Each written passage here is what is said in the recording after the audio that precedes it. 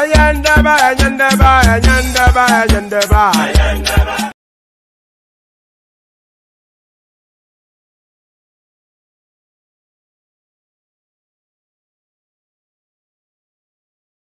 Ayandaba.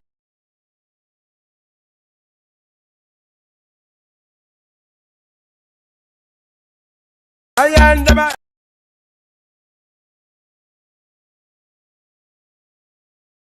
Ayandaba. Ayandaba, ayandaba, ayandaba, ayandaba. Ayandaba, ayandaba.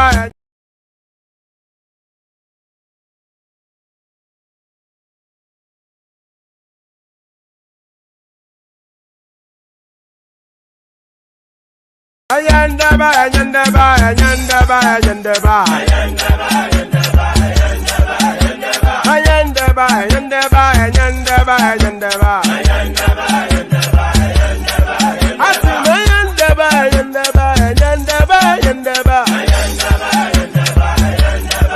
Wanama ayandaba, ayandaba, ayandaba, ayandaba. Susu baby subramia. Baby subramia. Suku sunu baby subramia.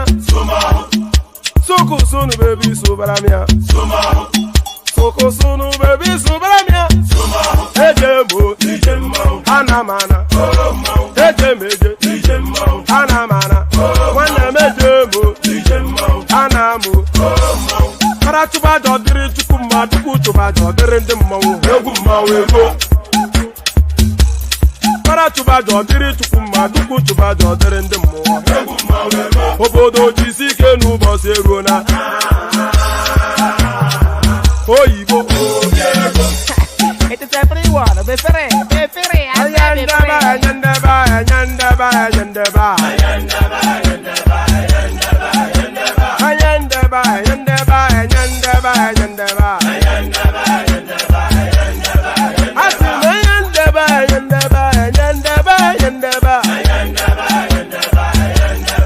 Wanama ayandaba, ayandaba, ayandaba, ayandaba. Susu baby subramia. Suku sunu baby subramia. Suku sunu baby subramia. Suku sunu baby subramia. Ladies and gentlemen, sometimes you just have to act like you are drunk, like you are crazy. Confuse your enemies. Confuse them. Oboda say yeah we mo. Yeah we mo. Oboda say yeah we mo. No basa ye ga ponto mo iye de gugeme. Okwitara kara mi nguru ma mi ga kwuru mu gwo ya baby mo. Abe Maria. How are you feeling? Ayandaba, ayandaba, ayandaba, ayandaba. Ayandaba, ayandaba, ayandaba, ayandaba. Atima ayandaba, ayandaba, ayandaba, ayandaba.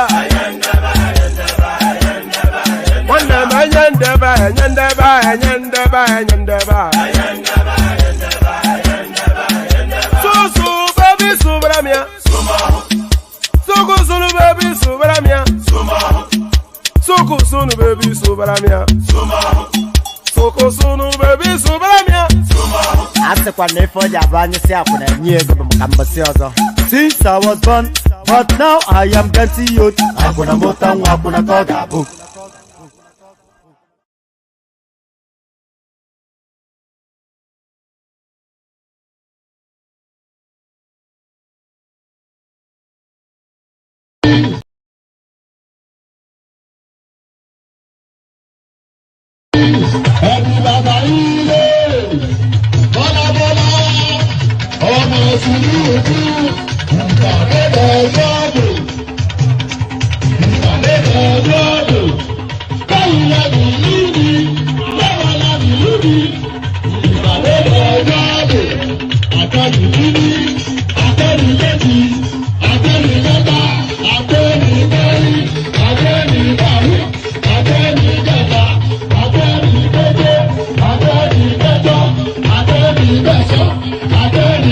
I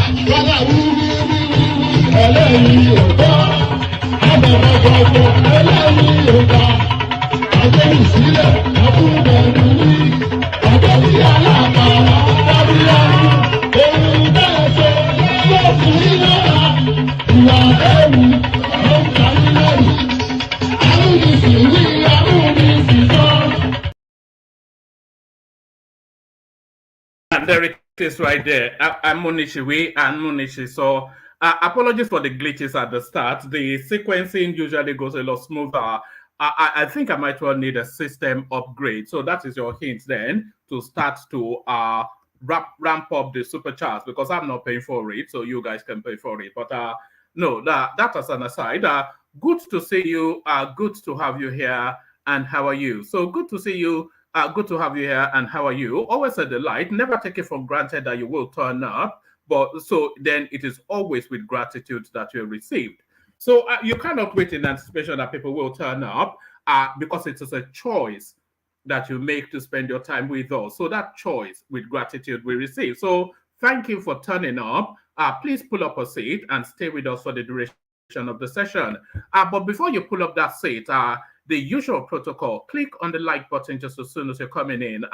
We ask for that every day for reasons that I've endlessly explained. So you all know why you should click on the like button, and a lot of you should be doing it as a matter of routine. So it's somewhat disheartening when you look across at the like button and it doesn't even anywhere mirror the viewership. So if you want to do the platform that favor, then click on that like button. And then if you want to complete that process, if you're not subscribed already, correct that immediately and right now. So click on like and subscribe. That's just that long-winded essay. So click on like and subscribe. And then, we're on a talent hunt, always looking for new voices. So why don't you be the voice of the day? I think we may already have the voice of the day, but because I think I already see a name in the studio that I don't recognize. So we may well already be have a voice of the day, but you be that voice of the day still. We're always looking for a voice of the day. So be that voice of the day by clicking on the hyperlink that says StreamYard, because we need to expand the conversation. You already know what I think broadly. You already know what Ajale Koko thinks broadly. You already know what Thomas thinks broadly. But now we want to broaden it to bring in voices that we have not yet sampled, so that we can have new perspectives and new dimensions to the conversation. I think that is your expectation, and that is where you come in. So you come and lend your voice and your thoughts. It's a gentle space, as you know. We will treat you with kid gloves, especially when you're a debutant. So come join. So click on like, click on subscribe, click on the hyperlink that says StreamYard. I was saying that the buy the coffee thing had died a natural death, but somebody attempted to resuscitate it yesterday. So let's see if it's now regained a new life. So the thing on the screen is pinned to the comment section. It's your invitation to buy your host cups of coffee. Just click on it, 3 easy steps, and away you go. So 3 easy steps and away you go. But there is this culture in the UK. There's this culture in the UK when somebody is having a party, especially an English person, they'll say, bring your own or bring a bottle. That is to say, you don't just turn up and they don't declare a wolf. They expect you to bring something to the party, usually a bottle of wine, a brandy, something. So bring your own or bring a bottle. That's the culture of partying in the UK. So we're going to do UK style session today because the news cycle is a bit Spartan. So if you are turning up on the screen, bring your own. So you bring what it is that you are looking at in the news today, because the news cycle, like I said, a bit Spartan. So a bit Spartan, but nevertheless, we still have our topics to discuss. So up pops the first item on the list. So let me remove the buy the coffee thing. You guys know where it is if you want to avail. So yes, Alexander Gomez, you remember those days so well. Bring your own bottle. Bring your own bottle. So that is how the session rolls today. So we debuted this particular news yesterday, but there was no real affirmation of it. But now it is the thing that dominates the news cycle the most. Adamu finally resigns as APC chairman, as short and to the point. So it was in the realms of speculation and in the realms of gossiping yesterday, but it is now a categorical fact. Adamu finally resigns as APC chairman. So what does this mean? So we'll spend time just circling around that to see exactly what we're making of it. So we'll spend time circling around that to see exactly what we're making of it. And we're spending a bit of time because that's the biggest news to happen today. So we spend a bit of time there to see what people are making of it. Shehu Sani mentions two key moments that led to Adamu's exit as APC national chairman. You know, anytime I see the name Shehu Sani, my heart skips a beat. Because it just takes me back to when he promised us that he was coming, and he was right there at the door of the studio and he refused to enter.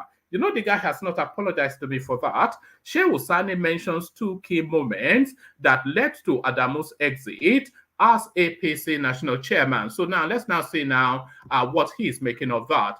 So the king is dead, long lives the king. You know, I'm sure you've heard that phraseology before.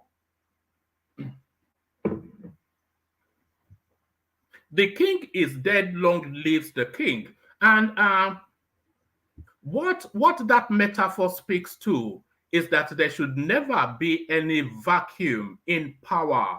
So as soon as a king dies, immediately the king draws his or her last breath, or the queen in this instance of her, the moment that king draw their last breath, the successor immediately assumes the position, at least in a civilized space. I think we'll be looking for the Alaafin of Oyo since the last one demised about going on 2 years now. But really, by natural order, as soon as a king draws their last breath, the successor immediately assumes that position. So that metaphor applies, especially in this instance. Abubakar Kyari takes over as acting APC chairman. Omosore locked out of office. So there it is. The blade is sharp and the cut is swift. So the blade is sharp and the cut is swift. And that is usually how it happens in politics.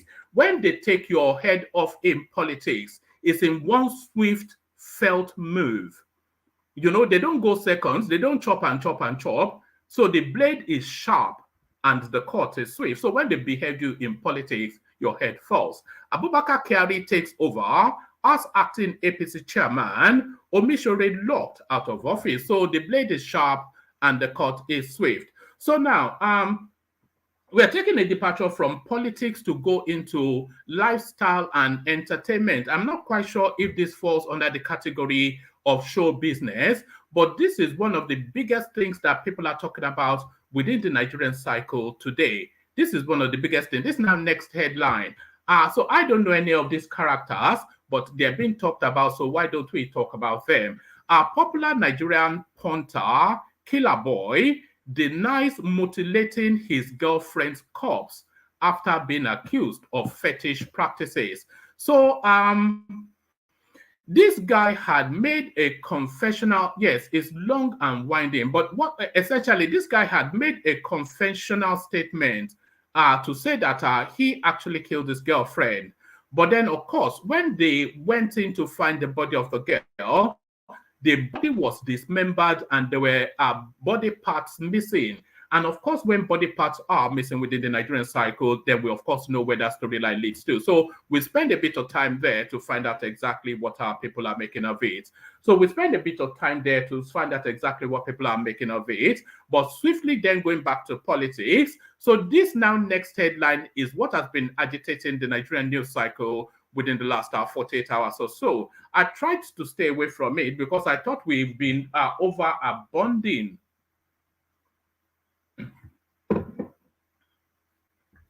I thought we've been overabounding, to coin a new phrase, of the Peter Obi, they're just screeching and squealing circle, the gnashing at the teeth there. So I thought we would give that place a rest, but that place does not want to rest. And it looks as though the TINUBU space may have reignited it. PDP, did I want to pick it up from here? All right, let me pick it up from here. It's a storyline that you're all familiar with anyway. PDP, Tinubu's legal team accused of attempting to change tribunal's judgment. So it's off the back then of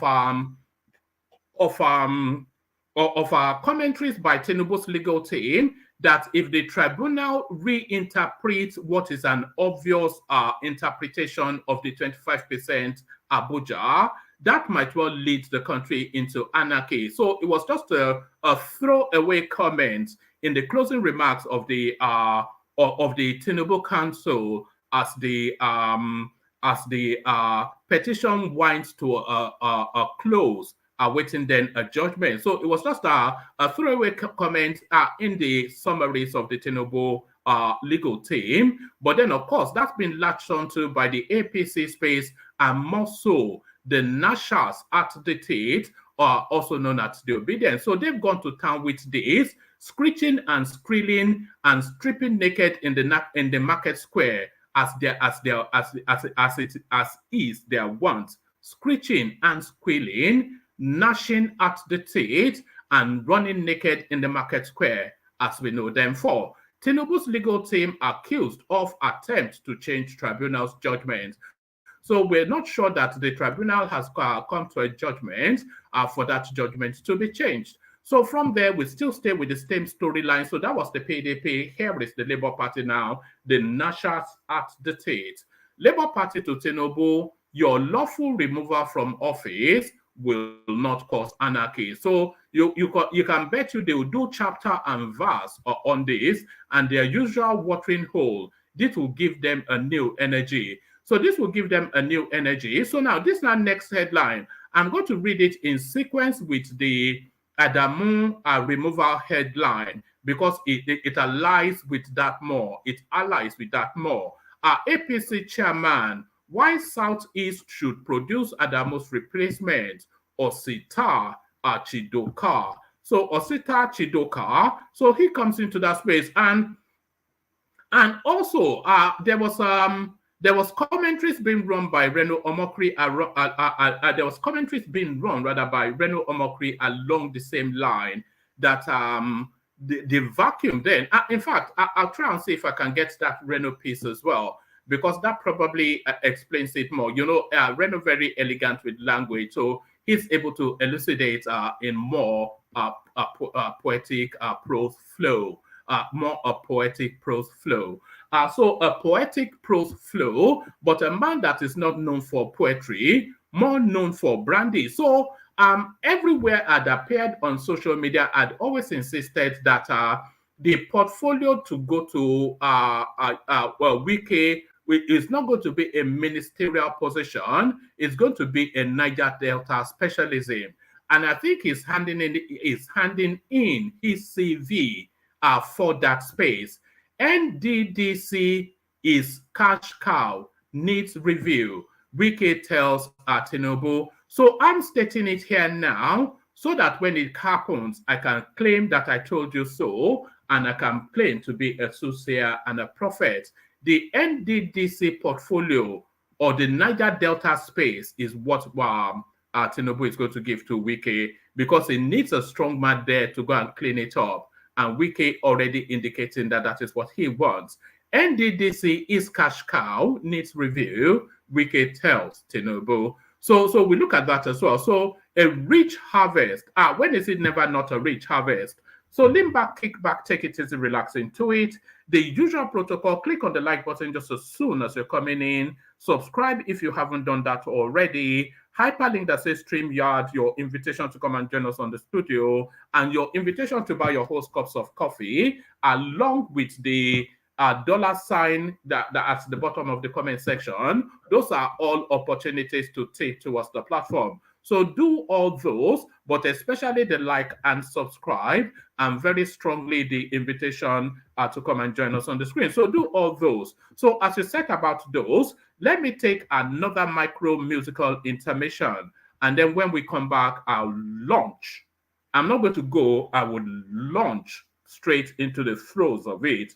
But first, you know where we're going, of course. Egbe Lemo, the Keguides. The Keguides. Water, only water,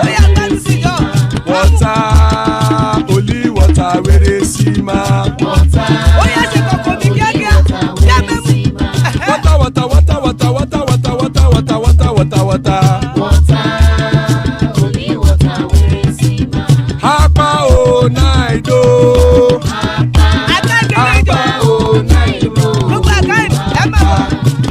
Papa, you don't come. Oh,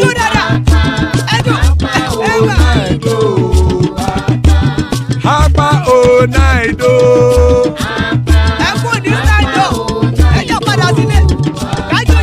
Oro kẹ̀kẹ́ ẹlẹ́mù yé o. Ilé sọ́dí àkẹ́kẹ́ ẹlẹ́mù ré o. Bobby Master kẹ̀kẹ́ ẹlẹ́mù ré o. Chifu Wáìlà tí kẹ̀kẹ́ ẹlẹ́mù ré o. Eruku lẹ̀lẹ̀ ẹlẹ́mù dé. Eruku lẹ̀lẹ̀ ẹgbẹ́ ẹlẹ́mù dòde ojàre o. Eruku lẹ̀lẹ̀ Ghana ti dé ẹgbẹ́ bọ́dì o. Ọmọ ẹlẹ́yẹ ẹyẹ o ó dilé o. Odúyẹ̀lá ẹyẹ o ó dilé o. Petrosonama ẹyẹ o ó dilé o. Petrosodúnkẹ́ ẹyẹ rẹ̀ ó dilé o. Ẹlẹ́kọ̀ ọ̀run mú ìní o.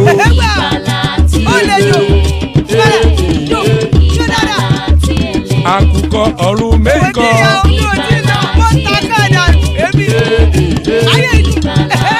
Ikú kò ní rí wà gbéṣe o.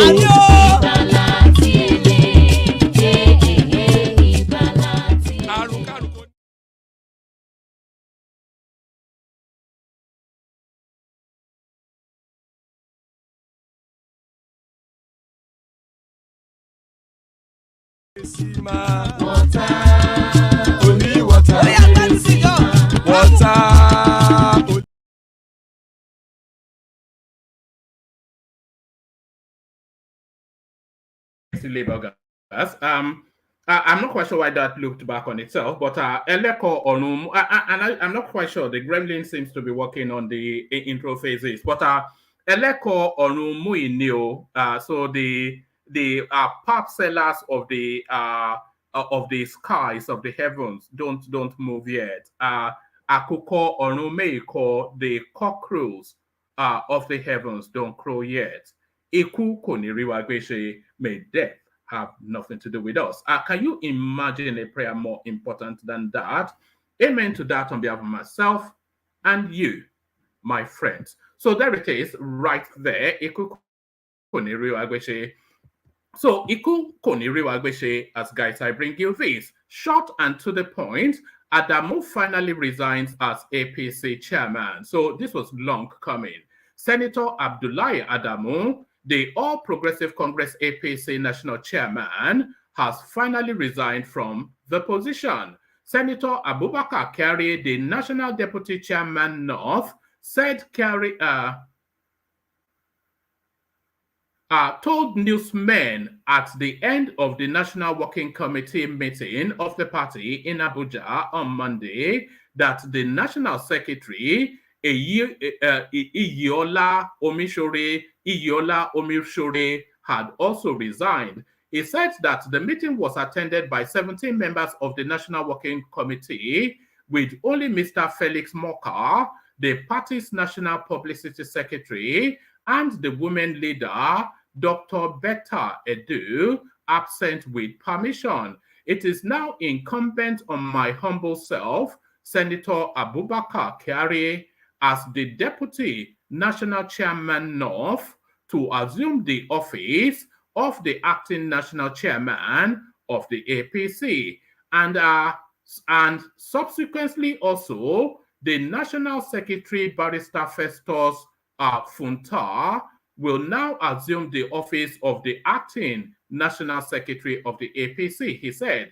Kyari said the reason behind Adamu's resignation will be communicated to the public at a later date. He added that the party's National Caucus and the National Executive Committee NEC meetings, earlier slated between July 18 and July the 19th, had been postponed, saying a new date will be announced later.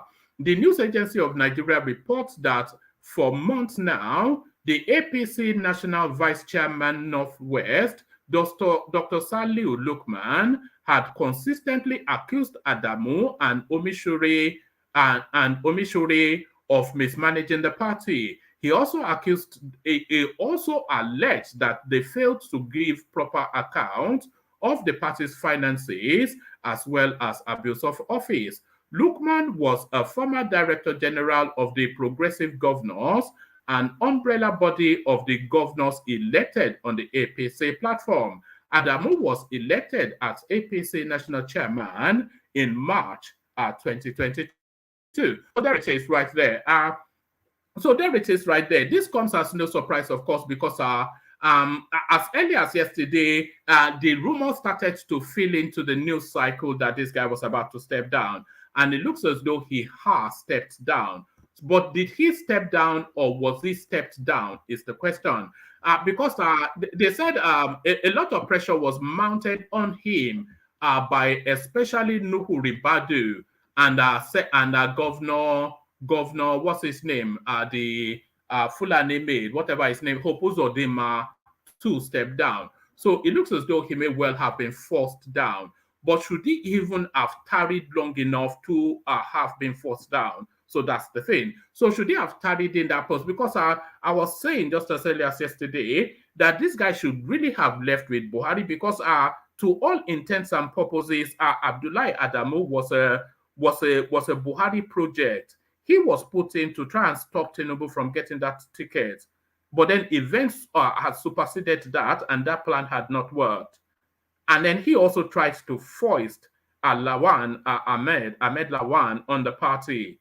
So all of that are indicators that he should have stepped down. So why did he have to be disgraced out of office is the thing. But there it is. He's been forced to step down, fall on his sword. But what are the reasons for this? Senator Shehu Sani speculates.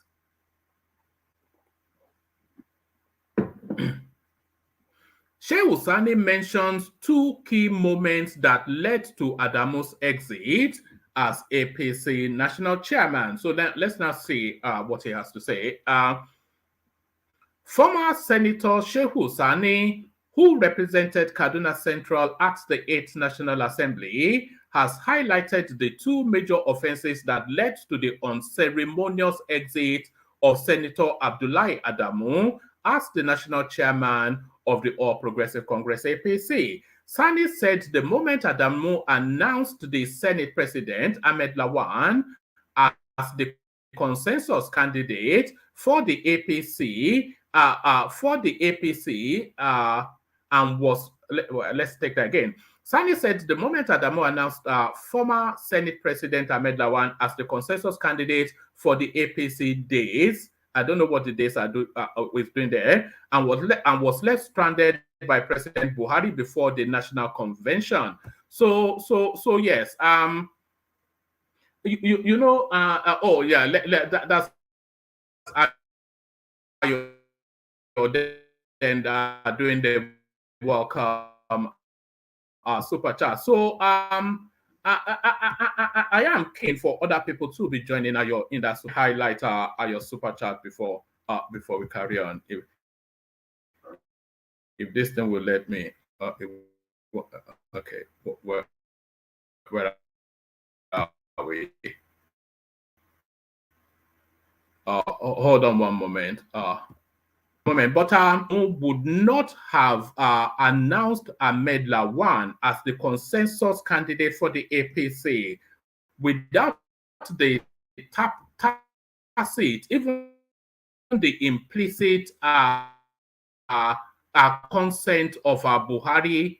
So now Sani is saying, he said that the moment Adamu announced former Senate President Ahmed Lawan as the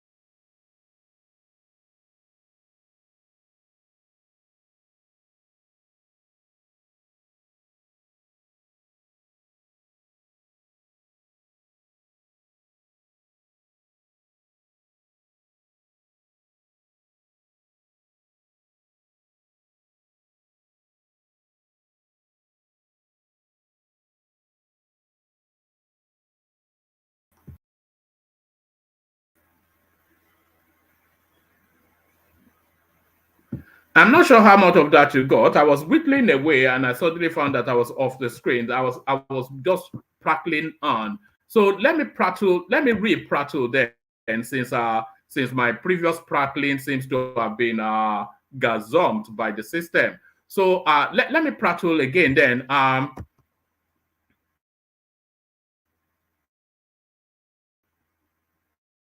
Yes.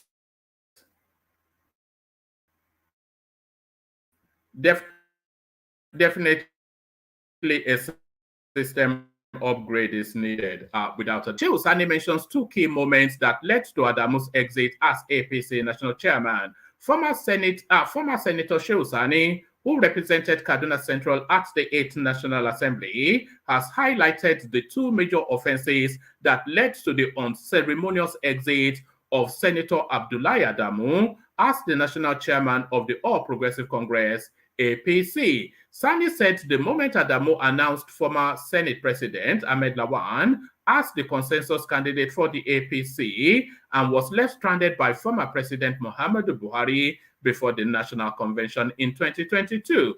He said the second moment was Adamu being left unaware of the approved list of principal officers of the 10th National Assembly. So you see this moment right here, this is the moment that he should have stepped down. So if the party is making major decisions and they are not carrying him along, and you don't get more major a decision than to determine who occupies what positions in the parliament. So if the party is making major decisions without carrying him along, that is to tell him that the party has no confidence in him, and that was the moment he should have resigned.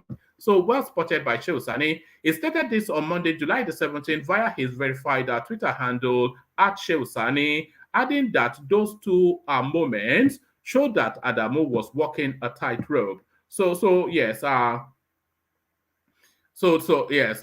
from the moment he announced Lawan as the ruling party's consensus candidate and was left stranded by Buhari to the moment he was kept in the dark on the approved list of principal officers of the National Assembly, I knew that Adamu will thread the path of Adams. So there it is, the path of Adams Oshiomhole. So let's go to this one. Seven controversy highlights of Adamu's tenure as APC national chairman. So let's have a look at this. Correspondents earlier reported that the tenure of Senator Adamu Abdullahi as the national chairman of the All Progressive Congress APC was not short of drama and controversy. So where are those seven things then? Is he expecting me to click on something? What's going on here? What's going on here? Right.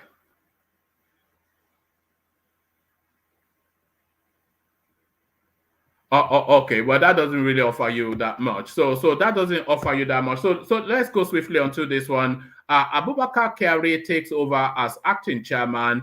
Omosore locked out of office. So we are already aware that ABUBAKAR Kyari takes over, but let's now see what's locked Omosore out of office. ABUBAKAR Kyari has assumed the role of the acting national chairman of the All Progressive Congress APC in an emergency meeting of the party's National Working Committee, in which Iyiola Omosore, the national secretary of the party, was shockingly shut out. Mr. Kyari was the deputy national chairman North until Monday. The meeting hurriedly. I wonder how much. Of course, I'm saying I wonder how much of this TINUBU knew, but then of course TINUBU would know.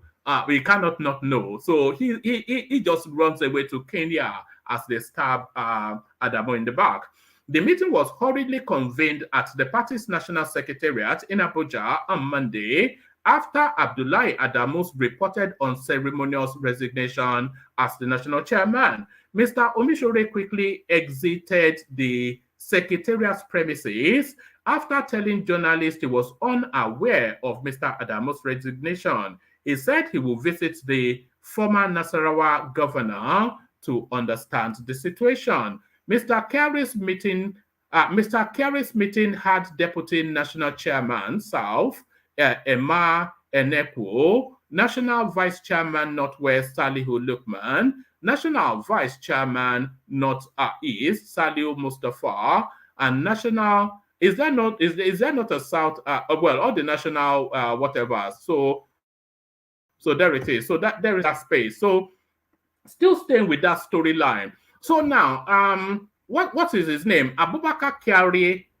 He's acting in an acting capacity. Just to label that metaphor, is acting in an acting capacity. So there's still the vacancy for a substantive chairman for the APC party, and a lot of arguments. Let me actually see if I can. Let me see if I can dig out Renault's Renault Omosore give chairmanship to the Southeast. I saw it earlier, but let me see if I can quickly pick it up. If not, then we'll go with what we have. But I thought Renault wrote an excellent piece on it. So let's see if we can find that. Bear with me. I think I may have it. He actually said it on Instagram, but let me see.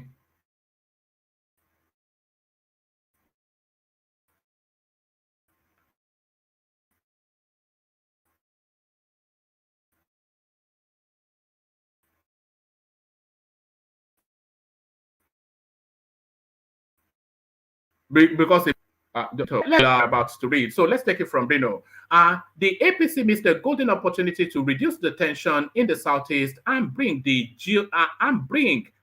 geopolitical zone into the mainstream by failing to replace their national chairman with someone from the Southeast.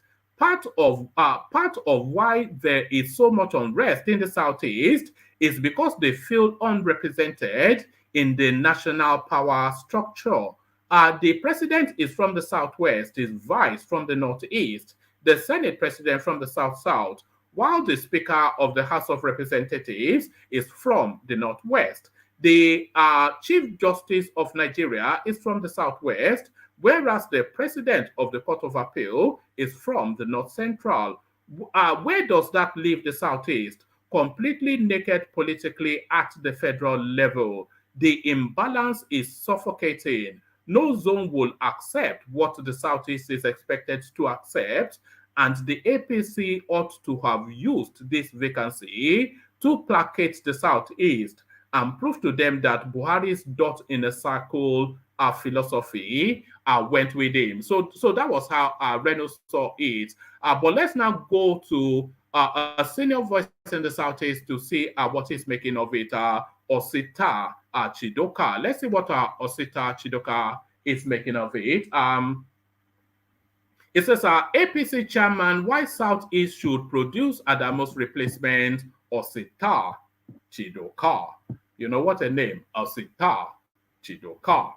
So there it is. A former Minister of Aviation, Osita Chidoka, has urged the All Progressive Congress APC to zone its national chairmanship position to the Southeast to ensure inclusive representation. Chidoka said the resignation of the APC national chairman and secretary has paved the way for the party to reorganize its leadership.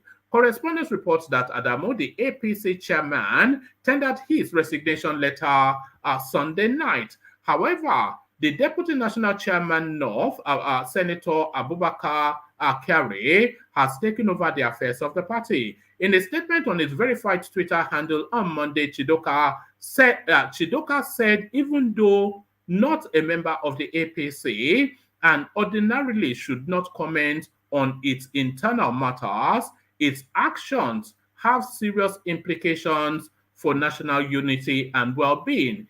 And you would imagine that Chidoka will be an obedient, of course, not to stereotype or anything. He said that the nation's unity could only be built on deliberate, inclusive policies, advising President Tinubu that it is time to rise above petty politics and renew the idea of Nigeria. He wrote, the APC national chairman and secretary resigned today, paving the way for the party to reorganize its leadership. I am not a member of the APC and ordinarily should not comment on its internal matters. However, as a current ruling party, its actions have serious implications for national unity and well-being. As a Nigerian patriot, a student of our national history and proponent of intentional national rebirth, I recommend that the APC zone the national chairmanship to the Southeast to ensure inclusive representation. So let me pause there for a moment because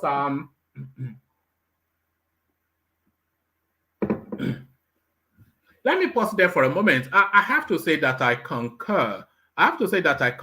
Because Rena explained it excellently. Tinubu Southwest, whatever, Shettima Northeast, and then the Senate South, the Speaker Northwest, the Chief Justice Southwest, and then the Court of Appeal North Central. So where is the Southeast?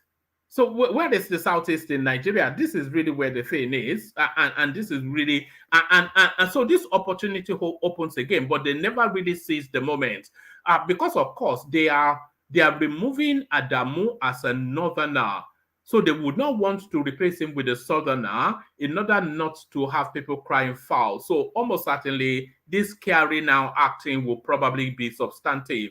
As a Nigerian patriot, student of our national history and proponent of intentional national rebirth, I recommend that the APC zone the national chairmanship to the Southeast to ensure inclusive representation. Some will say the Southeast did not vote for the party and President Tinubu. My answer will be that the Southwest did not vote for MPN when Chief Akinloye was powerful. Let me take that again.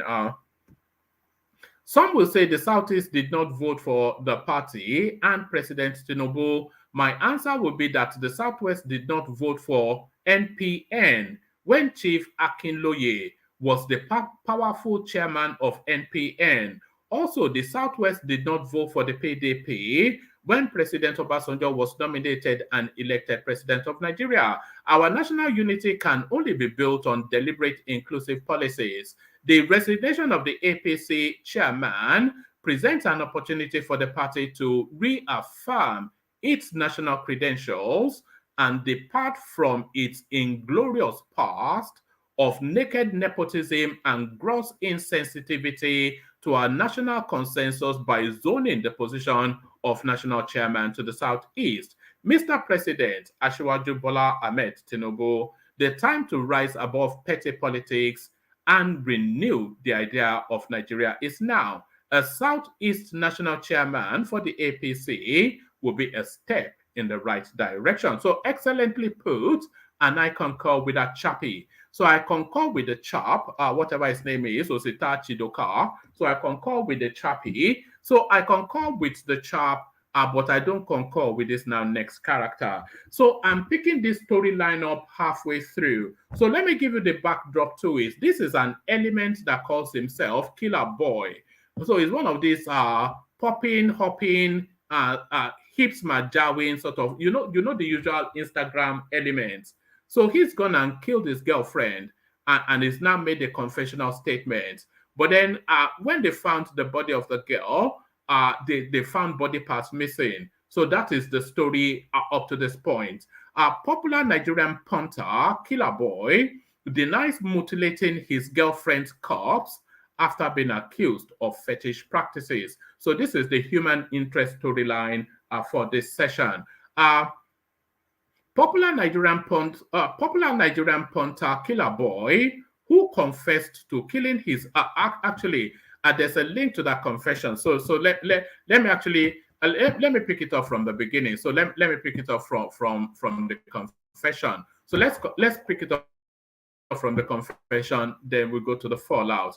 A popular Nigerian punter, Killer Boy, confesses to killing his girlfriend on social media 2 years after he was arrested for internet fraud by EFCC. A popular Nigerian punter, Killer Boy, I don't know quite what a punter means in Nigeria. A punter is somebody that places a bet or chances his hand. A popular Nigerian punter, Killer Boy, has confessed to killing his girlfriend, identified as Augusta or Osedion, on social media 2 years after he was arrested for internet fraud by EFCC. The punter, who goes by the name Killer Boy on social media, revealed that he mistakenly stabbed. How do you mistakenly stab somebody? He mistakenly stabbed his girlfriend after they got into an argument. She was reportedly missing 4 days until her mother went to Killer Boy's house at Oral Estate in Okota area of Lagos State to look for her.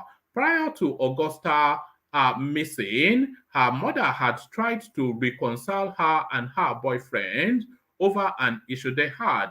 Killer Boy, who cried about messing up his life at 26, in Instagram Insta story post he shared, promised to ensure his late girlfriend gets justice as he can't live with the guilt. He, however, disclosed that he ran away after killing her out of fear. He further shared a message he sent to his late girlfriend's mother. Eyewitnesses are claiming that police who gained access to his apartment through the fence found his girlfriend's corpse mutilated. It was alleged that her vital organs were missing. Her car was recovered at the scene. Right. Killer Boy was arrested by EFCC operatives in 2021 after using a stolen card to carry out 150 million naira. How do you use a stolen card to carry out 150 million naira worth of transaction? I don't know, because most cards have a limit, or I don't know quite if those limitations apply in Nigeria. Killer Boy, who was arrested by EFCC operatives in 2021 after using a stolen card to carry out 150 million naira POS transactions. He was traced to his hotel in Umuahia and couldn't escape at the time. So there he is making the confession.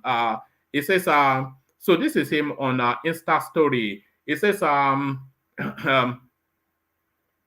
want no sympathy. I want no pity. I am truly down and broken from what has happened, and I deserve nothing but death.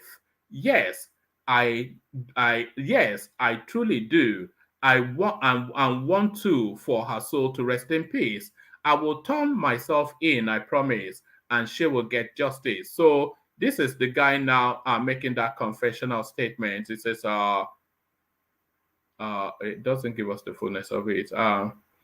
Yes, I got into an argument with my girlfriend Osta at XXO, which fight I mistakenly stabbed her and ran away out of fear and been suicidal since then. So if you are being suicidal, then you know, you should have probably done what you should have done if you've killed somebody. I intended to end my life now because I have lost the one I cherish so much. I want to do the right thing and turn myself in. I will gladly die by paying with my life now. I have failed myself. I have failed my mom. He has failed himself, that is. He has failed his mom and he has failed his family. Oh, Lord, I can't believe this. I can't live... so that should be live, L-I-V-E, but he spelled it L-E-A-V-E. You know, I'm a stickler for language. I can't live with this guilt. I am going crazy. Nothing to, anyway, he made a confessional statement in a rather poor grammar. But the fact that he harvested her vital organs was something he left out of that confessional statement. But that's not been picked up. Popular Nigerian punter Killer Boy denies mutilating his girlfriend's corpse after being accused of fetish practices. Popular Nigerian punter Killer Boy, who confessed to killing his girlfriend July the 17th, has denied claims of mutilating the girl's corpse after being accused of using sports and crypto trades as cover for alleged fetish practices. Okay, I guess that is where the punter comes in. Is a sports bettor. I did say, yes. In tweets he shared after reports of him confessing to the killing went viral, he stated that everything happened due to toxicity, pain, betrayal, and cheating. Killer Boy, who changed his Twitter handle after allegedly carrying out the act, revealed that he and his late girlfriend Augusta got into a fight over an issue he wouldn't want to disclose in public to protect her image. So already telling you that is over an issue he doesn't want to disclose in public, that is to say cheating sort of a thing. He revealed that she stabbed him first before he did the same to her. Killer Boy said he deeply regrets what he did and will accept the death penalty. He confirmed that he had contacted Augusta's family. So there it is. So he's harvested our organs as well in the process, but there it is. So there it is. Let's go on to this one quickly, moving on from there. Tinubu's legal team accused of attempts to change tribunal's judgment. The People's Democratic PTB, if I'm starting to stumble over my words, that is to tell you that I'm purged. So a bit of water.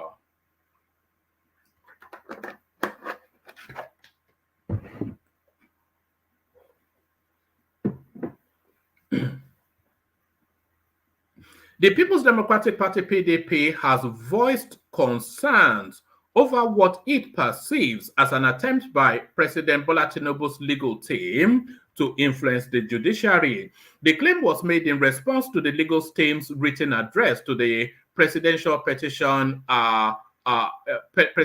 election petition court.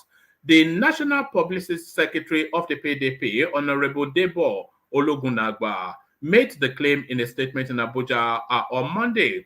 He described the content of the address by the legal team, which represents the All Progressive Congress APC and the president, as a calculated effort to unsettle the judiciary, he said. The PDP asserts that the threat contained in the written address by lawyers to Asiwaju Bola Ahmed Tinubu and the All Progressive Congress APC to the Presidential Election Petition Court is a preemptive move to intimidate the judiciary.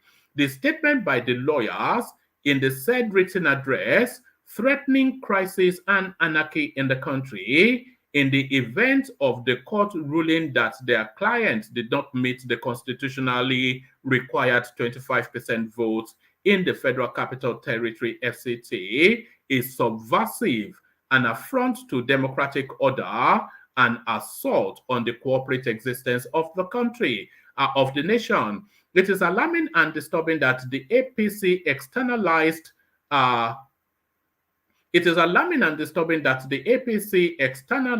to the public their final written address in which they also threatened national peace if the court upholds the clear provision of Section 134 of the Constitution of the Federal Republic of Nigeria 1999 as amended with regards to the mandatory and statutory requirements for which a candidate in a presidential election can be declared winner. So I think we've circled around this particular storyline so many times. The vexatious Abuja 25%, we have circled around that storyline so many times. You remember when the obedience will come here, they'll say, and discuss two thoughts and Abuja. You remember how they like to over enunciate that. They said 25% and Abuja. Look, Femi Falana had addressed these matters years ago, that are, to all intents and purposes, the constitution of the Nigerian state deems and views Abuja as one of the sovereign states of Nigeria. because Abuja kind of have a status higher than any of the sovereign states, because that would then make the indigenes of Abuja more Nigerian than every other Nigerian, and that cannot be the case. So that settles that. So there's no constitutional requirement that isolates Abuja especially as a requirement for 25%. It doesn't hold to logic. Oh, I hope I've not deleted it. I had this clip of this rather wayward woman from the north speaking to that space. I hope I have not deleted it. Oh, I hope I have not. Oh, I think I have. Oh, what a shame. I was just doing house cleaning just a couple of days ago. Yes, that was the Zainab Ahmed talking about that 25% space. But no, it's ludicrous somewhat. And by the way, there's still plenty of spaces in the on the studio. So we have to have a conversation. If you want a conversation to take place, then you have to come join us on the screens. Otherwise, we just read and leave, don't we? So yes, that's the hyperlink. If you want to come and join us, then please do. So yes, it says the statement by the lawyers in the said written address threatening crisis and anarchy in the country in the event of the court ruling that their client did not meet the constitutionally required 25% votes in the Federal Capital Territory FCT is subversive, an affront to democratic order, and assault on the corporate existence of the nation. It is alarming and disturbing that the APC externalized to the public their final written address in which they also threatened national peace if the court upholds the clear provisions of Section 134 of the Constitution of the Federal Republic of Nigeria with regards to the mandatory and statutory requirements for which a candidate in a presidential election can be declared the winner. So let's pause for a moment. I'm a bit reticent to go there, but let's pause for a moment. Let's say that, let's humor that logic and let's see how it flows. Let's humor the logic that the Constitution stipulates that you cannot be president of Nigeria unless you get 25% in Abuja. Let's now say somebody wins overwhelmingly in all of the 36 states, but it doesn't win in Abuja, it doesn't get the 25% in Abuja. What happens then? Let's say somebody gets 80% of the votes in all of the 36 states, but it doesn't get 25% in Abuja. What happens then? They cancel that election and they rerun it, and the person does exactly the same thing. So what happens then? So it's just it doesn't cohere with logic or reason, does it? But then, of course, anything coming from the obedience space rarely ever coheres with logic or reason. The threats, either through counsel or officials of the APC, are calculated to intimidate and harass the judiciary and indeed Nigerians. The PDP holds that the clear intent of the APC is to blackmail the court and emasculate the independence of the judiciary to discharge its duties in accordance with the dictates of the law. This action is ostensibly to set the stage to orchestrate violent crises in various parts of the country with the intention to further blackmail the PEPC. We ask, why is the APC externalizing their final written address to the public? Is the APC being preemptive and now seeking to heighten tension, subvert the judicial process, and trigger anarchy, having realized the weakness of their case before the PEPC? The PDP, however, cautions and emphasizes that Nigeria is a country of rule of law. The statutory requirement for a winner in a presidential election, as provided by the Constitution of the Federal Republic of Nigeria and the Electoral Act 2022, are clear and unambiguous. The APC must therefore respect the provisions of the law and allow the judiciary to discharge its duties independently without threats, intimidation, and coercion. That should be or coercion. Contrary to the doomsday claims of the APC and its lawyers, upholding the provisions of the Constitution and the laws at this point will rather promote peace and stability in the polity, deepen our democracy, and engender confidence in the institution of the judiciary. The PDP calls on Nigerians to remain calm, at alert, and hopeful in the ability of the judiciary to dispense justice accordingly. So, the ugliness of that space, I just want it to be over. So let's just take a quick sample of the Labour Party take on that space. And then I'll do one more readout after that, and then I'll come into the room. So we want to document what Wike is up to as well. So this is the Labour Party. So it'll be preening and peacocking and national to the tate, wouldn't it?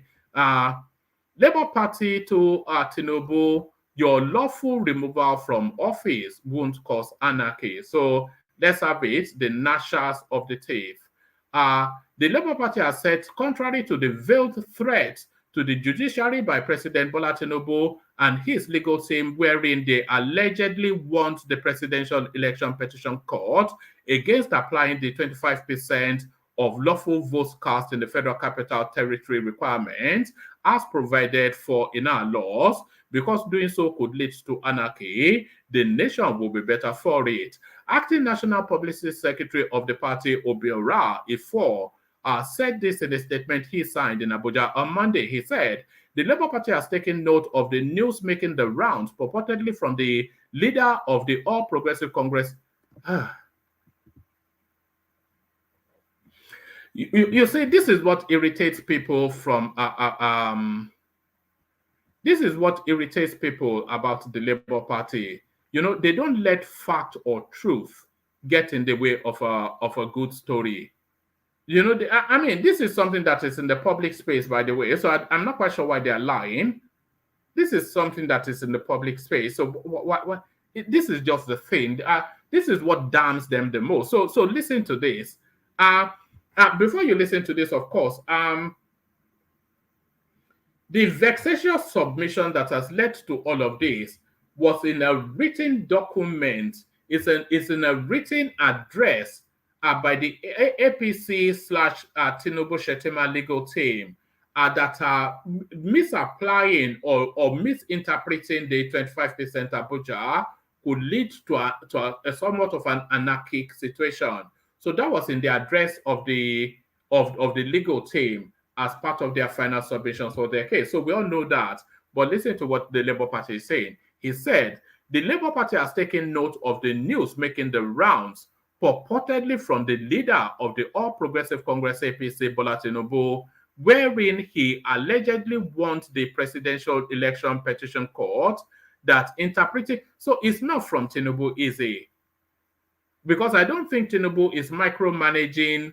I don't think Tinubu is wording legal documents for SANs that are representing him. So I don't know why they do this. This is why people tire of these people. We just want them out of the way, you know. And this is it. So when I say they are gnashers at the teethers, gnashers of the teeth, they're just like zoo creatures. He said, the Labour Party has taken note of the news making the round purportedly from the leader of the All Progressive Congress, Bola Ahmed Tinubu, where he allegedly wants the Presidential Election Petition Court that interpreting the law as provided for in the Constitution on the 25% of lawful votes cast in the Federal Capital Territory, Abuja, could lead to absurdity, chaos, anarchy, and alteration of the very intention of the legislature, or that should be legislation. And this is in quotation marks, by the way. So if they put something in, so I'll highlight it just so you could see. If you put something in quotation marks, then you are indicating that you are quoting verbatim. You are quoting verbatim, which is to say that you are quoting word for word. So they are quoting verbatim what did not even emanate from the person in the first instance. That's one. And what they are quoting is a total, there is nothing like what they are putting quotation marks to in any of the submissions by the legal team. So just a bunch of nonsensical people. We are worried that the statement which formed part of his submission and was contained in his final written address against the Labour Party's petition pending at the tribunal and meant to be in the exclusive custody of the court was leaked to the media. So who leaked it to the media is the thing. That's really where the wider question is. Having said that, the Labour Party thinks that the statement was unnecessary. Having said that, the Labour Party thinks that the statement was unnecessary since the matter is already before the court, and going ahead to pontificate on it could be construed as interference in the duties and responsibilities of the judiciary. You know, in Yoruba land, we have, we have a lot of idioms in Yoruba land. We have a lot of idioms in Yoruba land, but the idiomatic expression that seems to come to mind regarding this sort of going down. In Yoruba land, we say "Entogba diye otoshi, ogbe talaroka." Entogbe adiye otoshi, ogbe talaroka. That always pops to mind whenever you're dealing with the Labour Party space. It says, having said that, the Labour Party thinks that the statement was unnecessary since the matter is already before the court, and going ahead to pontificate on it could be construed as interference in the duties and responsibilities of the judiciary. The truth of the matter is that there are no sentiments when it comes to matters of law. The law is the law, and once the law has stipulated the manner and how a matter must be carried out, it must follow that pattern. If the law has stated that the requirements that a presidential candidate must meet before he can be declared, there is no shortcut to it. Therefore, if the Constitution, which is the ground, it says ground norm. It's not ground norm. It's ground norm. It's not ground. It's just unbelievable. I wonder where I wonder what hovel they dig these people out of. It's not ground norm. It's ground norm. Good God Almighty. Therefore, if the Constitution, which is the ground norm according to them, but ground norm in proper English, if the Constitution, which is the ground norm of the law of the law in Nigeria, has stated clearly that you must score at least 25% in the FCT before the president can be declared, anything short of that cannot remedy it. The Labour Party spokesman further said, "It is on this note that we request that caution must be applied by the camp of the APC in its subtle but very clear pressure believed." The Labour Party spokesman further said, "It is on this note that we request that caution must be applied by the camp of the APC in its subtle but very clear pressure believed is being mounted on the judiciary to see the developments from its lens." But then, of course, I wonder where they get these people from. I wonder where they get these people from. Look at this, I highlighted to you. It's just a gift that just keeps on giving in terms of nonsensity. Listen to this. It says, the Labour Party spokesman further said, "It is on this note that we request that caution must be applied by the camp of the APC in its subtle but very clear pressure believed." So that part is fine. It's being believed is being mounted on the judiciary to see the developments from its lens. So is that not the very essence of advocacy? But correct me if I'm wrong. Is that not the essence of advocacy? What do you think the lawyers are doing? Is that not to push the court to see matters through their lens? Did these people not get the memo? We insist that no amount of threat from the APC on the judges in the tribunal can change the processes and requirements that the law has put in place. It must be followed, and that is the position of the Labour Party. We recall very clearly a mild but stern threat during the Democracy Day speech made by the APC-led administration, where it stated emphatically that it has become imperative to state here that the unnecessary illegal orders used to truncate or abridge democracy will no longer be tolerated. So, what's been read into that? I wonder what's been read. Where are they? It says, yes. So what's wrong with that?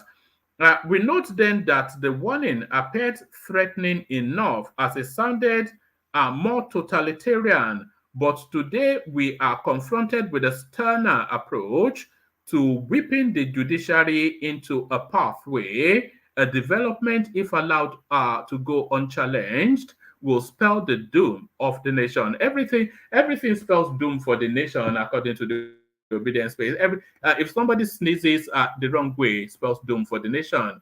Um, we see in that statement a call on the armies of the APC to awaken to their sworn vow to return to the trenches, just the way they unleashed terror on our supporters during the February election. The same folks that perpetrated absurdity, chaos, and anarchy. So apparently, what the lawyers were doing, if you are to read and interpret, apparently what the lawyers are doing is they are sending subliminal messagings to MC Oluomo. So this is what oh my goodness me. The same talks that perpetrated absurdity, chaos, and anarchy, and who were used to alter the will of Nigerians, are still very present and willing to do the will of their paymaster. Mama Chinedu, if you are not voting for APC, don't come out. Let me assure the APC and their leaders that if there were no absurdity, chaos, and anarchy when they forced their way into power, Nigeria will still witness peace when they are eventually evicted from power. So there it is, the usual nonsense from the usual quarters. So now this now the final readout. Then we'll see then who is available to take it on. So yes, I've always anticipated that Wike is going to get the NDDC space. NDDC is a cash cow, needs review. Wike to Tinubu. Former governor of Rivers State, Yemson Wike, has described the Niger Delta Development Commission, NDDC, as a cash cow organization that needs to be reviewed. Wike stated this while speaking at the groundbreaking ceremony of Governor Fabura's 195 billion naira Port Harcourt Ring Road. 50 kilo. My goodness me! Some of these figures are eye popping. I hope the level of the project is commensurate with the spend. I don't even think they spent this much on the Lagos-Ibadan Expressway. 195 billion naira ring road, a 50.1 kilometer project in Port Harcourt on Monday.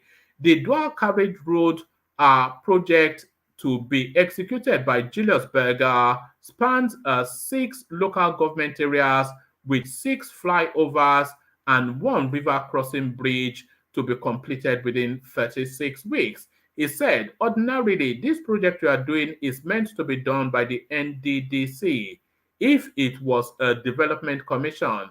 Unfortunately, what we have is Niger Delta cash cow. Unfortunately, it is a cash cow. It is not a developmental commission. Please change the phrase Niger Delta. Please change the phrase to Niger Delta cash cow. All they do is that they go to a primary school stating that they're doing a 6-class block, which nobody asked them to do. Everyone wants to be a chairman of NDDC, minister of NDDC, all because of cash cow. I believe our president will change what we used to have as a cash cow to bring development to the Niger Delta. I have never seen a region that hates itself like our region. I have never seen that. Addressing Fubara, Wike said, let me advise you, this good thing you are today. So Wike needs now to step back from that River State space because he cannot continue to be overloading this guy. So he needs to find now where he's going to be getting his. We know that Wike is an attention junkie. He needs to be in the spotlight, but he needs now to go and find that spotlight outside of River State. Very quickly, otherwise he's going to clash with this guy. Everybody wants to be chairman of NDDC, minister of NDDC, all because of cash cow. I believe our president will change what we used to have as cash cow to bring development to Niger Delta. I have never seen a region that hates itself like our region. I've never seen that. Addressing Fubara, Wike said, let me advise you, this good thing you are today attracts envy, attracts gang up against you. You will see a lot of gang ups against you amongst your peers, particularly in your region. Instead of them to appreciate, they will be asking, what is it trying to show? Just like his predecessor did. Don't bother about those things. What you must bother about is what good you will do for your people. The former governor bragged that no sitting governor could match Fubara in landmark projects delivery under the current leadership dispensation in Nigeria. He said, in 2007, 2008, one man was governor. At a time, in a month, we got 100 billion naira. I was chief of staff. We put 100 billion naira in First Bank that we were going to do this road. Up till today, there is no ring road. But today, a man 1 month in office has awarded a project of 195 billion naira and has paid 150 billion. So, River State is stupendously rich. This is what we're saying because it's an all derivative state, of course. And you know, we all say Lagos, Lagos, the place that should be glistening like a beacon within the Nigerian firmament is that Niger Delta space. So rich, so rich. But then, of course, you know, yes, and why it's not doing that is what Wike says. It says, Wike said in 2007, 2008, one man was governor. At a time, in a month, we got 100 billion naira. So that was actually how much they were getting under, of course, Rotimi Amechi. I was chief of staff. We put 100 billion naira in First Bank that we're going to do this road. Up till today, there is no ring road. But today, a man 1 month in office has awarded a project of 195 billion naira and has paid 150 billion. So talk about mobilization fee. That's quite a chunk. I challenge any state, any governor today that will say he has the chest, the capacity to engage a reputable company like Julius Berger to award 195 billion naira single contract and pay 150. When he, Fubara, will show you 100 days, Nigerians will be shocked. So that's Wike then canvassing for the Niger Delta job. So that's Wike canvassing for the Niger Delta job. Hopefully, it's not going to be a shortish session. We've got Thomas, we've got World Peace, and then we've got Dewale. So let's kick it off. Actually, let me kick it off with Dewale, and then we see how it goes. So let's kick it off with you, Dewale, if you're ready. If you're not, whoever is ready should indicate. One more. Let's go to Thomas. I'll join you. I will come back. I can hear you munching on something there. What are you eating? Look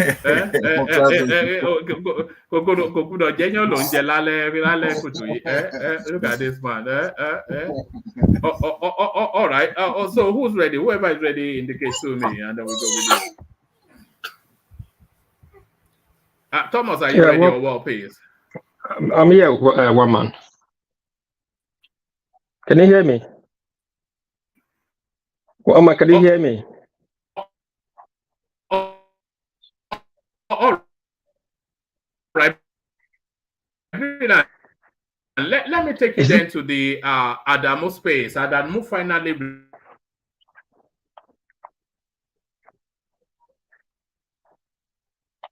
Hello, is this my sister that is breaking or is yours?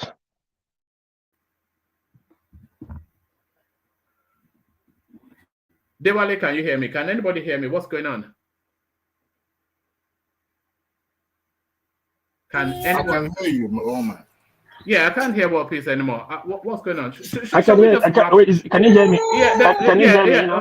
Yeah, I can hear you and everybody else. Let's try Thomas. Thomas, are you there? I'm not sure if we're able to proceed with this if it's not happening. It's not me that the child is crying now. All right. Yeah, all right. Yeah. Pick it up from the Adamu space. Pick it up from the Adamu space. What piece? What are you making of it?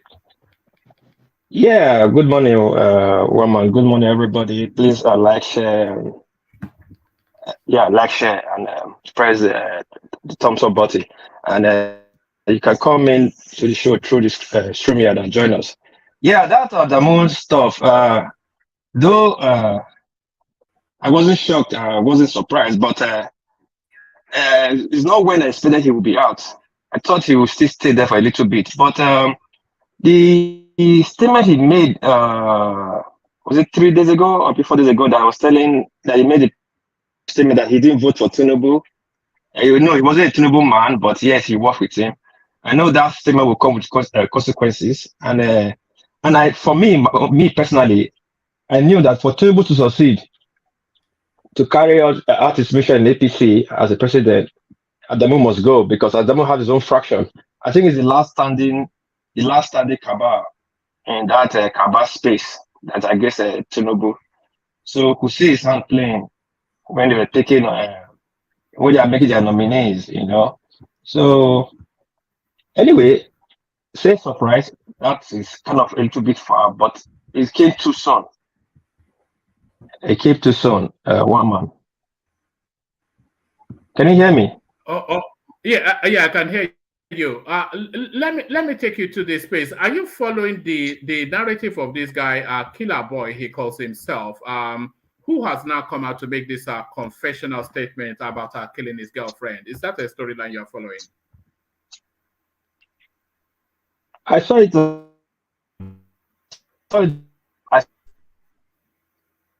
My God.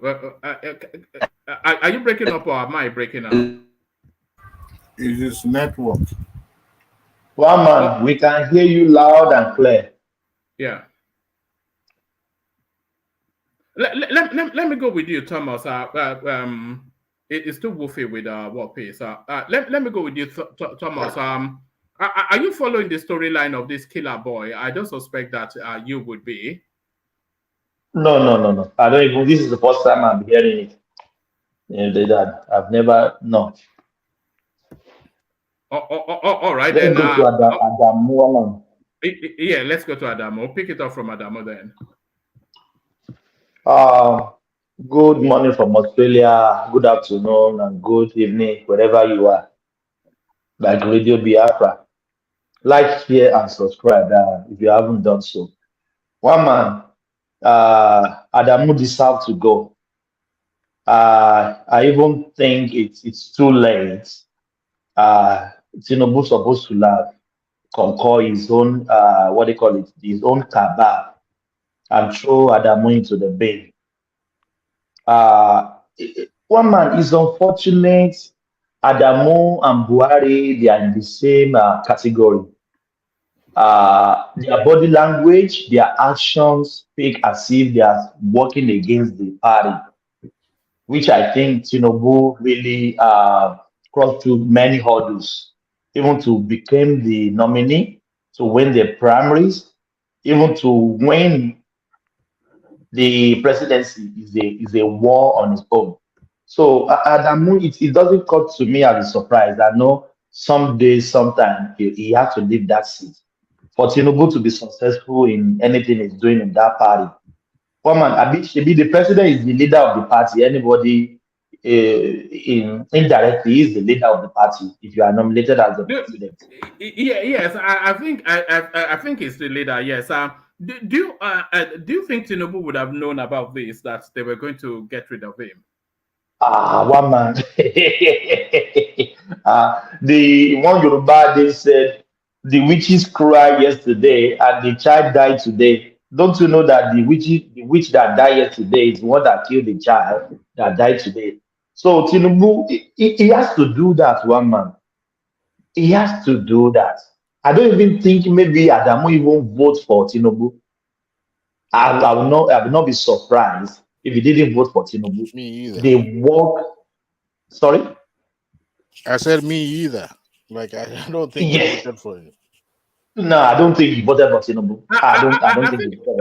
I think it's pretty clear that he did not, because he was even trying to subvert the process. You remember at the last minute he tried to foist Ahmed Lawan on the party. Yes, like the consensus candidates. You remember that? Yeah. Yeah. So, one man, I just think this man is just God has just ordained him to become president with everything. And he became victorious at the last time. No, I think God is behind it. Forget about is a cabal, is this, is that, is Jagaba of Lagos, is that, is this. Now, I think it's just God that really helped this guy. Adamu has to go, one man. If Tinubu wants to succeed in his presidency and even the party, Tinubu has to take the hold of the party now, one man. He has to take the lead, take the hold. Anybody needs to be kicked out, kick them out. He has to be the main jagaban of that party now for him to succeed. Because there will still be some. Do you think it's wrong of them to? Do you think they should have sacked him because they gave him a soft landing, giving him the opportunity to resign? Do you think they should have sacked him to make the point? No, they would not like to humiliate him, one man. He's still it's still a leader in that party. You can't rule that out. So they will not like if it's just like when your employer said go and resign because they don't want to humiliate you. That we're supposed to sack you, but for you to get your benefit, to get everything, not to be humiliated, go and resign. So I think he did a good thing for him to resign, but not to sack him. It will be too obvious that this is the handwork of Tinubu. But this resignation, people can still say Tinubu doesn't know about it. But in my own heart of heart, I know Tinubu is the masterminder of this exit of Adam. Oh man, this guy has to go. What is he still doing there? He almost worked against the party, directly or indirectly. So he has to go. I'm not surprised. But for them to humiliate him, I will not like that because he's still APC member. Let's just say that he's still APC member, but he has to go. One. That's my submission. All right. So now he has to go. A window of opportunity presents, and Renan Mokri was speaking to that space that this window of opportunity now it presents an opportunity to insert a Southeasterner into top end politics in Nigeria. So when they appoint a substantive chairman for the party, do you think that they should make a deliberate effort to make sure it's a Southeasterner just for the balance? Because the country seems so heavily skewed against the Southeast at the moment. One man, I will tell you, if they do that, they'll be making a great mistake doing that. What is the value of Southeasterner in APC? Just tell me, one man. Tell me, what is the value? What do you mean? They are Nigerian. Their value. No, what are they bringing on the table? No, it's the same value everybody else has. What do you mean? What's their value? Mama, I doesn't mean like value. They are value people. What I'm trying to tell you is that what are they bringing on the table? The Southeast. Yes. How many votes do they bring on the table? Yeah, but it's not about but it's not about vote anymore. It's about national cohesion now. It's about bringing the country together. Do you know?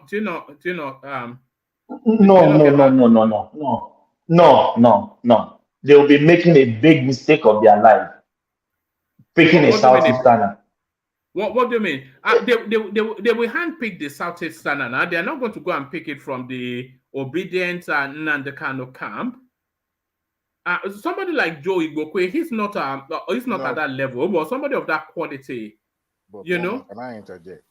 Yeah, come in. Yeah, you can come in. I think what Thomas is saying is that what is the essence of picking a chairman of the party from a zone that you know you are not going to have significant or relevant voter from that region? God bless you. Yes, of no use. that's what I'm saying.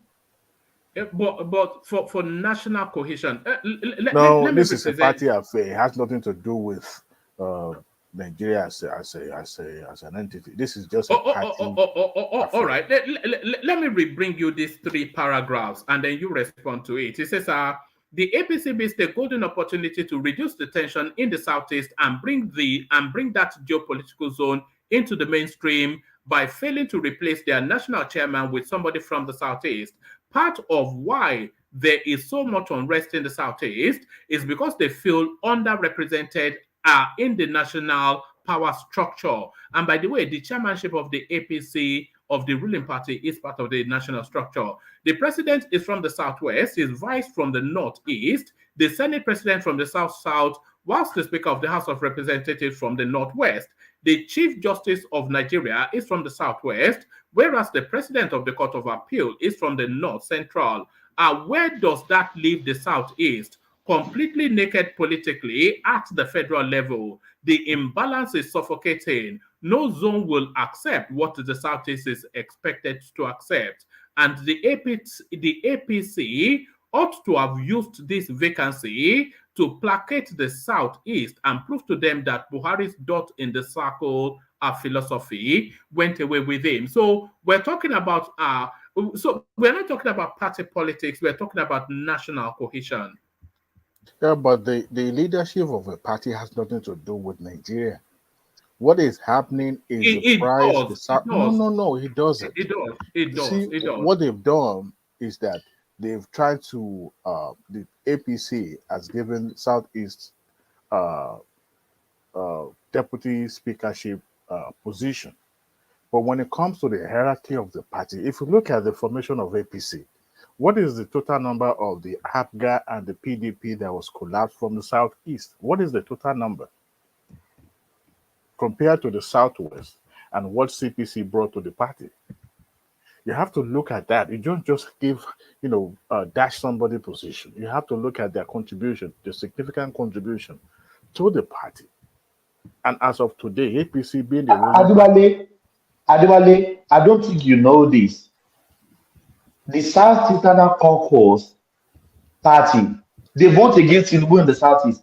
Mm-hmm. Do you know that? Oh, look at the Ojuzo Kalu. I'm not even sure Ojuzo Kalu voted for TINUBU because he never campaigned for him.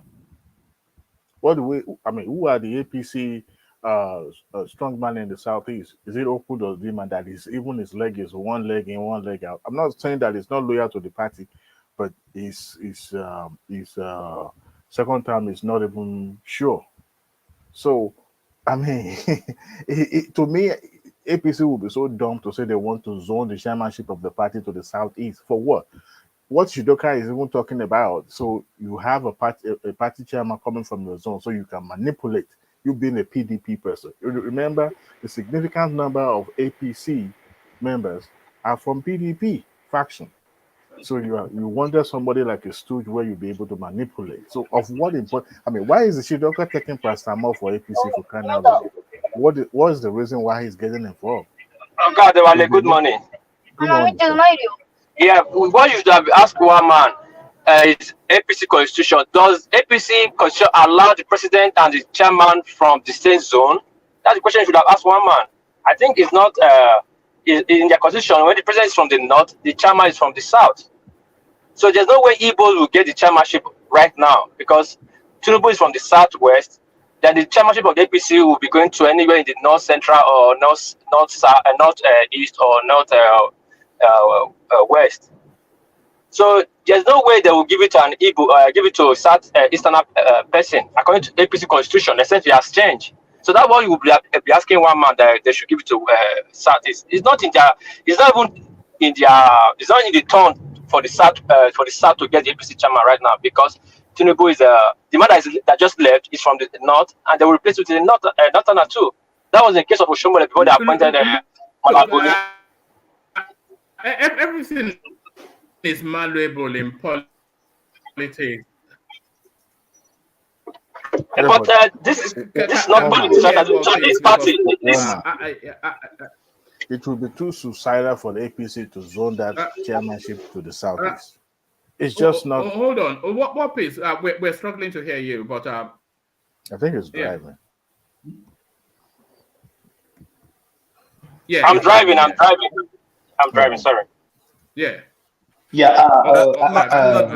I'm not driving. I'm ready to go in. Let me finish that is the price you pay for political ignorance. When you put all your eggs in one basket, that's the kind of price you pay. Or you have Aduwale, hold on. One man, if you can go out and come in back, your network is too bad. Go out and come back. Come in. All right. Yeah. Yes. So Aduwale, continue. You know, like I said, when you have you don't go into a fight, into a battle alone. You go with people. And the price that region is going to be paying for the next 4 to 8 years is going to be humongous. Now, it seems that they are being overlooked, but that is not the case. It is what you contributed that is going to speak for you.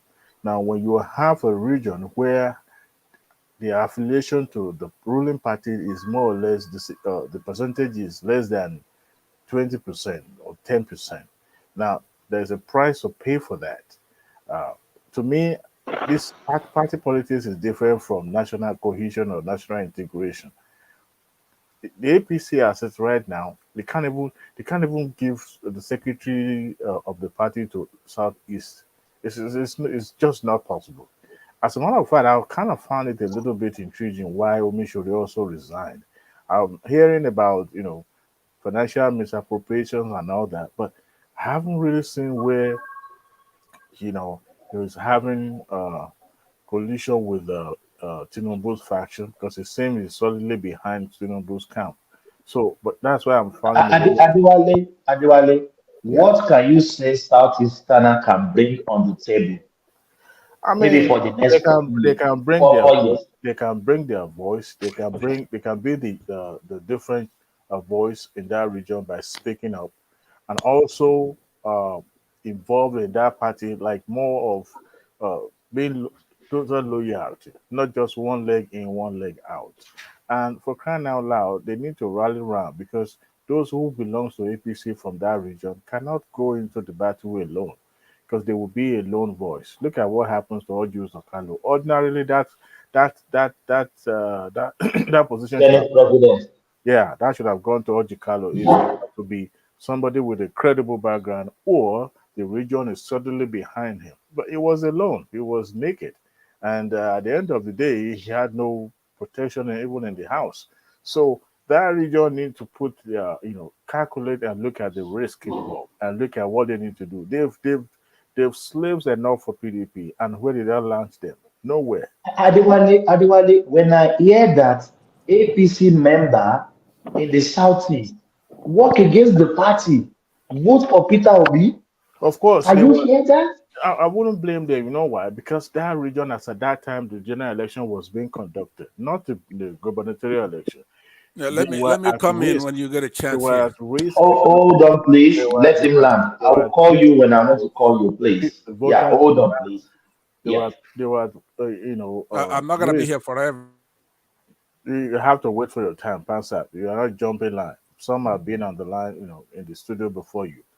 So they knew. I wouldn't blame them, because they knew that as at the time the general election was conducted, they were at risk of losing their position or them not being in charge in that region. So, and if you could see, that's where you have the governor Ikpeasu losing his election. So it was very volatile at that moment, and they are kind of conflicted, because they seem they don't want to be against their people, at the same time trying to find a middle ground in between, and that was how some of them lost their position. So I wouldn't blame them for working against the party because hey, sometimes you have to deal with the hand. You have to, Hey, let me interject can first. I interject? Oh, People are one allowed to second. interject.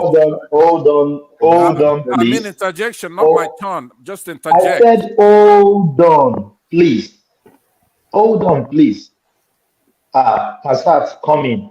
Thank you Please, very just much. hold on. Yeah. Yeah. Please, Look. and let it be sustained and simple, please. Yeah. Thank you. The reason why I am trying to interject is that Adewale, I'm trying to save his breath. He's wasting his breath. In that country, we all have problems in common. There's something called the conscience of a country. In every country, you have that. I used an analogy the last time. I'm not going to bore you with that. There is no division among us as far as the youth, the progressive that want to take their country back. So when you are assigning posts to people like Ojos or Carl, he's an outcast. He's been rejected by us, the people in the Southeast. It's a persona non grata. It's a parade. And that is how you ended up not having a representation. Hold on. We don't want it. Hold on. That's how you ended up not having representation. Please don't interrupt me. When I you am have interjecting. somebody who would have spoken. Okay. Adewale, hold on, please. Yeah, please. Adewale, please hold on. Mute him. Yeah. So he's an No, Passat. No, you can't say I should mute him. Yeah, I still have the floor. If I decided not I know to, I'm interjecting. Please hold on. I am saying that you are wasting your breath. We don't want those posts as far as regional, or we want the country to prosper. Please mute this guy. I have to interject. Adewale, please let him land. I don't know. Adewale, please let him land, please. So please, you have the floor. Let him land. Please, you can come in. By the way, Thomas, that's very good. I'm happy that you're really emphatic in trying to. It's not easy to control him when he knows he's out of order. So what I'm saying is that you don't get it. The Southeast is the conscience of the country. Now, when I say Southeast, who do I mean? I'm talking about Edo people, Yoruba people who get it, right? They come under the umbrella Southeast. And you know that anybody who's logical, progressive. All right. Can you hear me better now, Thomas? I can hear you better. Yeah, loud and clear. Yeah, loud and clear. Yeah, but you were interrupting me, so we can hear you, but it's causing an interruption. So, Adewale, I want you to save your breath. We're going to save the country. It isn't done by giving all Jews or Carlo a position. He is an outcast. He is no good. We in the Southeast do not want posts. That's not our goal. We want the country whole. We want it done properly like other countries. For example, the United States. That's what we're looking for. We want a country of laws. All these criminals who are in the APC, in the PDP, in the Labour Party, in the North, South, East, and West, they are no good. Okay, let me say. TINUBU has been president now for 4 months. What have you gotten? As far as your share, your country, your city or your state or your religion, nothing. You get nothing for it. We want a country that is wholesome. If we're going to be a country. Now, if we're not going to be a country, then we're not going to be a country. But so. All right. Are we back to where we were with you, Pansat? This thing you do. What did I do? What did I do now? No. We were building up a nice little cozy conversation. So where are you taking us to? No. Where I'm trying to have Adewale stop making a blunder, to stop underestimating and overestimating at the same time. Right? By assigning, thinking that the Igbos want Ojos Okalo to get a position. I wasn't saying that it was Okalo. I wasn't saying that Igbo wanted him. I was just saying that him being the lone voice, what else can he do? He has no backing. He has nothing. He was ostracized from you guys. He's never going to get a backing from us. So that people like him. It's not only him. Hold on. I understand. Somebody like him in that party. No, but wait a minute. You see, the mistake you're making is what I'm telling you. It's a very, very, very bad one. If you're going to look at the Southeast, because you're fond of using that word, I really don't think this problem is regional. It's a national problem. It's a calamity. It's a disaster that needs the entire country to solve. You guys need to hold on. Forget about you guys. I'm just saying together. what I'm saying to you, not people who don't know any better. Somebody like yourself who's ubiquitous on the internet. You will be amazed how. Please. One man, you asked me, what am I doing here? What I'm doing is trying to steer this ship right.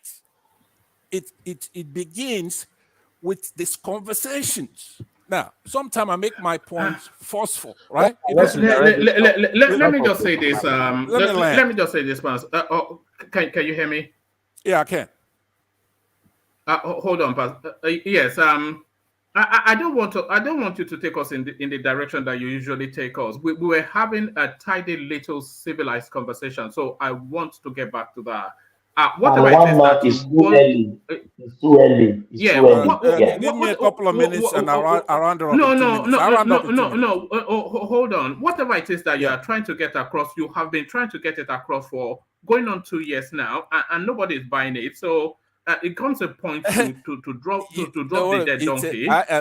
I'm dealing with the very, very hardcore now. See, the easy ones, those who are rational, they got it already. Now I'm dealing with our core people, such as yourself. No. I'm not interested. Can I land? Give me 2 minutes to land, and I'll be done. No, you cannot. But thank you. Back to you, Diwali. Enough of that. Back to you. All right. I'll see you guys again. Thank you, woman. See what I was trying to say before Pansad interjected me was that, look, we have a region that decided to take themselves out of the equations. As it is right now, Southwest aligned with the APC. As you can see during the general elections, they all went APC route.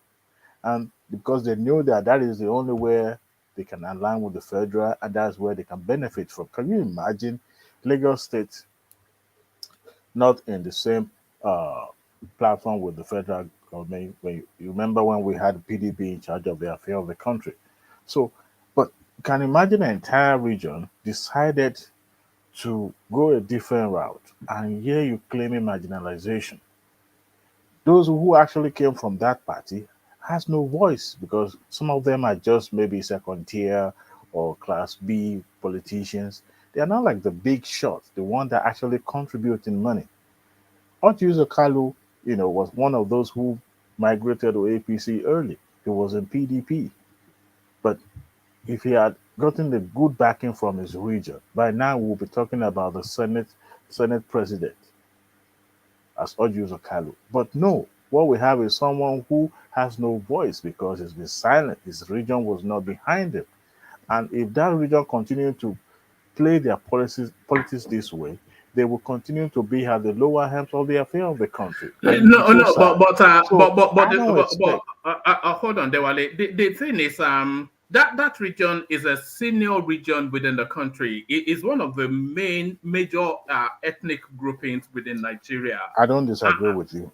Yeah, and you cannot have the country to the exclusion of that region, which is what we have at the moment. We have the country to the exclusion of the Southeast, and a big position opens up now within the country. So you say it's an APC thing, but the APC is a ruling party.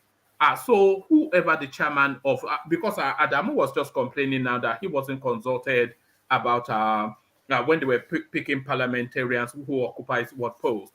So it wields a very big influence, the chairmanship of the APC. So if you inserted a Southeasterner there, and like Reno Mokri was saying, that would go some way towards assuaging now that sense of exclusion that space has, because it has to be addressed. You cannot say because they did not vote in a certain way and therefore they should be damned. This is a party affair, like I said. This is a party affair. It's not about Nigeria. This is a party, a platform. And you only reap what you sow. You cannot reap where you did not sow. It will be too political suicide for APC or should I say ACN control APC, to bring somebody from the Southeastern as their chairman or any number one principal officer of the party. Adamu knew that he's on his way out. The moment you start going different direction from the party and you don't have the working committee behind you, you know that you're already shooting yourself in the foot. I hope he's going to take time to lick his wound. This is a whole time politician that I expect him to, know the intricacies of internal politics and all that. But if you look at the Southeast, what has been their contribution to the APC?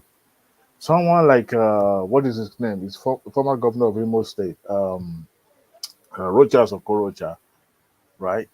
I mean, these are the people that I thought Rochas would have made an excellent chairman for the APC. He couldn't have done a worse job than Adamu now. Yeah, but it was against the candidacy of TINUBU. See, yeah, but Tinubu it doesn't matter. But Ambode was against him. He's bringing Ambode back on board. Ambode, you can't compare Ambode to Rochas Okorocha. Ambode was playing at a state level. This is a second-tier politician being brought forward by Godfather. And by the way, he wasn't against Tinubu. He had ambitions towards the same ticket as well, which is fair enough. But we were told that he would campaign for Chinedu now, or he favored Chinedu or someone different from Sanwo-Olu. And Tinubu, in his own magnanimity, reached out to him as a big Rochas. Well, Rochas was, him coming from APGA, I believe APGA. He came forward. Of course, he came because of his own personal interests as well. But when you go alone, when you don't have, you think you have your constituency behind you, you have to have the number for you to be able to have voice, and then you back it up with finances, funding. And when you don't have that, it will be too hard for your voice to be heard. And that is the problem we're having from people or from members from that region. Like, for example, look at the Imo State governor, Uzodimma. That man is going to struggle politically without the backing of the presidency. Because as it is right now, he's a lone ranger. If gubernatorial election is conducted today, I don't think that guy will be able to win that seat. Except if federal government put the the incumbents influence or might of the federal government. So you have to have the backing. Look at the way the Southwest collectively supported, apart from Lagos, supported Tinubu. That is what we're talking about. Even though he lost in Lagos State, other part of the region still supported him. Do you think if Adamu had had backing from Nasser or his constituency, you do think they would not have stick out for him, and fight it to the finish line for him? Of course, he lost the confidence from his constituency. That's why he's bowing out. So they all knew this. Politicians know this. So there's no way APC would decide to dash chairmanship of that party to Southeast. There's no way. Like what we said about the constitution of the party. Sometimes they bend the constitution. After all, PDP bended their constitution to favor Atiku. That's the way they do it, right? Okay, look at the secretary of the secretary position of the party. Is it like possible that they will give Southeast? It's possible, but are you not taking cognizance of the submissions by Brother Omokri that so what is the sense of inclusion in Nigeria by the Southeast? Where would that be documented? When the likes of Brother Omokri, No, leave Reno. Hold on. But leave Reno. Go to my question. Where is the sense of inclusion of the Southeast going to be inclusion of the Southeast is going to be through nomination of government official positions, like ministerial positions, at the party level. No, those are second-tier positions. Those are second-tier positions. Because at the party level, you can't just You can't demand for something that you know you haven't worked for. You must have worked for something for you to be able to demand for it. Like one All right. politician says in Lagos State, if you needed head, you are requesting for head and arms and legs and every part of your body. And then the party will not give you head. Of course, at the end of the day, you get what you wanted. But if you don't deserve the head and you are requesting for head, there's no way the party is going to give you. So that is how it's being played in the party. Look at Adamu as influencer, as influence as as it could be. He's shown the way out. He's out of the door, right? So party politics is even more harder than being occupied national Oh, position in oh, the oh, oh, Nigeria. oh, oh, oh, all right. One man, can I come in, please? Yeah, come in. I wanted to bring you in. Let's hear from Solomon. Solomon, come in. Yeah. Good morning, everybody. Good morning, one man. Good Yeah, good morning. morning to the listeners Do, and do, do, do, those in the do, do comment. you get? Yeah, so thank you for that. Now, do you get the point I'm making to Dewale though? Because it's not we're talking about national unity and cohesion, and we're talking about one of the main ethnic groups within the country. So we're not just talking about party politics. We're talking about existential positions of the country. Do you get what I mean, Solomon? Yes, I get what you mean, one man. I get what you mean, and that is one of the reasons why came on. To to talk about this. Let me say something here.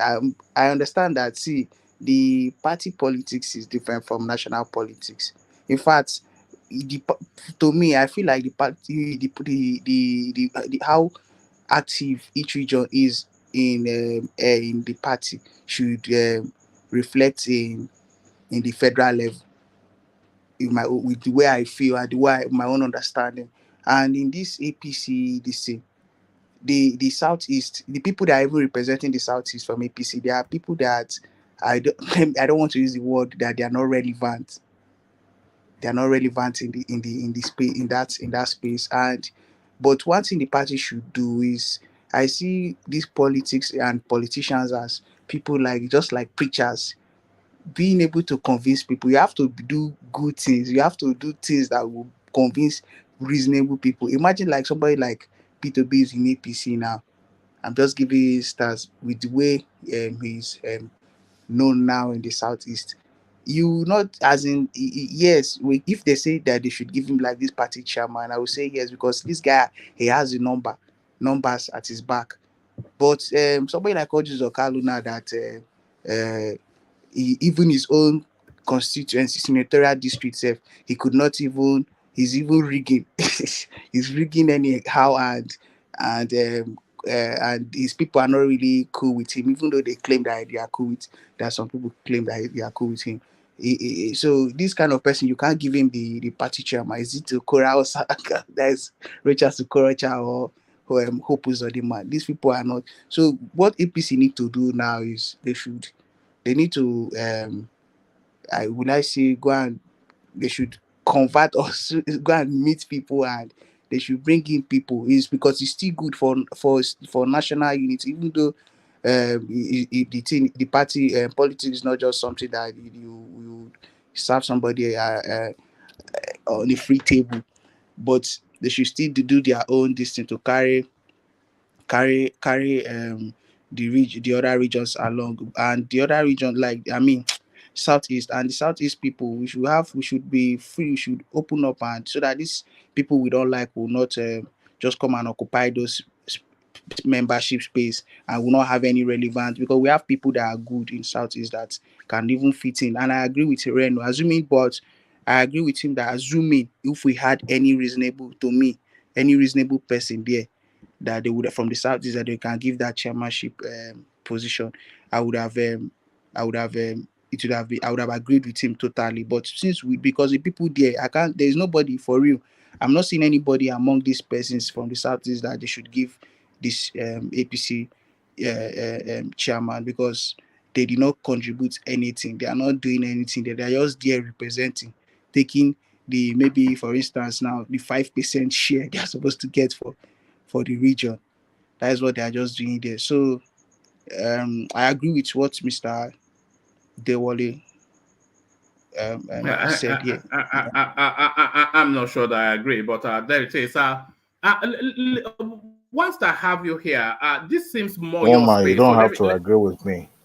no, yeah, that's the But beauty at least of it. I got Solomon on my side, so you don't have to agree. With me. No. I just feel that if the Southeast was given a senior position in government and the APC chairmanship will be part of a senior position in government, I think hold on, I think that would dilute that sense of marginalization or exclusion, whatever narrative that they have. I feel that would dilute it, because you can then point to something to say, well, you occupy that position. But if they don't occupy any senior position, then they can continue to claim they are marginalized. I quite agree Mr. with Solomon, just 1 second. Alexander Kashi just said something now. 1 second. On the comment section. He just reminded us of Dave Umahi. It's true.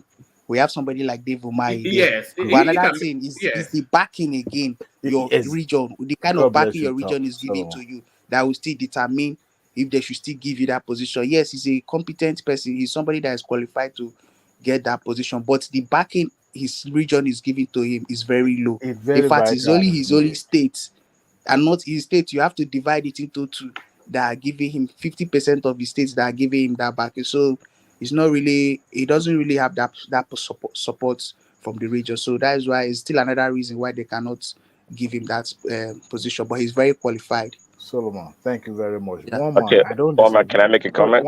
Prince Daddy, hold on, Deva. Let's document Prince Daddy's voice. Prince Daddy, come in, yeah. Yeah, maybe a little bit noise in the background, kind of driving right now. But hello, everyone. Yeah, so we all are looking at the situation from the outside. I'm assuming nobody's an insider. But the people on the inside, they know better. You see, right now, I would say the north or the northwest is the solid base right now for TINUBU. Even southwest, of course, is going to get the votes, but it's kind of a little bit shaky.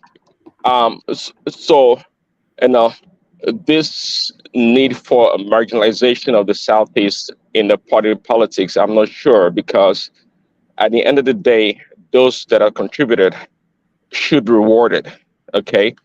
And I think, we should not take the north or the northwest for granted. I think it should go back to the north, especially the northwest for that position.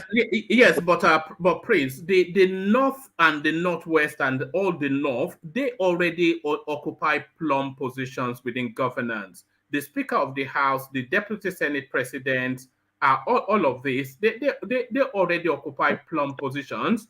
The Secretary to the Government of the Federation are on and on, the Vice President. So they already occupy, but the Southeast does not occupy any position of significance in Nigeria. I heard that. Does that not bother you? Well, somebody said earlier that do we know the bylaw of the APC, how the zoning works? I think that should come into play also. And not to mention, anyways, that the Southeast is like fractionalized. Is it APC? Is it ABGA? Is it PDP? Is it Labour? And pretty soon we're going to have Labour X or Labour Z. They don't. I mean, look at the composition, the structure over there. It's nothing of worth for anyone winning to win a national election. I think we should know that. At the end of the day, who said life is fair? Anyways, why does everything have to be equal? Organic gave the best definition of equity. I wish I can remember the definition right now because I wrote it down. Equity is what each person contributes to the pot. Not just because A does not have any, so you just allot from B and C to A. No, see, that's when it causes confusion. Now, if you contribute, if you work towards the goal of the party of a group, then it should be rewarded. We know how the Southeastern play politics. If you don't hold them account to play the kind of politics that would benefit their region, they will continue to do the same thing. And they don't really have an interest in voting for a Southwesterner. I mean, they were against TINUBU. Somebody said it earlier, is it RG Kalu and all those big wigs in the Southeast that voted against and TINUBU? See, that's how they play their politics. And we should not fault them. We should not fault them at all. That's the way they want to play. They have the right to play the politics whichever way they want to. But this need, if anybody's marginalized, we say, well, what about the North Central? Maybe they should get one more. Maybe the South Side should get more. What about that? Why are you so concerned about people that didn't work for it? The North Central occupies the president or whatever it is of the Court of Appeal. Well, I know. The Southwest is the Chief Justice of the Federation and the President. The Northeast is the Vice President. The Northwest is the Speaker of the House of Representatives. But where is the Southeast? But it kind of sounds crude, but just like, there's a parable in the Bible. The one that does something with whatever is given to him in the parable of the talent, more will be given to that person. So it doesn't equate that way. It doesn't work that way. I mean, until they start playing politics and see, at the end of the day, I think loyalty is at the core of this whole thing. Let's be real about it. There's loyalty. They've not displayed loyalty where it belongs, especially when it's has to do with the Southwest politicking. They've not displayed loyalty until they come to the table and reorganize and decide. It's so fractionalized. They can't do much. Look at it. They don't have one voice. At least we know in the North or the Northwest, they have one voice. If it's APC or PDP, but we know we can work with them. Look at even Concord saw what Shekarao did in the Northwest. We understand they are more, let's say, predictable. You know what you're going to get from them. And in business and in anything else, just like in business, investing, we all, though there's risk, but we all enjoy or like a sense of predictability in whatever we do. So the Southeast is the least predictable region when it comes to politics. And why do you want to put your egg in that basket? What is the benefit? There's no benefit there. Let's keep it real. You're not keeping it real. It is not sentimental, emotional. No, let's look at the numbers. I mean, I'm all for the numbers. I don't like people being marginalized. If they contribute, if they did something, they should be rewarded. Absolutely should be rewarded. But don't take from people that work for it and give to the other. It don't work that way. All right. All right. Back to you, Dewale.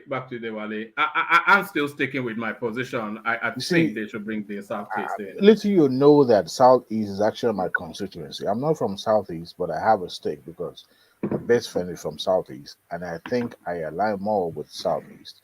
But you see, no matter how my affiliation with the Southeastern part of that country, sometimes, even if your family members are doing something wrong, you still have to point it out. There's no pity party or something here. Politics is straightforward. It's what you give in that you're going to get. Nobody is dashing you anything, just like TINUBU put it. You take the power and you run with it. But before you lay your hand on that power, or before it's resting in your hand, you have to give in effort. And the effort you put in is what people are going to see. It has to measure up. Like Prince Daddy said, Southeast is a huge stakeholder in Nigeria. But the way they're going about it is to me, I don't want to say it's wrong. I'm not in a position to condemn. But more or less putting their eggs in one basket. Yes, I will want a country whereby everyone, have equal representation, equal opportunities in terms of representations and all that. But we can't continue to say, okay, you know what? Just like in academics, where you have quota system and all that, where does that leave merit? And merit is based on your input. So, as far as I'm concerned, well, let's wait for the TINUBU's ministerial position. If tomorrow comes and TINUBU, appointed Southeastern as a Minister of Finance, I mean, we are going to say, you know what, that is the best thing that you can give. That seems to be the only slot left that is worthy of anything. So if it doesn't appoint a Southeasterner as the Minister of Finance, then it will add credence to the anti-Igbo something. Well, let's just say this: the TINUBU I know can be very, very, very. I don't want to use the word vindictive, because I'm going by the Chief Bisi Akande's book, where he says you don't want to fight in the opposite of TINUBU because this guy will fight you uh, at every length. You may think you are winning the case, but you are not winning. The long run of that case is where you are not going to win. So when I don't know. because I can't read. It seems that every time now and then he's always keeping it to his chest or trying to restrict people, some people that are privy to what he has, the plan that he has, or maybe only a few people are privileged to it. But apart from being the Minister of Finance, let's just say some other important positions are like the Minister of Power and Works and all that. No matter what, even if he assigned Southeastern to as an Attorney General, people are still going to be reading his body language and being skeptical about what he's going to do. In terms of inclusion from Southeast, see, one man, I will wish, I will wish southeastern part of the country have a louder voice in APC. Someone said in the comment section that Russia Sokorosha was a founding member of APC. Of course, that was true. But what was his stake in the party? The party could not even protect him when the EFCC came calling. Well, what do you mean? They've dropped the case. They've dropped the case against him. But he was humiliated. Why was he subjected to that? That is what I want us to talk about. Ordinarily, the party would not allow that to happen. But this guy was, his house was invaded. And the governing party at that moment was his party. So that tells you his stake in APC. All right. Do you think that will happen to TINUBU? Do you think that will happen? Even Opens Odima, a lower level governor in APC, do you think that would have happened to him? No, let's think about it. All right. Let me bring Solomon in. Solomon, let me bring you in, and let me bring you in under this headline. I think this is more your space than anybody else's. Popular Nigerian pundit Killer Boy denies mutilating his girlfriend's corpse after being accused of fetish practices. So what's going on in that space, Solomon? Yeah. This guy's news is just something that should teach this our Nigerian girls lesson, and they should just calm down and. Have you been following it? Have you been following it? Yeah, I glanced through it, but I not really. But I got things from it. Like what I got from this news is that the both of them they've been dating, and the guy, like, he has normal treats he give to to a girl, and he has been giving the girl the treat. So there's something that I think he was supposed to see the girl, something like that, but we later found out that, but this guy, this thing now, he's just saying it like he's confessing. It was true. It was confession that he was doing that. This news just came out that he actually confessed on Instagram, didn't he? Yeah. That's what I'm saying. That it was the fact that he was confessing. That was how this thing. I don't think it was not the police that because when you kill, the girl spirit must be a very strong one that it has been tormenting the guy, and he had to just come out and yeah, but the story he was giving, the story he gave on Instagram, it doesn't mirror what the police found. So he said they were fighting, and then he ended up stabbing her by mistake. But then when they got into his apartment, they discovered that he had harvested vital organs of the girl, which will tell you then that's Yahoo Plus, isn't it? Yahoo Plus, yeah. I saw the Yahoo Plus too. Yeah, so that is just the thing. And this guy now, I don't know where which of the states is based, but anyway, it should not be more than. They caught him in Umahia. Which Umahia? Are you sure? This guy in Umahia. Yes. Let me show you. They caught him because he's also notorious for fraud. And then they caught him in Umahia once under a fraud case, and then they let him go. So it's from that Umahia axis, yeah.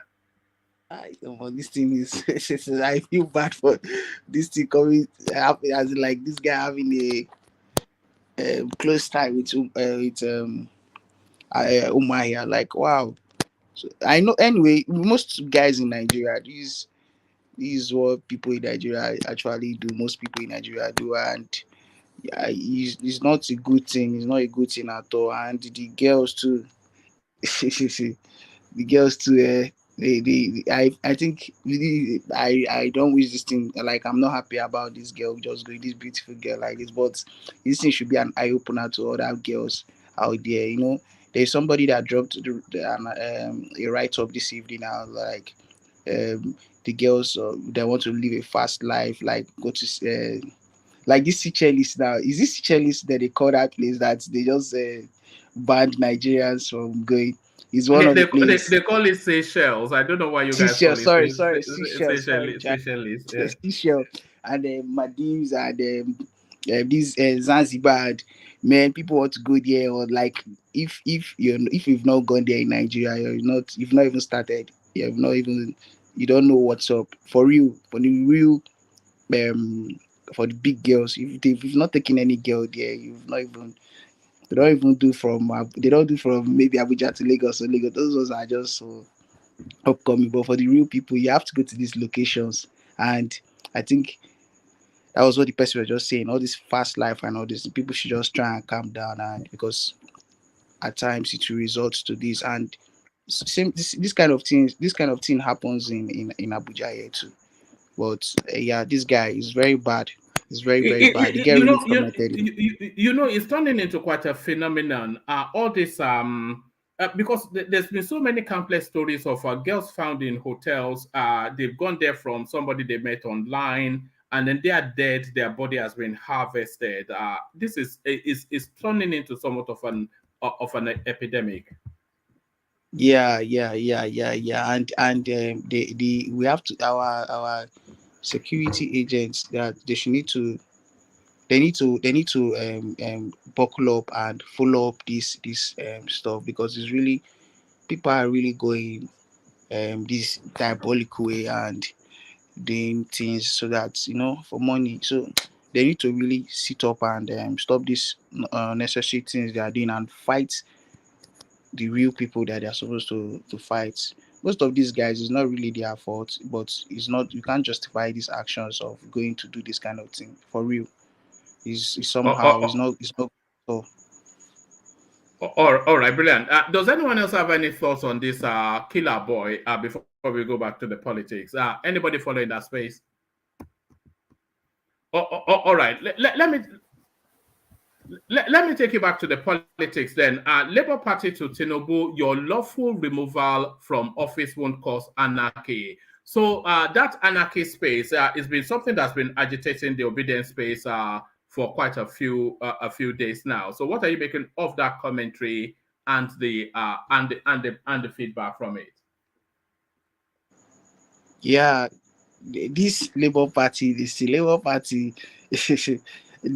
party is to make me laugh. I swear, they are very they are very, very funny, to be honest with you. Like, the way they are doing things now, talking anyhow. They're just talking anyhow, because I don't understand. So in their mind now, they feel like they can just remove this man as the president of the country. It's not possible. They are just talking, but they are doing well. I think, assuming PDP behaved like the way Labour Party are behaving now in during Buhari's administration, like, as an opposition, giving them hot. Buhari would have, APC would have done better than the way they did. So obedient, they are doing Labour Party, sorry, they are doing their work, they are trying, and they are really, really, really trying. Thank God that if not for the North, I think PDP would have. I have to agree. I have to.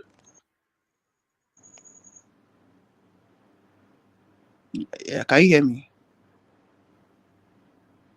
Sorry, carry on. Hello. No, I can Yeah, hear yeah, you. yeah. Yes, You were I saying was going to say, I yeah, you have were to say saying I agree something. with you. Yeah, no, I was going to say I have to say I agree with you, because in terms of opposition, the Labour Party has proven to be really the obedient movement, not the Labour Party. They've proven to be the most effectual opposition that we have had yet in Nigeria. just going after the government, not giving them room to breathe at all, which is exactly what you want an opposition to do, to keep them on their toes. Yeah, yeah, they are really doing well, but they should take it easy. They should take it easy in the way they are still doing it, like the comment they made the last time.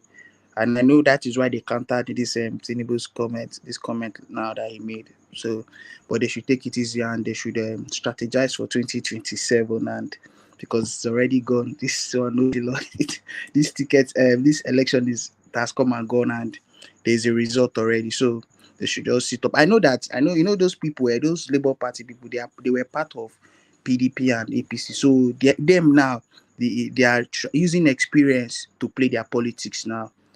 Why they are the reasons those politicians that were in PDP and APC, they are still one of the major reasons why I cannot support this Labour Party or the obedient movement, because I see them as hypocrites, but they are doing well.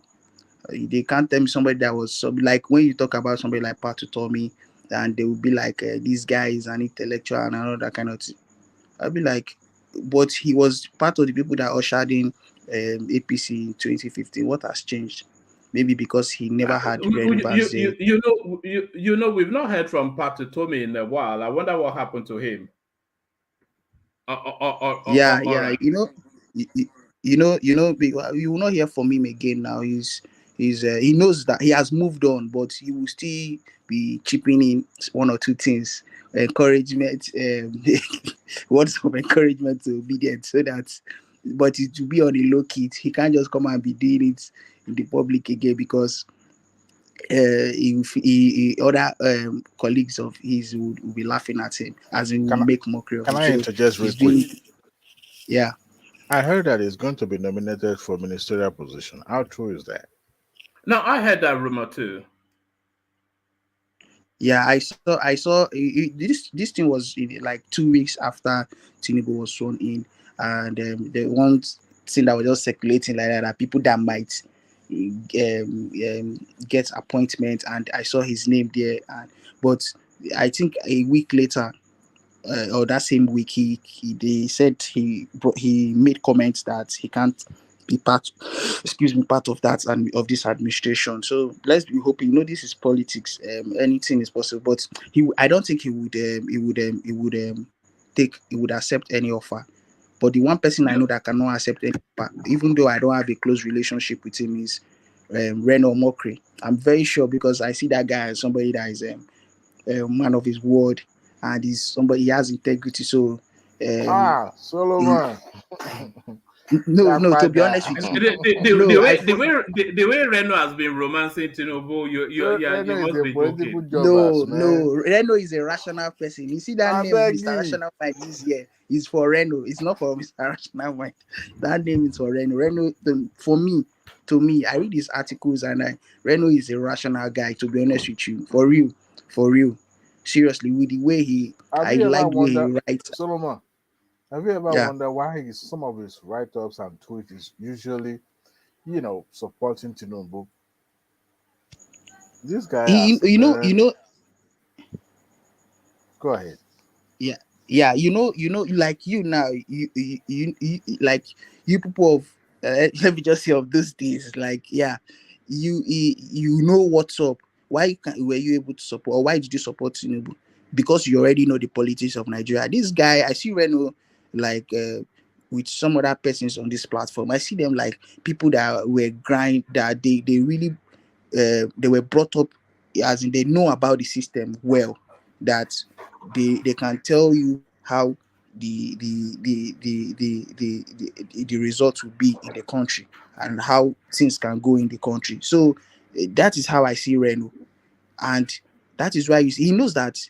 Even in his mind, even in those write-up, he will say, but God, he prays that God makes Atiku, the court to rule for Atiku, that they should declare Atiku the winner. He says by the grace of God, but deep down in his own mind, he knows that no level for that Atiku is not coming in, that is already Tinubu. So that one is not. I don't see him romancing Tinubu. I just feel like he's being objective, rational, and encourage it, because you have to accept the fact, because you cannot kill yourself, you cannot do anything, you can't change the fact that Tinubu is the president of Nigeria.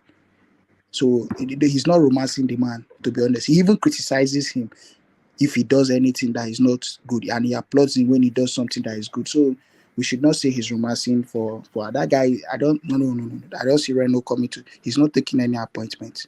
He's a human being, but I think I know very well that he's not. My brother, trust yourself. Don't trust nobody.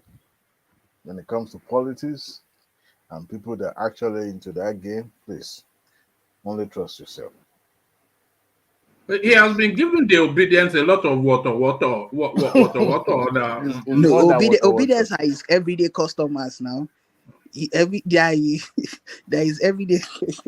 It's more than it's a Wawules romance. You know, I always enjoy when he says, "Dear Uchenna, thank you for your comment," and then he goes in. You know, when I finish this session, I'll probably go and read one. Yeah, it's just endless laughs. He's having so much fun with the obedience.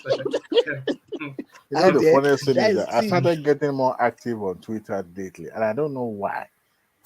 I don't know the reason why I just get so active on Twitter. And I followed Reno Omokri. He's one of the people that I follow, and I read his tweets from time to time. He has enough time, ample time to respond to those people that are always antagonizing him. And I wonder why. Why is he doing that? Hold on now, Dewale. Do you realize that he's baiting those people? He deliberately writes these pieces where he will throw shade in the direction of the Southeast, knowing full well that they will come and leave a comment. And then he will look for that comment and he will say, "Oh, dear Uchenna, thank you for your feedback." And then they will go into some longest, I got that guy, man. You know, one thing I've learned is But one man, you know, you the said dynamic of he's used to human being. giving. One man, sorry, Jare, you said he's used to giving obedient water. If you are not a quiet person, there's no way you will not give obedient water the way they behave now. You understand? If you are not somebody that the spirit of God, he baits them, that the spirit of God is helping you, you understand? You always tempted. You want to say, these people are they brainless? Do you not think he's baiting them? Do you not think he's baiting them? Man? No, I think it's natural response. This one that is doing for Tinubu. Remember, this man was the one that went to that mouth and was calling Tinubu Ole, Tinubu drug. I think that Reno is just somebody who feels that he should provide some balance. And even in the midst of Tinubu Ole, Tinubu drug, he was still the one that said he went to Chicago State University and knew Tinubu went to the university. So I think he's just the kind of person that is giving some balance, even though he has his own preference. That's the way I see it. Do you think hold on. Do you think he will take a position in Tinubu's cabinet? Who will give him? No. Who will give him? There are too many people now. Too many people on ground that work very hard. There are too many people that are not on ground that work very hard. Some of us, even here, what is Reno doing that we are not doing here? Is it not to talk about it on social media and articulate? Some of us articulated more on Tinubu's position. You know what, Patrick? You know what, Patrick? Give him. You see, you know one thing is this. Some of us may not be privy to some of this thing that happens behind the curtain. What if he has been paid to be the stabilizer? He has not been I'm just saying. I'm just saying. Just just for the sake. So destabilize articles. Is a stabilizer that maintain this space for us while you are being compensated. However, we will be doing politics on the side while you are just. It's not Reno. That extent of going to Chatham House. Guys. That extent. Wait now, Aduale. The extent of going to Chatham House will not be paid. The extent of going to Chatham House, international company. That was there. Hold on, Dewale. Let him land. Yeah. Calling him drug lord. There's no way they would have paid him to do that. Going to his school self. But how many people say to do that now? See. You said how many people saw that? I don't know whether we are exposed to the PR space. See, when it comes to public relations, there's a method to every madness. Sometimes you have to bring in your enemy to help you to launder that image. You see, What I don't Adewale. want us to Okay. think is Let me that listen to you. Mokri may not be in the camp of Tinubu. If you look at his write-up, even his tweet lately, yes, it will call Tinubu drug lord. But what he's trying to do most time is to say, you know what, obedient are uninformed set of people. My brother, However, this is the you call fact. somebody drug lord, you go to a place like United Nations building and lead a protest. What are you talking? That's why I said that was Protesting then. now. Chatham House Mm. is like UN building in UK. It's an international center. The But whole one thing I world know is for a seeing fact is that. that the more you Yeah, the yeah, more but you roam, the that less you was see. then. That was then, Hey, as But Adewale said. Nigerians have voted, but the international community that saw that, how do how they've do you noted that change now. how do you change people's opinion? You have only Omonola Aransi now. You have to find people that think along that line Yeah, to but you have use to that do person. it cunningly. Oh. That's not that one. No. Ah, That damage guy, could have cost more now. guys. You see, it may seem a little bit of That conspiracy theory. yeah, but it is possible. For real, it is okay. Look at Dele Momodu. Dele Momodu was drafted to launder the image of Wiki. He went to Wiki, sponsored by Wiki, stayed in an hotel, and then all of a sudden, dynamic change. He, No, Mr. No, Dewale, Dele sorry, let me Momodu's come in. case is Dele it's a Momodu different one. was only trying to document Wike's I beg your achievement pardon. in. I Hold on, beg your pardon. they were late. Wait, You have to let voices Okay, come in. sorry, Yeah, okay. yeah, please. yeah. Yeah, Dele Momodu was only at that time he was trying to. Even Wike was criticizing that you were part of the people that were shouting "Say Buhari," and look at the thing you people are, the kind of government you people have ushered in, and look at the kind of setback were expressed. That was as of then that they were experiencing and all that. It was really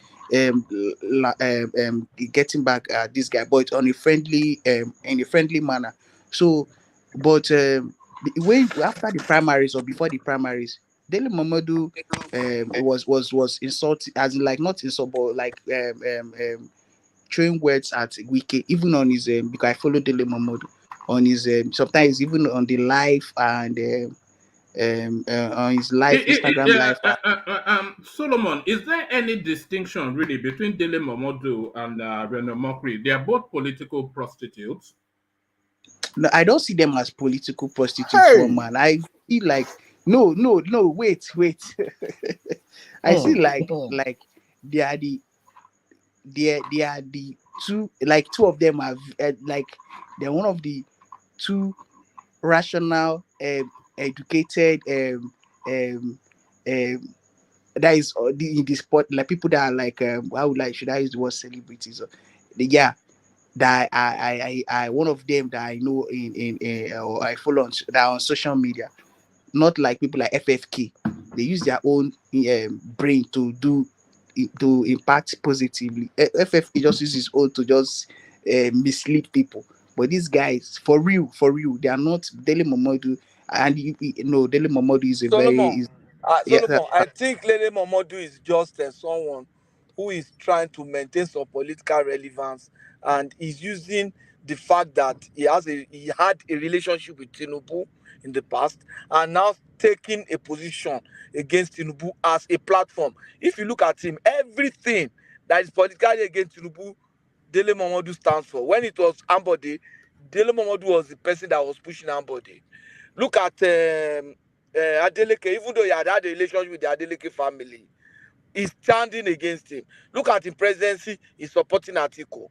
He's just using that. I can tell you about Tinubu, I know him.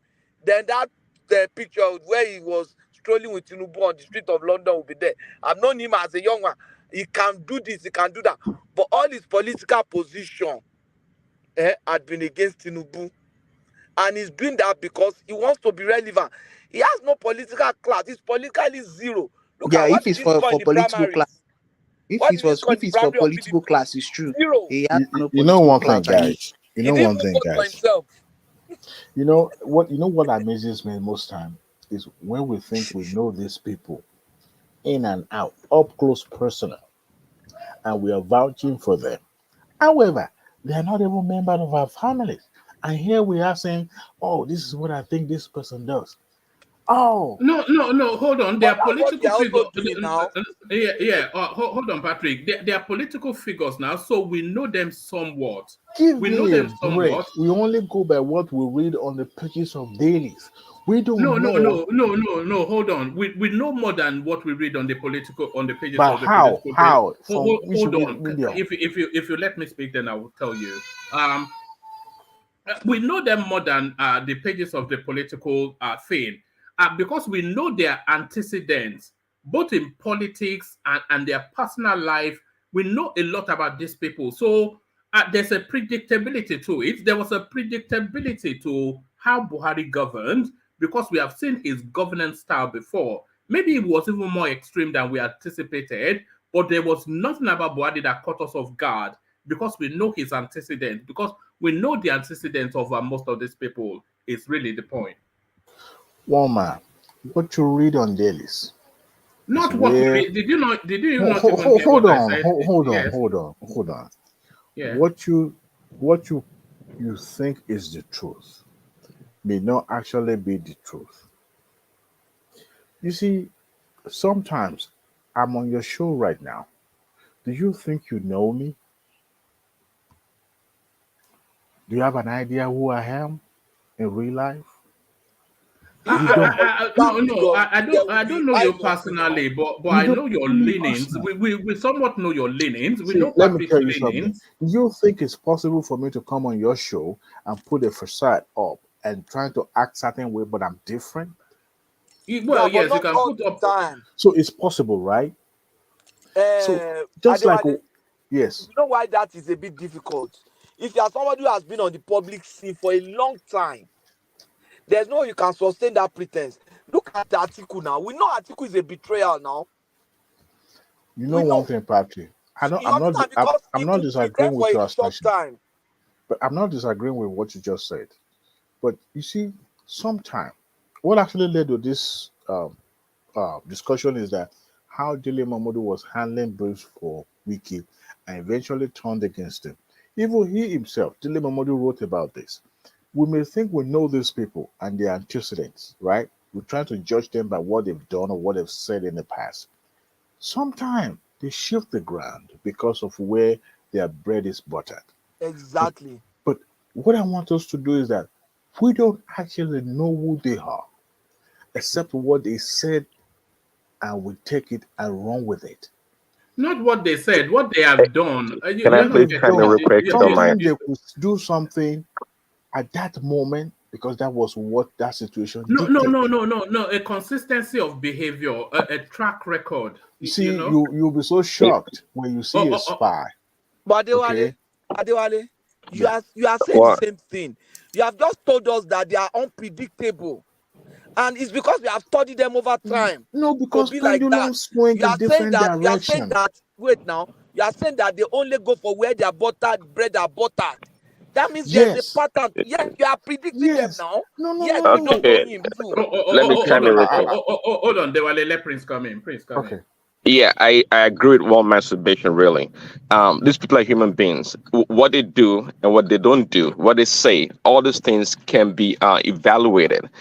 It's not true that we don't know these people. We know them. We know them by the antecedents. We know them by what they've done, what they've said.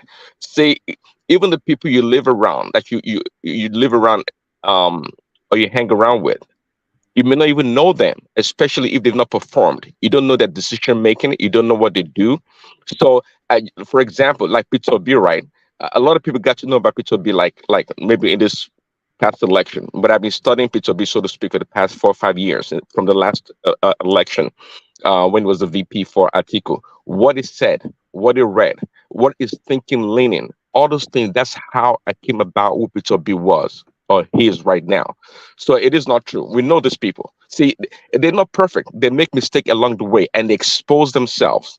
Their missteps is how we know what they do, what they would not do. And look at Tinubu. We talk about Tinubu like I know him personally, but a lot of things that we've predicted about him, what he would do, those are the things panning out. Like, for example, all the decisions about the oil subsidy and whatnot, because we know his MO, how it behaves. So Yes, and in fact, we know a whole lot about many of these prominent people, so to speak, or the people we see on television, because they have a body of work. In fact, in fact, Yeah, Prince, we know sufficient enough about them to be able to predict them. We know enough about absolutely. Femi Fani-Kayode to be able to predict him. We know enough about Wike to be able to predict him. And we knew enough Yes, about Buhari to be able to predict him. So these people are yes, somewhat predictable. We do know absolutely. about these people. Yeah, so I do not agree because we don't know them on a personal level. On a personal level, actually, they're more likely to concede their true selves and lie and manipulate.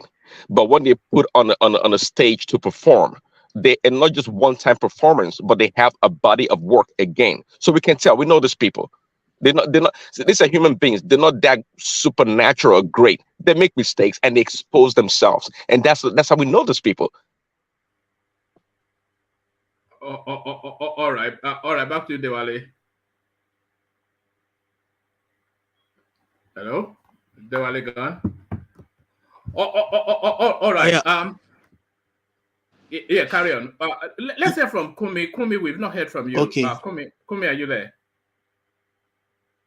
All right, Solomon, pick it up. Yeah. So okay. Yeah, I just wanna interject about knowing this politician. If you follow sports and football, like you know how Mourinho. Okay, you want to tell me Mourinho will lose game, and we know what he's going to do before the game, even before the ref blow the final whistle. It's a normal thing. They are just human being like everybody, like even like it's not almost 2 months now. I know I can a little bit predict about one man. I can predict about the general. What was it? So Thomas. Everybody we are just human beings, and we follow this politics, and they behave like woman, like someone that can predictable. That I just agree with you that there's a way we can know them, and that's all I can say. All right, brilliant. All right, brilliant. Back to you, Solomon. Yeah. So the Labour Party people, they are just trying to just they are doing well. They are doing well, to be honest, for man. And I think with the way the hits they will be the pressure they'll be applying, and the one from the obedience to would make this administration sit up. But yeah, they will sit up well, and they really need to sit up. To be honest, one man, this administration, they really need to sit up, and we are waiting to see the ministerial list, people that they are giving this that they would give this ministerial this position, so that we know how this administration is going to be. Can I just Yeah, talk about NDDC stuff? yeah, no, that's the next headline. So it says NDDC is a cash cow, needs review. So this is Wiki, who I think is actually after that portfolio, Solomon. Yeah, this NDDC, this thing, like, is just a cashing out portfolio in this country, to be honest. Like, and I know that is a Niger, somebody from the Niger Delta area that would or that can occupy this office because of the oil and all that. And Wike getting this thing is, it's not be bad, but this guy is a corrupt guy. This Wike is a corrupt guy, to be honest with you. But with the hard work, if we want to look at it as contribution that one has done, let's just remove this corruption and all that. Let's just remove, yeah, quality, like corruption, yeah, those kind of things. And like, with, let's just reward them with hard work, as in contribution during this election. Yes. Just in that space you are, Solomon. So you say Wike is a corrupt guy, and of course he is a corrupt guy. But then you also said about hard work, and of course he's hardworking. He was commissioning countless projects just as he was leaving office. So are we at that space that we are willing to forgive corruption if you deliver something? because when they talk about Wiki, they don't really talk about corruption, do they? They talk about the projects that he left behind in his 8-year tenure. So is that where we are now? That we look the other side for corruption if you are able to deliver. We don't need to we don't need to we don't need to look, as in we don't need to neglect the corrupt part of any politician or any office holder, public office holder, because he's cheating. So no, we don't. There are still other people who don't cheat, who will not cheat, and they would do the work effectively. So Name one person like that in Yeah, I was going to say name names. Yeah. One person that is not a criminal. P2B. I just named P2B now. P2B. Can you hear me, one man? P2B? Yeah. P2B is the one that yeah. I don't really. People have tried to tell me about P2B and all that, and the way the man presents himself sometimes, I just feel like, but I don't rate him like that because of certain things they said, especially that one day. If that one that he carried about 250 million naira in his car, and that one, you know that you can't, and investing your state money to your own bank, to the bank, a bank that you a shareholder in the. Yes, but just that he stole, he embezzled, or he did his own in a very, very smart way, because it is the percentage that comes up that he's going to be taken from. He's not taking the whole money, the direct, like he's not just taking the money to himself, but it's still part of taking taking public funds. So I have not seen that politician, to be honest, that is not corrupt. But Wike now, if Wike is getting this position as the this NDDC stuff, is because of his contribution. He really did. I won't say he did well, because lives were lost in the actions he took in River State, but he did well.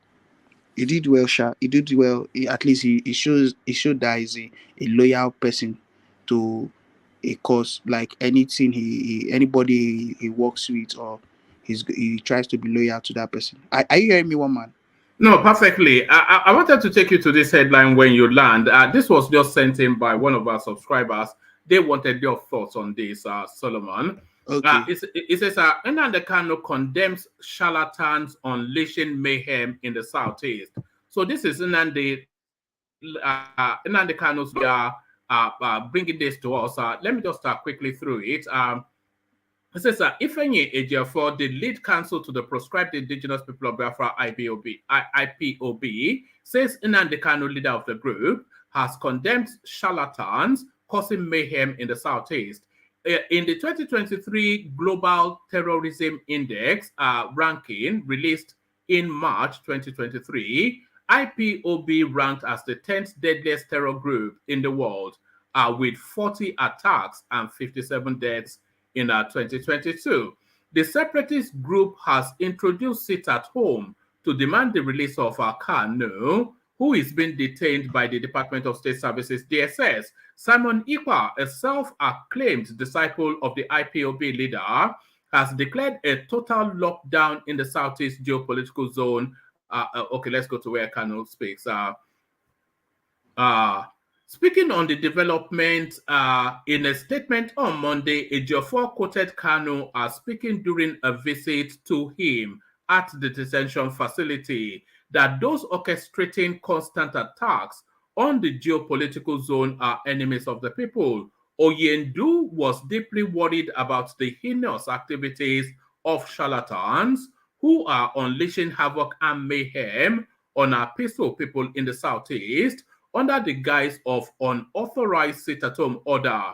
So that's I want you to hold on to that. So under the guise of unauthorized sit-at-home order, for which Oyendu, for the umpteenth time, reiterated his strong rejection, disapproval, and condemnation of the activities of these obvious enemies of our people. He said, Oyendu reminded those behind these criminal activities that their ill-conceived action, they are speedily destroying the economy of the Southeast, for which the federal government of Nigeria will be celebrating and applauding them. So that brings then, there's almost an inevitability, isn't it, Solomon, that this clash now, because Nnamdi Kanu is quite unequivocal that he is not authorizing, nor does he want to sit at home. But then Simon Ekpa continues to prescribe it as a way to fight for Nnamdi Kanu. So it's almost inevitable, isn't it, that these two juggernauts in the Southeast will lock horns. Yeah, woman, let me tell you something. As long as this news is coming from this Ifeanyi Ejiofor, I don't think it's what Nnamdi Kanu told him. If it was from the other lawyer, what is this guy's name? Ejimako. If it was from him, yeah, that I would say that this is an authentic news. But this, because even this guy, there are lots of talks about him that he's doing different things, that he's even having an affair with Nnamdi Kalu's wife. Yes, Yeah. I saw that.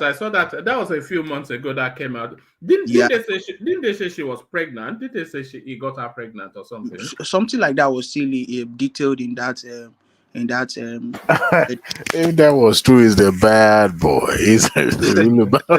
He's a bad boy. So this Ifeanyi Ejiofor is not somebody that in fact they feel like he's even the he's part of the reasons, he's part of the persons that is still making Nnamdi Kanu they're still holding him back, that because they feel like he's not relating most of the things that is even that is going on to Nnamdi Kanu and all that. And if like the way they bash him, especially those autopilot people, they don't rate this guy at all. They just see him as a political lawyer. Like this is a platform for him now, that because of the agitation stuff now he's now using, without Nnamdi Kanu, I don't think this guy was a prominent as a lawyer that had prominence in the political space in the Southeast. But this Nnamdi Kanu agitation stuff has brought this guy now to the limelight of them knowing him now, and he can cash out anyhow he wants to cash out. Imagine this guy, he wears airport in the law court, and I'm like, what kind of lawyer is this? The way this paparazzi is too. And it bleaches his skin as well, doesn't it? Yeah, of course, you know that this guy he bleaches his skin. I don't like the guy at all. He bleaches his skin. The way he looks, as his age, he's doing fine, boy. I'll be like, what kind of lawyer is this? But the other guy, Ejimako, is there a cutoff age to fine boy? No. But why will you be using lotions on your skin at this, as in even lotion that will be tuning your skin at this age? Even as a young person, I don't advise people Carol White, Carol White. This kind of guy now would be using organic cream. Don't ask me how I know. This guy will be using organic cream. Which one is organic cream? I don't know that. All this cream that some girls mix for people with chemicals and all that, and the people reduce the sale of that organic cream. Before, if you have all these girls on WhatsApp, you will not hear what they say organic cream. You see girls buying organic cream. Where is this discussion going to now? Where are we discussing girls? I don't know. That this is Solomon now. Young people and their ways. I don't suffer. No. It's just sorry. It's just because if I digress, it's just because of this lawyer. I don't like the way the way he behaves or the way he's doing his things. But Ejimako, assuming this news was coming from Ejimako, would take it serious. But for this guy, there are scandals. But so the wider thing, though, do you not think that it's inevitable that these two will lock horns? Because Nnamdi Kanu, leaving even whatever it is that this lawyer is saying, Nnamdi Kanu has said on several platforms, even Ima Powerful has said that the sit at home is not an IPOB policy. And Nnamdi Kanu has also said that sit at home is not something that he endorses. But as Simon Ekpa, so is he overriding Nnamdi Kanu's authority? Is that what is in play? Because if Nnamdi Kanu says he doesn't want it and he's insisting that it should be enforced, then there's a conflict there somewhere. Let me tell you something, one man. I just feel like the federal government should just come in and close this matter of this IPOB, and in fact, they should just pass it, the state governors of each of these states in the southeast. They should pass as they should just come up with measures to curb this IPOB and whatever thing in that space. Do you know why I'm saying this? Because when before Nnamdi Kanu was repatriated, he was in one of his broadcasts. He said he used to tell them, and that is what Simon Ekpa is using till tomorrow, that there is a clip. We will always say, go and listen to Simon Ekpa. Even if I'm not there, listen to Simon Ekpa. That he's the one that he like. This guy is going to be the next. That kind of thing. Like he was letting them know. So that is why you see this Simon Ekpa have the follow people that are following him like this. So and even when Simon Ekpa is talking, he's talking according to the way. And you know, it's not Nnamdi Kanu that brought this sit at home thing. But it is violence of those people, those unknown gunmen. He was never part of it, because he even criticized it. When they killed Goodluck in Imo State. He criticized it. He said that they are trying to sabotage the IPOB, and it's true. So what I'm trying to say is that I feel like, you know, he's in under a DSS custody, so he will not really want to voice out well. He will not really want to voice out what is mind. But I know that somehow I'm not in support of all this, but if we have to be talking things in a rational way, and we have to be looking deep in things. So with what I've observed from this whole thing is that Simon Ekpa is doing his deed, like what he wants him to do. He everything that he wants, as in the way he wants this movement to be. I feel like Simon Ekpa is on track with it, but just that what's So like already, so you think Nnamdi Kanu endorses what Simon Ekpa is doing? yeah, of course, and that is if Simon Ekpa is not the one that is like those unknown gunmen, if they are not connected to him. Yes, he is doing what he wants him to do. That sit at home of a thing is something that I know, that because he was on that brought up sit at home. It was the first person on the 30th of 2020 May, or is it May? Yeah, that the Biafran Day. It was that was the first day. That was the first time. There's a Biafran Day. I never knew. I think it's 30th of May or 31st of May, something like that. One of these two dates. Oh wow. Yeah. So did you know that there was a Biafran Day? I have no idea, for real. Yes, No, there is. I don't.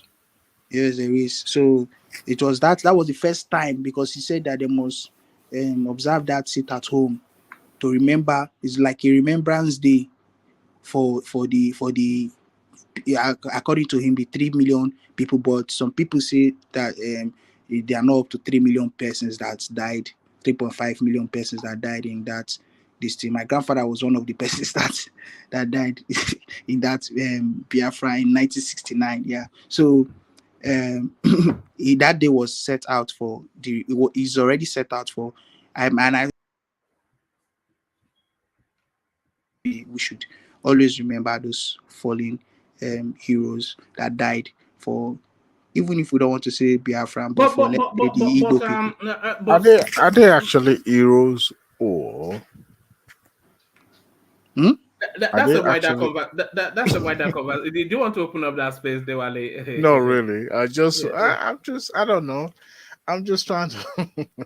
Okay, we don't have to explore that. You know that the victor writes the history, because of course, to the Biafran side they are heroes, but then of course they lost the war, so then of course you can paint them as villains. But what I wanted to but the federal government position is no victor, no vanquish. So. Yeah, no, but that's just paper talk, isn't it? Really, that's paper talk. But the federal government, why the federal government will say that is they see. Let me tell you, I feel like if not for the aids that the Nigerian government was getting from other countries, just like UK and I don't think I don't think they would have really.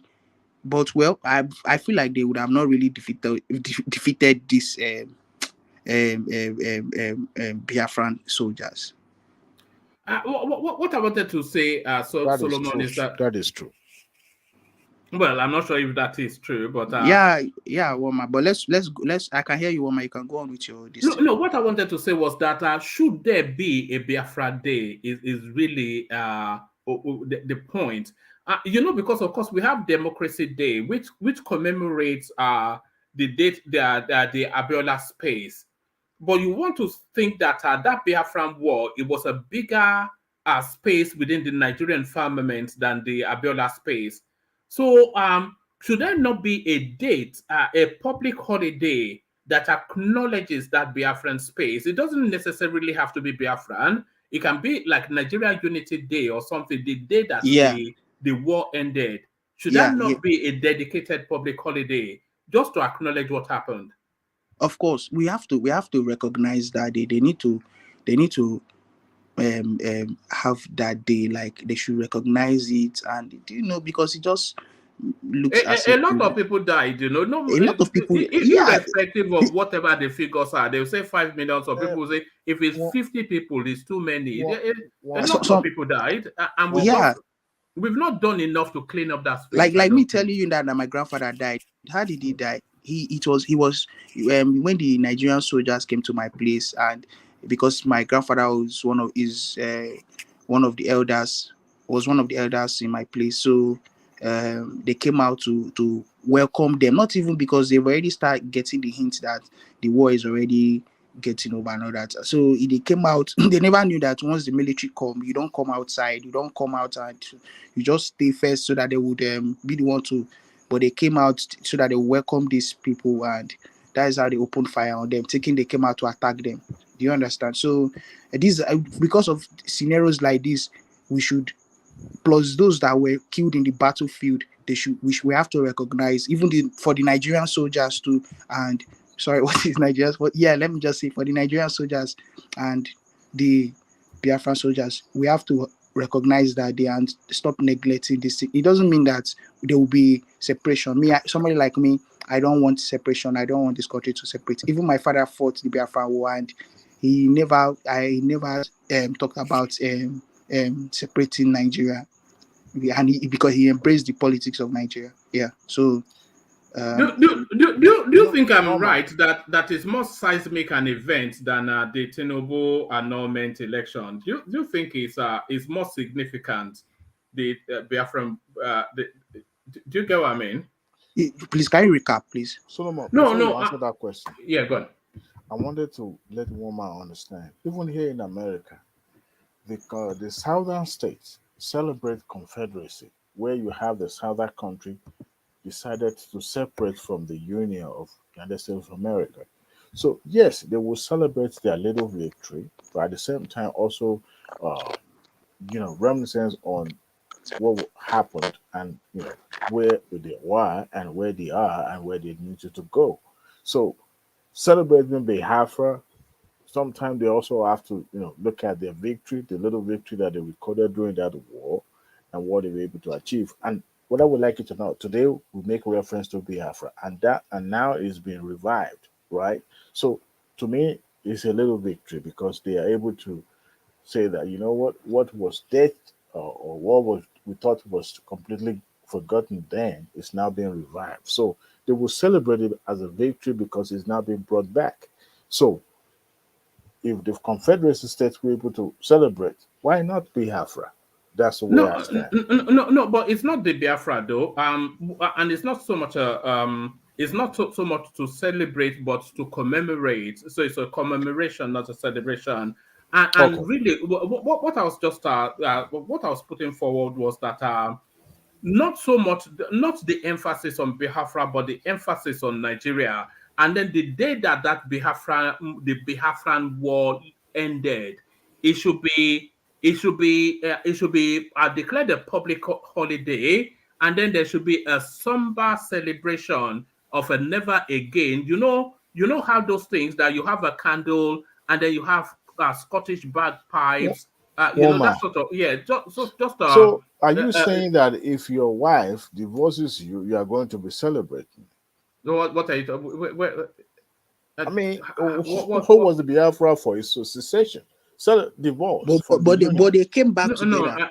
it's the unity that we're talking about, Yeah, but not the It's war for the itself. unity, that to purpose foster was the unity. defeated That the is why we moment have that to. war was an happened. So the unity, well, this is where I put it. If you're going to celebrate the coming back of the villain, so to say, to the union, to the federal system, then you can celebrate that. But the moment you are trying to, um, distinguish the Biafra aspect of it, is what Nobody, makes it contradictory. no, you're not getting it, are you? They were late. Nobody is I don't distinguishing. usually get it. No. Well, you do often get it, but maybe not in this instance. But nobody is distinguishing. In fact, you want to de-emphasize Biafra and emphasize unity, but then So, hold on, and then place it on the day that the war ended to acknowledge that a war took place and the country came back together. so if you have to acknowledge that the war took place, that means you are going to ascertain the grievance that led to the war in the first place. Then, Yes, there is that space as well. I think we've had this conversation on this platform before. You remember when South Africa, when they came out of apartheid, and then they had what they called a Truth and Reconciliation Committee, where everybody turned up to come and talk about their grievances. So because we've not gone through the healing process of that Biafran space. And that open wound is still what we're seeing playing out within the Nigerian landscape. So that matter has still not been addressed. So that matter needs to be a standalone to be addressed, I think. you're right to some extent because it's for a country that is ready to heal. But the way we are in Nigeria, we are trying to mask our wound. Now, are we ready to open that wound and then start a healing process by But that wound is commemorating? open. No, hold on. That wound is open already. That wound has never healed. Well, Has the Biafran space ever healed? I agree with it. That's never been healed, but Right. So we, how we do you? Oh, okay, pretend hold on. Stay there. How do you heal it? we pretend that. No, Oh, leave the pretend. How do we heal it? How do we heal the Biafran wound? I don't think we can heal it politically. You don't think so? I don't think so. Right. I don't think we can heal it politically. I think what we can do is to separate the politics out of it and make it more humane in the first place. But the moment we attach that political part of it and trying to celebrate it, that's more hypocrisy. It's not Of celebrate now, it's commemorate. commemoration celebration. I'm marking the distinction only because a celebration is euphoria and commemoration is somber.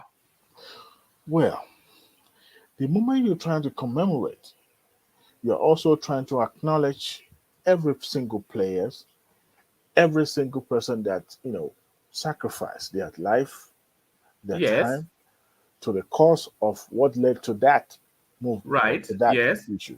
But and that means you are also acknowledging that there's a problem. Now, is the country ready to heal in the first place? If the country shows that they are ready to heal, then you take the politics out of it and then celebrate them independently out of politics. What we have is if we are going to commemorate slash celebrate or trying to heal, we are doing that because we are trying to soothe the bam or soothe the wound of that civil war that happens as a result of what led to secession in the first place.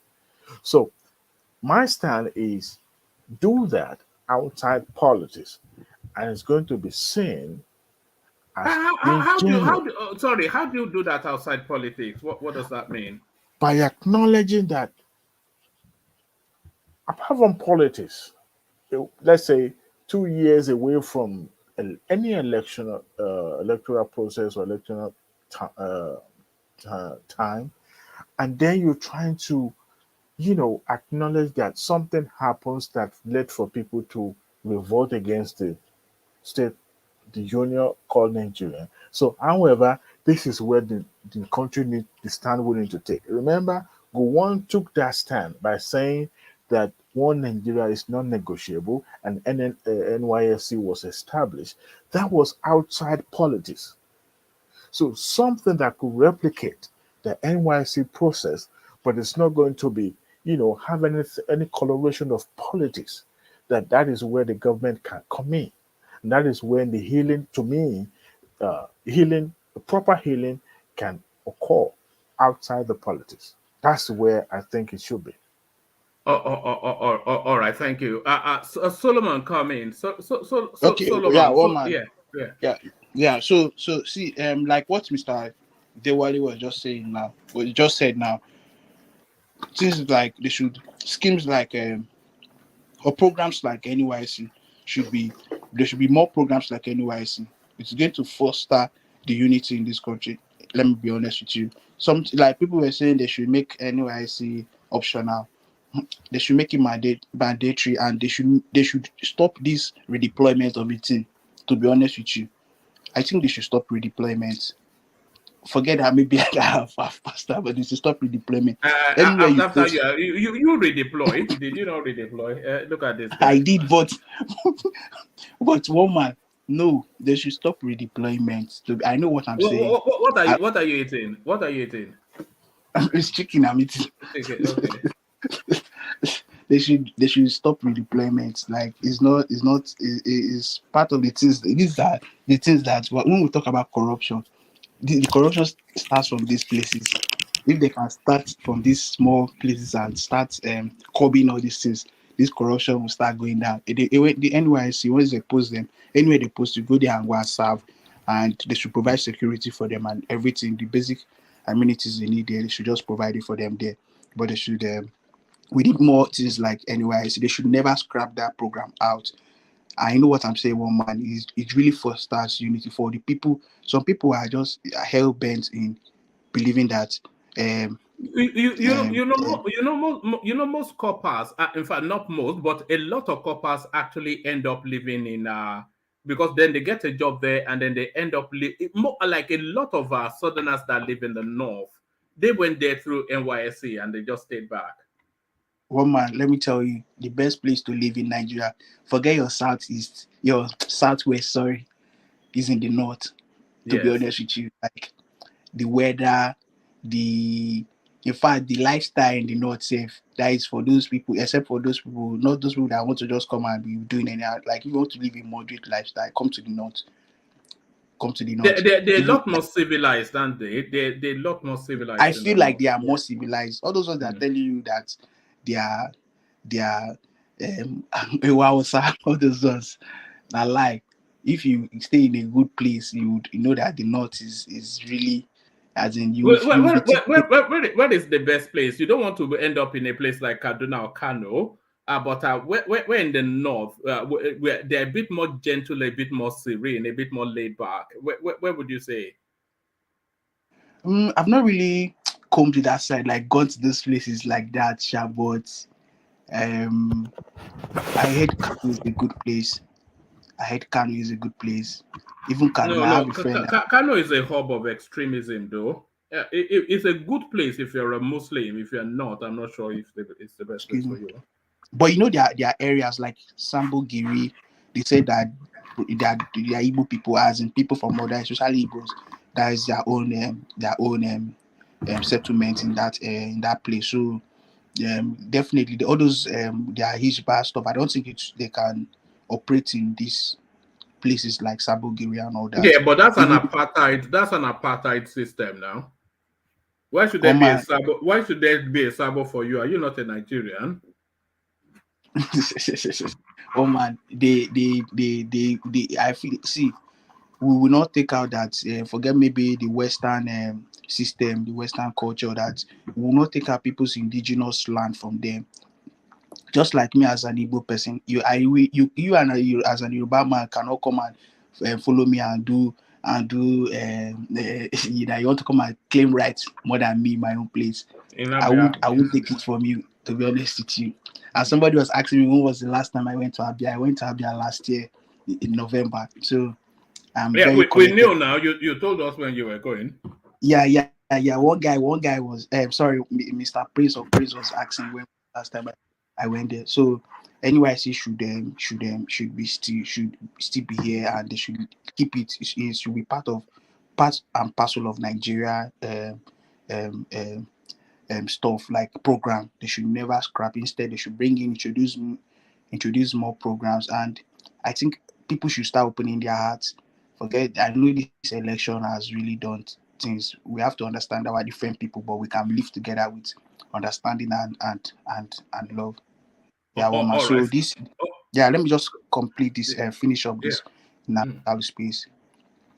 Yeah, as long as this news is coming from me, age 4, I don't this bleaching cream guy. If they finish this guy, autopilot people have finished this guy.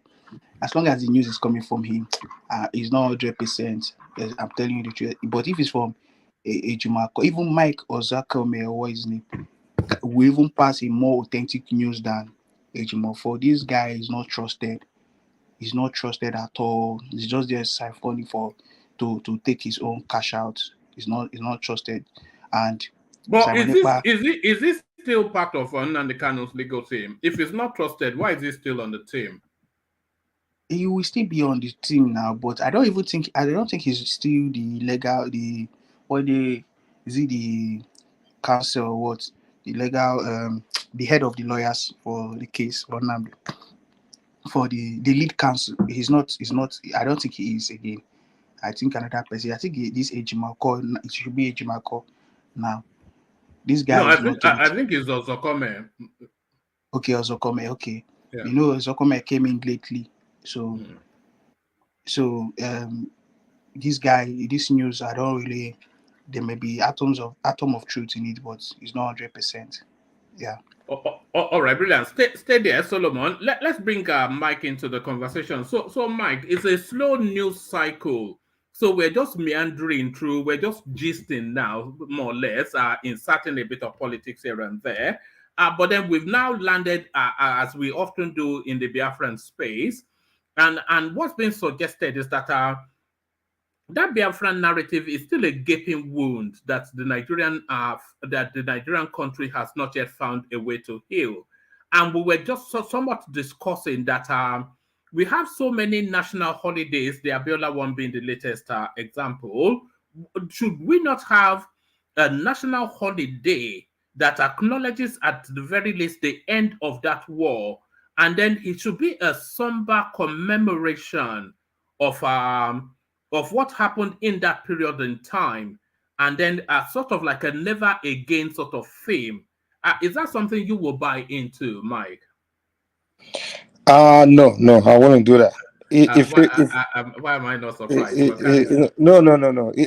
Reason why I said if it was like a war between maybe entire region versus another entire region, let's say like the whole southern Nigeria fought against the whole northern Nigeria, and then we ended up, then we can do something like that. But this is like a one ethnic group that fought against the government. So what's the point of if you emphasizing on that story? It's like you just pointing at one ethnic group. You say that you're elevating them or you're stomping on them. So it won't make sense. It's one ethnic group, and I won't say it was one ethnic group. It was just one. To me, I always tell Igbo people like stop calling Biafran war an Igbo war. It was Ojuku's war. It was some criminal that just decided to fight on. There was a selfish war. You understand? So you are elevating the Ojuku or this. So it won't make sense. It won't make sense to be doing holiday. To me, I think what the government needs to do if they want to put this whole thing behind is you just have to document the story, like put the story of what happened, right? There should be a national story of what happened, and then you put it out there for people to learn, make it a curriculum or make it something we learn about. Everybody is available where everybody can access. If everybody wants to know what happened, can go and look and see what happened. And then in there, you have to distinguish. You have to establish, okay, who are the good guys, who are the bad guys, or maybe, of course, if you lose a war, you're the bad guy. So, of course, we should know that Ojukwu was the bad guy instead of saying there's no bad guy, there's no good guy, because it just creates confusion. Reason why the thing is still in the air, where some people have, it's just creating like you feel like there's no healing, is because there's confusion. you see people say, I'm mad. I was like, okay, what happened? They will say, my father told me this. And everything his father told him is complete bullshit. Like, just made up stuff.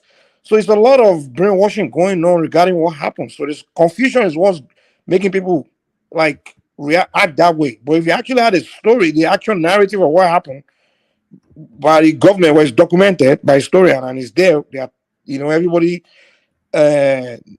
people know what happened and people can learn about it and think what they think and then move on. So I think that's what the problem is. You have government that's useless. They don't know what the heck they're doing. How can you win a war and say there's no victor, no vanquish? That's stupid. When even American Civil War, they made it clear who are the bad guys, were the rebels, the generals. They wrote in a history book that those were the bad guys, and the rebel lost. They made it clear. World War, they made Hitler was the bad guy. Even though when you go and study the actual story, you find out Hitler is not really where they painted him. The way they paint him, they were all bad guys, to be honest. All of them in that World War II. But they made Hitler lost, so he's a bad guy. But they don't say Germany was the bad country. They say Hitler is a bad guy. So that is the one that was responsible for the war because he lost. He has to take responsibility. Ojukwu was a bad guy because he lost. He should take, instead of saying, oh, no victor, no vanquish, and you bring him back and you bury him as a national hero. That's stupidity of Nigerian government. They are the problem. That's why no one can move on because everyone is confused. All right. So as far as they are concerned, there should be no attempt at a healing for that space. No. The healing will be, the truth is what heals. I'm telling you. The truth is what heals. They say, tell the truth, set you free. People in our region, many of them don't know what happened. They're confused.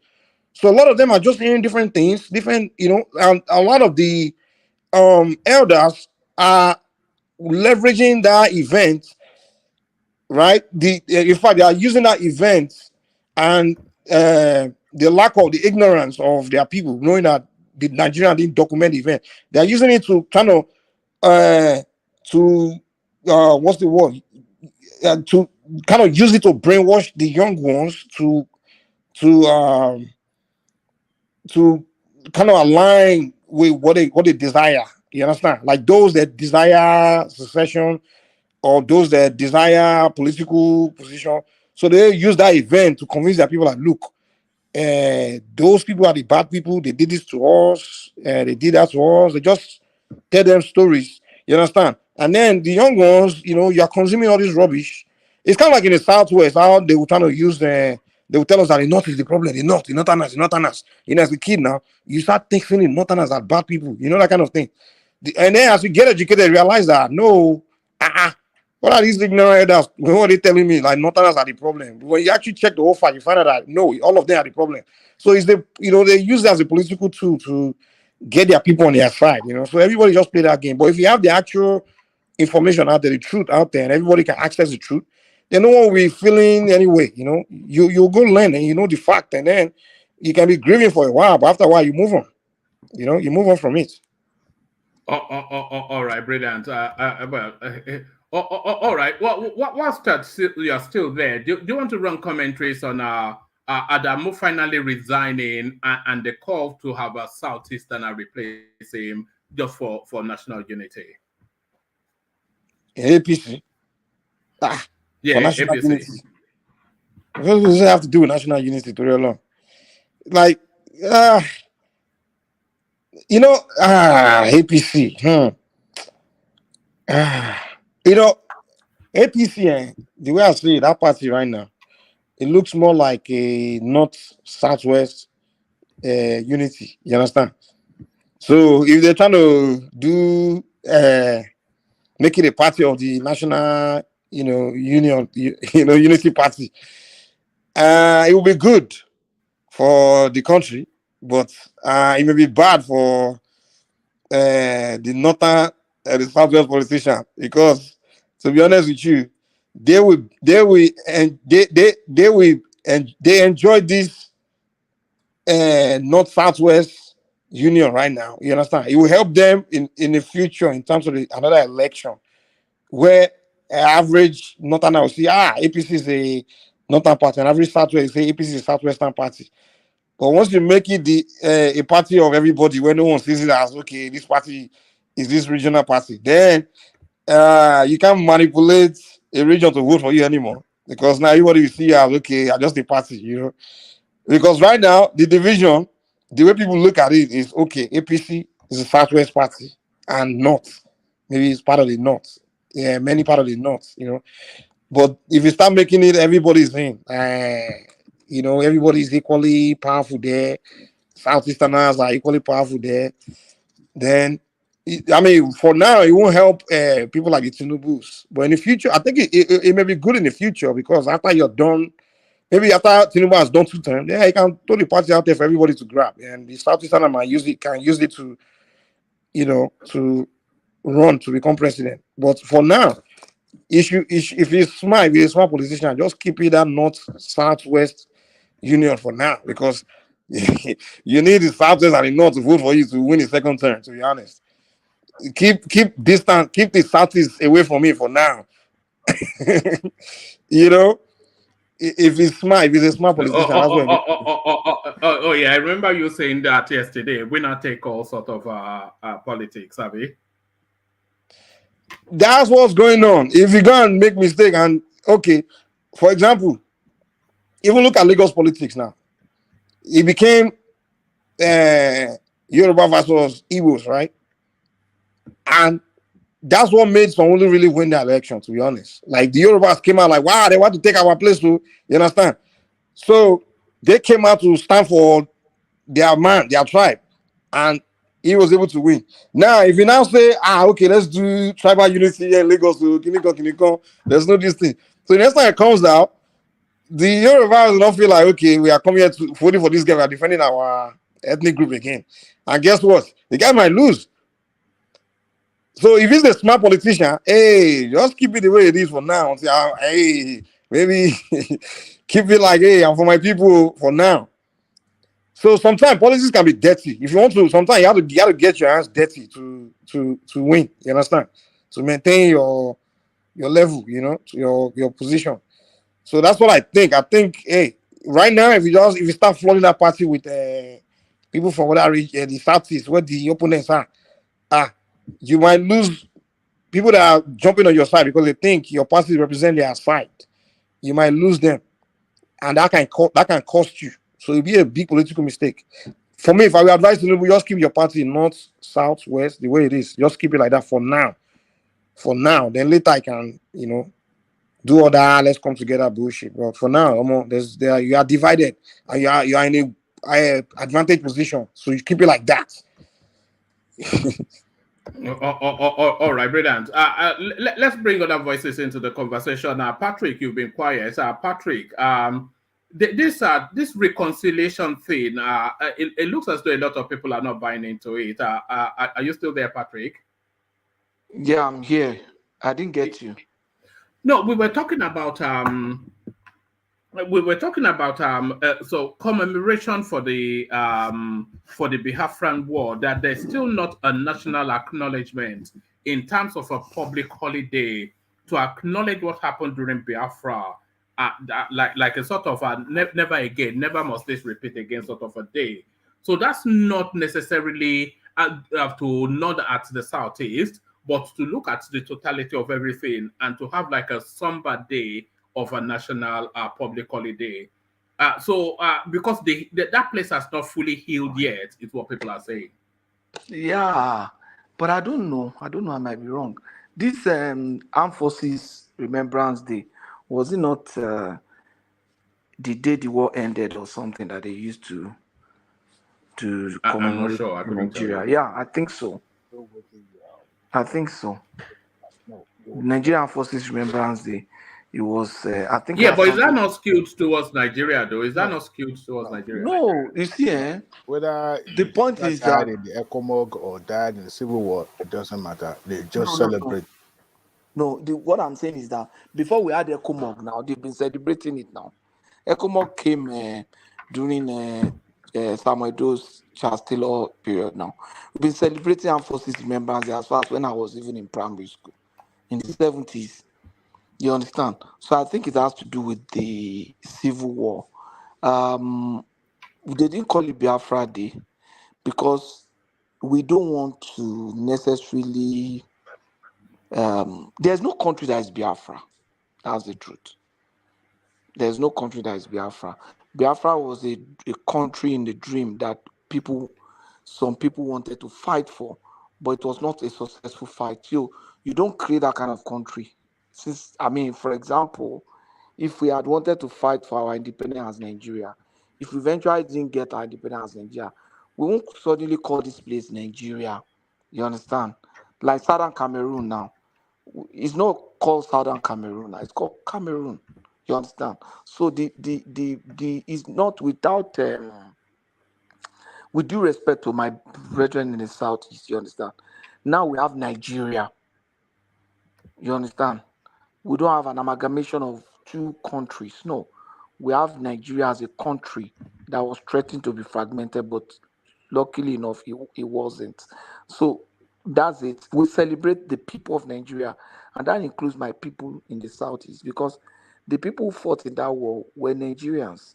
They were from the southeast, south, southwest, and the north, everywhere. They fought in Nigeria. Nigerians died in that war. And I think that's the right way to see this. Nigerians died in that war. Some of them were Igbos, Hausa, Yorubas, Edo people, Middle Belt, died in that war. In a Yes, war that, it's the totality of all of that, though. It's not. exactly, in Yeah, a war yes. that in a war that is unnecessary. I will still keep saying that, in a war that is unnecessary, because there's nothing you want to achieve with violence that you cannot achieve better without it. It is not necessary. It was a war of young men. It's just like all these Lekki Toll Gate protest and fight and all. They were young now. How can somebody like Ojukwu and Gawon at that age plunge the whole country into war? They were in their 30-year-old boys telling you people to fight war, and all of you carry your head and entered. Zikwe was there, Awolowo was there, all of them were there. Why do they have to fight? That kind of decision should not be left in the hand of young people like that now. That is what happens when you promote people beyond their competence. And to me, Gowon, Ojukwu, all of them that were leading Nigerians, they were promoted beyond their competence. They just took the power. I'm sure, look at the fight that was happening during the First Republic between Akintola, all of them. Those guys who don't have plunged the country into war, they know the implication. And they were mature, they're old enough to know that, look, if it's getting to this point, we need to draw the line. But these guys just went ahead and the guy was just smoking and drinking, they were interviewing him, he was feeling cool. And they say, oh, he's a leader. Obviously, he's not now. You understand? So we celebrate our people, we celebrate the people that died in that war. We celebrate the people that survived. We celebrate the country that survived and that we now have. I will go and find out. I think it's that Armed Forces Remembrance Day that they set out. We used to be 11/11 before. You know, the way I think the 11/11 was D-Day, global whatever. I think they now changed it or something. Nigerians now changed their own. That look, we didn't fight in the World War was not our war. That the Civil War was the one that was our war, and we needed to just put it out that day, in that day. You understand? So to me, that's enough. All right. To the headline on the screen, Patrick, Adamu finally resigns as APC chairman. So they forced him to step down, but who replaces him is the thing. So a lot of people are saying this is a window of opportunity to cede that space to the southeast. Are you aligned with that thought? Who in the southeast? That you see, you want people to. they came up with the name Dave Umahi as a working hypothesis. Umahi is in the Senate now. He's the Senate. He's the deputy leader in the Senate. He would rather have his own appointed position like that than just be in Adamu, because they can easily just remove him, tell him to step down, resign, and all this stuff like that. So they are better off in the Senate. He's better off in the Senate. He stand a chance of finishing his tenure. One day he might become Senate president. He might become. So he wouldn't want to go into that. If you take my out, who else is there? You understand? So I feel that the Southeast need to just do its calculation properly, very well. They need to do their calculation very well. The chairman of the party must be somebody that is politically strong. Let me give you a good example. If Tinubu had not been the president, Tinubu is someone who is probably would have been a good chairman of the party. You can imagine if Tinubu is the chairman of a political party in the country, the party will do well. It will galvanize everybody. So a party needs a strong politician like that, a man who can knock the door of anybody and say this, and that a man that the president, before thinking of forcing him to step down, will look at him, will think twice. Or when the president takes a position against him, a man who can say, "Don't worry, somebody who can speak and stand his ground, even if it's contrary to what the president wants." So you need that kind of person. And you don't have that. So I see it going to the middle belt. Going back to the middle belt. Mike. Okay, what else is something? That's not Mike. It's Patrick, not Mike. Yeah. I'm sorry, Patrick. I don't know why I keep saying Mike. Do you think if Tinubu had not become president, he would have become the chairman of APC? No. I'm just saying a man like that. He was not the chairman, but look at the way they respect. I know. I'm just asking. They gave him a position, leader. That was not even the same. There was nothing called leader in the party. Either you are a principal officer or you are just a national leader, and they give him respect. The respect they were giving to Tinubu was more than the respect of their former chairman. What's that former chairman's name, Seth? Oyegun versus Adamu. Yeah, the respect Tinubu had was higher than Oyegun or Shiomole, who was the guy that took over from Shiomole. I'm just saying, would you think he would have accepted to become the president of that party? Adamu? No, I'm talking about Tinubu. If he hadn't become the president. Mayor Malabone. I think Mayor Malabone took over from. So Tinubu would have. He was already at a higher level than all these people. You understand? Than all these would have been. But what I'm saying is that you need the quality of a man like that. It's very scarce to find someone like that. But you could get that kind of person maybe in an Akpabio with time. Or you understand? But you need the quality of a man like that can hold firmly and strongly to their ground and maintain stability and unite people and reconcile and forgive people and that kind of thing, and understands the principle of democracy. So that's the kind of man There's no forgiveness in politics. No, but you see, Adewale, at times you just throw some lines. Why are you saying that? Why do you think there's no forgiveness? People forgive. There's no forgiveness in the party. You sleep with your eyes open. No. Forgiveness is present everywhere. Wait. Even armed robbers at times they forgive themselves. Area boys, they forgive. It depends on the person, one, who is forgiving, and the person who is repenting, and the level of conviction and trust that he can build over time, that he can rebuild in the other person. It's not going to be immediate like God, that God forgives and then you just trust you. And he can do that because he knows us in and out. You understand?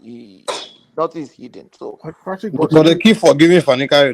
You also ever say you're as good as what you can contribute.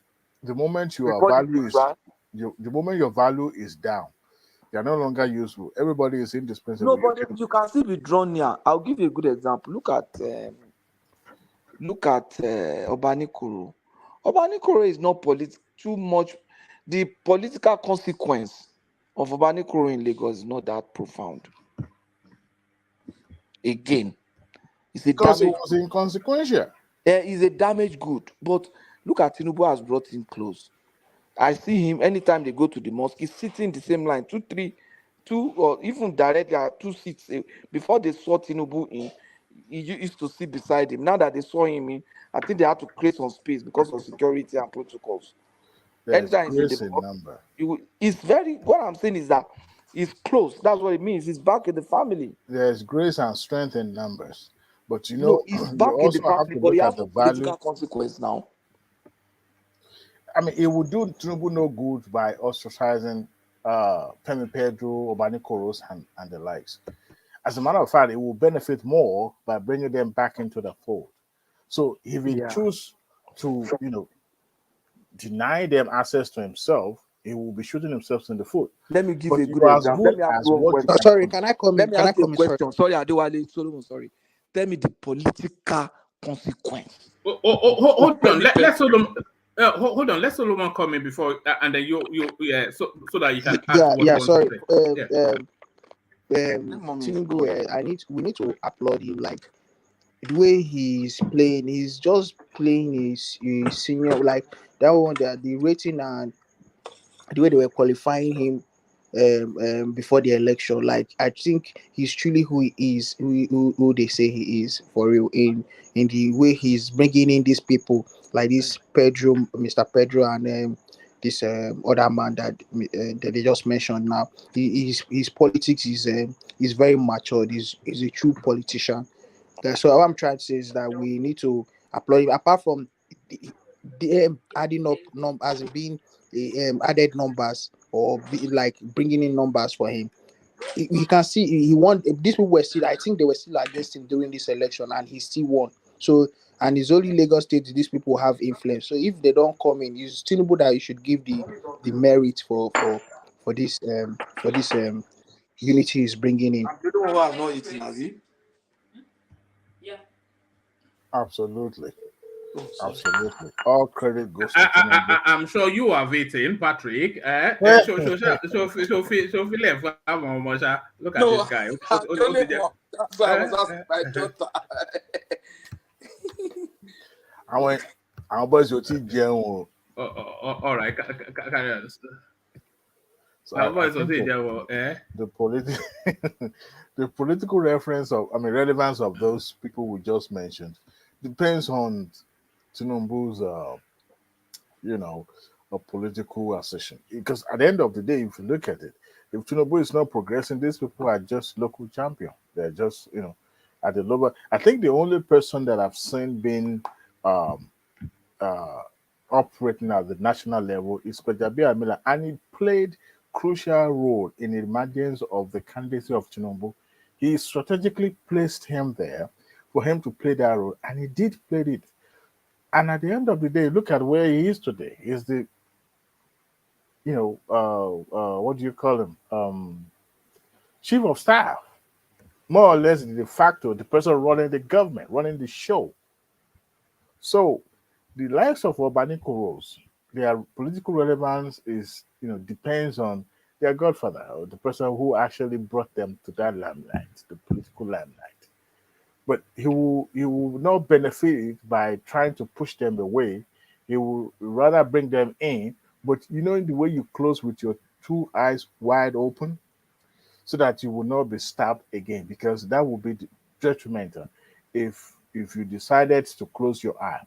I mean, they said, fool me once, shame on you. Fool me second time, then shame on me, because I'm the one that not taking precaution. So So at the level where he is now, they can't even fool him. you think so? Yeah, he has Please, information, and these people, they are going to be.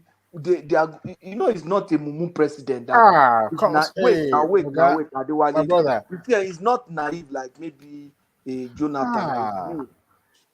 He may not suffer a fool. People like Pedro. Let me tell you why I think Pedro and Obanikuru have to come in. When somebody is your child or somebody is a member of your family and you are a rich man and they see the person outside is looking tattered, you say, hey, "My come on, my do me." You just bring him here and just be taking care of him, so that they will say, "Look at these are Tinubu boys before." Yeah, so he wants to just take care of them. It doesn't cost him anything. I bet keep him in the house before he goes out and he's looking rough. I think that's what they are going to do to Fanka and the rest, because he's in the group now. They'll just be taking care of him and keep him there. That's the point. And that's what they are supposed to be doing to Dele Momodu now, because it was in the family. And no, Dele Momodu was never in APC. It was I'm saying in the family. That It's in I that don't know. family. You see, that guy is somebody call him Alatenuje in this comment section. I call him how do I say this person that is like a leech? You know, That is where like they a whenever leech. there's a soup being cooked or jollof rice, like Mr. Sabinus. I don't know if you are familiar Any with government Sabinus. power Any person you know is my where man. there's food. It doesn't matter whether you belong One to. man, how come we haven't been hearing from Fanikayo this? The guy has been hiding. He has No, been he will doing be stuff, exposed. man. It's unusually silent, isn't it? It's No, unusually silent. this is a time that you don't bring him to the forefront because it will become the poster boy for the administration, and you don't want that negativity. You want something different, you know, from what it used to be. So that's why he's been behind the curtain. I won't be surprised if they give him one, you know, as a director general of one agency or the other, just to compensate. No, they'll give him Even, something. even Festus Keyamo has been somewhat quiet. Remember Oh, when he was turning up in court and then suddenly he disappeared? No, he's working in the court too. He's working. it's there. It's there. He's working Is in it still? chamber. Yeah, Yeah, he's it's still working in there. chamber. Serious. That It's guy is there. going to get a ministerial appointment. It's Come there. on, go and write it down. Even if he doesn't get the ministerial, he will get one important position. He will get ministerial appointment. He You will know, get. when the power shift to the south, I think on the APC side, I think Festus Keyamo has a chance of being the guy from the south after Tinubu, like to contest. I mean, who I is don't see Do, do that you anyone think else. party do you think member it's a from big South? enough name? Is it a big enough name? He's big They enough are name. already building Yeah. now. If they bring him forward, the South will not have no choice than to support him. But I'm trying to consider the one big name from South that I can find. I haven't seen any other than Wiki. Akpabio. Have you forgotten his hustle from the south? Fabio to be sold as a presidential candidate, that would be a But tough Wike call. is PDP. Wike is PDP now. Forget Wike is about it. PDP Anybody can now. cross carpet. Akpabio, Wike, Oshiomhole. Those are two now. Uh-huh. So And those they are trusted. People God that bless you. Now Tinubu you're can helping me. trust. We are talking about 16 years from now. Those guys they'll be great Yeah, grandfather. I mean, they'll be out Ancestors. of yeah. No, So they'll be like Tinubu's age. Now, what do you mean by they'll be out? They'll be like Tinubu's age. hey, Oshiomhole Tinubu's age 16 But now. years from now. They'll be like Oshomole is Tinubu's Tinubu's age. age They'll be like now. Tinubu's age in 8 years' time. No, we're talking about Oshomole, the power is going to the north. After Tinubu, then it's got to after the north, and come back to the Yeah, but south. so Festus tend to benefit more than And Festus consider stands his out, age. actually. Yeah, that's what I'm saying. Festo is still young. 16 years from But now, is still And there'll young. be some people now. Don't worry. Just wait. very intriguing to find Festus being mentioned alongside all these politicians. This is a guy that used to, you know, spit fire and brimstone on televisions and castigating all these politicians as if they've committed the heinous crime in the world. And here Do, he is do, in the do, same trouser. do you think, Mike? Do you think that 16 years is one of the key reasons why Peter Obi is still fighting tooth and nail? Because he knows, of course, that this is a one-shot deal, isn't it, for him? If it doesn't happen now, it never will happen. Because Tinubu almost started to service 8 years, and then after those 8 years, don't even bother, don't buy a form if you're from the south. You know, after this is 16 years, and how old will Peter Obi? He'll be long gone, not from this world No. He though, won't be long gone. I will just be but about from political relevance, he'll be about be what? about Atiku age now. Yeah, 70 something going on 80. Yeah, and it won't be like Tinubu that is still fighting at his and the shake level. So No, so he will still fight now. I beg you, he won't have that energy. You think somebody want to die there like Tinubu? No. One man. I saw one video. I'm sure you have seen it, of where they show, you know, this Ibadan, Olubadan. Now they have some other obas in Ibadan. So I saw the video of all the obas, the new obas. All of them, almost all of them, are supported with couches or walking stick or wheelchair. All of them. Yeah, that's bad enough for you. See them shaking like this. I say, So, but the Olubadan is a young man now, if I recall. but all the other ones, you need to see that video. I'll send you for it and send to you. What the other one? I'll shine support. So, Obi is going to be young now. So leave that one. At what age? 8 years plus 62. How old is Atiku? Atiku is close to 78 now. No, don't consider Atiku. Consider Obi 62 plus 8 years. That would be 70. 62 plus No, 16 years. plus 16 years. Plus 16 years. That's 78 now. Okay. Okay. That's true. 62 plus 16. I wonder if it's in 16 years. I wonder if his slogan will still be consumption to production. I want consumption to production. It will be a renewed home. I'm a bad person. By that time, I would have been producing. Oh, Pam Kane, I've been waiting we're going to produce. No, we'll be producing things now. I think it will be a new generation of politicians that time, man. A new generation. Yeah. But the thing is, but I think people like Shore will be dominating that era. I won't be so maybe some of those guys they'll be dominating. Even Shore will be done and dusted in 16 years now. He'll be in his 60s now. Shore just on 50, so he'll be in his 60s. That's the prime. That's your prime. That's a political prime. He'll be in his late 60s. It's about 60. It's about 52 now, isn't he? No, it's just like 51. I think. 68. No, 52 or so. Sure, will be a force. You know, Shore's selling point is his youth. He's always doing youth. I think he's evolving also. He's also mature politically. If you're Nigerian, forget you too. You can never be president as a youth. First of all, our culture enough is elder. We believe in elderly. So you have to get to that age. If you are not old, you are not presidential in Nigeria. If you are not at least in your 50s or your 60s, that's your prime. That's your prime. You see, but yeah. What about too young? Not too young to run. Forget that one. If you talk, even the young Nigerian will tell you, they'll say, "Sure, is too young. This small boy." They'll say, but not too young to run is different from not too young to win. Now you can run, but you just cannot win. Obama won presidency at 48. Oh man! You see the way those articles, TINUBU, the way they look at Shore, they're like this small boy. That's where they look at him now. No, and he behaves like a small boy. They will be looking at him that this guy has a future in politics. All they are going to do is inform him.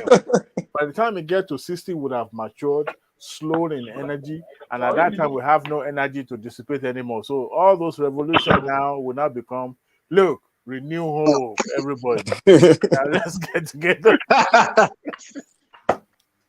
you know, if you look at Woman, I think that older people make better leaders. Yeah. Yes, even the Nigerian landscape does not lend itself to a young president, because if you look at the journey to the presidency, it's usually you would have served in some capacity like a commissioner or something, and then you serve a 2-year term as a state governor. You know, by the time you and then maybe you'll be in the wilderness for another 3-4 years. By the time you add all of those years together, you are already at least early 60s thereabouts. Yeah. If you haven't done any of those things, man, there's no way they will give you a chance. They will just be looking at you like, "Who are you? Who are you? Come from nowhere. Me that have been doing all this. You want to?" That's where they look at people like you already now. Like, who is this guy? Who are you? Who the hell are you? What have you done? Mike, right now, building that momentum, that relevance.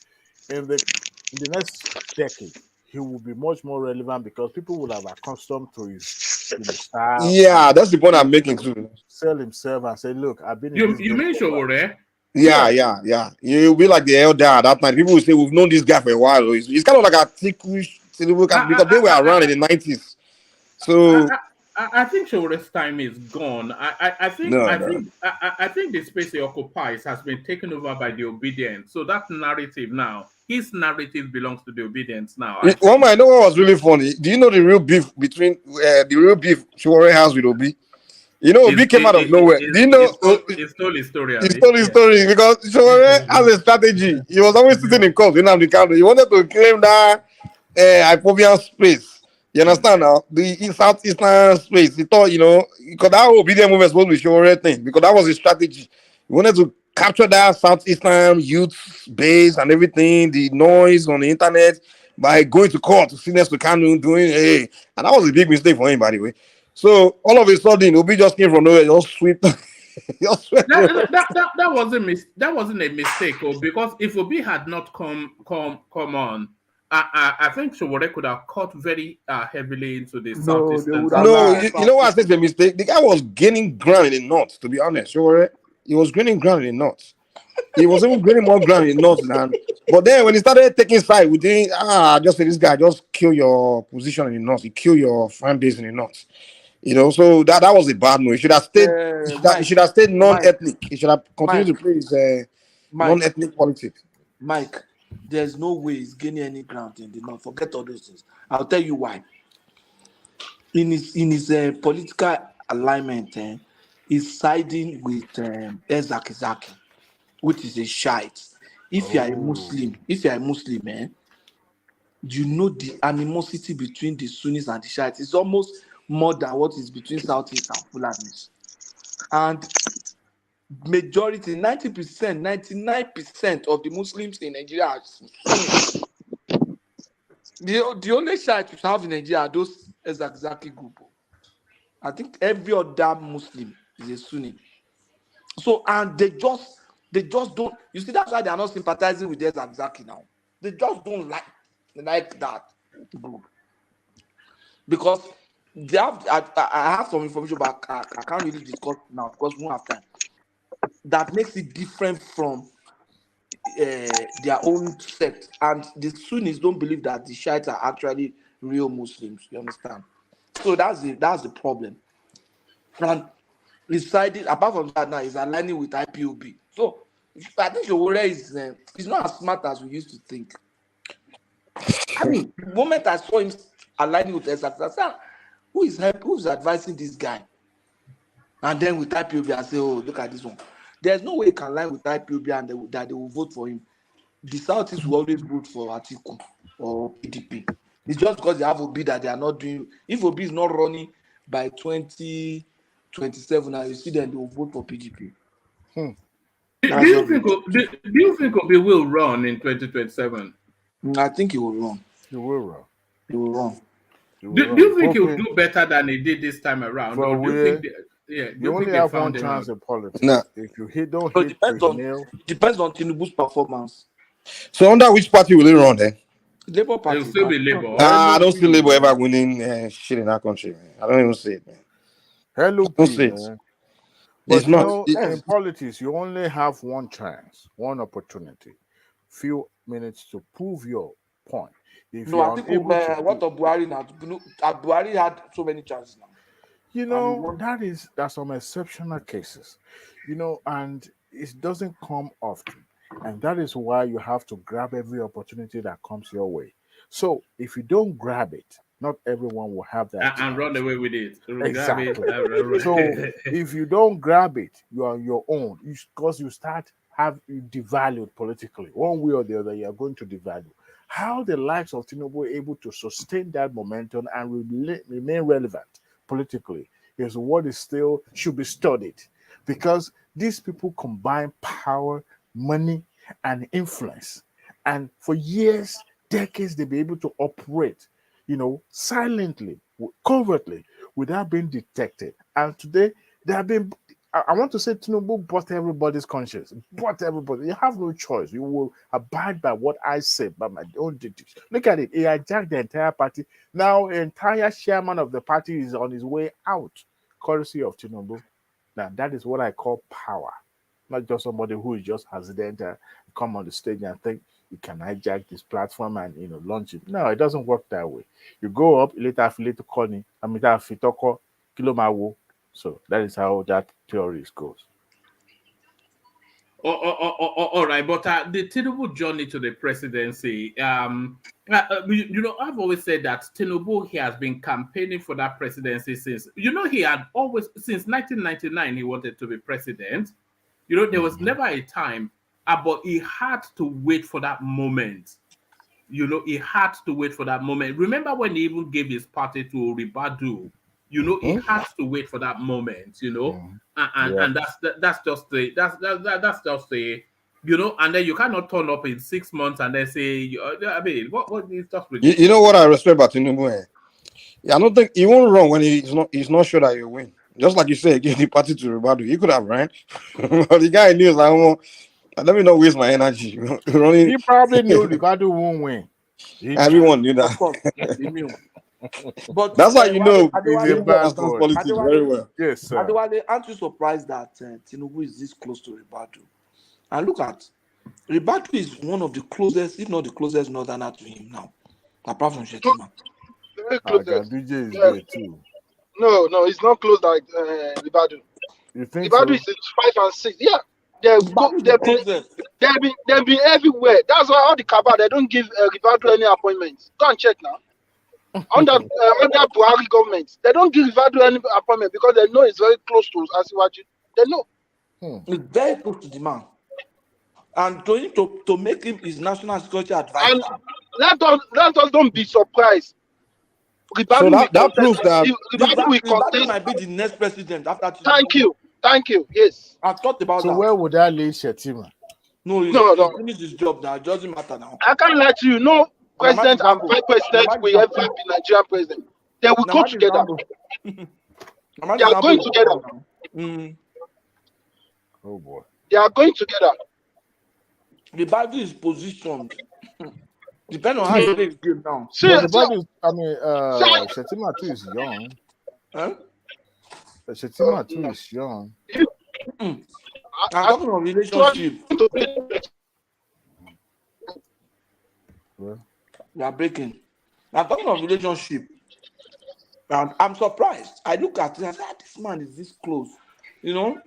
And so I'm impressed. Well, it was the ICPC that it was Bureau of Code of Conduct that took Tinubu to court. Not ICPC, not EFCC. Not the FCC. Even though he had open file in the EFCC. Every governor had it now. But also there's been an argument lately about the jurisdiction of EFCC in prosecuting state crime. For crying out loud, when the state government embezzled money from state, how does that even constitute a federal offense in the first place? Okay, that EFCC is a federal investigative. That was contested during Ibori's case. So even what of private individual that they are pursuing? Yahoo boys. Okay. Is that within their jurisdiction? But that doesn't fall under, it doesn't fall. Even EFCC, if you owe somebody now, somebody you do business, person cheated you, they'll take you to EFCC. Yeah. You borrow somebody money, it doesn't pay. Private capacity. But when you have the state government, ordinarily the federal. You guys know Ribadu is older than Shetima, sir. Is he? Yeah. It's about at least almost 4 years. Ribadu is 60s. Shetima is in his he has that face. You almost think that he's a youth. He was a young man when he became the EFCC chairman. I think it was in his early 40s. Ribadu is 62. It's 62 right now, and Shetima is 56. So Ribadu is about 6 years older than Shetima. One man. Yeah. Sometimes you don't realize that our team you begin to. but Ribadu has that sort of face, doesn't he? It looks eternally. Yeah. If you see Ribadu, if you see that video in Okuta panel when Ribadu was there. It was like Noah. It was like a Noah Bauer. Very young. But that Noah Bauer, that's not his end, though. Don't be surprised, though. One government will come into power. People look young, and the boy will emerge again. People look young. Some people just have that good gene, and they look young. When they have not seen stress in their life, they will look young now. No, don't say that. Don't say that. His father was Minister of Defense. Don't say that. If you see me, you will think I'm. If you see me, you will think I'm in my 30s too. You will think this is just a. No, wait for us to do that. No, you go assess on yourself. I know for a fact. I know that for a fact, my brother. Now others will know that one. I know that, me. Myself, I think I'm in my 30s. I beg you. They need to have a where you can change your birth certificate, where you have a choice. Because at the end of the day, look at Ibadu. His father was the Minister of Defense. Joined police, rose very well. Just like Fani Kayode. Exactly. You know.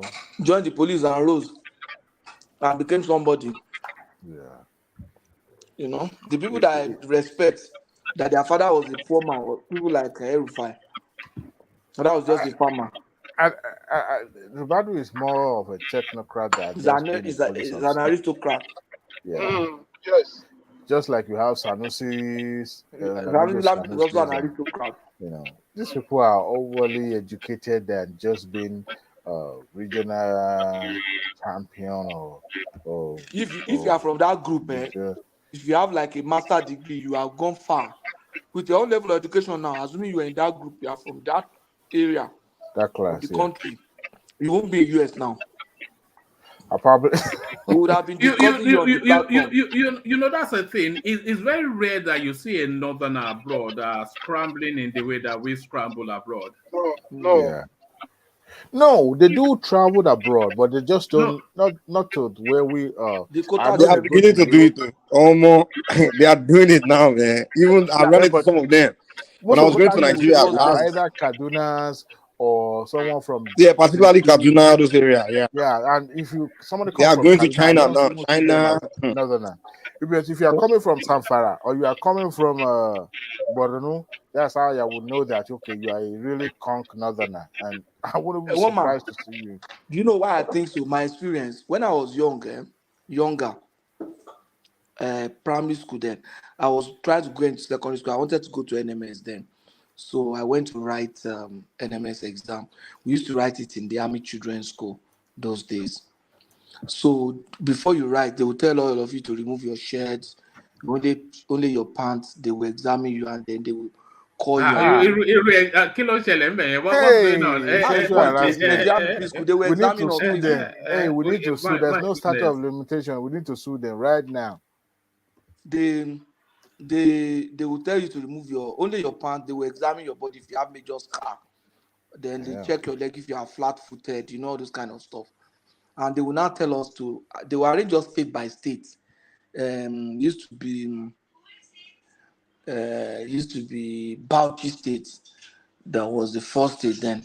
We had alphabetically like that. So in Ibadan, I did mine in Ibadan. You know when they announced Bauchi State, only one candidate. Borno State, nobody. When they called Bende State, we were almost more than the Oyo State people in Ibadan. Bende State, you see one line, grrr, second line, grrr, third line, grrr. When they called the one northern state, whether Sokoto only one person, we're just shaking the guy. Say, congratulations. He has gotten in. That's what they are telling him. The soldiers were just shaking, say, oh boy, you are lucky, congratulations. All of us. Because of the quota system, I mean. Exactly. And that was how they got into the army through influence, through quota. There was one that time when they now screened us and we got into the class, we were writing. There was one lieutenant that came into the class to write. I'm talking of that time, in the around 1980, 81. A lieutenant came in to write for one guy that was seated beside me. I'm sure that boy was somebody said it was Jallo's son. Jallo was Major General, then I think he was Chief of Defense Staff or Jallo, which is one of these guys, a general. The lieutenant came and wrote everything for the boy. They just submitted. I said, if I knew, I would have just stood there and copy everything that the man wrote. Let him try to stop me. We will now know whether, do you understand? That boy, that's how terrible it is. Now, these guys are now in the army. They are the ones we are seeing now. The chief of army staff, that set that entered NDA in 1986. These are guys they were put into the army because of influence, not because they were passionate about the job. That's why we are seeing the quality of output we are seeing now. Some of us that were passionate about the job then, really, I wanted to be in the army. My father was a soldier. My oldest brother was a soldier, was an army officer. I felt I love this job. I want to. You didn't allow them. You use all those wuru, wuru, wuru, wuru. Your name will not even just come out. And they'll say, oh, Obasanjo's son, his name came out. Are they telling me he's the most brilliant boy in Ogun State? You understand those kind of nonsense? And that's what it is. That's what it is. And that's why we have this quality of I can't imagine if I'm in the army now. At that level, you see two things: either they have sacked me, or we have settled all this nonsense that is on ground now. That's somebody. But a lot of You will people. have joined them, Patrick. You will have joined them. You will not misbehave. Let me You tell will you have why I been would part not of the join them. system. I was in the bank now. He won't be I knew talking to what us I knew today, I right? knew my position, and I knew what I went through. So I wouldn't have joined them. I know what I'm saying. By God's grace, let me not say by my strength. You understand? What I'm You, saying is you know, that you are young then. I You are love the job. talking. You are talking. No, just wait, Patrick. You are talking like this because of the experience that you have now. But you will have been brought up by them. Your Actually, do you know what my mentality brother will used to not will tell have me? been the same. You understand? Yes. My brother used to say that. My brother said, look at you. Because I wasn't, but my brother as well. I used to ask my brother, why are you doing this? Why this one? My brother said, you can't do it too. He said, he said that I think this army, I don't think I want to encourage you to come in because you are not going to last. That's what he used to tell me. He said, Ojo, that's his name, they call me at home, say, if you join the army, when you last, I won't encourage you to come into the No, army. no. You will have lasted. You will have learned on the job. You They would have chased everything me. Nigeria army is exactly. about brutality, man. Secret They will one take back. Yes, they you will will take have one. learned on the job. Let me They'll tell you, I have a friend, a lawyer that joined police. If you see this guy before he joined police, he's a very nice, good guy. Go and see him now. He He has big belly behave like now. them. So what are you saying? Because you But sit it's down not with a them every roadside day. policeman, right? It's yeah, not a it's a roadside policeman. super. But when you sit down with a group of people every day, they speak, you hear, you smell them, you do everything with them. You don't know when you will become like them. You can't You will survive not without know. emulating them. Uh, Joining them. exactly. They can even take you out of the way. So, You become a problem to them. So You, Exactly. You become a mm, problem, start acting But different. you guys know that is how it is here in Hey, one man. the law enforcement. yeah, let's say from Prince Daddy. Prince, come in. Yeah, I was going to chime in a little bit about the APC chairperson Adamu Wright Yes. being dethroned, and the way that it all transpired, the way it all happened, um, shows quality leadership.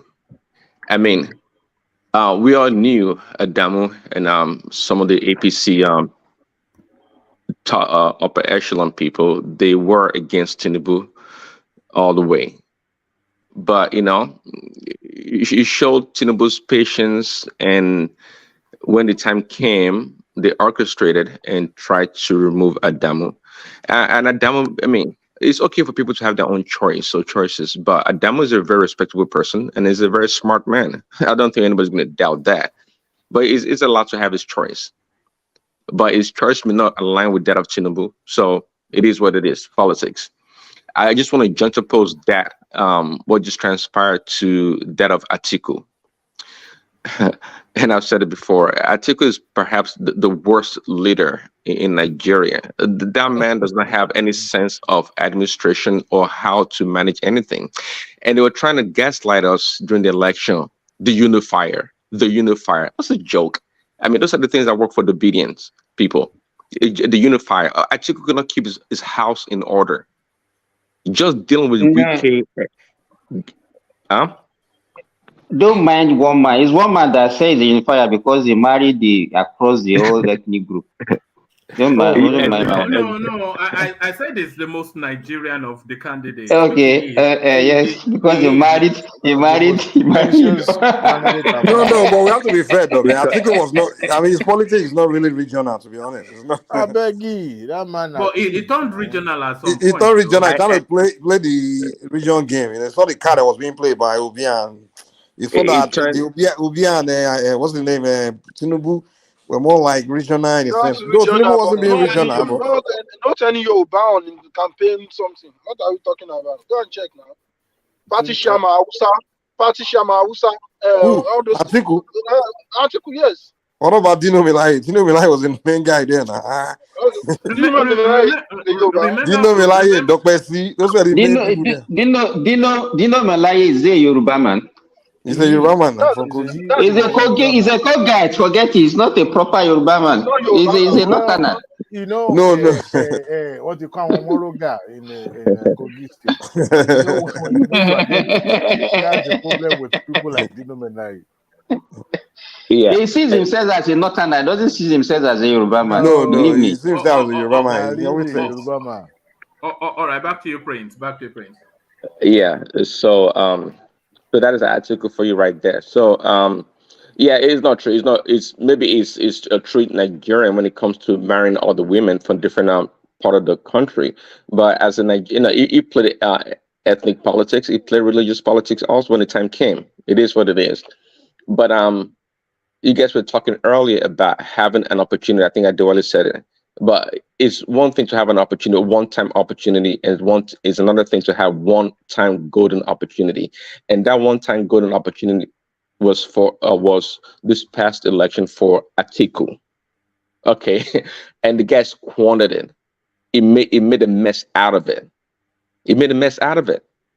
So I mean, we should thank God for TINUBU, quite frankly, because this Atiku person, I mean, is a man with a bag of money. Sorry, Prince. How was it a golden opportunity for Atiku, and how did they make a mess of it?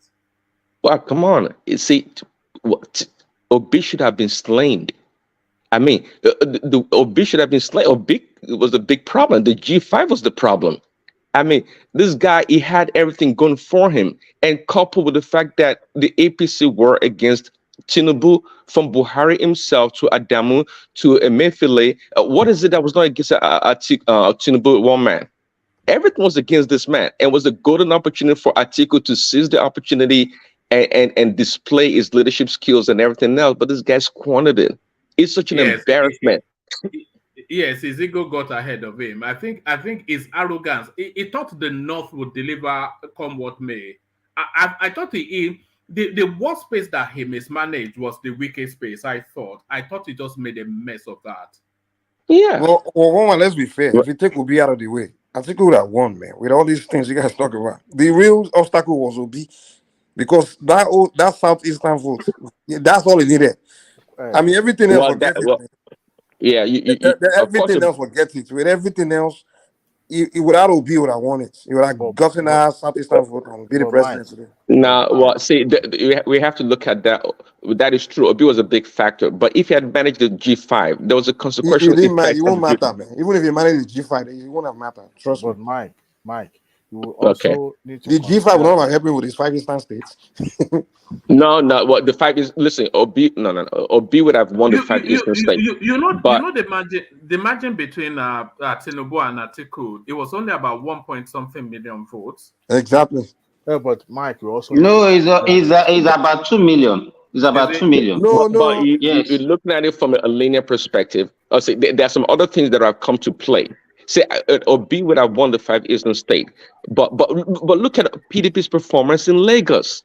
Look at PDP performance in many of these other places. That's a testament to Atiku's there's no way they would have done anything in Lagos. No, their performance in Lagos was abysmal. If people should not, if you are looking at, let me tell you, Prince Daddy, the G5, they don't have anything to do with the election. Believe me, their influence is so small, so minute. No. Well, you can say that in hindsight. Let me tell you why. Let me tell you why. The two people. Yeah. Carry on. The two people that actually affected that election is Obi and Kwankwaso. Look at what Atiku scored in Kano. You understand? It will take him 2 states to beat even what TINUBU scored. TINUBU over 500,000. You understand? That means at least 2 states we need at least 2 states to settle that. So if Atiku did not win significant votes in Kano, then it is a factor. So we don't look at the G5. To me, it doesn't have any significant effect. Well, I disagree, because you're saying that right now. So one thing in life, it's a linear approach to your analysis, I would say. But I tell you, I think the election would have been much closer. Okay, because out of all the things we mentioned, there were challenges to Atiku. Which one or two variables were the ones to be able to address? Atiku could not have stopped Obi from going to the Labour Party and being a candidate. That was couldn't have done nothing about that. We know that. But managing the G5 and the other things that transpired, it could have been able to do something about that, and it failed. But President, if he was able to retain Kwakwaso in that party, look at the votes he will have gotten from Kano and Jigawa. Well, that's part of it also. He will have removed the difference between him and Tinubu and will have won. There you go. See, guys. See, for every political event, there's always a plan. I don't think APC will also sit back, fold their hands, and watch PDP take the power from them. Someone said that if not because of Kwakonzo and Diz and Obi, that PDP would have won. What if APC also have something up their sleeve as well that they are ready to deploy so that the PDP will not be able to win? We see that as easy way that out. 5 Eastern State. We just mentioned all the things. There was nothing Tinubu could have done to do anything that 5 Eastern State. The bottom line is that those are the only people that were able to identify. What about if there's other members of the party or PDP members? Well, I think. What about all the things that happened? No. See, that is a golden opportunity. What about all the challenges that Tinubu had to face from Buhari? What about that? What about the CBN? What about the fuel scarcity? What about the cash swap order? There was so much stuff that was going against Tinubu. Trust me. I agree totally with you. Let me tell you, it's God that made Tinubu to win that election. There you go. So let me tell you, APC is a carry on. Yeah. Okay, APC is a constellation of so many people. Let me tell you, the so-called PDP people that joined the APC, Adamu is one of them. They are still not actually true APC members. And this cleansing that Tinubu started now with Adamu, he has to go ahead and remove others. If not, it will be a danger to him. Let me tell you, the so-called, even this Uzodima, that is the Progressive Governors Forum, he has to remove him. He's a charlatan, and he is one of the mole in that party that are working against the interest of the party and the interest of Tinubu. So the Hope Uzodima, yes, I said Hope Uzodima, he has to remove him. He has to replace him with another person, probably maybe Dapo, whatever they just say, Ogun State.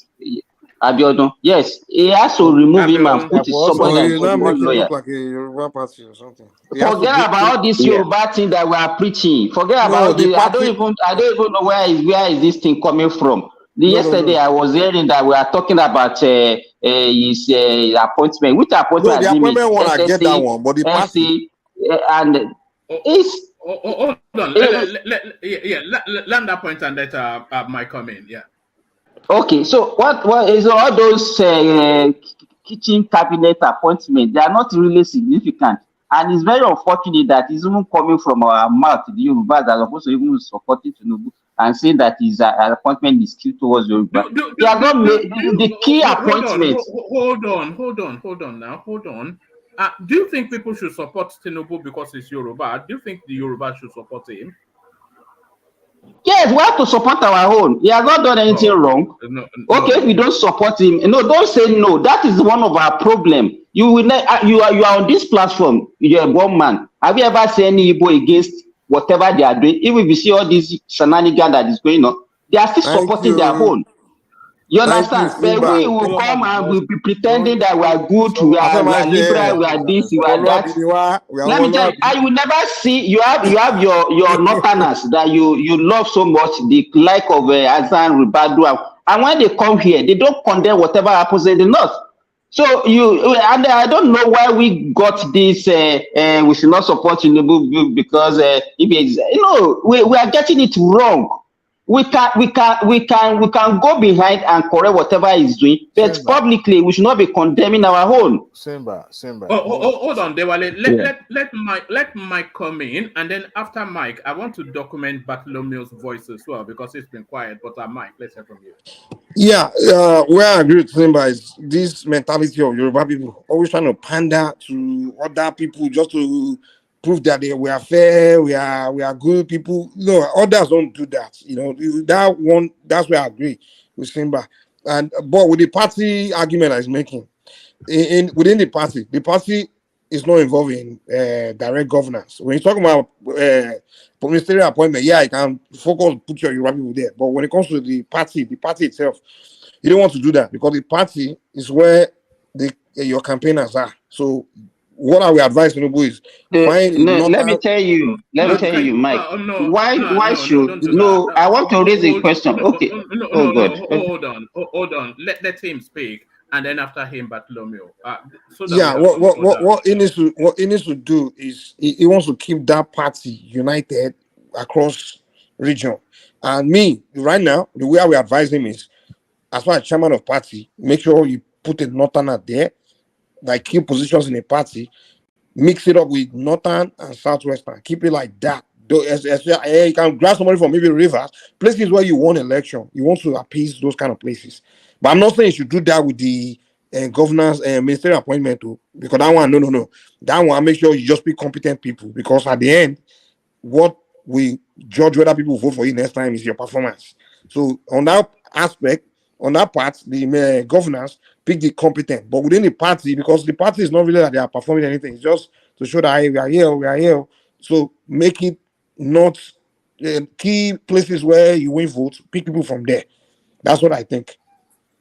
All right, but Bartholomew, let's hear from you. You've been quiet. How about Bartholomew? Can I just chip in just a few seconds? All right, go on. I don't think Bartholomew is ready for us. And are you there, Bartholomew? Okay, I'm not done. Yes, one man. Yeah, go with him and then let me talk. You say you want to. All right. In as much as we are very quick to criticize, I want us to understand something. One man asks one question and says, do you think because we're Yoruba we should support Tinubu? I don't think so. On this platform, we've seen other people from other tribes that supported Tinubu, but not their own kinsmen. But sometimes we're always still a little bit reluctant to see the wrong in our own kinsmen, and it shouldn't be that way. Human beings should not operate like that. Even as much as we have other people, because I've come across others on Twitter that are actually not Yoruba, but they support Tinubu, and the same way with obedience that are Yoruba extraction but supporting. How many? But they may not be that much, but that is a personal conviction, and I don't think we should crucify them. I don't think it's also morally right to say because you belong to certain clan, however, you must, support this particular person because it belongs to your clan or to your tribe. I don't subscribe to that. If there's a way, if there's any moment where you have to criticize, you criticize. Adewale, it's not about subscription, it's about the game that's being played right now by others. Whether game or no game. No, if others are playing one game, they play the same game. That's what we are doing. Hold on. I agree. Go ahead, woman. All right, Dewale land that point, but I broadly agree with you, Dewale. I don't think we can blindly support Tinubu just because it's Yoruba now. He has to be fit for purpose. And but that's not what he's saying, woman. If he makes a misstep, we have to slam him, so we can't just blindly support him because it's Yoruba. Yeah, woman, and there's no problem with that. Woman, you haven't learned your lesson, Abi. You saw when Dr. Damages was taking your the video where we were slamming Tinubu, and he kept playing this. I saw it. So you haven't learned your lesson, right? No. There's nothing to learn. There's no. But they will never take a video of a Southeasterner slamming Obi and play it to, Mike, you are not them. You are unique and you are different. So whatever stand you take, you stand with it. However, some that are myopic in their own thinking will choose to go that route. Sorry, Adewale, you know what you're telling me right now? One second. Adewale, we have to separate, our personal view or perception about things and the general group So are you perception. saying when Tinubu does something wrong, we are not going to hammer Of him? course, we should criticize him and go hard on him. Nobody is obligated to go that route by supporting their own kinsmen. If they are wrong, they are wrong. Adewale, we are not disagreeing with you, but we are telling you that right now, in this timing period, where obedience and Obi is not wrong to his own people at all. So if that's the game they are playing, you have to play the same game back with them. Like, hey, okay, my own man too is not wrong in my eye too. That's what we are telling you. I'm realistic. Hold on, Dewale. Dewale, hold on now. When I say hold on, Mike, you cannot you cannot do that now, can you? How can you do that? So your inclination is not in that direction. So why would you incline yourself in a way that is alien to you? You know that's not how we do in Yoruba. In Yoruba land. Okay, but I get it. But maybe we shouldn't do it to the extent that they're doing it.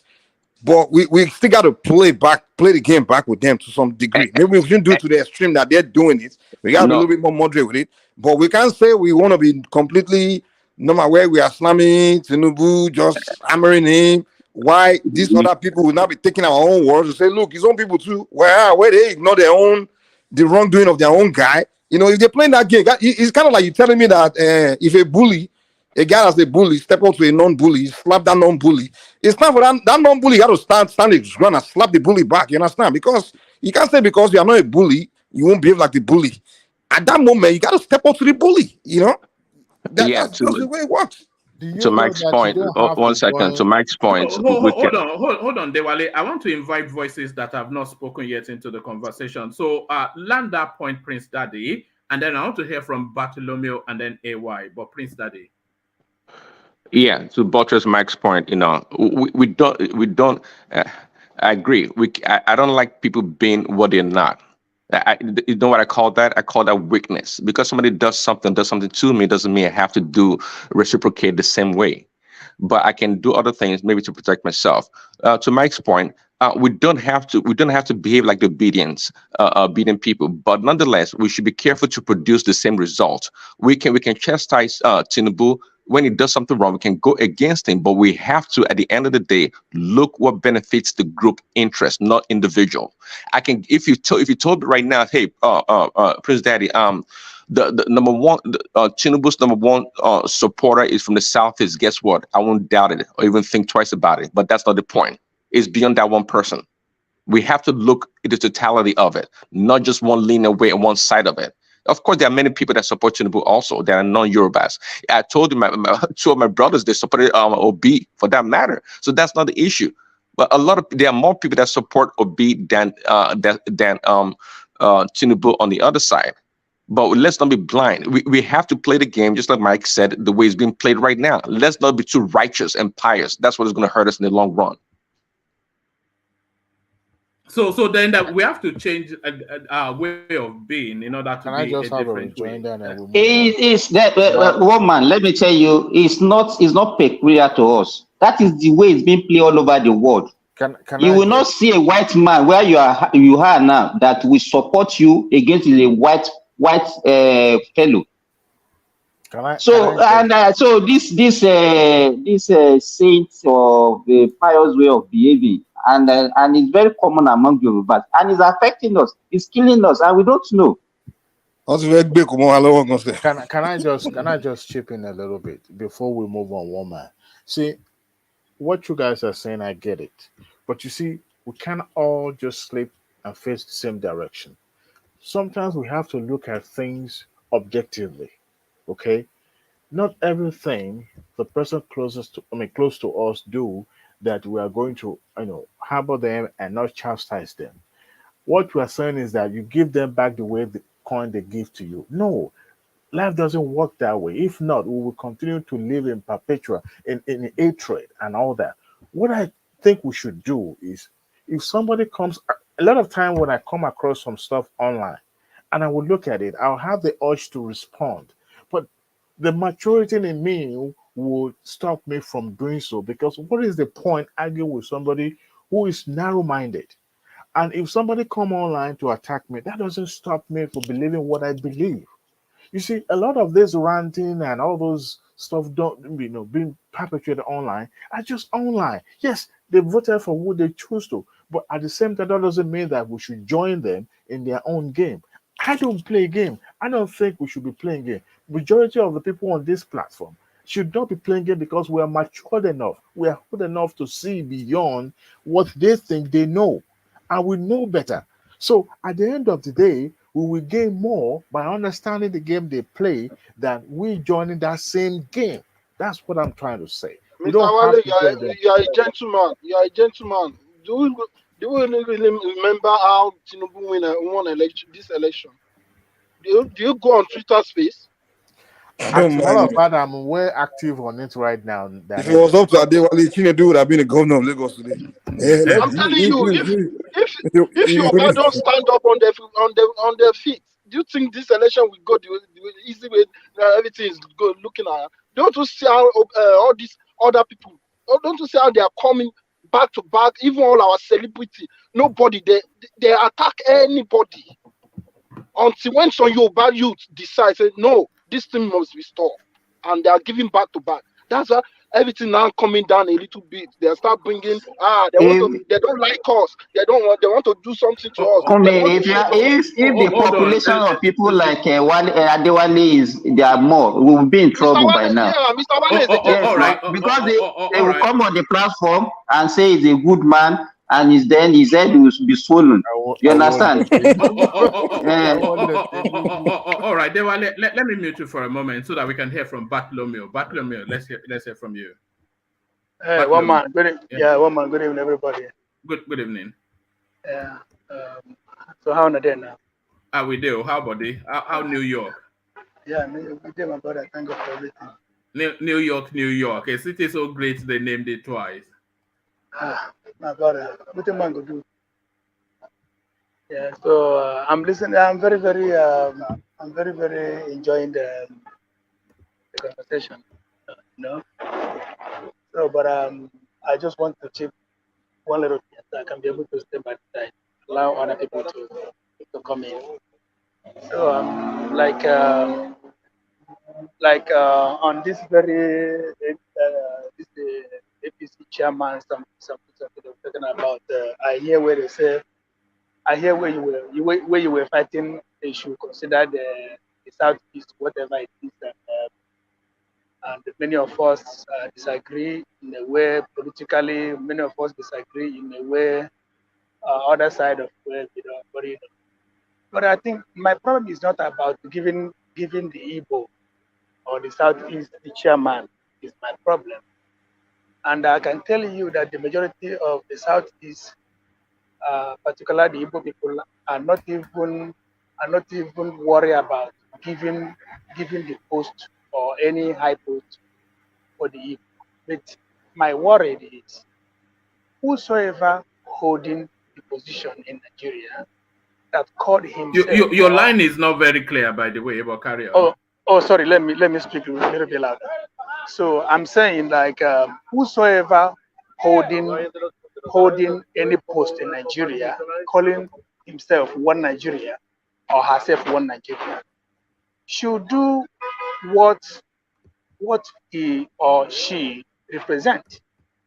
Help the country. The masses are dying. The masses are suffering. We are not coming here every day to attack tribal ethnicity, Igbo this, outside that, Yoruba that. It's not helping. It's not helping. We are here talking about Biafran war or Nigerian war. Mike come and say it's not a Biafran war, it's just some element that fight whatever. And my question to Mike is, are there not my Yoruba people army that were then in Nigerian army then that fight against Biafra? Yes, they do. But we are not saying that it is the Yoruba fight against Biafra. We call it Nigerian war against Biafran war. My father have 11 brothers. Only my father left. in that war. So are you telling me that if I'm listening something like people like Mike are saying, you want me to be happy with Mike? I wasn't born then, yes.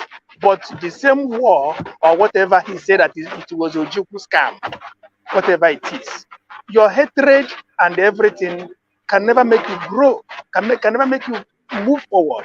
If you love Nigerian nation, Hold on. Don't make it personal. That's his own subjective view. no, I'm not making it. I said the way I don't know how somebody make factual statement and you call it hatred.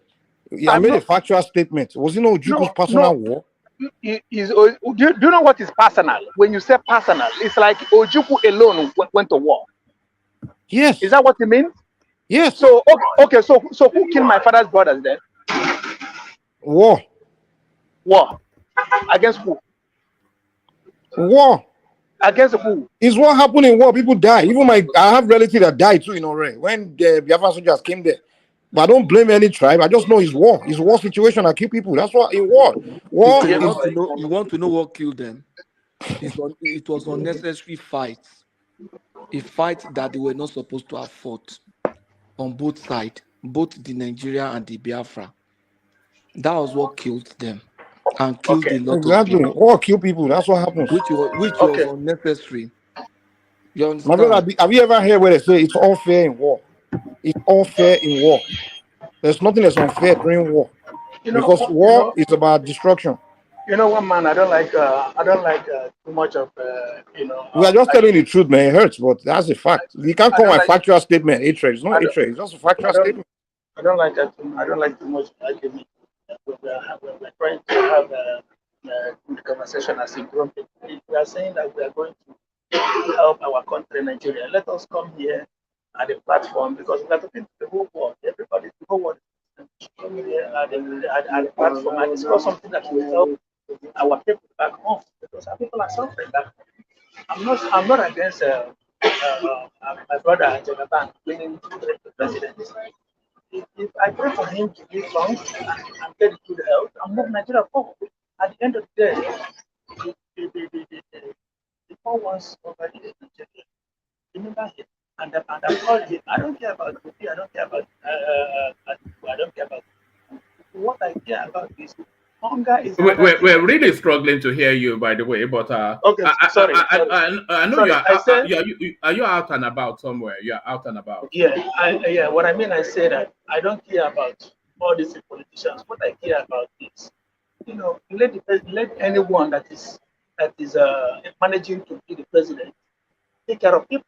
Nigeria and fix the country. It is only better way if we have someone like President and Adewale and Kolata, if they can be able to help to give him a good idea how to move it forward, move the country forward. I know that everybody will follow you guys. That is how it is. If the people they call obedient or people they call LP are still fighting, are still arguing with. We're really struggling to hear you. Bring it home in a couple of sentences, and then we'll go to AY. Yeah. Okay. What I mean is that let all of us unite together and move this very Nigerian country. All right. No, we can't hear you, my friend. If you get to a better place, then just signal to me, and then I'll bring you. Right. You take the floor again. But stay with us. So that's Bartholomew. So AY joins us. The man looking dapper in the dinner suit. So AY, come into the conversation. AY. AYO. Look at that. Otulore fridge. AY, can anyone hear me? Hello, one man. Hello. Oh, yes. Yeah. There you are. So I was inviting you into the conversation. Yes, I can hear you. All right. Good morning, everyone. Good evening. Good night, wherever you are. Please like, share, and subscribe. All right. So I think I would like to join the conversation from Adamu's resignation. Yes. It was forthcoming, and I don't think it's creating any rifts. Everybody knows it was forthcoming, and You know, Do you think? Do you think it? Sorry. Do you think it tarried too long? Do you think he should have left earlier? Do you think he should have left with Buhari?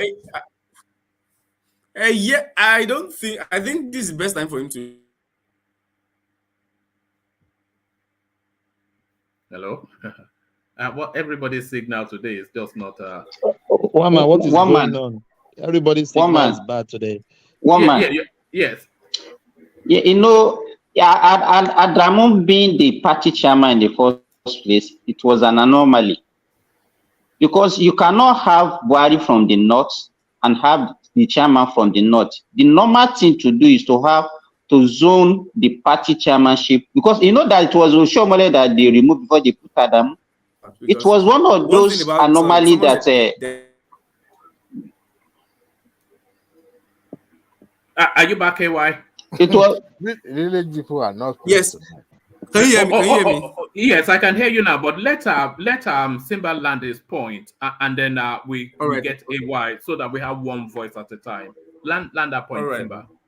Okay, so it was those anomalies that Buhari committed. Once they remove Oshomole that time, the party chairman supposed to come from the southern part of the country, but he used his power to endorse his fellow northerners. And that was the same thing he did when he removed Ade Osun. Instead of replacing him with another person from the southwest, he put an Hausa woman there. So to me, Adamu being the party chairman ab initio was actually an anomaly.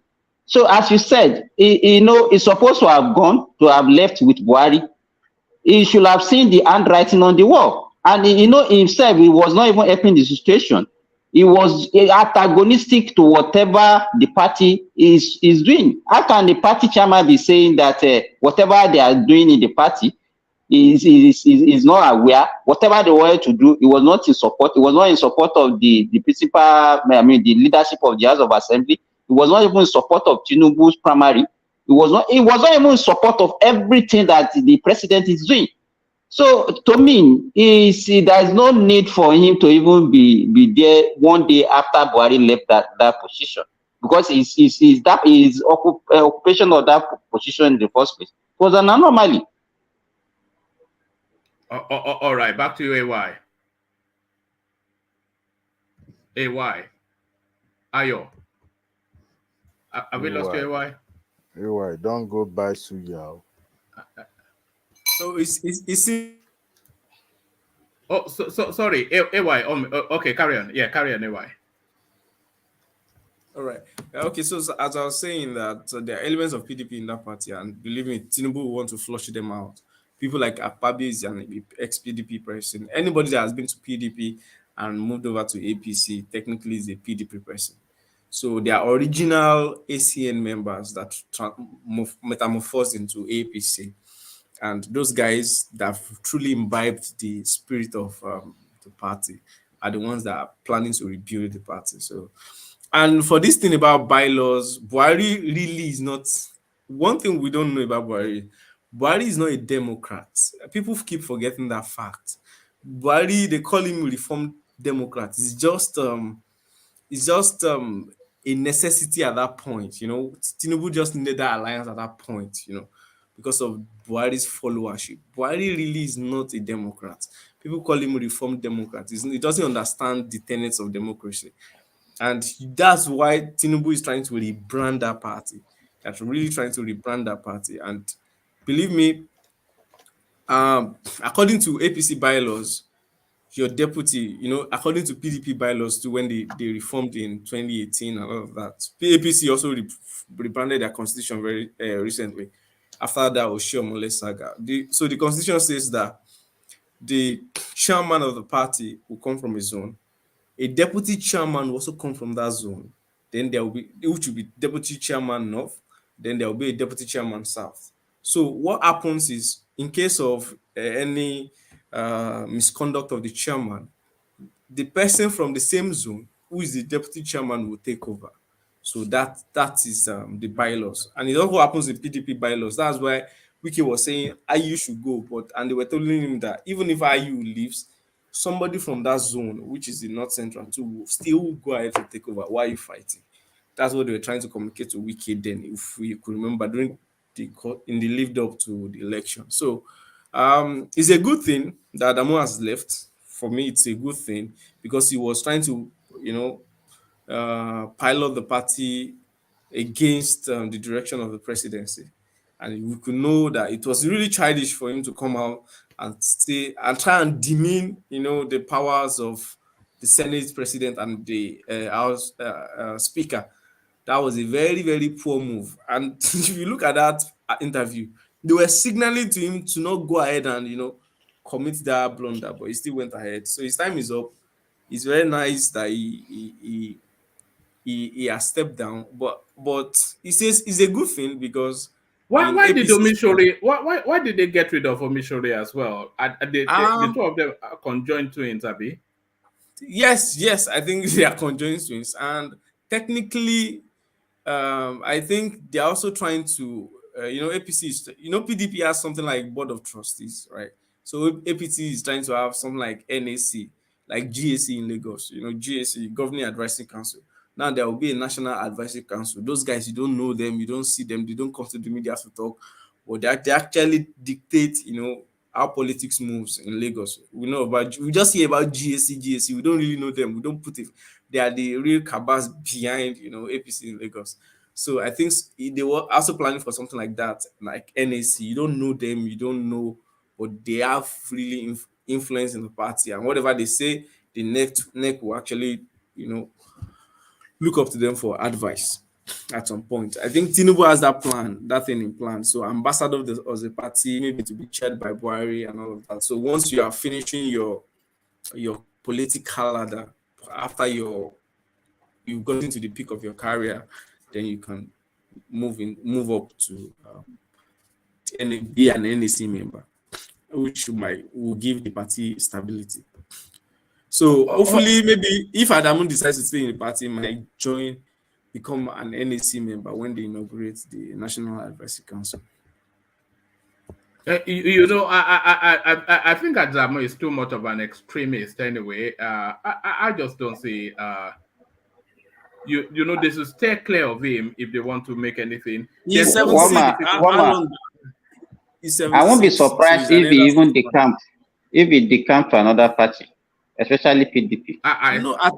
Adamu does not have any political base. He doesn't have any political base anymore. They've taken his political base. He tries to contest one of the SDP guys in National actually took his position.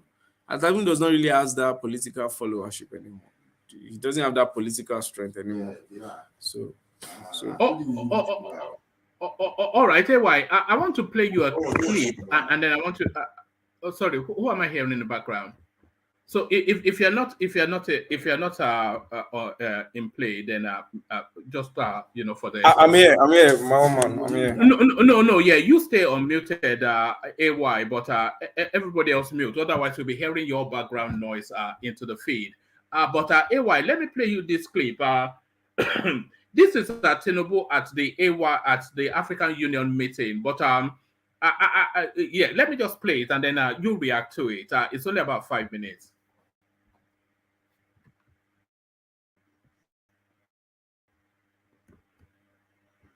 Oh, sorry, I've not shared it. Let me share it. Okay. Media coordination meeting.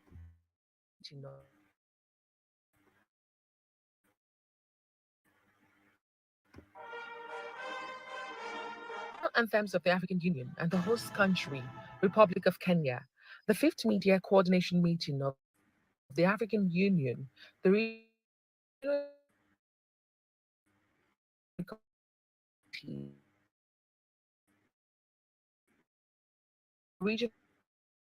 mechanisms is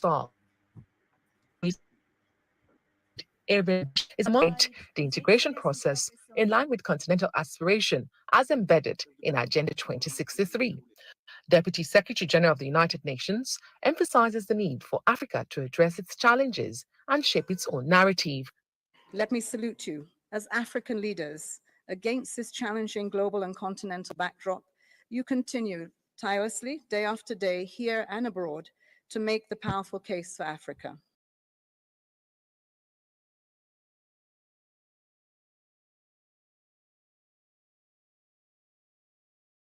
Where's one man?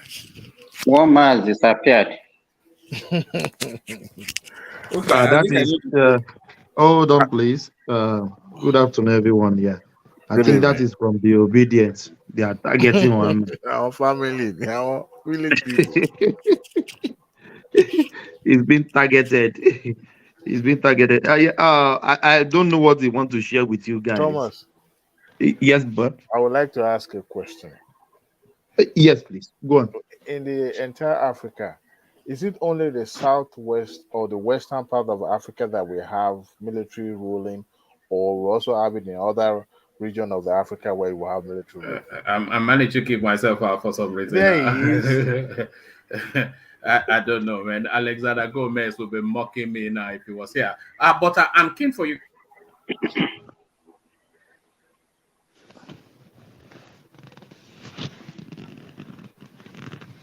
One man, go on. Hello, one man.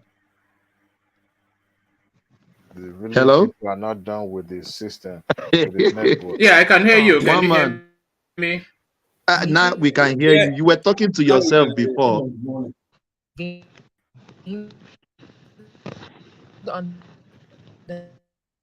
Who is talking? Yeah. Acceleration of African. It's me, woman. Can you hear me? The audio is bad, one man. The video you are playing, we can't hear anything at all. All right. Okay. Let me just abandon it then. Let me just abandon it. I was quite keen for you Why to not hear it. paraphrase it for us and we'll go with it? No, it wouldn't paraphrase. Let me give it the maximum I can. The status of continental integration and is that better? No, was coordination efforts to accelerate the. Still, all right. Okay. Let me abandon it then. But then let me. I think it's better now. Let We're me come back hearing to now. you. All right. Okay. So, okay, let me play it there. You guys have to make a decision. But let me play it. Integration process in line with continental aspiration of the African Union, the regional 83, acceleration of African continental free trade area implementation is, among other things, taking stock of the status of continental integration thus in line with continental aspiration as embedded in Agenda 2063.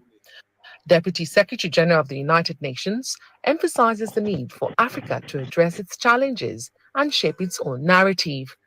Let me salute you as African leaders. Against this challenging global and continental backdrop, you continue tirelessly, day after day, here and abroad, to make the powerful case for Africa.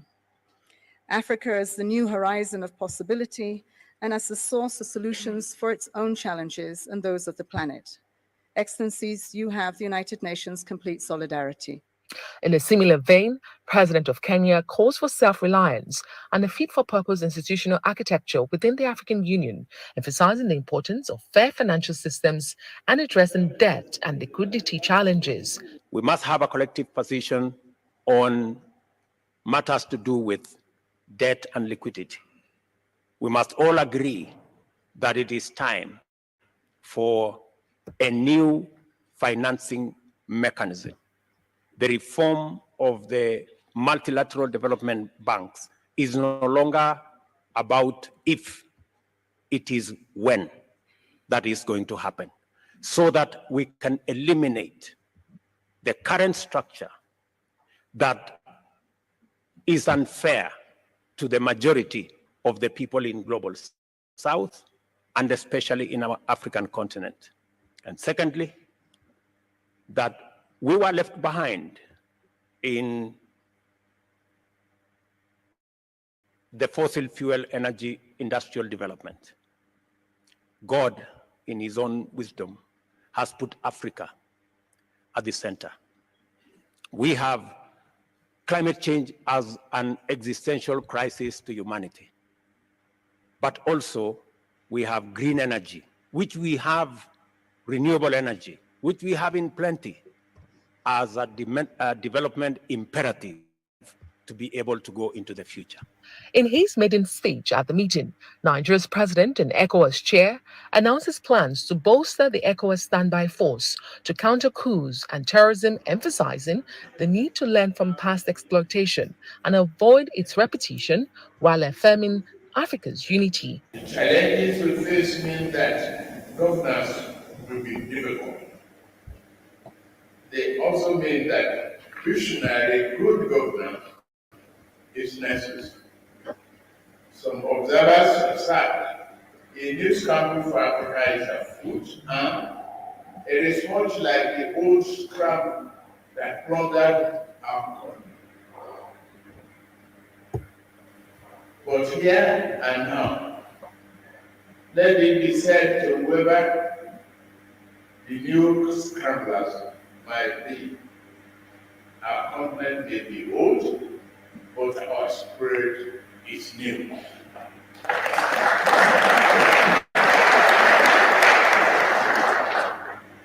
And it is strong. The bad that took place in the past must not stay here. It shall never be repeated. He highlights ECOWAS' progress in trade, free movement, infrastructure, and security. Tinubu urges Africa to overcome challenges, focus on inclusive growth, and harness the African Continental Free Trade Area. ECOWAS continues to strengthen effort to maintain peace and security in the region by ensuring the conduct of peaceful elections in member states to deepen democracy and promote good governance.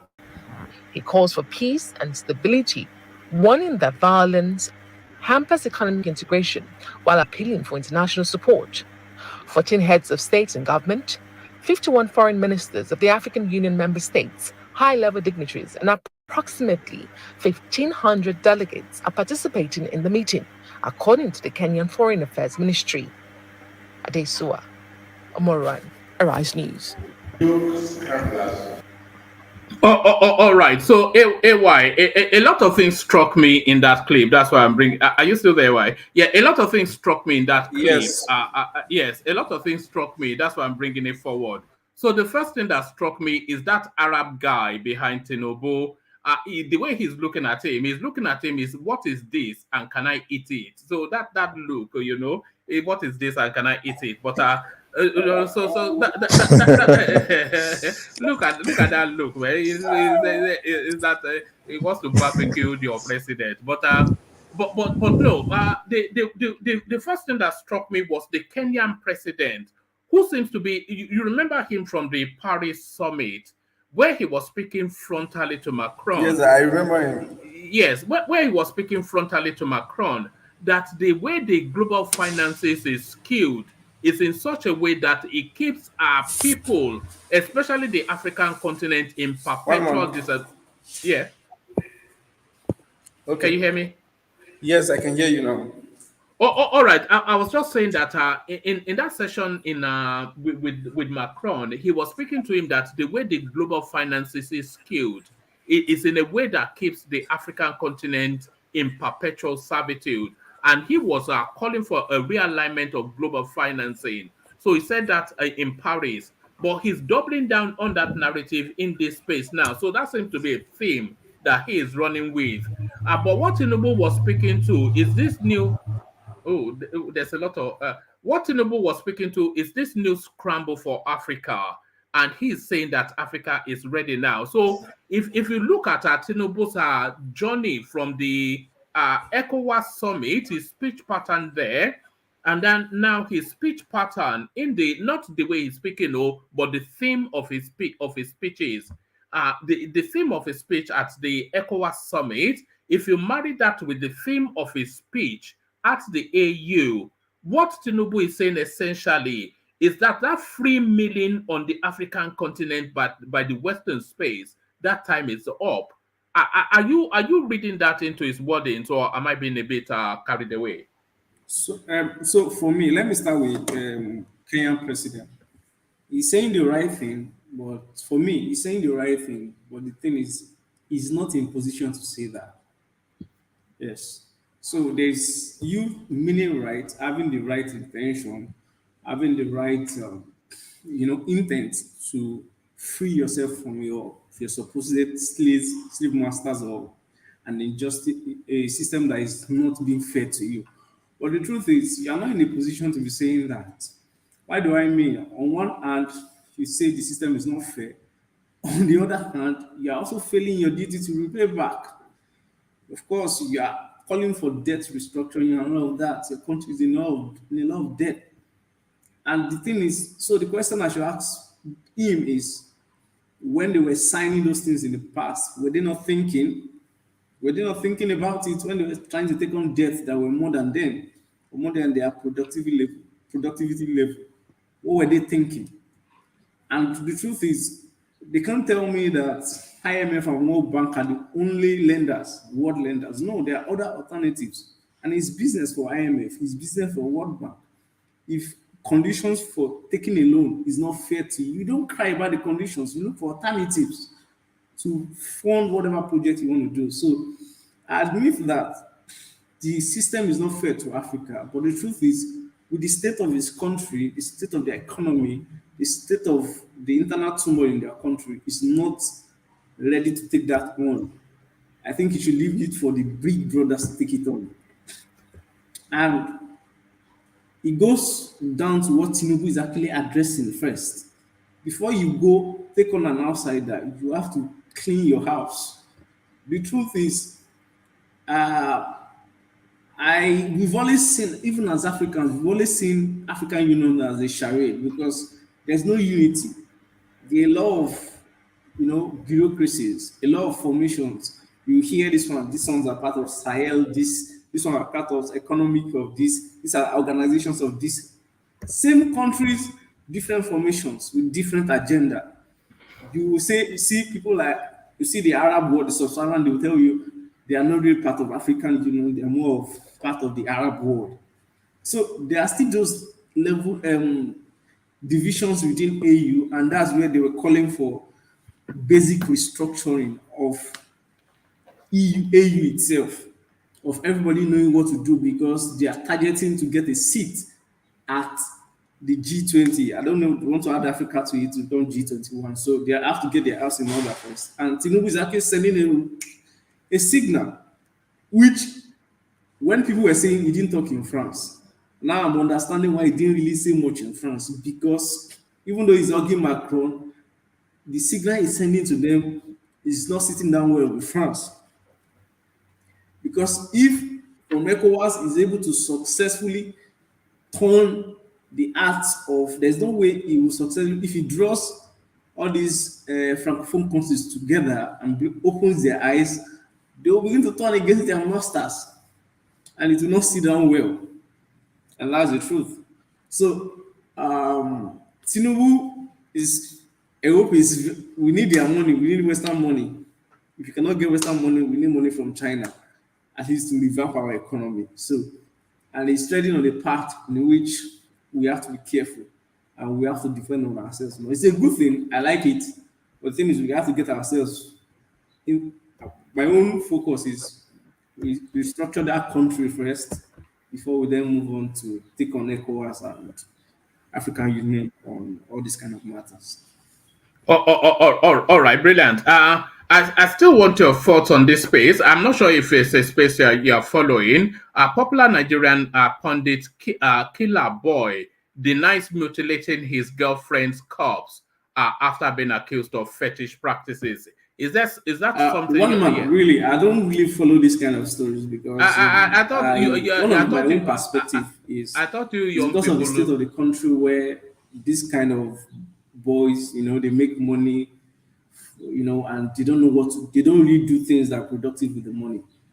It's in Nigeria because of the state of our economy, comedians, they make a lot of money. They don't think of doing productive business, shooting movies that would, they don't have that passion to take their movies all over Africa. Like when you enter Nollywood or Hollywood, there's this passion to have a blockbuster movies that will be shown around the world, and that's why I think we have this kind of issues. It's because of really people don't really have passion, to really do something that has a landmark identity in the country. Everybody just wants to get your money, then try and sustain the money. And if you cannot sustain the money anymore with your values, of course, you resort to fetish practices like this. I don't encourage it. I don't like it in any ways. But I think this is also one of the side effects of religion in that country. Because normally, why will you kill a girl to get more money, which you've been making before? While all you need to do was go back, try and write more scripts if you're a comedian, try and get more inspiration to get things on. So I hope we get it right. And I hope the security agencies would always do justice to those kind of people. They should be in prison. All right, brilliant. Brilliant. You still have the floor, AY, but fortunately or unfortunately, I don't have the floor anymore because it's about to be a military takeover, a military coup, a coup d'etat. But before that coup takes place, let me quickly do administrative stuff. Well, man, let's shine. The general himself. Yes. General Thomas. Yeah, General Thomas. So George Blueshell with the super chat. Thank you, George. And then Prince Daddy, of course, who does with regularity. Thank you, Prince. So thank you, Prince. But then this a second Prince is not Prince Daddy, just a Prince. So he's so confident in his title, he just owns it fully. So he rattles off a series of super chats to come into the conversation. And Benjamin Olabode, who we've seen before, he comes in again. The name, of course, that almost on a daily basis there is Alexander Gomez, and the person who usually opens up the session does as it often does, and that's Ayo right there. So thank you for those. Keep them coming. So keep them coming, and here he comes. The military administrator. Hold on. Can you hold on, please? When I am speaking, do not speak. I am the moderator. I can remove you. When I say when two people are talking, nobody is talking. Can you hold on? So hold on for General Thomas. Here he comes.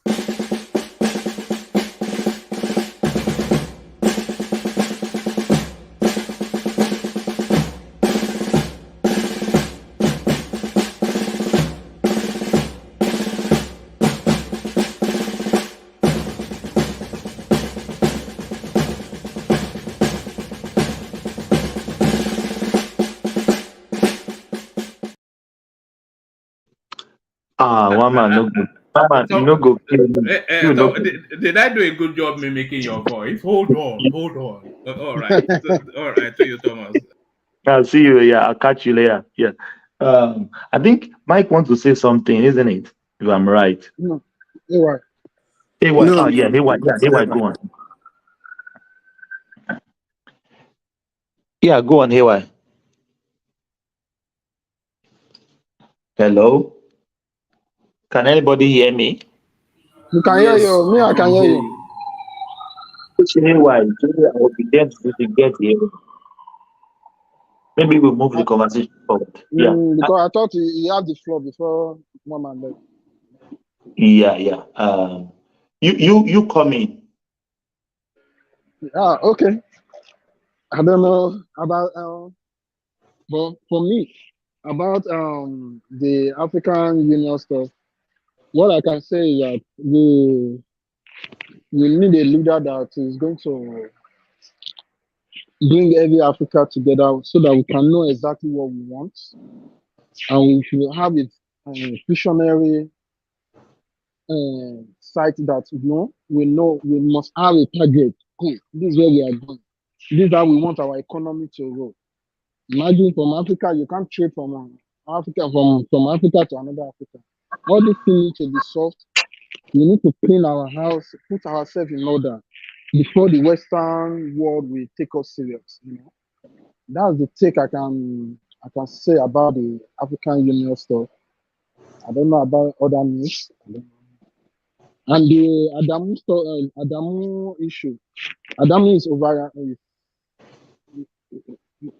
His time is already due. I don't know. It's just because Atuaji is a Democrat person. That's why the man stays too long.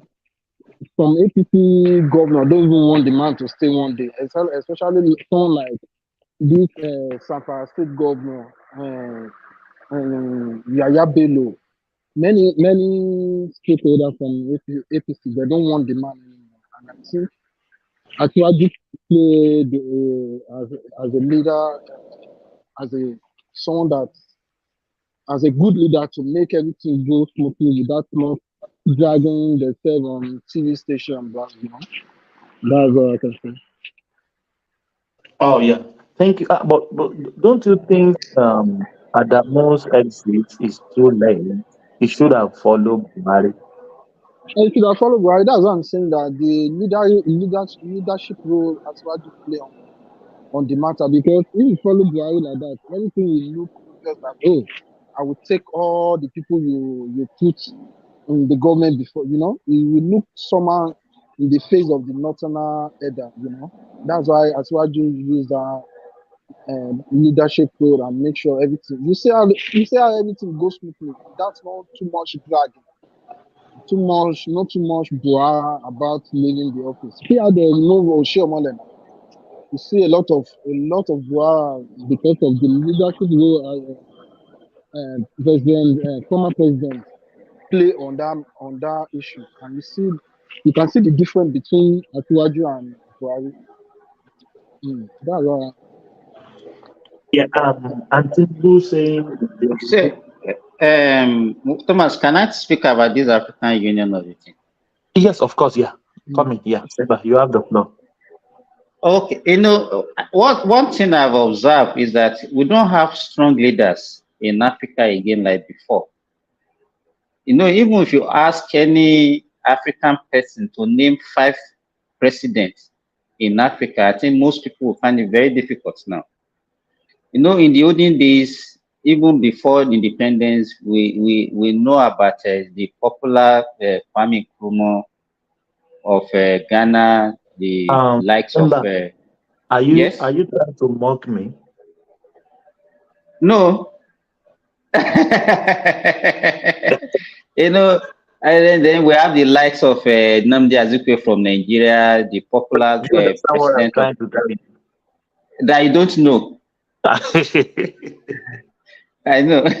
So, and then shortly after, we have the people like Gaddafi, Nelson Mandela, Thomas Sankara, even our own Obasanjo, and then even the popular Zimbabwe, Mugabe, and all those presidents. They are very strong and they can speak, and then people will listen to them. These days now, if you look at if you scramble around, and who among the African leaders can you really call a true leader? And then coupled with the economic situations of the continent now, everybody is just struggling to survive. And this guy is, to me, this Kenya guy, this William Ruto of Kenya, I think the guy is just full of youthful exuberance.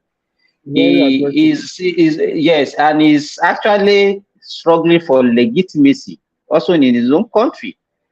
Kenya is boiling as we are talking now, and so to me, as somebody said now, we have a lot of economic situation that is worrying Africa now.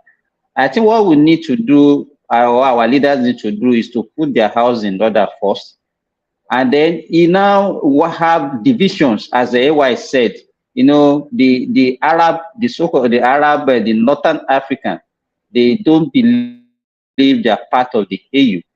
And that time the peak of African Union was when Gaddafi was the chairman, and you can see what happened to him, because he was actually championing Africa then, and there was unity in African Union. And you look at what they did to him.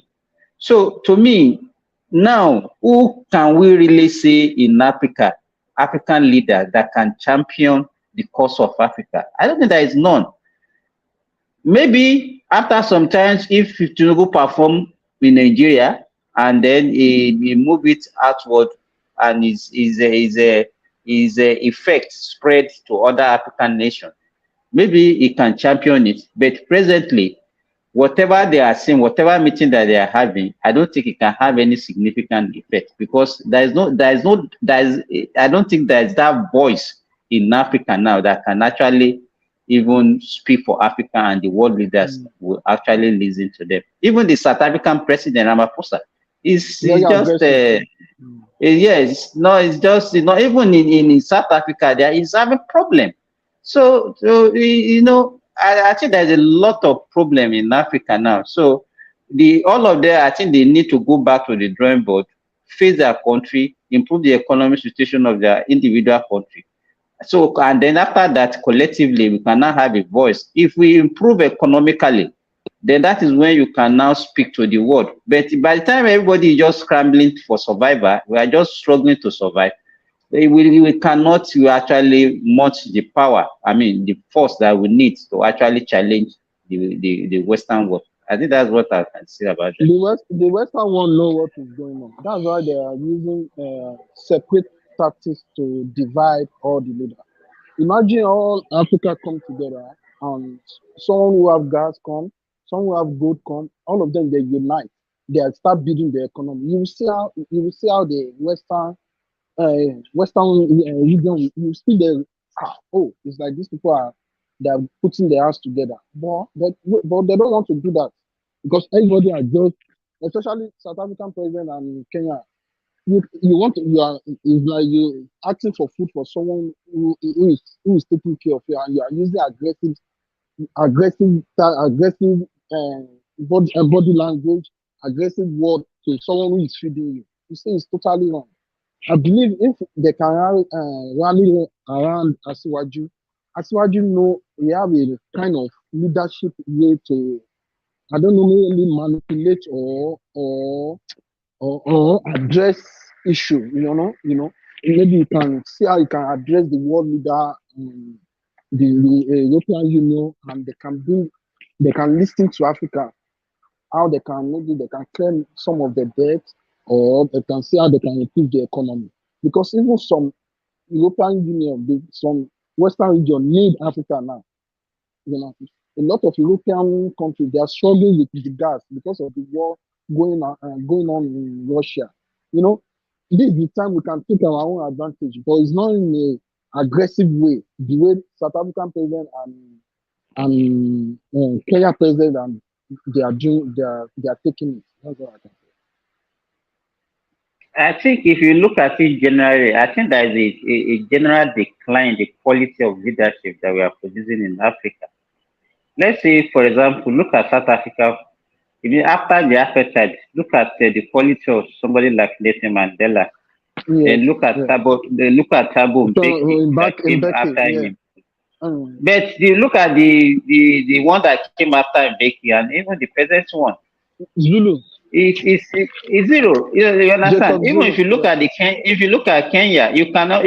From the time of Arab Moi, and there's actually a gradual decline in the quality of leaders that they also produce. Look at Tanzania, when the time of Julius, what's the name of this? Is it Julius Nyerere? If you look at the African history, we are not really doing well as Africans. Okay, but can Africa come united? Can then be united? We cannot be united because all of us were still toeing the line of our colonial masters. The Anglophone, the Lusophones, the Francophone, everybody just following the line of their colonial masters. And that is why we cannot, there's nothing like African unity. And so to me, all this meeting that they are doing is just a waste of time and waste of taxpayers' money. But why do you say that? They are coming together. Simba, there's something I wanted to address from Kenya's president's speech. He's He's talking about climate change. Can you hear me? Yeah. Yes, we can hear you. All right. He's talking about climate change. And facts shows that we are not even contributing enough to the pollution of the world. And we are poor. We are not, we don't have money. And we need to sell our gases, our fossil fuels to make money to build our countries. And he's talking about climate change. And I'm looking at him like, why are you championing this thing? I love The guy is just full of useful exuberance. The Tinubu stars on this climate change. You remember one thing he said? He said we not even have electricity to even fry boil.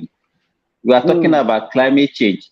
We should make use of our coal. We should make use of whatever we have to develop ourselves first. Then, whatever we have, we need to make use of it first to develop our Africa. Then we cannot be talking about climate change. The people that have contributed to it, they've already developed. They have the means to pursue alternative source of energy.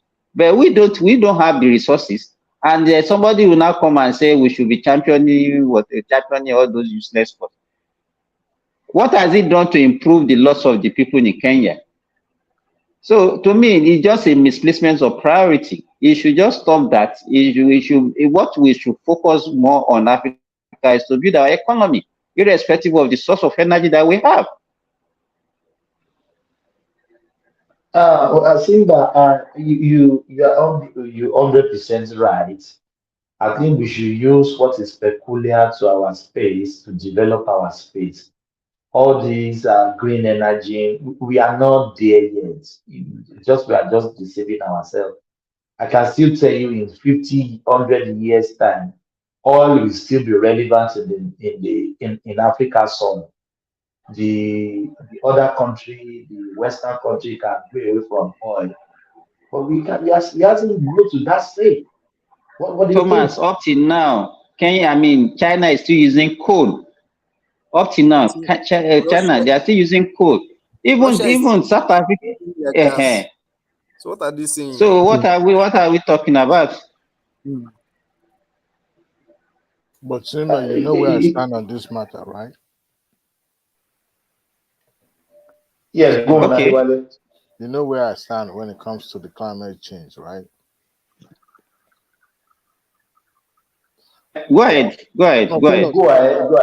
On this platform, there was a day we had a very robust and productive session like that where I spoke very highly of this, and I was well, I don't want to use the word antagonized, but I was let's just say I was the least favorable, or my submission was the least favorable. The reason why I say that was because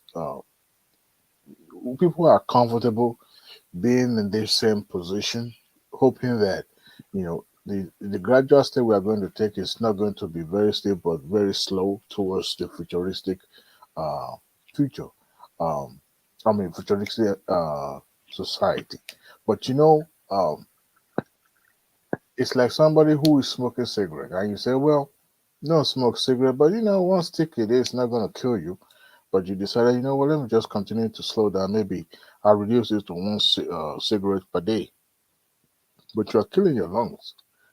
I'm not a medical doctor, but Simba, you agree with me that is invitation to throat cancer, or But the thing is that if you are going to leave future for the future's sake, the generations to come are going to pay for it. Scientists were able to let us know that in as much as what we are witnessing today, human beings' contributions to making this planet inhabitable, our contribution is humongous. And what we are doing is we are destroying it. Going by what science is today, we've gone beyond what the source of energies that we used to have in the past. And if we don't move away from it, we will continue,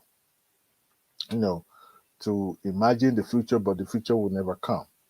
Africa as a continent, we're in a better position to lead because we're emerging. And in that situation, we have the opportunity to set the good example. to the rest of the world. Yes, we may not have the money, number one, we may not have that resources, but we can set that ball rolling now by having a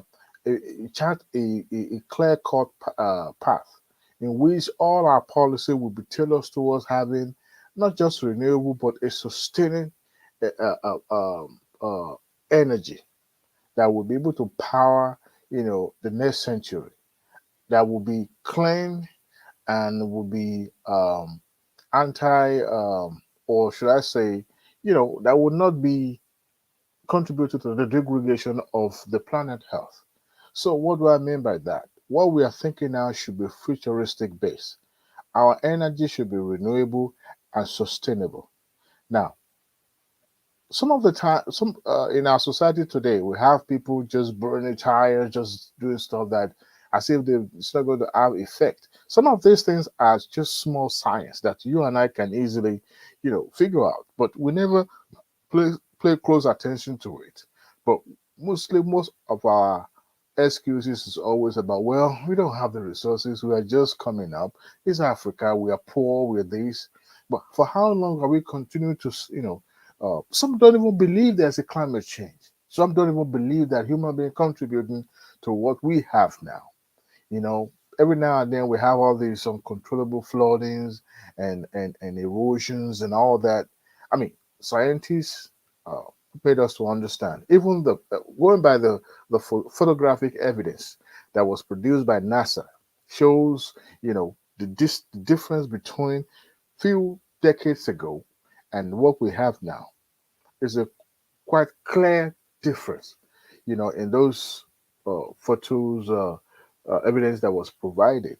So Nigeria can chart a course, or Africa as a continent together can lead by having policy in place that they will follow because we are emerging.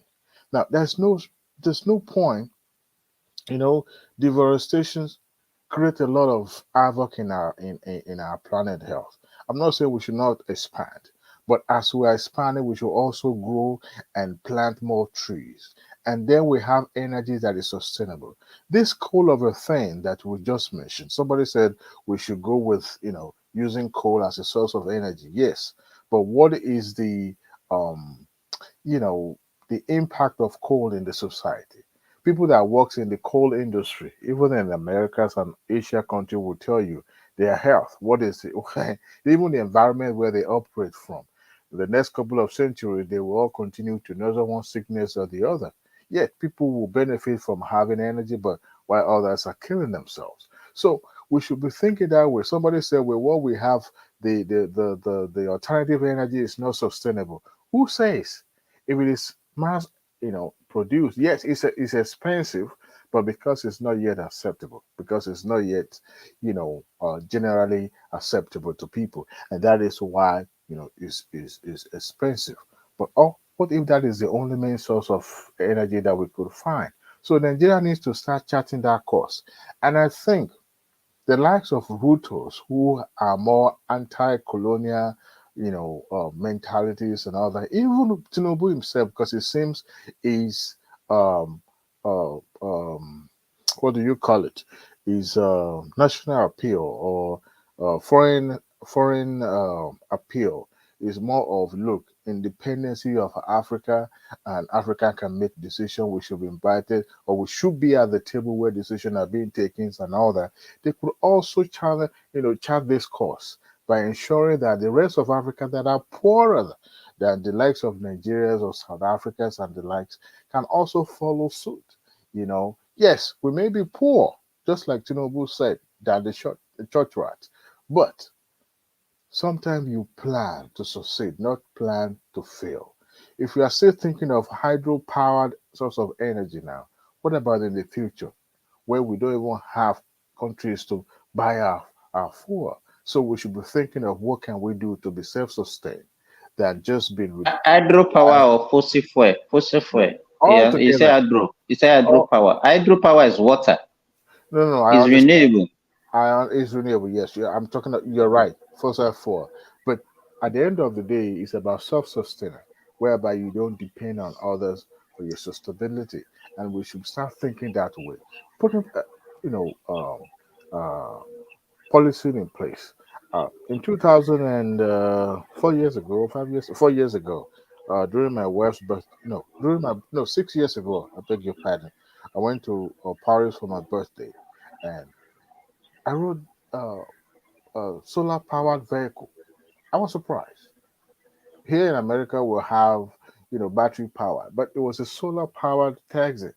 I was surprised. The entire sunroof was full of solar power.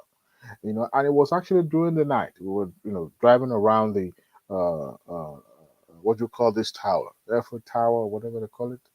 And it was a very wonderful, picturesque environment that I found myself. And I asked the driver, which could barely muster English words, and he was telling, "Hey, this vehicle is solar powered vehicle." And I was asking how far, what is the distance that you could drive in a day? And he was trying to give me, the stacks and all that, but I couldn't because he doesn't speak English more. So what I mean by that is that sometimes that maybe that is wasn't needed, for us to be able to. Adewale, solar vehicle. Yes, yes. Wow, It was solar vehicle. solar powered. Yes, the entire sunroof. Wow. And you are talking about vehicle. They've already manufactured even plane, but it's only Wow. that the distance that you can I was cover is shocked. limited. I was shocked, Thomas. It was completely like a plain roof, like when you have open roof, but this is covered by the panels. And I could see, I was standing there, my hotel then was very close to Eiffel Tower, and I could see the entire tower right looking up from the sunroof. I was marveled. And that is to tell you how far these Western countries have gone. And if you look at it, probably more of maybe it was a private initiatives, not necessarily government sponsored. And that is where we should be thinking. Not just, I heard the Rutos talking about, well, the Western world. Oh no, it was what is this guy from South Africa blaming the West by Ramaphosa. exactly putting apologists by being saying that the Westerns were not being fair during COVID, that they had to beg, they had to. But what stops you from finding lasting solutions to COVID by producing your own medication for your own people? How lazy could you have been? But you are here complaining and whining about the West not helping you out. I mean, see, these are the things that people Western country will think about and say, you know what, maybe we should exploit these people more because it seems they are not able to find their bearing. Are we saying we are lack of scientists, we're lack of pharmacists? Well, as at the time of COVID, China and America were sharing information back and forth so that wherever the solution comes from, both of them will be able to benefit from it. That is kind of, foreign, what do you call it? Foreign, you know, um, connectivities that the Africa should be looking for, not just about antagonizing the West and trying to make themselves feel, as if they are beggars or they are inferiors to their colonialists. It shouldn't be. Yes, what Ruto said, or what even Ramaphosa, yeah, and do for it sounds, you know, good to the ears of Africa, but what about the action being put in place? What if you take yourself out of this doldrum and you're able to empower yourself? Now you will have a voice to say, you know what, I need to be placed. Africa countries need to be placed in the Security Council. Africa, not just African Union, but Africa countries, the biggest, economic powered countries in Africa, needed a permanent seat in the Security Council, whereby they can make decisions that will affect Africa country, not just about mounting the podium and trying to use the positions as a hey you chairman or something or subcommittee chairman and all that. Africa needs to start thinking forward. Adewale, sorry for cutting you here. This Australia I am, even though we have minimal sun, if you know how far this country is utilizing this minimal sun they have, on the roof of my house, I have 16 panels. I pay less for electricity, sometimes $50 in 3 months. Because when you generate the electricity on your solar, if you don't use it finish, you will sell it back to the government, and the government will give you rebate. But Africa is there, Our son can even kill us. But we are not utilizing all these things that God has even used the white people to provide for us. We have wind, we can use wind. We have wind in the north. We have sun in the north. We have everything. The technology has been developed by this Western world that we can make our space even much better. I pay less. Sun just came out now. I'm even happy now because I know my solar panel now will be charging. Go on. Thank you, Thomas. You're right. I think every government needed to have more of self um, searching or soul searching, so to say. Because even here in America, as it is right now, it is even now that the southern part of the country is trying to embrace this thing you're talking about. There's a lot of resistance from, you know, um, some of these scientific findings and how to explore this area of sustainable, renewable energy. Even myself, I was marketed by the providers. I realized that it won't work out for me because what is the point? Even I subscribe to renewable energy, but the government needed to come in and subsidize in a way that you know make policy that would cater for people who actually subscribe to it. Yes, in America, we'll have people that actually have solar powered uh, uh, um, um, you know uh, um, equipment in the house. But how sustainable it is? You still have to, subscribe to the general, uh, to the grid, right? Where some of the energy you're providing, producing, can be plowed back into that grid, and others can buy into it and use it. But the bottom line is that it's going to remain expensive if government is not actually thinking towards it. As a matter of fact, if you drive in the eastern coast of Africa, Texas, you will see miles upon miles of windmill. Now tell me, how much will it cost to produce one windmill? How much? And you will see miles upon miles lined the windmill. As a matter of fact, you'll keep driving like 4, 5, 6 hours. All you will see is just a field full of windmill. Now that is to tell you, not just the windmill, they also have the solar panel, everywhere. One of the good things that God has ever created or blessed Africa with is constant direct sunlight. Constant.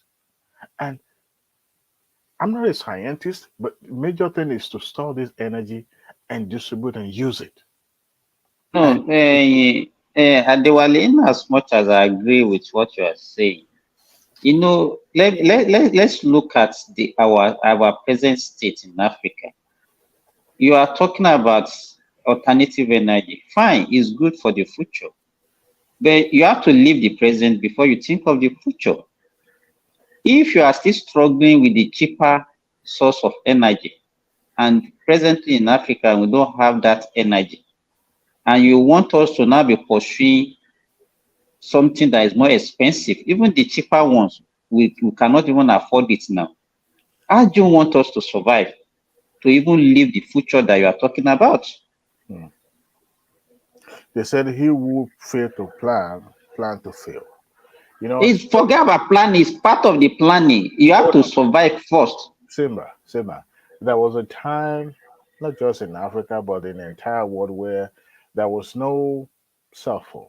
It was mainly landline, right? Where we used to draw the circle and all that. Even before that, you used to tap. You tap like a military, send a code and all that. But you see, we were told at the point in Nigeria that telephone is for the rich people, not for the poor. Today, now, if you go to your village, what do you see? You find people having with their own handset, whether it's Bodai by one Romi or whatever it is, or Nokia or Samsung, they're all communicating, they're all calling. What changes, Simba? What changes? Can you tell me what changes between the time that it was brought into Africa or to Nigeria and now that is every corner? What changes, Simba? Because government embraces Okay. Government changed the narratives. Now we have more players, we have more people that are willing. What will it cost individuals? Don't let us bring government to this now, because government is also going to, make their policies, right? Providing incentives for whoever choose to step into that industry. What if individual now chooses upon themselves to commission? I mean, every now and then we graduate electrical engineers, and they will write thesis, and they will come on and tell you this is what they're able to, do find during their project and all that. But none of them was able to put one equipment together and say, this is what I researched, this is what I was able to find. In Nigeria, we've seen people building cars, fast cars, whatever it is, but we never encourage them. There's never a time where even Nigeria, not even government this time, is encouraged enough to say, you know what, I want to commission this, I want to put endowment down for this research to continue for the benefit of mankind or to Nigeria. Never, or in entire Africa. What we do is self-sabotage because we never believes in ourselves. Do you know how long it takes Toyota to be where it is today? The Toyota family, the first person that was sent to General Motors to understudy and went back to China, took him years upon multiple failing before he could get it right to even compete with American vehicle. So, but if we don't have that mindset, we will continue to think, well, we need to survive first. But in the course of survival, guess what we do? We also think about our children. We think about, okay, how can they sustain us? If you're in the wilderness. So are you talking in line with the global warming, or you are talking that we should use alternative source of fuel? I don't understand your argument. I've never seen anybody crying and never want to know where he's heading to. So as we are thinking about sustainability, survival, we should also be thinking about the renewable energy. So let me now burst your bubble. Let me burst your bubble now. Let me tell you, in Nigeria as we speak, I think because at least I have the opportunity of traveling to at least some few countries. I don't think I've seen the level of the way Nigeria use alternative source of energy now in Nigeria. Even where I stay in the Middle East, I've only seen few solar panel in some few places. They don't even bother to use it because they have the fossil fuel that they are using to generate energy, and so they have that one in abundance. They are not even thinking in that direction. But in Nigeria, maybe because of our situation, no matter how small it is, if you look at the roof of most houses, even in Ilorin, I'm not even talking about Lagos, you see all these small solar panel that they are buying for 25,000, 30,000 now. If you remember, Adewale, before we used to use this rechargeable lamp, if you remember. But now people are now using solar bulb, solar fan, solar this, solar that, and that is what is the in thing in Nigeria now. So it's not as if we are not thinking along that direction, but to me, it's still relatively expensive. We are talking about even to build to our refinery, to at least we are to build our refinery, and to also actually the one that we have before to actually rehabilitate those ones.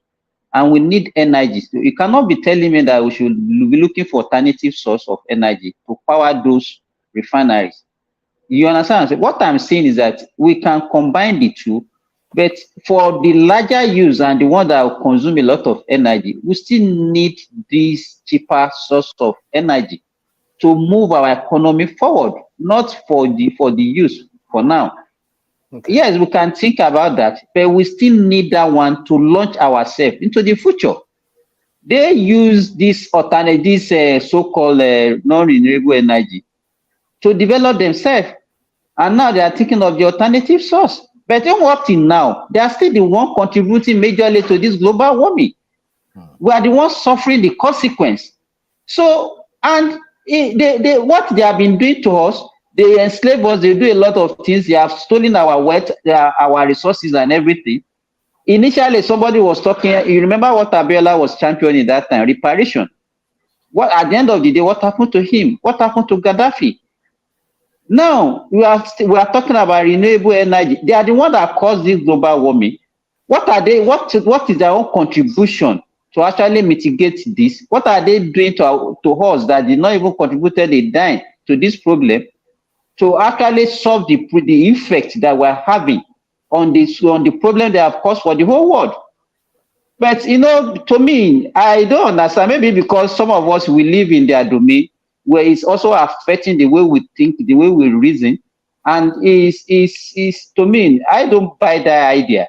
We need to develop, and we cannot be using renewable energy. It's very expensive. We don't have the means. We are borrowing money to do all these things that we are doing. If you have the cheaper sort of energy that can make us to develop, to make our people, why can't we use it? But for us to now be pursuing what we don't have the means to do, and we say we are thinking about the future when the present is doomed, I don't buy that idea. I'm very sorry to say. When the first petrol-powered automobile was first introduced, there were a lot of skepticism globally, especially in Europe, that they weren't even thinking about environmental impact. They were all skeptical about how sustainable it will be, because they were used to the primitive way of transportations, and they believe it's most easiest and low maintenance. No, Adewale, all this Hold on, your little no. How can you, okay, if you want us to go that way, wait a how minute. can we go about this when we don't have the means? We don't have the means. That is the issue. That is the issue. Simba, I'm coming. But Oh yeah. when I was doing my when I was doing my MBA, so my professor there gave me a topic to research. This man was a retired ExxonMobil staff. He was actually general manager, so to say, when he retired, and he went to academic. Actually, in Nigeria. Tinubu's colleague. No. This is a man that had 2 PhDs. So to tell you how smart he is. So this particular man gave me a topic. We chose randomly in the class, and I was praying to God. This is a man that left ExxonMobil to come to academic, and when he landed on my what I got was ExxonMobil versus some other companies. I was, when you have something to research and you know that, okay, you can't mess this up. So I try my damnedest best to make sure I get the exact fact, so that when I'm doing my presentation, I won't goof, because this man will bust my bubble. This is inner what do you call them? Inner person. So I can't wing it, neither can I fake it. But you see, I found out that's something I found out during the research when I was, trying to dig deeper. I found out that even here in Texas, where you can consider it as the headquarters of energy in Africa, in America. Here in Houston, train system is only restricted to certain area, and by the grace of the oil and gas companies, they chose not to have railway system in Houston. Even the one that was supposed to have been commissioned between Houston and Dallas, that project was killed. They found a way to kill it. And that is why every 1 mile that you drive, you will see a car dealer every corner, because they want to promote fossil fuel. So for every time we complain that, well, we are not capable, we are not financially buoyant, this is too expensive, this is that. There's always a factor behind the closed door that is pulling the plug, that is making sure that this never see a daylight. And I tell you this, and I give the example of telephone in Nigeria before it now becomes globally phenomenal. Now we have everybody with a handset. But the bottom line is that yes, it is expensive. Yes, it is uh, uh, to some extent because if not mass produced, it's not going to be sustainable. Yes, but you know the funniest thing. I watched a documentary. There was a particular town in America where is it America or in Europe? I can't really tell because it seems Europe are really, really far ahead of America and everything, especially in the South. A vehicle was powered by the energy received from the road that it travels. You know, when the vehicle travels on that road, the tire of that vehicle, as it touches the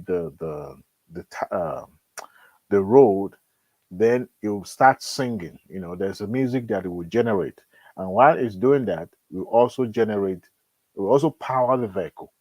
I don't know if you can understand what I'm trying to say, Simba and everybody. So that vehicle is being powered by traveling on that route through the tire of that vehicle. And for everyone that is around that area will be listening to music because as it drives around on that pavement, the music that it will be generating. That's a futuristic project. Yes, looks as if right now there's a flying car being commissioned and it's been given license for practice or for to experiment, before they can grant the final license here in America. Adewale, Yes. have you seen the driverless car? Oh, my brother! Recently, the city of Houston just approved, driverless vehicle. I mean, if you go to the city of Los Angeles, you will see it. You see it. Adewale, I'm sorry, I can't enter it. I don't Well, know. see, I that's see, you. I can't enter it. It's still at the elementary stage. Before you realize it's already mass produced, they're everywhere. You see, most of the time we don't have faith in all these things because we believe they cannot be um, sustained. But guess what? We will be surprised because that is why it usually seems that people live. I mean, they've left the Africa behind because we fail to catch up or to lead. Yes, it's going to be expensive, but guess what? Once we commit to certain things, when JF Kennedy committed to sending man to the moon, he wasn't thinking about it because yes, they were rich, but as at that time, it was to the Congress, it was more or less like a waste of energy, waste of resources, waste of everything. Today, now, if not because of those frequent flying to the space and all that, you and I would not be having cell phone in our hand. We would not be doing this communication. But by the virtue of going to the space experiment over and over and over from Russia to Africa, I mean, America, they're going to Canada and all that, they're able to have, you know, scientific experiment that from there they're able to build satellite and, that enhance all these things that we are using today. Was it easy at the initial stage? Probably not. Most of what we are using, the military already have it anyway. Most of what we are going to be using in the next couple of decades, military are already using. They already have it anyway. So my bottom line of my submission is that Africa should start seeing itself playing that role as a pathfinder. We cannot continue to. I mean, a continent that is still waiting for World Bank to approve loan for them. Give me a break. I'm not saying America doesn't borrow money. They do. But you see, they borrow money for something that is not mundane. Because Africa, I mean, America themselves, countries trade in their currency. So I mean, if there's one thing that is sure for them, they know that, their currency is not going to, you know, reject it in the market because that's what most of countries trade with. And what does America sell the most? Technology, the most. I mean, some of those things that we are still thinking, those industrial manufacturing process, we're still thinking about, okay, clothing and assembly. They don't do that. They already contracted it to China and Bangladesh. That's why whenever you wear clothes, what do you see on it? Made in China, made in India, made in Bangladesh. You hardly see made in America because they don't need that. Because what they are selling is bigger than just clothes and merchandise and all that. So Africa should start thinking. Yes, we are poor. Adewale, China is fast growing in this country. You can't even touch anything here. It's China. You No. can even stand in, or all your house is just China. Everything. Those Yeah. people are crazy. If tomorrow, Foxconn, the one that produced the iPhone, decided to take their job away from China, let's say they move it to Africa today, Chinese economy will probably collapse, or if not collapse, but have a very very huge impact because you know the number of employers that company was able to employ in China, those ones that are producing uh, iPhones. So some of and those how much is the wages in China for crying out loud? It's much cheaper. That's why you and I could buy this phone cheaper. Okay, it's part of the plan. You have to take it to the closest where you have the resources or the material to produce it. So you take it to them. I understand it's a high level uh, uh, trade agreement with America and China's and all that because iPhone remain American product anyway. But at the end of the day, the Chinese produce it. They don't even use it there because all they're doing is just to do imitations and mass produce fake one in the market. Adewale, do you know we have fake iPhone by Of course, China, of made in course, China? because Look exactly like they can't afford iPhone. the real deal, and American can't afford to produce it locally at home. Americans will not be able to afford it. So when you consider the production cost, the wages, and all that, then they're able to uh, make profit and sell at a rate that is still affordable. So Africa need to start looking inward. It's not just about assembling, but you know how many times, Thomas, have you seen young chap being paraded in the media by building cars or assembly stuff, and even one even built um, drone, right? And when was the last time you heard about those individuals? Adewale, flying drones. I've seen that in Nigeria. Uh, Flying drones. yeah, yes, an individual build. I think a Unilag student build drone or vehicle. No, they built vehicle at the time. An individual built drone. Yeah, the guy from the South South. I think Yeah. somewhere in Uh, yeah. You're See, right. when was the last time you heard about that those young child? When General Motors car designer was actually from the north. One young chap like that.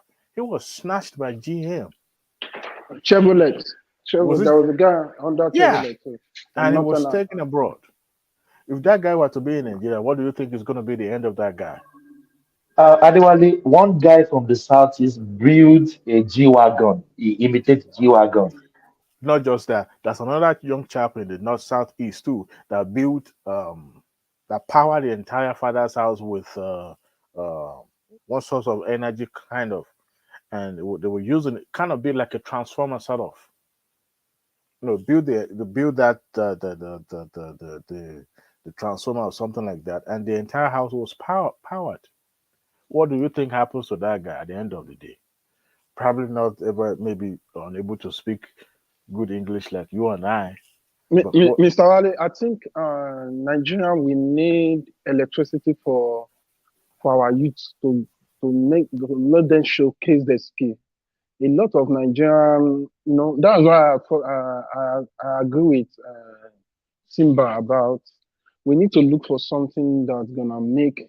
Now we need to survive first and build our economy. I don't care how we're gonna get the electricity. We need to get it first for now because many countries have go beyond having 24-hour lights. South Africa has been doing that for many years. Imagine Nigeria with our population, with the youth, with the technology, everything. We have What about that every young guy 24 hours. that built electricity in the southeast that powered his father's house? What about tapping into his knowledge and then mass produce ore on a larger scale, right? Yeah, yeah, yeah. I I just watched feel it. like because if you document. notice, sorry, if you notice something, especially all this online something, do you notice a lot of crime reduced because of the kids all this influencer, all this comedy, all this, especially the youth from Edo State. Don't you notice that the crime is a little bit, because imagine they have 24 hours light. Like they are going to be busy with one or two things they are doing. I really believe, I don't care how they're gonna get the light. If they can do that, I've seen a lot of changes will happen in Nigeria. You know, if Rutos and Ramaphosa likes, and even the Tinubu's like, let them continue to talk. As long as there's no integration, cohesion, collaboration in Africa, look, even if Nigeria produce oil and sell it among African countries, we will make good profit. We will benefit from each other. Business to business format will be achieved. Yeah, because South Africa, they only get their oil from Saudi Arabia. They don't buy oil from. But some of these folks listen to the Western power. They listen to, the colonial masters. They do their bidding because they have been told what to do. I was listening to Professor Akinyemi on Arise News today. I was watching the show on YouTube, and the man spoke about all the presidential candidate contestants during the last election. All of them happens or appeared not to even have a slight idea of what their country or they themselves represent, or what they intend to project to the entire world. They just want to get the power first, then they will start winging it, and they will find their bearing in the process. But it goes beyond rhetoric. It should be, what they actually intend, because I think what Tinubu is trying to do is that him imagine as a ECOWAS chairman, you cannot isolate yourself. You have to build or try to encourage the rest of other countries around you to grow at the same level so that they can be economically empowered, and that also would strengthen the security among that regional countries. So you will have enough room to grow and have more security. At the same time, other countries will empower. So that will stop urban rural migrations, or from one poor country to another rich countries and all that. So I think it's trying to encourage that so that Nigeria would not isolate itself. But you see, that's a good plan.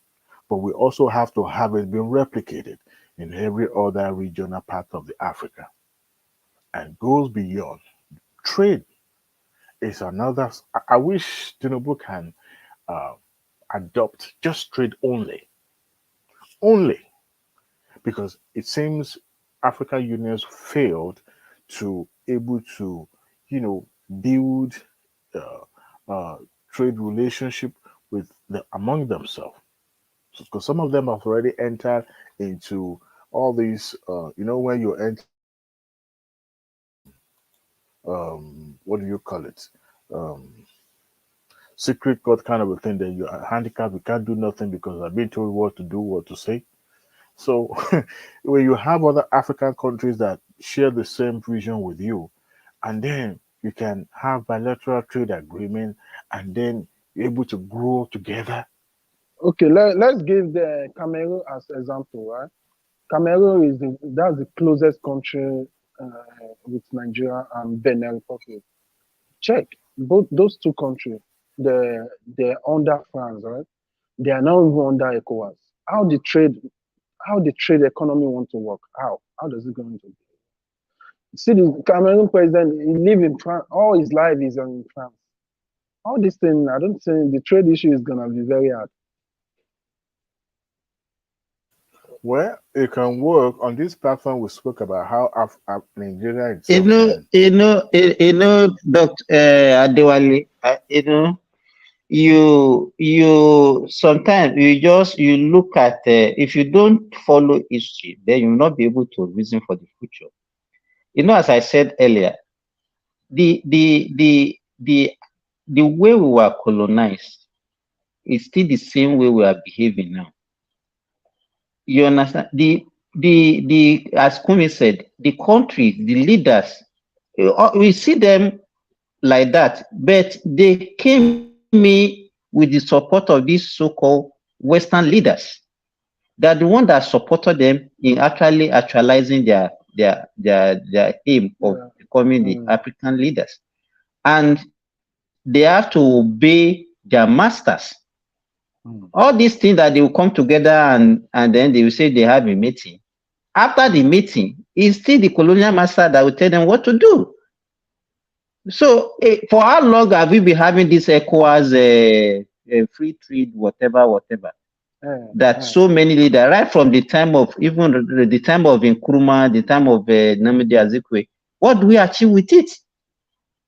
You understand? In Africa, in West Africa alone, we have Anglophone, we have Lusophone, we have Francophone. The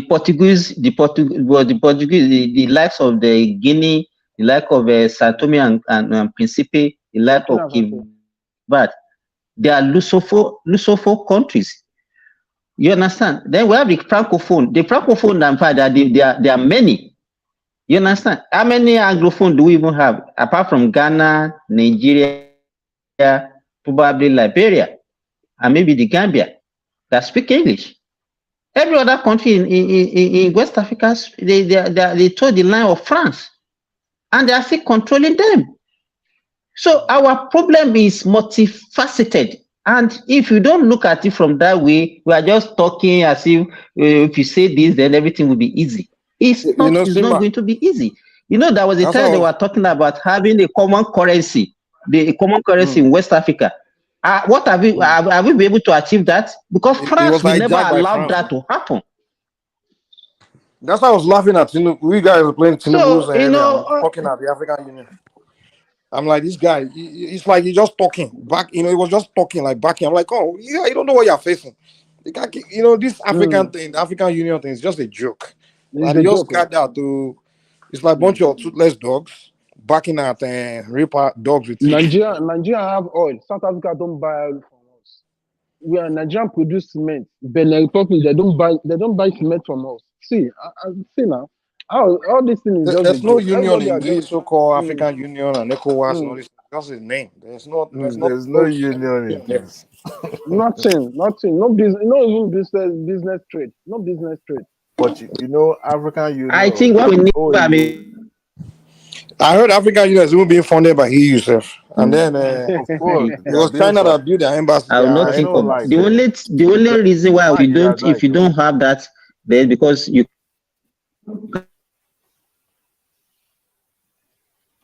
Somebody is breaking. Can everybody hear me? Simba, I can hear you. Simba is breaking. That's Simba. Oh, okay. I mean, am I the one breaking? Yes, sure. So occasionally, yes. Yeah, you're breaking. I heard it that the European Union and all that are picking tabs for AU because some of them failed to even pay their own due.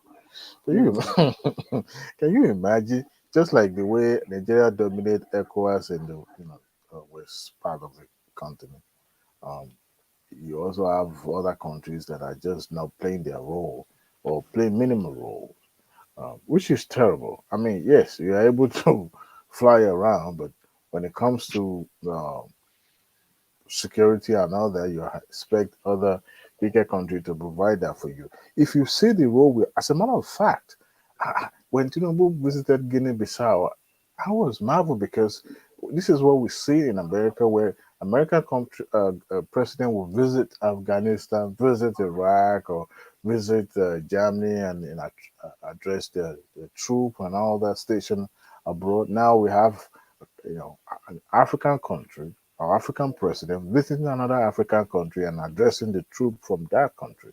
To me, which I found very, very fascinating. So the role Africa is playing in the Western sub-region is very crucial. That speaks to how he emerges as the president of that organization, because they wanted protection. They wanted somebody who is coming and who is going to pick up the tab. If not because of the presence of Nigerian troop in Guinea-Bissau, by now they will be having military in their state house. Yes. Because they're able to wear them off It's the same thing that we did for Mali. You remember? Yeah. No, Gambia. The Gambia, when that guy came in, it was Nigerian troop that they sent there. In fact, it was my friend that led that troop that went to Gambia and said, "No, Well, do you think this we can guy do the same cannot thing stay," in and French they speaking pursued the countries? guy away. To where? Simba, do you think we can try it in French speaking countries? The No, Francophone France will countries. not allow that. With the support Exactly. of America, we can do that. France and Yeah, America are on the but same page. America Trust me, will they are on the America same page. won't even look your side. They will look America will not Niger, go look against you France like, now. Are you kidding me? Wow. you know.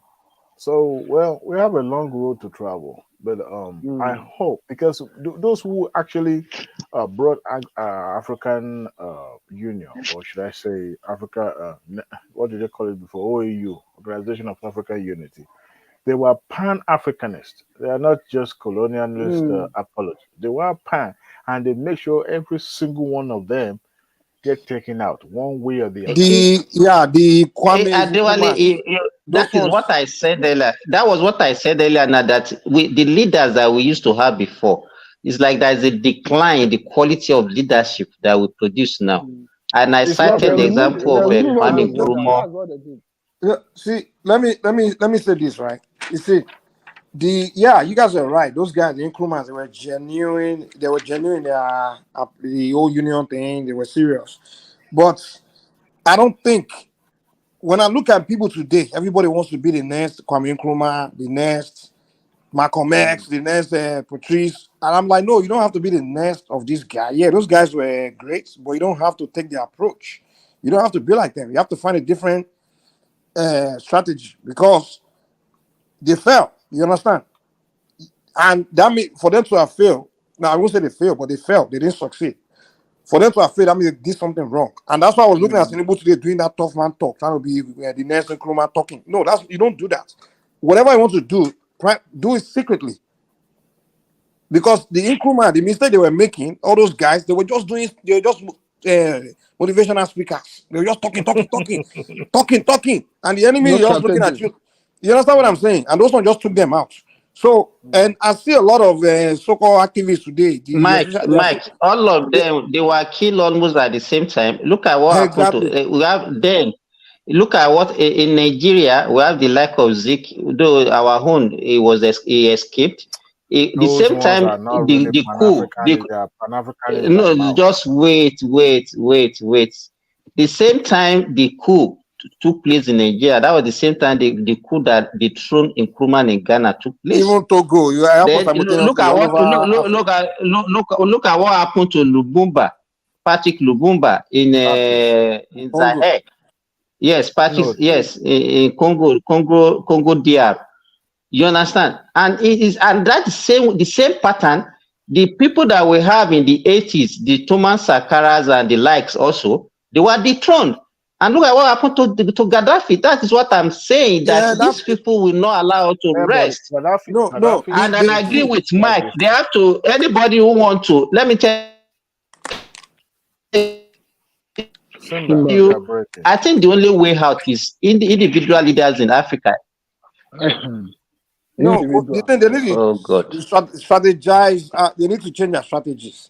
You can't. African leaders, and they want to do something. They will go and start talking about it publicly. They'll be sharing what they want to do with the European Union, the Europeans, and those ones will just see it, and those ones will just say, okay, this is what they want to do, and those ones will just gonna figure a way to, sabotage it. Yeah, that's their mistake, and that's the same mistake leaders today want to start making. You say you want to do something, I want to advance, and you start talking about it. Next thing they will invite them, they'll go to some economic forum. To impress the people. What do you think? Maybe I'll see Osibanjo in economic forum talking to some European journalists about the Nigerian plan for the next 5 years. Like, why are you doing this? Whatever you want to do, keep it secret, man. That I think that's what their mistakes are. We don't learn from past mistakes. I think they are just playing to the gallery. I think they were just playing to the gallery. You know when this William Ruto started in France, everybody was praising him. He was bold. He was doing this. This is what we expect our president to also be doing. So sometimes I don't understand the way we even think as Africans. I don't understand. We always like talking without any action. No action, exactly. But that's the problem that we have. Everybody is reading from the script of the No, movie. they need to let us generate our light. I don't care if it is cold. If it, they should just independence. I'm telling you, we need you to be know, very fully No, independent. Rukumi, don't mind. Let me tell you, somebody like Adiwale, it He's will a be, in very fact, gentleman. I'm telling you. it's to me, he cannot be a good No, no, leader no. because you cannot be nice. Have you ever seen a world leader that is nice? You can't be nice and say no, you want I'm to not be a saying leader. it. I'm not saying this. No, everything about you from the little He's a time I long time in spent with you. America. You are too nice to Too be. much American. Even women will be taking advantage of you. I'm very sorry. Too much American. Be nice to me now, for at least for one. See, I'm not that.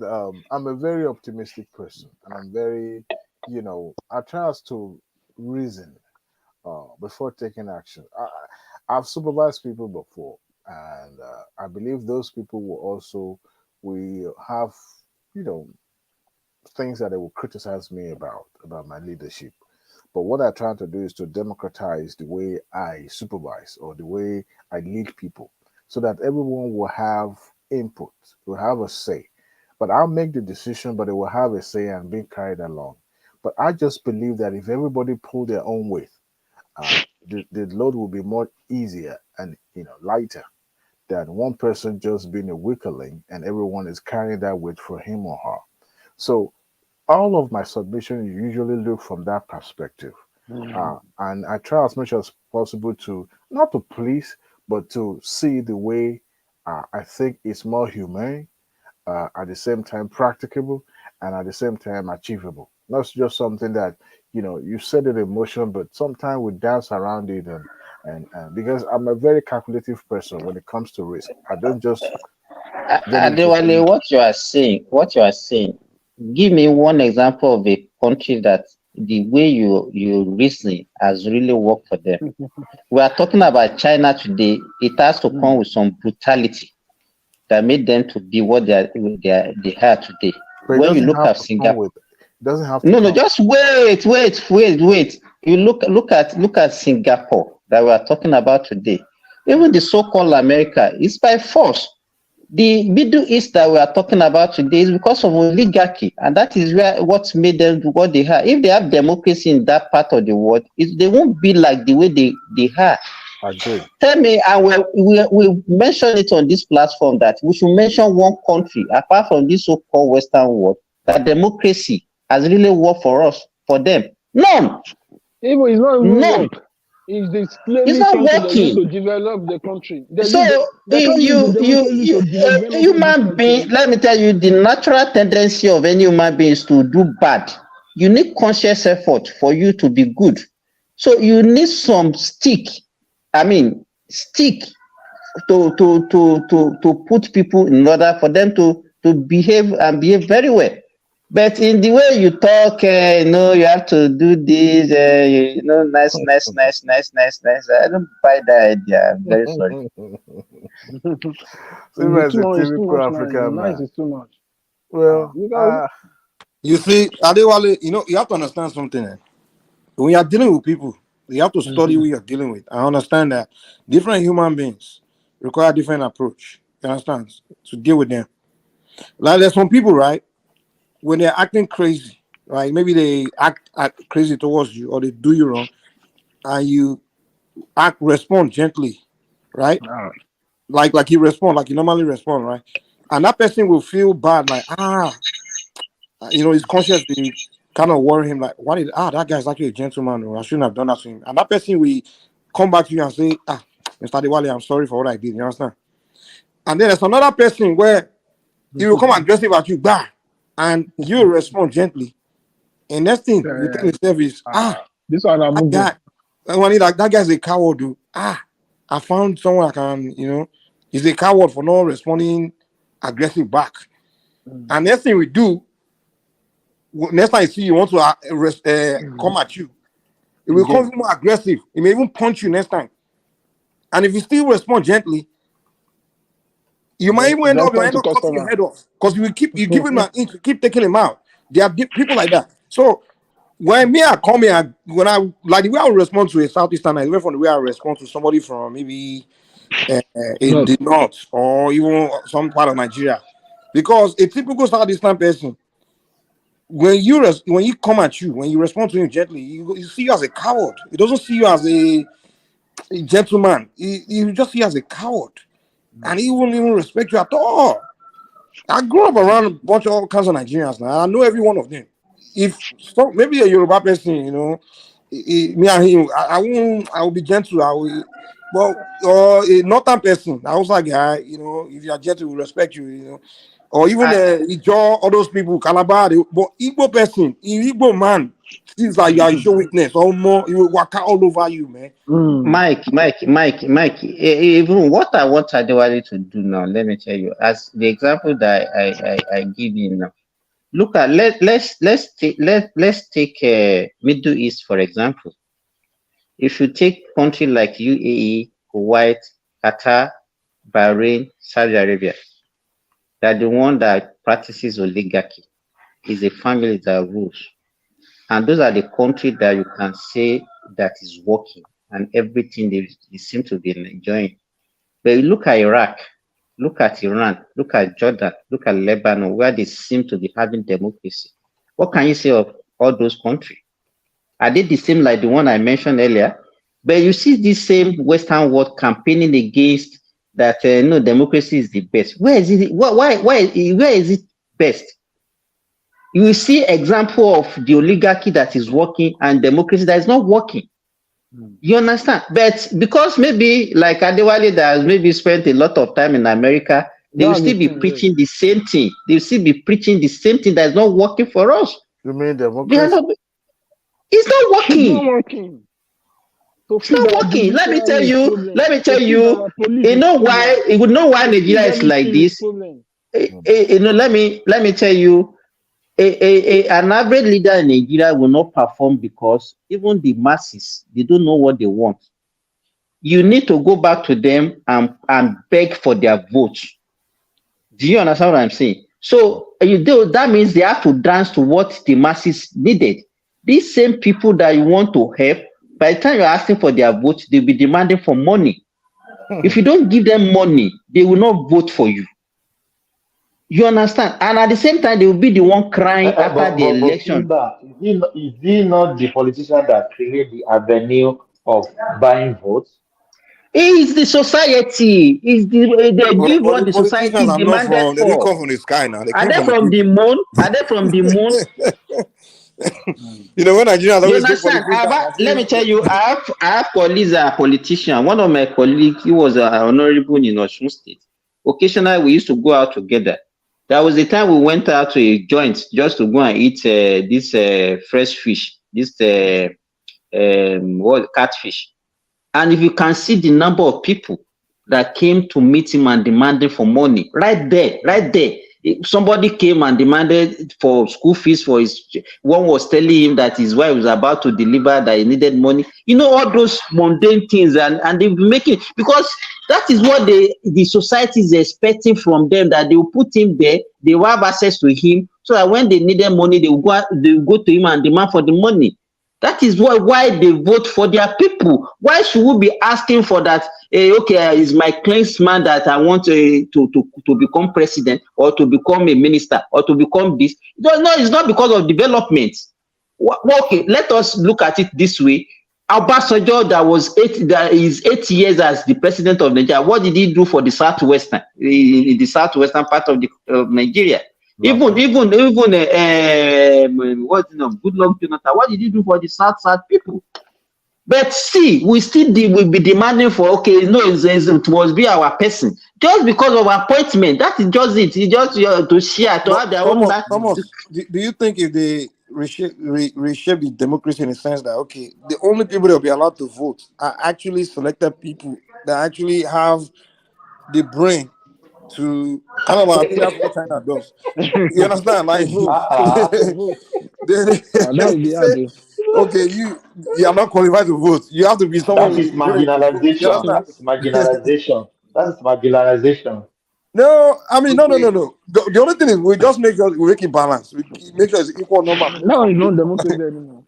Okay, can Well, I have my own input, please? to me, the idea of let me make a Yeah, statement. let Mike land.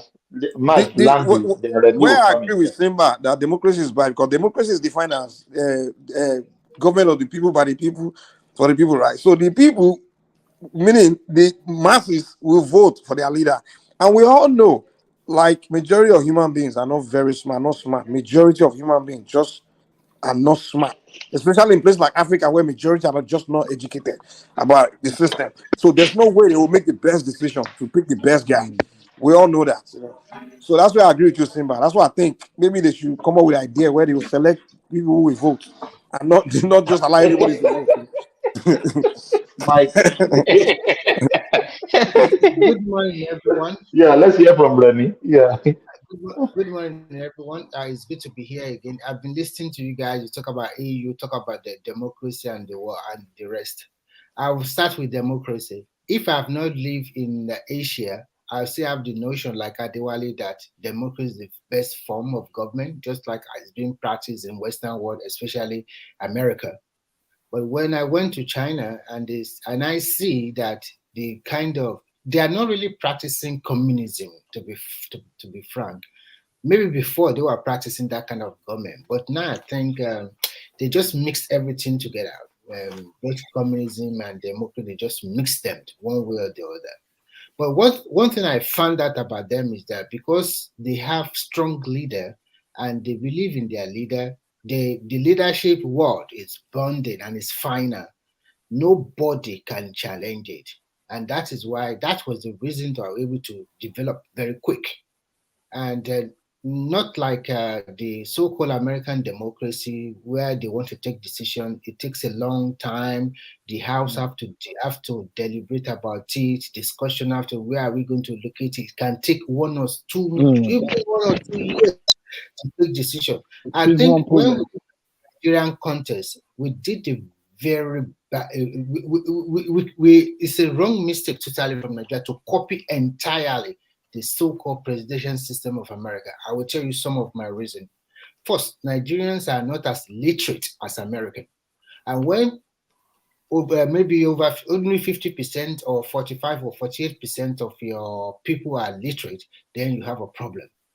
Because the way illiterate will see it will be different from literate. And those that are literate in Nigeria, we also have some people that are, I will quote them, not totally understandable, maybe and I don't know the adjective I can use for them. So that is the first thing. Then the second thing is that we don't have the strong institution like America. An average black man believes that things must be for himself, and sometimes to the extent of being greedy. But if you look at an average white man, you think that, okay, this life is for me, but things can be shared equally. He doesn't mind. So I have talked about in Nigeria there should be a little bit of force, but you people said no. And if you don't force your citizen and you just want to be deliberating on everything, it takes a longer time. Just like yesterday, that guy was complaining. I mean, Israel was complaining about, or I don't know, maybe the other guy about no Eastern Railway corridor or something like that. And they were also complaining that we borrow too much money and we shouldn't borrow money again. And when you look at the so-called America, do you know how much debt? Even everywhere, even here in Finland, they borrow a lot of money from EU. They are owing heavily. If you look at all these countries, everybody is owing heavily to develop their country. And afterward, they continue to renegotiate the loan. And afterwards, Remy, American debt is more than their GDP. People don't know 32.6 trillion. Well, and the GDP is 26 trillion. So people just see all those things that are shining. But when you live there, you discover that the taxes you pay, and they cannot introduce such a tax in Africa, in Nigeria, because people will complain and people will not willing to pay. That's another thing. Although I see Nigerian problem are both leadership and followership problem. They are both, not only leadership alone. Because even as a non-person, as a new governor, before you know it, he will start amassing wealth to himself. For what reason? So that means initially that is what is in your mind. The only few of these governors will try to help their own citizens. And we can see examples like that Ebonyi governor, like that this person, Borno State governor. And whatever you tell me about TINUBU also, he has done wonderful job in Lagos. And those governors after him have continued to perform. And that is where the reason you see Lagos here today. So democracy is good, but for Africa, we shouldn't copy 100% because we are not America. And to even worse, how can Nigeria have two House of Assembly? For God's sake, look at how many people. Look at the recurrent 360 something. And what a lot of money. 360 something they have to utter car for 4 years or 8 years. They stay in the same thing. They will never utter A for 4 years or 8 years. And they will only pass 10 law. 10. So some of them will sleep for 4 years. They will sleep throughout for 4 years and they will collect money. Before they solve one problem, they will spend almost 2 years. Only one problem. And so you know what? Nigerian people is like everything I have to put Gary into it. Some of our guys, I'm sorry to say this, anything development, they will find reason. They will want to put Gary into it. Look at us now. China come to Nigeria, continue to give us loan to develop our infrastructure. We were safe. We continue to challenge the loan. They will enslave us. They will do that. They will do that. Do you have the money? Do you have the personnel to build the bridge or the road? Your politicians is all about corruption. Your civil servant is all about corruption. The followership also is about my mom is there, I'm going there collect money. My father is the head of parastatal. My uncle is the head of that ministry. My blah blah blah is that I'm done. I have a lot of money to collect from other people. And where these people get? Is it from their salary? So we don't have nothing. And when people want to help you, you continue to say, we're killing and slavery. You feel proud. Proud with empty pockets. If you have the money, then why should you beg other people to borrow you money? So, and for the AU, I think this comes from what colonization and balkanization of Africa in the several century ago. So you can see they deliberately do that. The Europeans, and they are very smart people.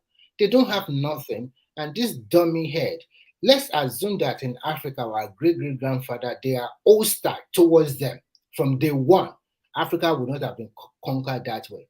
But when somebody just comes with a religion and a mirror in their hand and give it to your husband, oh, this is me.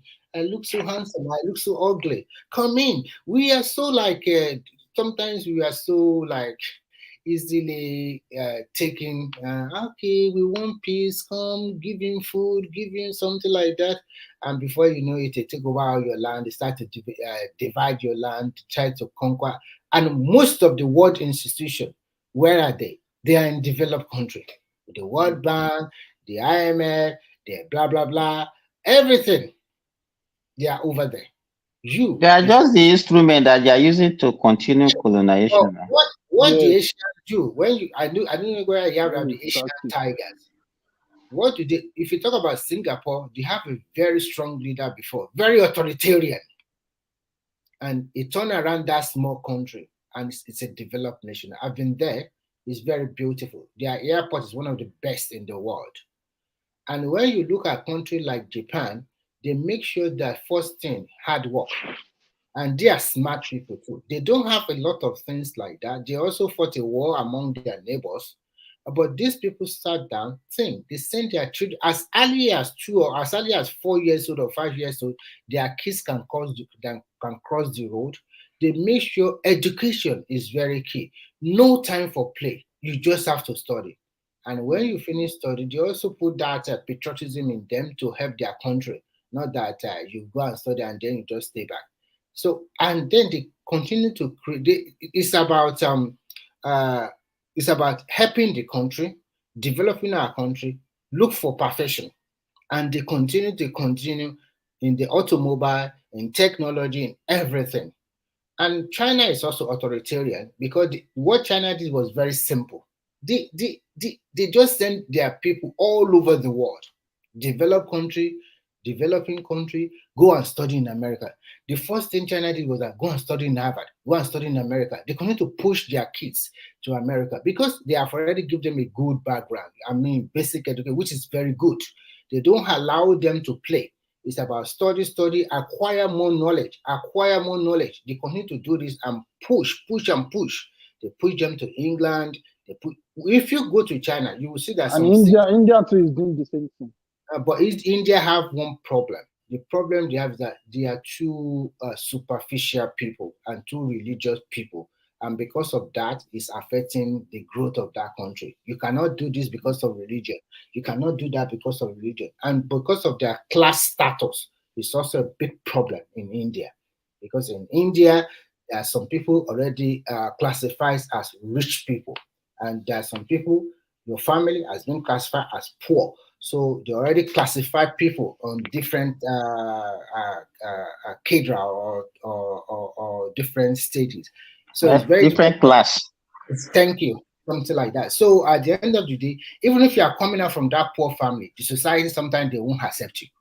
It's very difficult to even come out that, okay, I'm coming out from this poor family. They relegate them, and they continue to do that. That is the problem that country has. But in China, they continue to send their people all around. And when they want to keep the whole world, they have a lot of people. They started begging America, begging Europe, begging everybody. What you can produce in America for $10, come to China, we can do it for 0.5. Sorry, Remy. Where is Thomas? He's still there. Thomas, are you there? Thomas, if you are there, Prince Daddy want to enter. Let him in, please. Do you want to give me money? I need money. I need some money. You are. Why are you sleeping? General. Why are you sleeping? General, Thomas need money. General. Sleeping on duty. So let me continue. Let's go. So at the end of the day, what they did was that they continued to beg America, beg European. The things you can do for America for $10, come and do it here for 0.5 or $1. The Europeans being very greedy people too. They send all their production base to China. And Chinese being smart people, they continue to understudy. They understudy how they produce all their plants. They build the plant, or is the white people build all these factory, everything in China. And Chinese, being very smart people, they continue to understudy them critically. And they send spies from the government to go and look at all these factories. And before you know it, they started creating their own mushroom factory, producing fake things. You will remember that during the 1990s and early 2000 plus, you say, I don't want China. This is Chinese food. The food is not good. Blah, blah, blah. I don't want it. Today, the Huawei phone is competing favorably with iPhone. It's even Huawei is not the number second. Xiaomi is also number 3, even surpass Samsung. And iPhone is only people that have money that can buy it in Nigeria. So if you don't want to buy iPhone, the next one you buy, if you are buying Huawei, if you are buying Xiaomi, they are all from China. And your iPhone that you are even buying are also assembled in China. Samsung is also assembled in China. So how they are making money? That country is super, super rich. But unfortunately, and another thing they did, which to me personally, that is the West is above them. Their immigration policy is totally terrible. They don't play with that one. If they want to kick you out, even if they give you their green card or whatever, if they want to kick you out, they will just kick you out. They don't even blink. They won't even blink an eye. They can remove it anytime. They can kick you out anytime. So that is the problem in Asia and also some Middle East country. So they were able to, but look at ourselves in Nigeria. We always believe that, we are the giant of Africa, but we are not doing things rightly. What do? When we select our leaders, election has come and gone. Some people are still fighting over it today because they think that it can be overturned. And when you look at presidents in America and the rest, even America election that it was so close, the difference is that they didn't overturn nothing. How do you expect them to? Because so many things on stake. You want to turn the country into turmoil or something like that. We need to really recheck ourselves And I think I don't know, even The if we are most important thing, the democracy is not working yeah, for if Nigeria. democracy That's is the good, thing. but we need to start to Because amend our law and to enforce. sound like a governor, Makinde just pay salary, and everybody is earning the guy. How the government? Look It for doesn't think out of the box to create more wealth, to create more. Everything. I don't know what one governor will fit the your same. voice is not so clear. Look at We, Japan, for we, with our own democracy, we are just sharing the money. That's all. That's That's the what we're look doing. thing. at That's the Japan, for thing. It can't example. work. When you graduate from the university, Ten governor will fix only one road, the uh, same road. 10 governor will fix look at only the Japan, same for road. example. When you graduate from the university, by force, you have to serve the Nigeria. You have to serve the Japanese government. You have to join the army for 1 year, compulsory. And I was trying to say, we have a lot of people in Nigeria that graduate from the university. Of course, maybe my generation, when I serve with you, if you pull all of these people to farm, to serve in the farm for 3 months or 6 months, it's not bad. Every state have like 20 or 40 acres of land, mechanized farming. They have the power, they have the resources because they are eating the money. And you can put people there that serve the Nigerian government for the NYC, put them for 3 or 4 or 5 months there. We'll let them work for them, feed them, give I them. mean, what do you think about this? Like every person that finished secondary school, like senior secondary school, part of your requirement to get your high school diploma is to serve, maybe like you said, either in a military or in a farm, agricultural, something like that. So that you know, millions of high school, you have more children graduating high school than college. So you have that number to put into Don't pay that. those funds. And I'm Exactly. not, Instead of like, Tinubu saying, It's a for good example, idea. this That's our a nice here idea. in Finland, they do something like Hold on, please. Hold on, please. I don't want what happened yesterday to happen again today. Mike is still putting a position to Remy. okay, Then okay. Kumi, you want to jump in? No. Let yeah. Mike finish his position to Remy. Then Remy respond. Then you come after Remy. Thank you. Okay, thank you, Jack. So what I'm saying, this Tinubu said we need more. I mean, to tackle the security thing, say we need more personnel rather than going to recruit 1 million or whatever soldiers. It's not like those 1 million soldiers will be shooting us every day. I think the problem we're having is we need people to more do like surveillance of territory. You understand? So if we can, there's something they call a watch system in America. Watch system means someone patrol an area to be an eye to that area for whatever is going to happen. So whenever something is about to happen, then you call the forces that will come and with weapons and tackle the problem. So if we design that kind of perimeters, areas where we need people to patrol, now you make it a mandatory for every secondary school person, senior secondary school person to serve in the that military. Well, they're not going to be actual soldiers, but they'll just be kind of like people that will do that patrol kind of security thing. And then their only job is maybe when something happens, they are now call the actual army to come and quickly like this area something is about to happen, something is going. So something like that, yeah. Or the agricultural part too. They serve in the farm, so So we get that production. So that's what I what? just want to push. However, they want to do it, but I think they can get personnel Yeah. from that, that's Okay. scenario. So What I see is this: you have to cultivate that thing, patriotism, from childhood, from basic education. Our curriculum for the primary school and the high school have to be have to change a lot, preaching patriotism a lot. And I'm sorry, there should be a little bit of force also. Because when I see what they are doing in all these developed or developing countries that are they're far gone. I pity. When I look at them, they say, "Oh, we can, it's going to be very difficult." You can't believe it. Some of my side also in China was teaching some small kids because I teach in the university. I also teach in the college, teaching them business English, and sometimes I'm also teaching something about conversational English. I discovered that small kids around 6 years old, they always have homework. And when in their primary school, no play. Every day they will give them 3 or 4 homework. To now even make it worse, because I pity all those children, their summer vacation, like 2 or 3 months summer vacation, these kids are not stopped going to school. They continue to go to school. And the government enforce, whether private or public school, you must preach that patriotism. You must make sure that, put it in their mind, your country is the best. You have to work for their country. And they make sure that the foreign teachers working in that field, you are not in the classroom to be talking rubbish about your American or England or whatever, something like that. They will curtail you because they have camera in the classroom. And their police always come to the school to check the camera with the school. So there are a lot of people who have been removed and deported like that. If you want to try to cultivate the idea of Americanism in them, or you want to be talking about religion or something like that, they will just remove you, and the next flight you are going back to your country. They don't joke with all those kind of things.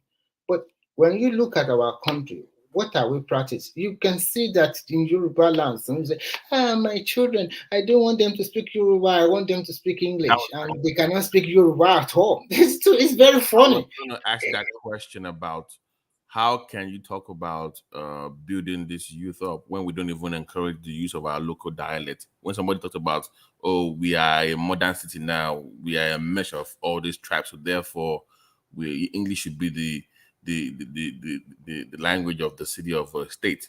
We don't encourage the dialect. So how can you build a nation when you don't even build the tongue itself? Because the English language itself, how many people can command it very well in Nigeria? It's a foreign language, and you can see a lot of people. That's the major reason they were unable to pass their JAM or get a good result in WAEC, because the language, not that they don't know it, but how to put it down. Sometimes it's difficult for many. Make that same test in their local language, they will pass it. And they will pass it. But in English, it's just, it's like, I don't. But it's okay. We can still manage that space one way or the other, because no. It has to change. But it's going to be very difficult. I mean, you have. It's not easy. Remy. No. Excuse me. How many language are you going to use? Excuse me. No. That's my point. I was here yesterday talking about we trying to legislate parity all the time. Why are we always have to make this equality then across board? No. If they want to speak outside in Taraba and find a way to make it work for them, that is them. Variety is the spice of life, my brother. If you are going to talk about that, I think the best thing, that means we have to go back to region again. Thank you very much. I've always said I've always been for that. Remy, have you forgotten? Do you remember when they introduced this 6334? Yes, and they made it compulsory that you must study one Nigerian language. Do you remember that time? Yes, I do. So what stops us? Everybody can learn English, but not as a subject. You can learn it as a subject, but every other thing can be in your local language. For me, the question I used to ask people is that, do you see any developed nation in the world that speak another person's language? None. Yeah, that's a good question, because look, when you saw this Asian, but the English language helps Nigeria to excel in foreign language. Do you guys know that? Well, it's not about it. The people that speak the best English, their parents, they don't even speak English to them. You cannot speak better English if you don't understand your own local English. That is what you're supposed to realize. If you don't understand your own language, you cannot speak another person's language very well. Because that is the issue. You see Nigerians now, they take pride in telling people, say, I cannot speak Yoruba, I cannot speak my language. Simba. They take pride in doing that. Simba. But I went to my hometown in 2017. Remy, Simba, I want more about the Yoruba.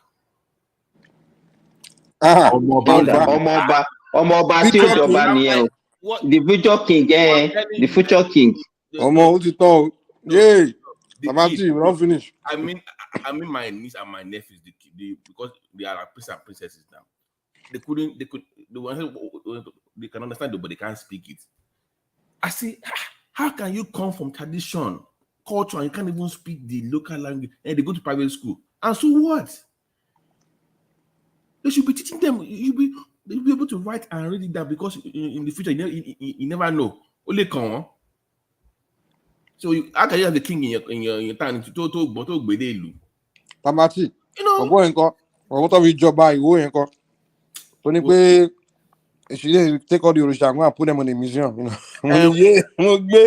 Because sorry, normally before, even if you don't live in a palace, there's a way you raise people that are born in those kind of family. You prep them for future stuff. They're supposed to be raised in a way, the way they carry themselves, the way they do. That way, when they are ready, they are already prepared. But now you just go to Canada, you gotta pick somebody to say composition, get them more, experience that process. I feel bad for Yoruba land, no. So there's no training. Now always a job. How did he become a king? Money is money. You know how that thing goes. When you have money to pay all these people, they're even upgrading ballets to kings now. If you have money, just ballet, you're a king. These are sorry to budge in. I just wanted to come in for when discussing the whole China thing about human development of India. I think that's what it boils down to. We don't develop human beings. We don't develop people in Nigeria. Forget roads, forget everything else. You must develop your population. That's the issue. But see, if you see the level of decadence in Nigeria now among our youth, and you see if you engage them, you see that they don't have anything. I'm very sorry. They will be abusing me in the comment section. I don't mind, but they don't have anything in their brain. I'm very sorry to say. Look at the one that came on the platform yesterday that want to engage, and look at what the guy was just spilling out. Simba. And yes. I went to Nigeria for a business meeting for a company that we own in Ogun State. A so-called first-class graduate from OSU could not make a 15-minute presentation to the board. PowerPoint on struggle, and she's the first class. They don't. If you are telling them, they will not agree with you, Babati. They will still think they know. They are just swimming in ignorance. I used to ask people. I said, these children that we are raising, and we all get excited. You say, the children of nowadays are very smart and this. I said, how many of the parents can say their children are better than them? None. You cannot even in development. How many of your children can you say Can you say your own children are more brilliant than you? That is, I don't know what. No, that is the fact.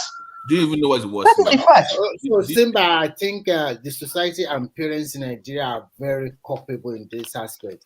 And Babati also made mention about Omobase. All these people are already corrupt. You just give them more money and they will change the whole of Ifa again.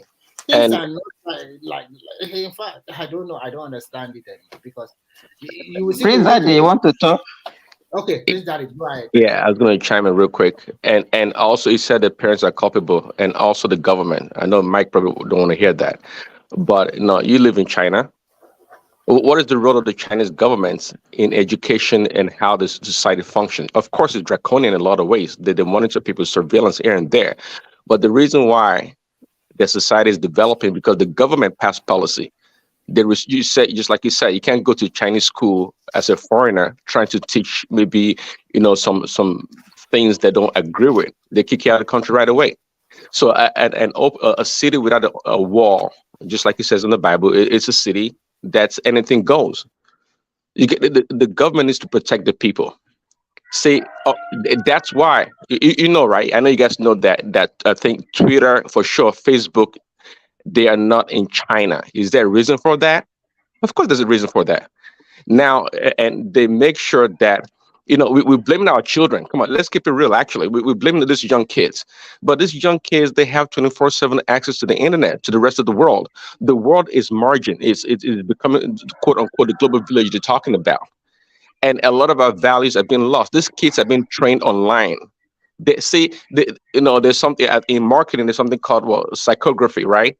See, the thinking, you'd be surprised, the thinking of a Lagos boy is not different than that of the thinking of a New York boy. It's margin, they think alike, and they're so word apart.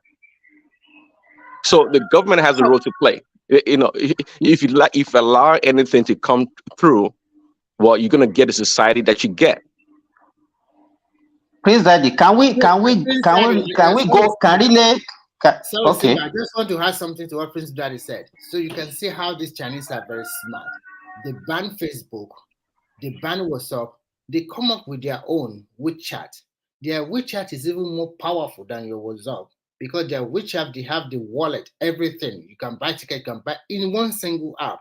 And then to finish everybody, they came up with Douyin in their own country. And the international market, they introduced it to the rest of the world as TikTok. Remy, you don't have light. I can even develop your own Weibo when you don't even Airtel, you know, gone. You don't have light, you don't have control. Where's the Weibo coming from? So we just sit down there, and when you talk about our people, they will tell us. Remember, the social media space is controlled by the government. Let me tell you something, Adewale. You are right. Their social media is controlled, but they still have a degree of freedom to do a lot of things. What they control in their social media is that you cannot post nudity, so naked. You cannot post that one. You can be half naked, no problem. They still give them more freedom. They let them go around in their country. They let them go to restaurants. They let them go to bar. But when it becomes, if you want to make a mess of their country, or if you want to do something crazy or mad, they'll pick you up immediately. They don't give. So everybody knows this is true. But you are Remy. I think we need some. They give them opportunity to make money. If government demolish your house, they will give you good compensation. They will give you one or two more houses. A lot of people, poor people, they go to their countryside. They build a lot of stuff for them. They help them in their agriculture. They give soft loan to their people. They make sure that your life turn around. So if government is doing all of this to you and they ask you to keep quiet, won't you keep quiet? What concern me with America? When my life is but they were successful with that, with all those policies, because they still have some kind of a kind of force that they use. In Nigeria, you understand, if they give you loan in China, you must return the loan back. In Nigeria, people don't do that. No, Simba. Not all of them return. Not all of them return the money back. But they have, if you don't return, then you go to jail. It's simple. They will give you the money. Hey, that's what I'm saying. There'll be consequence. In Nigeria, there's no consequence if you don't return the loan. You don't pay back loan, fine. And we seize your asset, and then we also send you to jail. Two things. So when Prince Daddy was talking, what I want to support can him, you because even track Nigeria? Can you even track the issue, the Chinese, yesterday that we were talking about the effect of religion and colonization on the people. The way they dealt with colonization is not the same way we dealt with colonization in Africa. They don't accept everything that they brought. They don't accept the religion. They don't accept the language. They don't accept most of the things that they brought to them. We accepted everything. And now, even the social media that we have to regulate, I don't think there's any, even in the Middle East, they regulated social media. But in Nigeria, what we do is that we fall for everything. We always cite an example of America, UK, and everything, something that is not working for us. And we seem not to even understand and learn from what we are doing to ourselves. In social media, especially Facebook and all these TikTok that the Nigerians are used to now, in what way is it helping our youth? You understand? So if our elders, our progenitors, they made that mistake during our colonization, it's the same mistake that they made that we are continuing with now. Yes, I agree with Prince that the parents these days, we have failed this generation, this younger generation, because the thing that we put into their brain, that is what they are doing. It's the parent that is actually encouraging all these useless things yesterday I said it, their parents are now taking their children to go and be learning Yahoo. You understand? They are the ones that are not speaking the language to their children. Because I was asking my cousin the day before yesterday that, why are you speaking English to your child? He said, because I want him to know how to speak English very well. I said, so you that are even the English that you are speaking, do you think you are speaking a good English? You are speaking rubbish to your child. Simba, And you think can you give me a second? Can you give me a second? Simba, you're a pediatrician, so you know what I'm about to say. You know, they say a child by the age of 6 is capable of learning 5 to 6 languages by that age, right? So they can learn multiple language. In America here, you will see Indian, Chinese kids.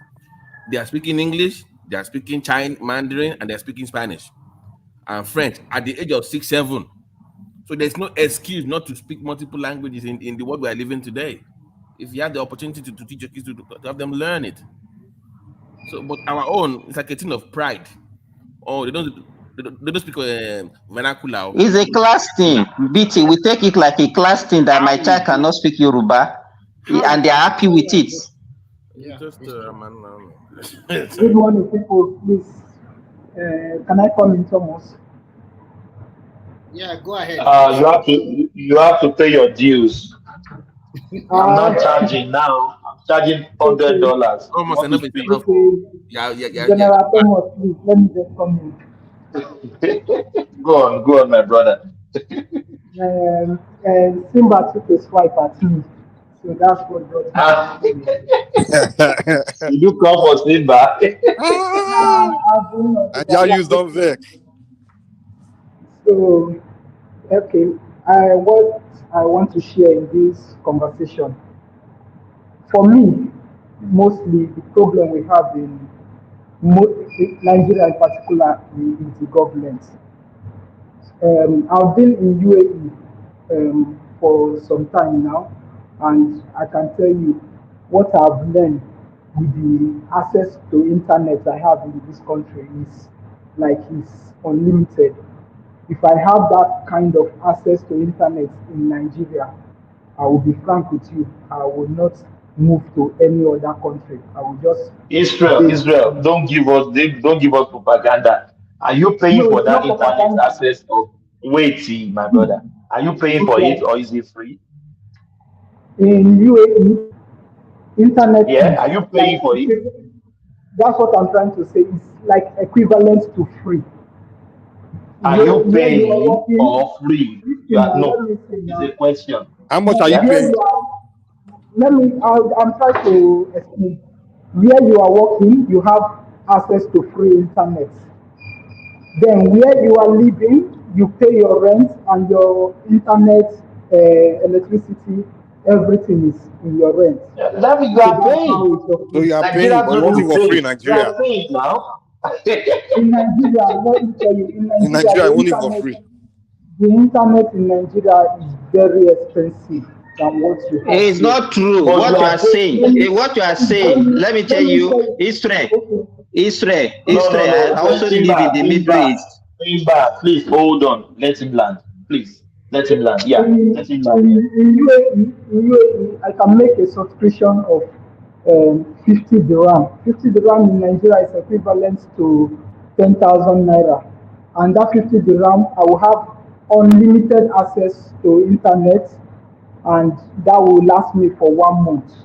But in Nigeria, 10,000 naira internet, you will have some restriction, and within 2 weeks. Thomas, I'm sorry, $50 is about 40,000 naira. You say it's 10,000. I did not say $50. I said 50 dirham. Okay. Sorry.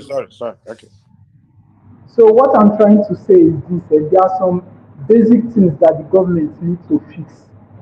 Okay, another example now. I can make $10 like almost every week online. I can make $10 online or every week with the crypto space. But here I have steady electricity, I have little internet. But if that stuff, like we have internet in Nigeria and we have steady electricity, that $10 would be more valuable to me in Nigeria than here.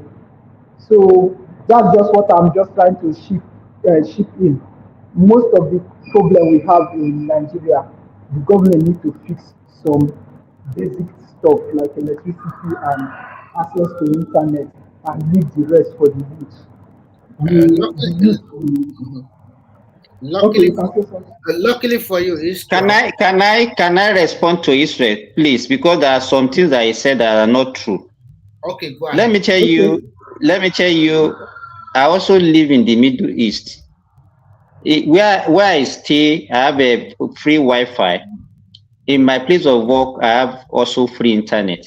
But even the subscription that I used to do on my phone, I used to spend about minimum, because by the time I subscribe for 75 riyal per month, they will only give me 10 gigabytes and of local internet. I mean, that is the one that you can use to chat, to do all those things. Then for social media, 10.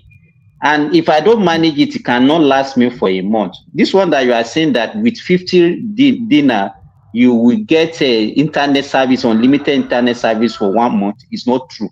It's fake. Let me tell you. Let me tell you that. So excuse me. The people that live abroad, please don't let us be giving false information to the people in Nigeria as if everything there is free.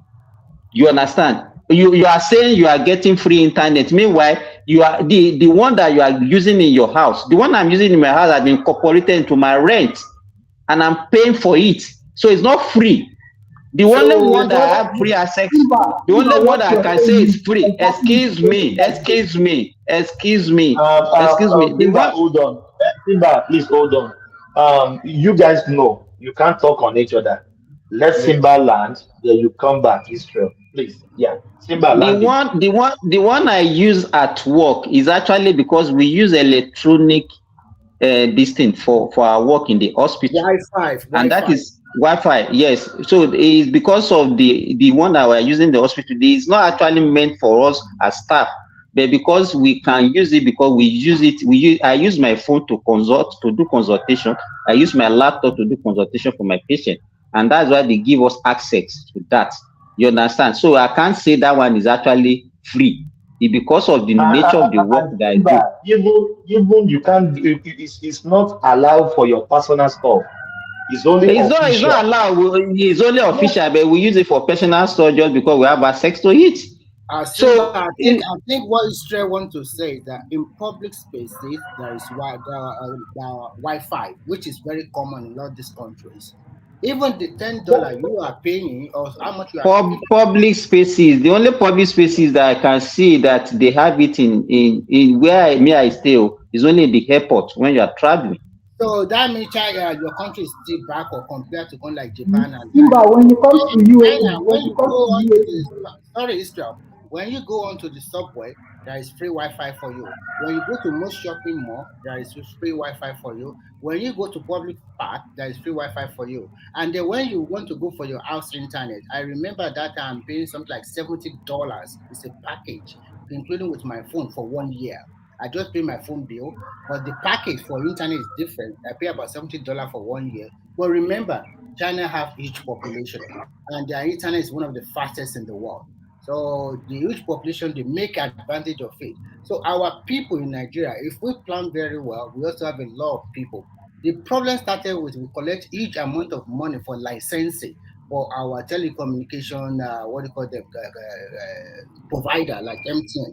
They collect about $203 million from each one of them. If we have not collected that money, the price of data consuming to the purchasing power or the average income that Nigerian people earn is still very high. Let's be frank with ourselves. Because I went to Nigeria in January, my time is the one I'm using now, Remy. The one I'm using now currently, I pay 5,000 for 25 gigabytes. So that is cheating also, but because by the time you use all your 25 gigabytes, it's already. But I think what they should do in Nigeria is that the government should do is that they must mandate it that you pay money for 1 month subscription. Remy, hold on. Are you being fair? And let me land it before you counter me. I'm an engineer before leaving Nigeria. Okay. I install generator in the plants of all these all these poles of internet facility. Base stations. Do you know that all these stations They run on diesel 24 hours. We install 2 generators. One will work for 12 hours. They will interchange to the other one, work for 12 hours, running that 7 days, 30 days, 7 hours, 24, 7 days, 24 hours, 365 days in a year. And you So, expect this. So let me finish. I said, let me finish, please. okay, I'm listening. And you expect, yes, and you expect this plan, this subscriber, for them to be cheap. Can you imagine if this station is running on electricity from the government or is running on solar? They will bring down their cost. This is what I know. There's nothing like this. And let me tell you, those generators, we don't repair it. When they spoil, we replace it because we can't afford for the net generator to be going off when people are in their house waiting for the internet facility, calling their family member. We just service it. When it gets any fault, Remy, I said any fault, there is no repair. We replace them. So Okay. talk about this. Thank Okay, you. thank you. You have made a very good point there, but there is something I want you to know. The number of subscribers they have initially, because I know when they started in 1999, 2000 to 2001, I went to Econet training because my boss that time we get a franchise dealership for Econet. The number of subscribers they have that time compared to today is totally different. And you cannot be using that time that you spend a lot. Although I know you also the telecommunication they spend a lot of money expanding, but I still think they are still cheating Nigeria one way or the other, because now they have alternative instead of using generator. You said it also. Why don't you use solar? Nigeria always have sunshine. At least no matter what happens in a day, they will have roughly more than 10 hours good sunshine. So I think the problem started with the licensing fee, which is huge. If we have not collected huge licensing fee from them, maybe the price of data will not have. But the licensing fee, they have paid that one for a long time ago now. 250 million. 250 million. That was what they paid that time. They will tell you they are recuperating. But let's fast forward to now. All these 5G, 1G, 2G, 3G, for most average Nigeria, for poor people that want to go online, they don't have the money. And even they have the money, they have to starve, they won't eat. The government should come in. They are not regulating that price structure. I think, Remy, what I notice generally, let me tell you, I think the cost of communication is one of those things that the price has not actually changed in Nigeria. Because even up till now, yes, because it's not, in fact, it's only thing that inflation has not affected. Because because if you look at it, we are still calling, because what I used to call before about 2-3 years ago was still the same thing, that the cost of calling is the same thing up till now. Even with the increase in cost of... They are making more money every day, and people, if they are using their WhatsApp, they also have to recharge, buy data or something like that. So they make more money. I think it's high time they regulate it very much. I think if they structure it like a month. I think they can do better with the cost of data. Yeah, they can do. They just have to find the maybe 2 weeks in 1 month. It's okay. 5,000 naira for 2 weeks. Then if you want to go for 1 month, you pay 8,000. Yes, it's right. Yeah. You know that 25,000 you pay a month for data a month. You can no, I said 5,000. 5,000 for 25 gigabytes. 5,000 for 25 gigabytes yes. in Nigeria. Yes. In Nigeria, Nigeria as I'm talking now. How long I've been using it for a month. In fact, the one that I subscribed when I came in on the 15th of July, I didn't finish it. Don't let me talk, because I have a Wi-Fi in my house. I have a Wi-Fi. As I'm talking now, I'm using my Wi-Fi. I'm not using my data. I only use my data when I go out of my house. I pay 10,000 naira for my Wi-Fi. I took 10,000 naira for my Wi-Fi every month. Which telecommunication provider is giving that? I don't even know. He's my friend. I actually is the one doing it. There are a lot of people doing all those internet services in Nigeria, and not even all No, these they are major. not from they are not connected to MTN, Econet, and the rest.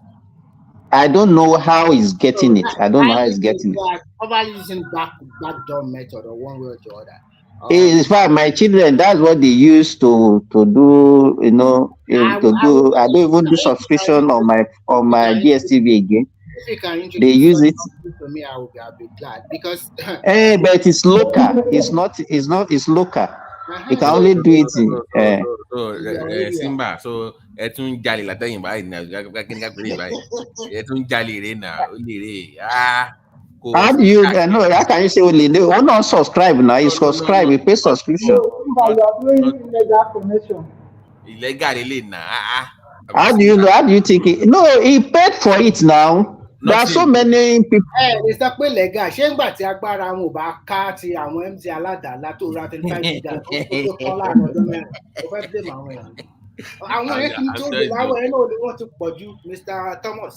Ẹ máa fún wa ní 10 gigabyte tó bá ti lò tó bá wọn á tún cut it down. You know, Remy, on a more serious note, that needs to be reviewed. If you need your population to have that much penetration, then government has to come in and subsidize that network for it to be cheaper for people. So it's affordable. It's too expensive. You buy like 5G before you know it, 2 days it's gone. It's over. That's not normal. If you watch video a little bit and you go to TikTok and you also talk to people on WhatsApp, the second day you have to. By the way, don't take it personal. I was just kidding. No. I think it's too expensive, the data. I think the government, because if more people go online every day, it's also a plus for this telecommunication company. That means they make money per second, so they will continue to make their money. So, and I think it's high time that they also. I'm not saying they should bring new. If they can bring new player that can crash the price, they should bring new player also. Maybe they start to reduce this licensing fee.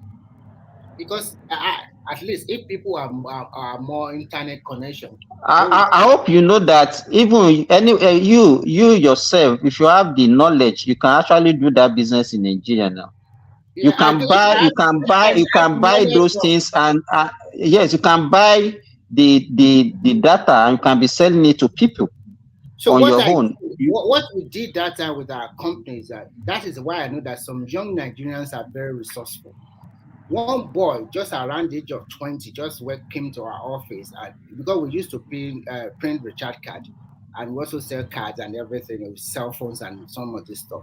The boy just came to me that if you can give me recharge card worth of 10,000, before you know it, in 1 or 2 hours, I'll bring back your money. And I said, no, I can't give you. How am I so sure you bring my money?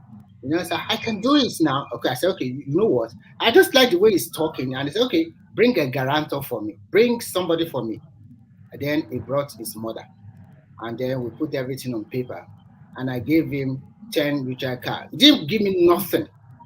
So he went outside, he went to the street. And to God, in an hour, he brought back the money. I was surprised. How do you do it? I said, okay, because you do this one, I'm going to give you 20. And he went again, and before another 2 or 3 hours, he was back again. I'm telling you, this boy, within 1 month, this boy is collecting 500,000 recharge cards from our company. He brought all his boys, and he put them in different locations in Ibadan. He is the one that will give them cards, and he monitors them. That's the same thing we want government to be doing. This boy, a boy of 20 years old. See, I don't know where he is today because I've traveled for a long time. If he continued that way, that is a potential millionaire you are seeing in your hand. Why some people are talking, doing, what do you call it, Yahoo or whatever, look at the mindset. So me myself, that I'm an operator, I just go to all these big companies, but I am selling satellite phone to Poly, but go to UI, go to everybody, and go to all these places like Nigerian bureaus. We supply them a lot of stuff, but they are the brought. Oh my God! And we have. Can I tell you something in that country we don't know? the rich people will be getting richer and they'll be using something free in that country. Let me explain what happened to me when I went to Nigeria. When I got to Nigeria, I said, "Ah, this internet the people are shouting is too expensive, it's too expensive. Let me walk up to MTN. I walk up to MTN. They sold me a modem, my file for 8,000 naira. Just listen to me, 8,000 naira for that modem. And I recharged a 5,000 naira. What? Ask me how many gig they gave me. They gave me 20 gig on 5,000 naira. On your normal phone, if you want to buy 20 gig on your normal phone, you may be spending like 15,000 naira. Do you understand what I'm telling you now?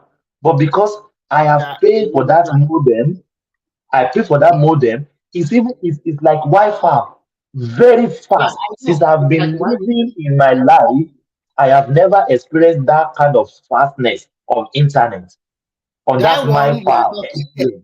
So, Thomas, that's what you are talking about. They have used that one in China for the last 10 years. Now they are using Wi-Fi at home now within your family. They just give you a password. No more machine, no more box for you to put at home. But the question I want to ask you is, Wow, really? your family, yeah, yes, really. Yeah, that's what they are using there now. So all this outdated, you know what? When I was in the when I came here to study, and you have a lot of case study, when I continued to tell them what is happening around the world, all of them were like, even in Finland, they were like aghast. They are like, really? What is going on in their country? They thought they have this. You guys are already outdated. That is why when you talk, you would think we are playing. That country, the Asian tiger, they already overpass everybody. Did you come and see the AI technology? There are so many cameras around the city. We pick you up anywhere. Even the moment you step out from your door, there is a camera in the lobby from your apartment, and in the street, in your neighborhood, they'll pick you up anywhere you go. There's no hiding place. The camera will pick you. Their AI technology is very good. And what did they do? Is it not America that started it? And they just modify it and they make it better every time. So the question I want to ask you, Thomas, like what you get from MTN now, for 1 month, a family of 4, can you use that 25G they gave you for 1 month? I don't. Going I online don't with think you 20. can. Yeah. So that is No, where I the don't thing think is. it's going to last you for If 1 it's month. cheap, If you connect your TV, connect laptop, but it's still cheaper to the normal internet you buy on your normal phone, MTN line. You understand what I mean?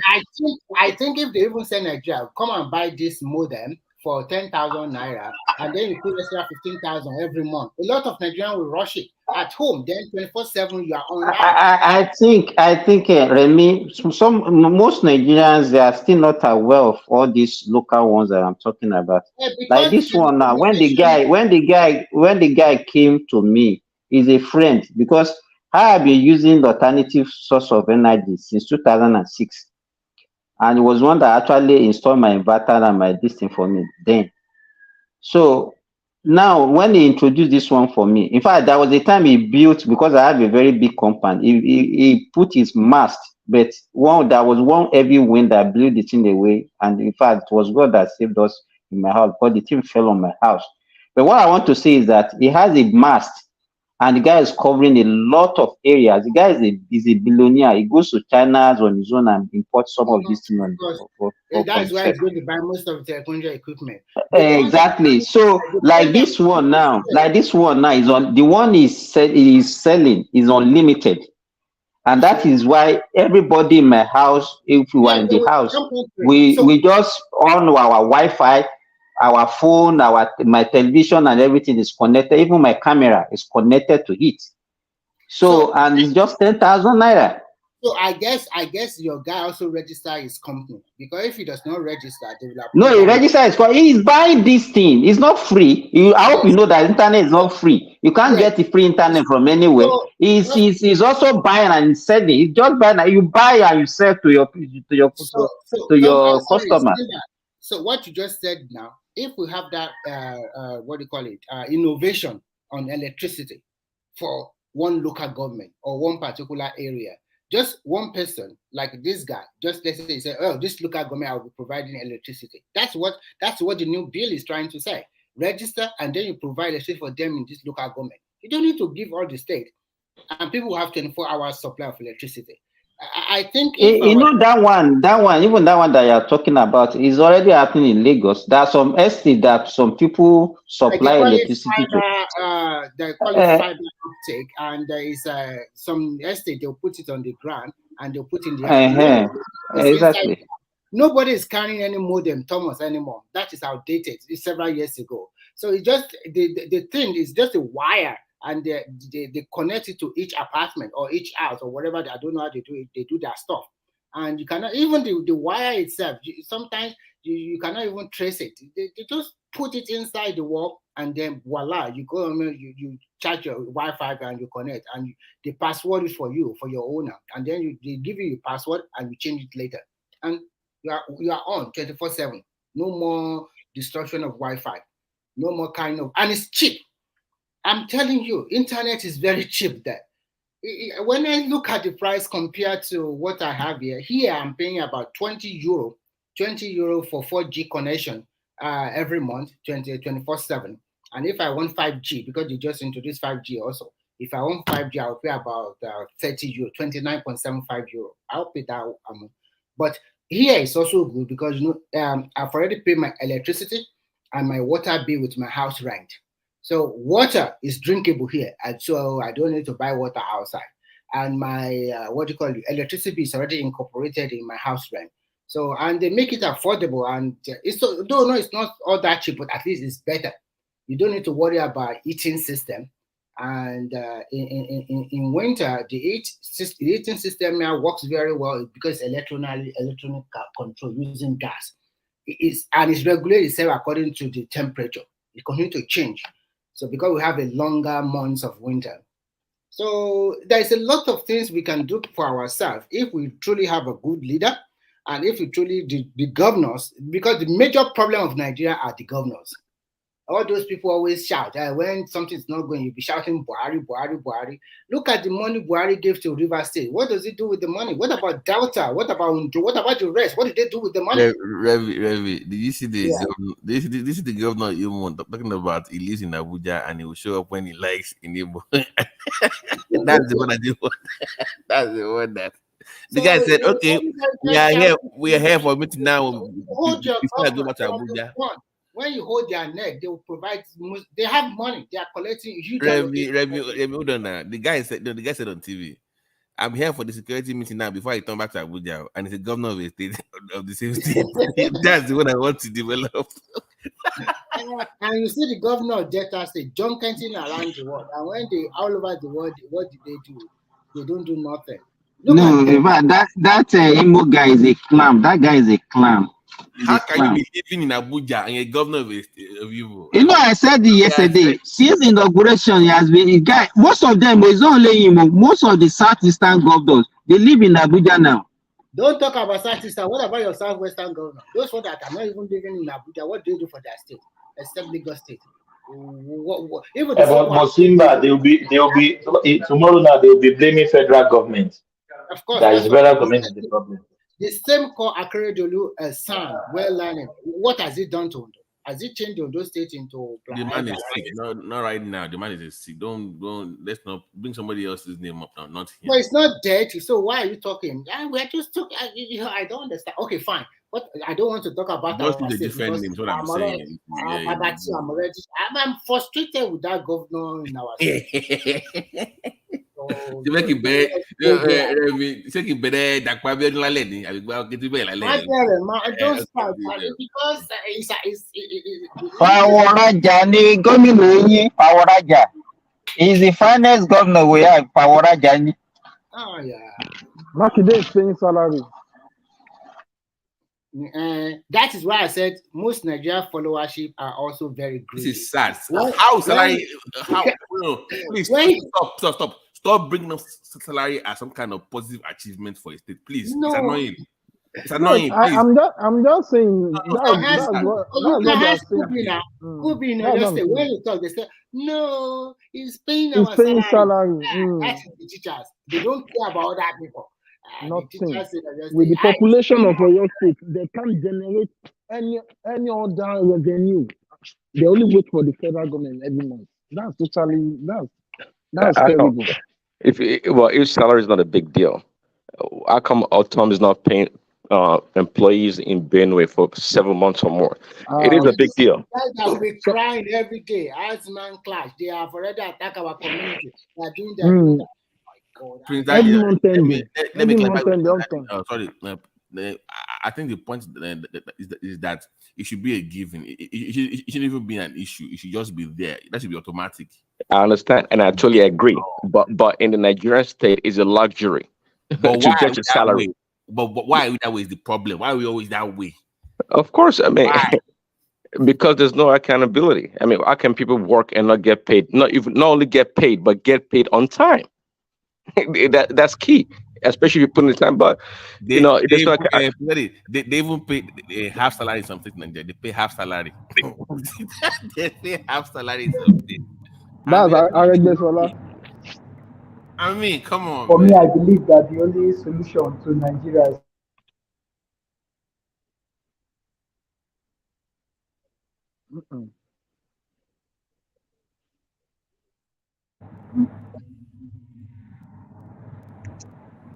Can you hear me, guys?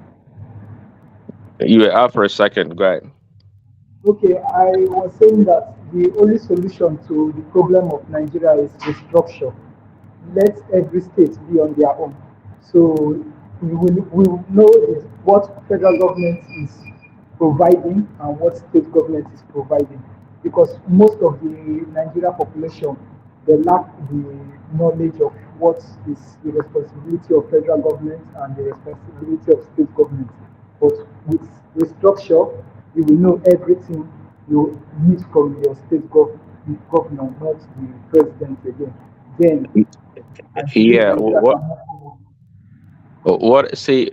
Yeah. When all these changes are going to happen, when they're about to happen, right? There are going to be some ups and downs or some hardship. Now, if states are allowed to be responsible for their revenue and everything else, we should expect some exodus from some parts of the country to other parts because it's going to be a grind and it's going to take a while. So we have to be ready for that mentally and also, materially, so to speak, because some states or some regions would be overwhelmed. And that's this governors or states that are used to doing anything for themselves but going to Abuja to collect their money. Where would the thinking come from? The creativity, the imagination, where would it come from? Just like a seed, it's going to take time to germinate and to produce fruit. So it's going to take a while. It's going to be a big challenge. So the sooner, the better. With some level of planning and assistance, they can get it done. But that was the point I was trying to make the other day. That not everyone, it's a habit, just like human habit. Most of these governors, they're not used to doing anything. We talk about how they have so much minerals or natural resources. They have them, but they don't do nothing with them because it's human nature. Why do I want to spend my energy and time when I can get free money or free this and that? That's the issue here. And I mean, people have said it before on this platform that each state has enough natural resources to sustain itself. If that been the case, how come we not do nothing about it? Is it because the governors don't know better? What is the issue? The problem is the federal government. The federal government is trying to control everything. So, like the electricity now, you see, there will be improvements after some days now. But if the federal government could, like the stuff with security now, I believe Nigeria at now we need state police, but the federal government is still holding back. If you set a standard and if your state is up to that standard, you can get your state police.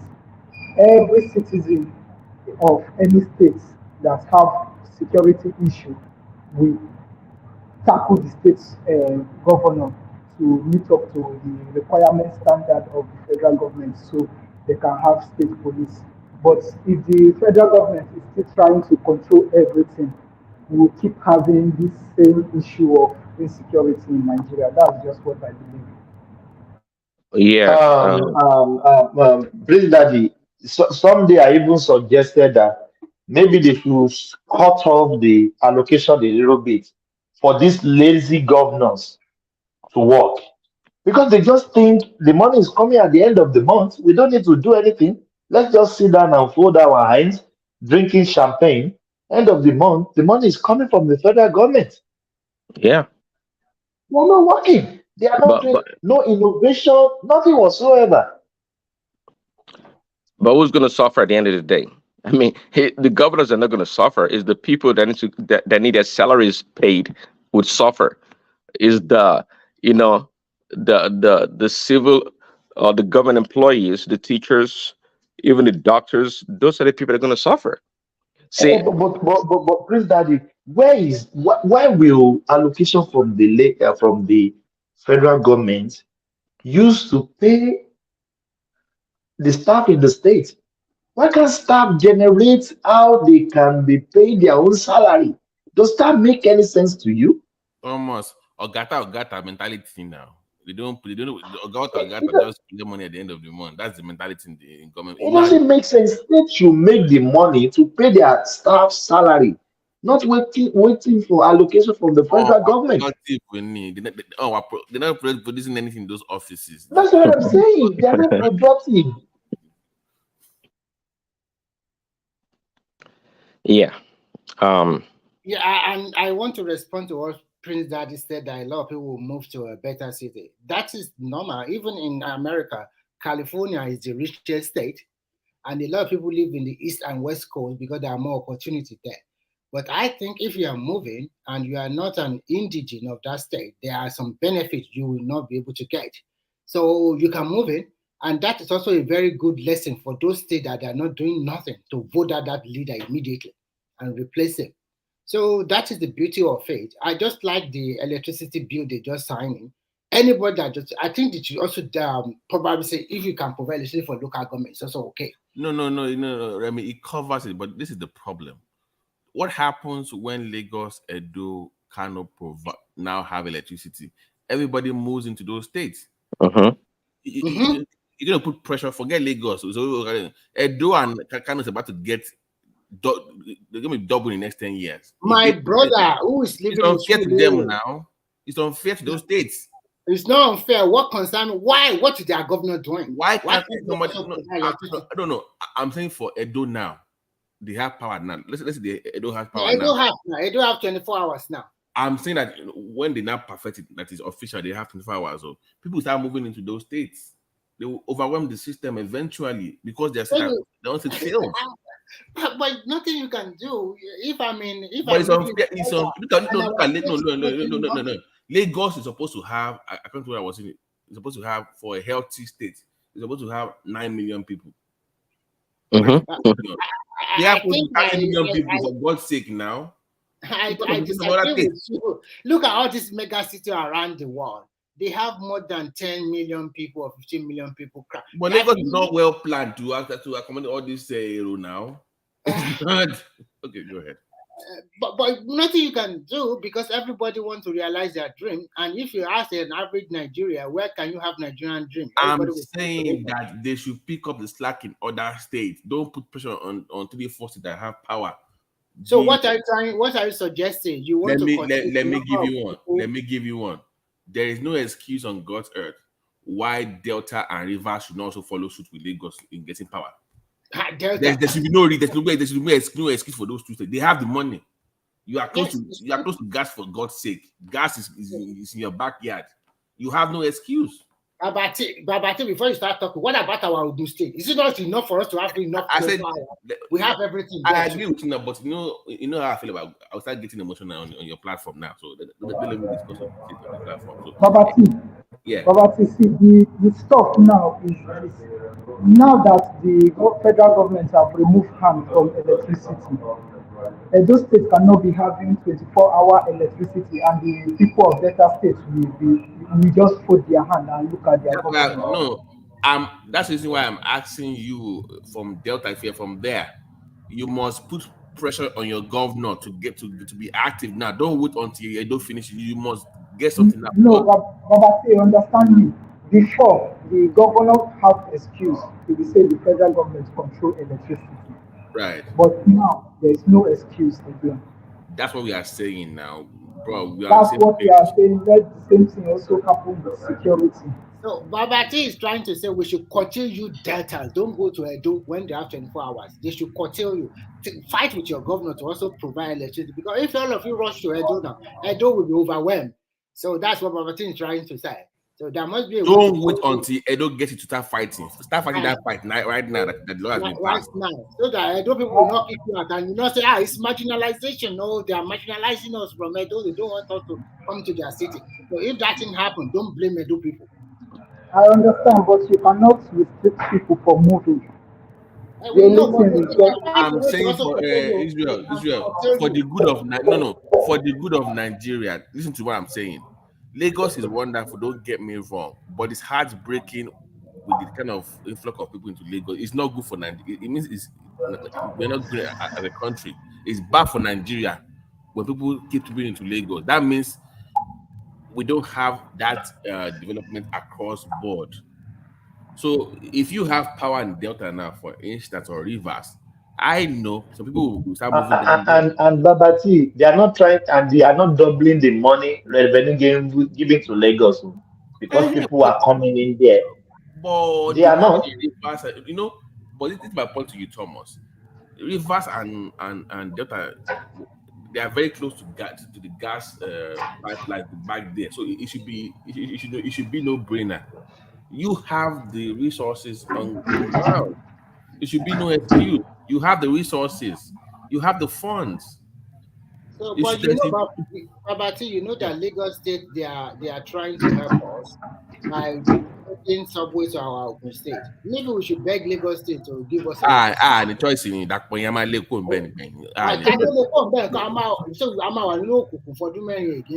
we can't do that. You're not there, Dabe. That's very one chance. One chance. One chance.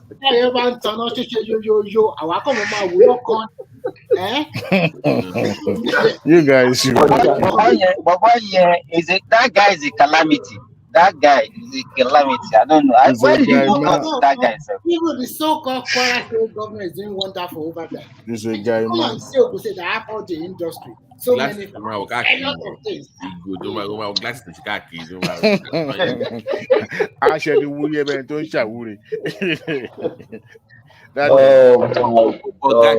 You see my point though, that we want.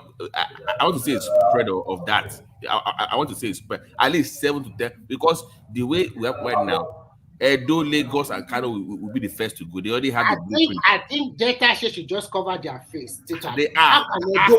Edo that does not have money compared to Delta. Edo over there is having. But is the right time they mount a border?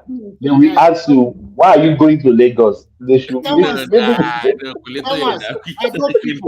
people have already started bragging on TikTok. They are speaking. My pidgin is not good. They are speaking in pidgin. They have 24 hours supply for Edo. They are already showing off in Edo already. They are already showing some parts already. Maybe I'm suggesting something. Maybe they should create a border at Baga. No, if you before coming in, where are you going? Thomas, let me be honest with you. Those people bragging, maybe you should reply them that they should be ready for visitors. So with the way they are going, when you have that power, I don't know they play. Excuse me, guys. Are you saying there's a constant light in Edo State now? Yes, they are having 18 hours supply. They were remember during the TINUBU time, they were having good time. They were not joining Lagos to provide all these services. It was obvious that kind of mess up the whole thing. So once they pass this bill now, you will see that rapid. I can bet you Lagos and Edo will be the first, and Kano will be third. It's already guaranteed. I already know. But how? What? What can do? And Ogun State needed more than every other state. We have manufacturing in our state now. What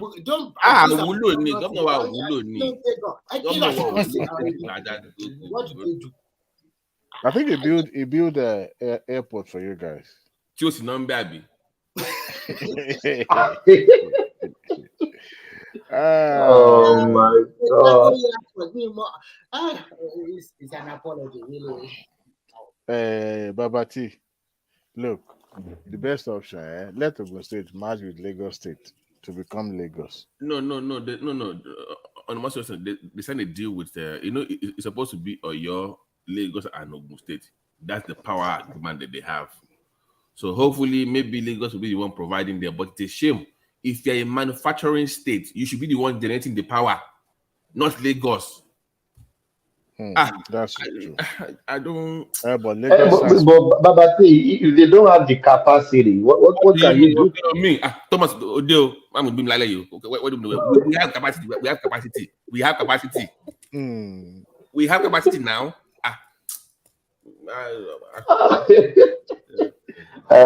Maybe now vote for your governor. Bear the consequences now. 4 years is just around the corner. Thomas, the guy won his second term. Guess by how many votes? 10,000. How many votes? 10,000. That was so close. It's like it's not like now. It's not well beloved. We are in court. They're in court. Everybody is in court now. I think Adebutu and Co were still. They're the one taking him to the court. But they will use the federal. They will use the federal might now. You know that. They will use TINUBU influence. Well, at this time, you know that they will use the TINUBU influence now. TINUBU is in federal now. No, TINUBU that way will soon remove. Obi is coming. But on the most that Abuja thing is kind of gaining traction. On that 25% is gaining. How does it even make sense to any rational mind? How? Help me make it make sense. Obi is coming. Obi is coming. Where is coming from? Hey, TINUBU should be packing his load from Asoro. Okay, let's even say that they take TINUBU out of there. It should be Atiku now, not Obi. The bottom line is that at least Adewale, I hear some people they said TINUBU is still scared. He hasn't packed to Asoro because Obi is still coming. Obedient. Adewale, sometimes I would just say disobedient. They're supposed to go and they check their brain. Maybe their brain is even functioning. It's because Obi is coming. That is why TINUBU hasn't packed to Asoro because he doesn't want to be shamed out of Asoro. Oh my God! Some of them don't usually move in quickly like that. It will take time. Remember, there's an innovation going on in Asoro, even including his office, Asoro office, TINUBU's office. So, but don't worry, Obi is still coming. Why is that Mike? One day Obi is coming. Obi is coming. I want cousin Mike in here. I want cousin Mike in here. Obi is coming where? To this show? I want show last your do. Obi is coming. you know when I see the topic, every time I see the topic on some obedient channel, I'm like, Obi has arrived. TINUBU is packing. Obi is coming. In case you're ready. Mike, one now, so you know the deal now. They are making money. Cash out. Actually, we need to find out who is bankrolling who this time, right? To prosecute election, not be my mind now. So we need to find out who is bankrolling who. For real. For real. Oh my God! That Nigeria, you can't anything they say in that country now. You have to only time quick. Oh my God, Mike! Nigerians need the psych evaluation. Most of them, I'm telling you, most of them have. But you know what's really funny? A lot of foreigners that go on the internet, they want to learn about Nigeria. When they approach and start telling you about Nigeria, they tell you the wrong things. Like, when you hear that one, they're like, it's true now. They are saying, even Obasanjo just say one some foreign ambassador, his ambassador, ask him a question. That is, where are you really from? Sudan? I mean, they were asking you. Oh, more. It's- Mike, do you know the damage that they are doing on Twitter? Oh, more bullshit to be doing. They don't know. They are damaging the country. They don't know the enormous Ah, they are doing. But Babati, you agree with me that in 2015, American too also went through their own phase, where you have a whole bunch of fake news on the social media They platform. well developed democracy. They were late. You can't compare yourself to them. Even with that, it almost derailed democracy in America, where Donald Trump uses that to be able to gain traction and then win the election. A lot of they went to the social media platform like YouTube, Facebook, and bought adverts. So they make sure that they flooded those adverts and targeted those rural countryside where some of them hardly even have access to uh, good information. So it's what's been they've been fed that they believe, and at the end of the day, it works. So they were able to paint Hillary Clinton in a very terrible light. At the end of the day, those Adewale, let me say this in Yoruba. Ẹnìkan sọ fún mi bí pé wọ́n ní we just elect drug dealer ní president wa. Ọkàn mi ń ṣépè fáwọn obedient mi pé it's just very, I was so embarrassed. Ọkàn mi ń ṣépè fáwọn obedient mi pé you know, sometimes just I don't know. I No, was called. Adewale, quickly. Your narrative is a liberal narrative. It's not true. Oh, here comes the Trump. don't bring American politics today. Oh. Don't go MAGA today. I We knew are it's not gonna going come. MAGA today. I You knew know, it's gonna come from me. but guys, on a more serious note, Prince Daddy, you know that they have a strong media that can always tackle these issues and go back and forth and kind of negate some of the things that have been said. Well, exactly to the point. Our So, own media is not strong enough to counter all this nonsense. that is exactly to the point. So CNN that can say, "Oh, it's not true," and anybody will hear.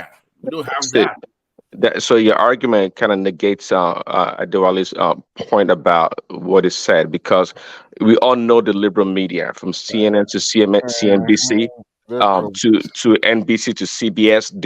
None of them supported Trump. Okay, so the notion that this guy came from the street and began to I dominate the don't American care. media is not true. No. Let's keep it to Nigeria. First, that is a Republican. They want to leave Trump alone. Let's keep it to Nigeria. No, I'm just using as an example what happens then. But even if Trump contests now, nobody is going to listen. Thank God he has gone to build his own alternative truth platform. That is not true. We will still vote for him. We are waiting actually. It's not coming. Oh, I forgot. Oh, That's you not have. bad. You are missing the point. But Thomas, I've forgotten that Prince Daddy and Babati belong to the same camp. Trump. Yes, actually, no. Me too. I'm for Trump. Oh. I am for Trump. All of you. Yes, I am for Trump. Oh. I think I was calling for enemy to come and support me. I didn't know. MAGA 24. MAGA 24. Don't worry, Trump is coming too. He's coming. Trump is coming back. Obi is coming. Obi is coming. Trump is coming. You know that APC boom. That's how we're going to sweep everything that has to do with Trump out. Anyway, it's already swept outside the house. One day, one trouble, president for 4 years. You can't see somebody like that. That man in the entire North America, and you will have democracy anymore. There's no way. You cannot believe that they are begging him when they are having. He enjoy chaos. He enjoy what do you call it? When you have disruption. He reveling in that. He enjoys it so much. They will stop watching MSNBC. That's what's going on. I'm not watching MSNBC. There you go. You can tell. There you go. I'm not watching. In fact, I can't even remember last time I watched MSNBC. But the bottom line is that man do not. It can give me anybody in even. The man was very good for the stock market. Stock market. The stock market was good at. And that Trump. He inherited a robust economy when he took over. So you can't tell me. Look at how economists started in the UK when he became president. COVID barely hit. COVID barely hit. The man was scrambling. He could barely get his bearing together. Why is it that every time Republicans get to office, America is always messed up? How? Well, that is not true. You're on a global platform, and that's not a true statement. What is not Um, true? Why is it not true? well, we Abeg, have we let's have CNN. Republican have This time George to Bush bring the messed whole up thing. Diwali, stop economy. watching CNN. Diwali, stop watching CNN. This George Bush messed up economy. No, no, no, no. We are not going to America. Let's go back to Nigeria, please. Obi is Obi, coming. Obi hold is on, coming. Obi is Thomas. We've coming. been at it for 7 hours. We can talk for 10 minutes. It's okay. I won't Don't wait you? for Yeah, you go guys. on. I won't wait for you guys to gang up against me. I'm one against you. So I'm not gonna let that happen. It's not ganging anything. But Uh, I know where I, you are going. Only but you have Thomas, you have They will gang David, up you against have no, you see, I'm no, like the odd okay. one among. No, Okay, I'm not like a but BJP. Diwali, okay, let's leave them alone. But on a more serious note, damage that they are doing to the country. Because when I heard the story about this the Kinerico constitution or ban why no, it's a Guinea, Guinea. no Sure. She's Seychelles. still okay. Yeah. Yes, yeah, yeah. I All guess these yeah, the what things they call it. I I I Seychelles. know they said that it was drug trafficking, but it's a community of everything. These things also all these things also add to the problem too. So it's You not know, just Baba T, drug issues, whatever. It's Baba what you T. put out there too that they also consider when they are banning people. But see, and do you know the side of the country those people are from? I don't want to Eh, mention them. we know, but let's not that you For those say of more, but you know what I mean. Baba T, Yeah, just Baba T. the damage is just I at some know point. that Yeah. I know that coming from Nigeria, most likely Nigerians will be conservatives in terms of thinking, in terms of societal where we belong, and we tend to gravitate towards Republican most of the time. But our thinking also embraces Democrat. But you know the funniest thing is that when I studied the history of America, I realized that apart from during the Second World War and the First World War, and also the Civil War, most of the changes that have taken place in America actually came from the Democrats. They were bold enough to make those giant changes in the society. Even right now, as we are, even for you and I to be able to live in this country as an immigrant, guess what? The impact of civil movement perpetrated by the Democrat in America paved way for you and I to be able to live freely in this country. There were times, the generation way before us in the 60s, I heard a story for those who actually lived it, that in the 60s, they dare not be seen on the street. You come to school, within your school, that was where you have the apartheid, where you have the separation of the white and the black, and there was no integration. So it's either you go to mainly for black school or in some part of the north, not in the southern part of the country. But you know, all those were going on there. Thank So God for Diwali, civil. I hope you know that actually Democrats were the one behind slavery, not Republicans. You see, that was when they make huge I changes. hope you know that, right? You see, hold on. Of course, I know that, but you see, that was when Republican was more or less like Democrat, and Democrat was more or less like Republican until they all switched. They both switched. Okay, so and the ideology switched, and Democrat now became more liberal in their thinking, more open-minded and all that, and the Republican went to there. That was how Civil War was able to be perpetrated by them because they don't buy the ideas of the Democrat. Yes, Democrat was the one that was perpetrating, and it was predominant in the southern part of the country. So the step taken by the Democrat and their ideology to change the course of this country, to make it what it is today, mainly by the Democratic Party. But of course, every nation is always afraid of taking that giant bold step there because they believe that when they take huge step, they are stepping away from the civil norms and what build the society, and they don't want that change. They don't want a drastic change. I'm not talking about the alphabet people. I'm not talking about them. I'm talking about what the American system is able to change and influence across the globe. So when I hear people, there's some part of me that is very conservative. I believe in respect to human life. That's why I agree with Republican with this protection of life and what do you call it? The one that ban abortion and all that. I don't subscribe to having abortion, regardless of at any Right stage to of the life. pregnancy. Yeah, Right to right life. to Thank you. I subscribe to it. I truly subscribe to it. And there are some other numerous Democrats like that subscribe to that notion. But there are some other areas that I differ. But what we have now, as a matter of fact, Adewale, quickly, Adewale, tell us why the policies of the Democrats that you support. Tell us. We are going to open book today. The one, Prince, the one in Chicago that they are robbing that place now. You see what's going on in Chicago now? See, I know they are going That's what to they be support. See, they are going to be All the pointing at Milwaukee's, all this as if California, San as Francisco, as if they're as supporting if cockroach invested Republican states are not also invested with crimes.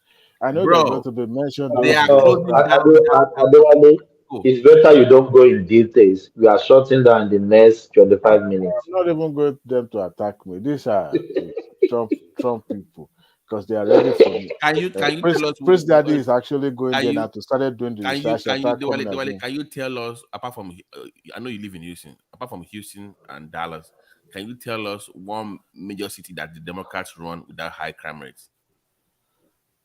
Just tell me one. There are many now. No. I said don't say Houston. Leave Houston out of it. Tell me in a Democratic state that they run a city that has low crime rate. Missouri is there. Missouri is a mixture of Democrat and Republican. As a matter of fact, St. Louis. St. Louis. St. Louis is still mildly okay in terms of crime. I beg you, but you know the funniest thing. There's this notion. There's this Houston notion that has high crime too. Houston has they high do. crime. You know what I'm saying? but the funniest thing, Prince Daddy. The funniest thing, Prince Daddy. Houston used to be purple. There was a time, numerous times that I've seen mayor of this city. Point. Wait now. See, you are talking about where you have a Democrat in charge of the city, and yet they have high crime rate, right? But here in this Houston, we've had Republican mayor. How about that? So during her own tenure, actually, that lady even belongs to Alphabet. She was an Alphabet people Mafia. or member. No, Alphabet. You know who I'm talking about? Àwọn ní kí ló máa ń pè wọ́n? Rainbow. So, and she was a Republican, and she served her tenure 2 times. And she belongs to Republican. Which one is Rainbow? You know the Alphabet people. And you saying there was no there was no crime at the time that she was in charge of the entire city. So all these media narration about the That's a tricky one. What year did she serve? Let's start with that. It was just recent now. What are we talking about? Probably like in 2016 or something. Very recent. Can you, Diwali, can you defend what is going on in Chicago right now? So look. Let's say something. Chicago is policies. Wait now. Okay, tell me the ethnics that actually the largest ethnics in Chicago, black, right? And you'll be surprised. Chicago, yes.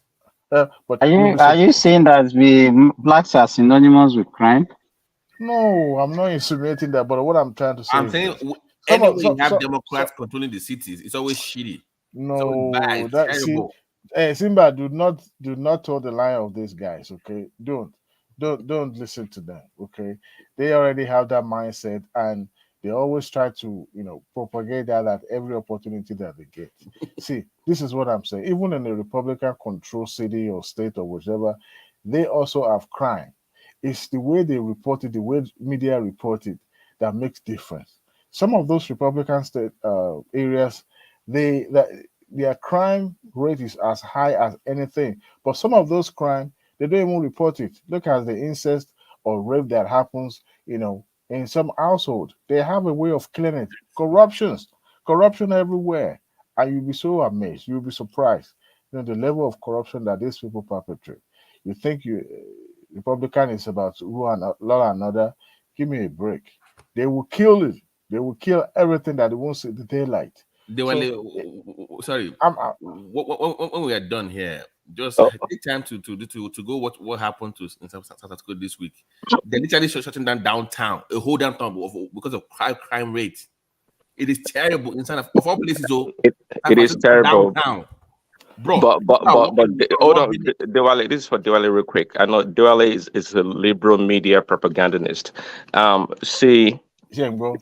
I just Googled. I mean, you can do on Google. See, in Chicago, white population is 45.3%. Black or African American alone percentage is 29.2%. So the areas those crimes are being happening, can you tell me whether it's a white populated Of area? course, it's the black area.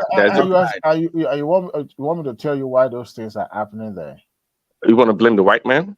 See, let's put this together. Who's in charge of those places? Wait now. Democrats. Exactly. Wait. Lightfoot, the mayor that just resigned or just got kicked out of the office. Lightfoot, she's black. See, most of the mayors from Chicago are always unfortunate. The reason being is that no matter how you try, they have kind of like a mafia settings that will not allow you to make progress. So I don't blame that woman. She came in with the So hope it's the that mafia's fault now, Abby. So it's the mafia's fault. Even go to Florida right there. You think there's no crime in Florida? There's Okay, no okay. in, Milwaukee. No. I lived in Milwaukee for a while. What about Milwaukee? You say, well, I believe Milwaukee. The most dangerous city I've ever seen in my life. Gunshot every night sleeping. Thomas, you don't live in America. City, don't believe this guy. So Simba, I live, bro.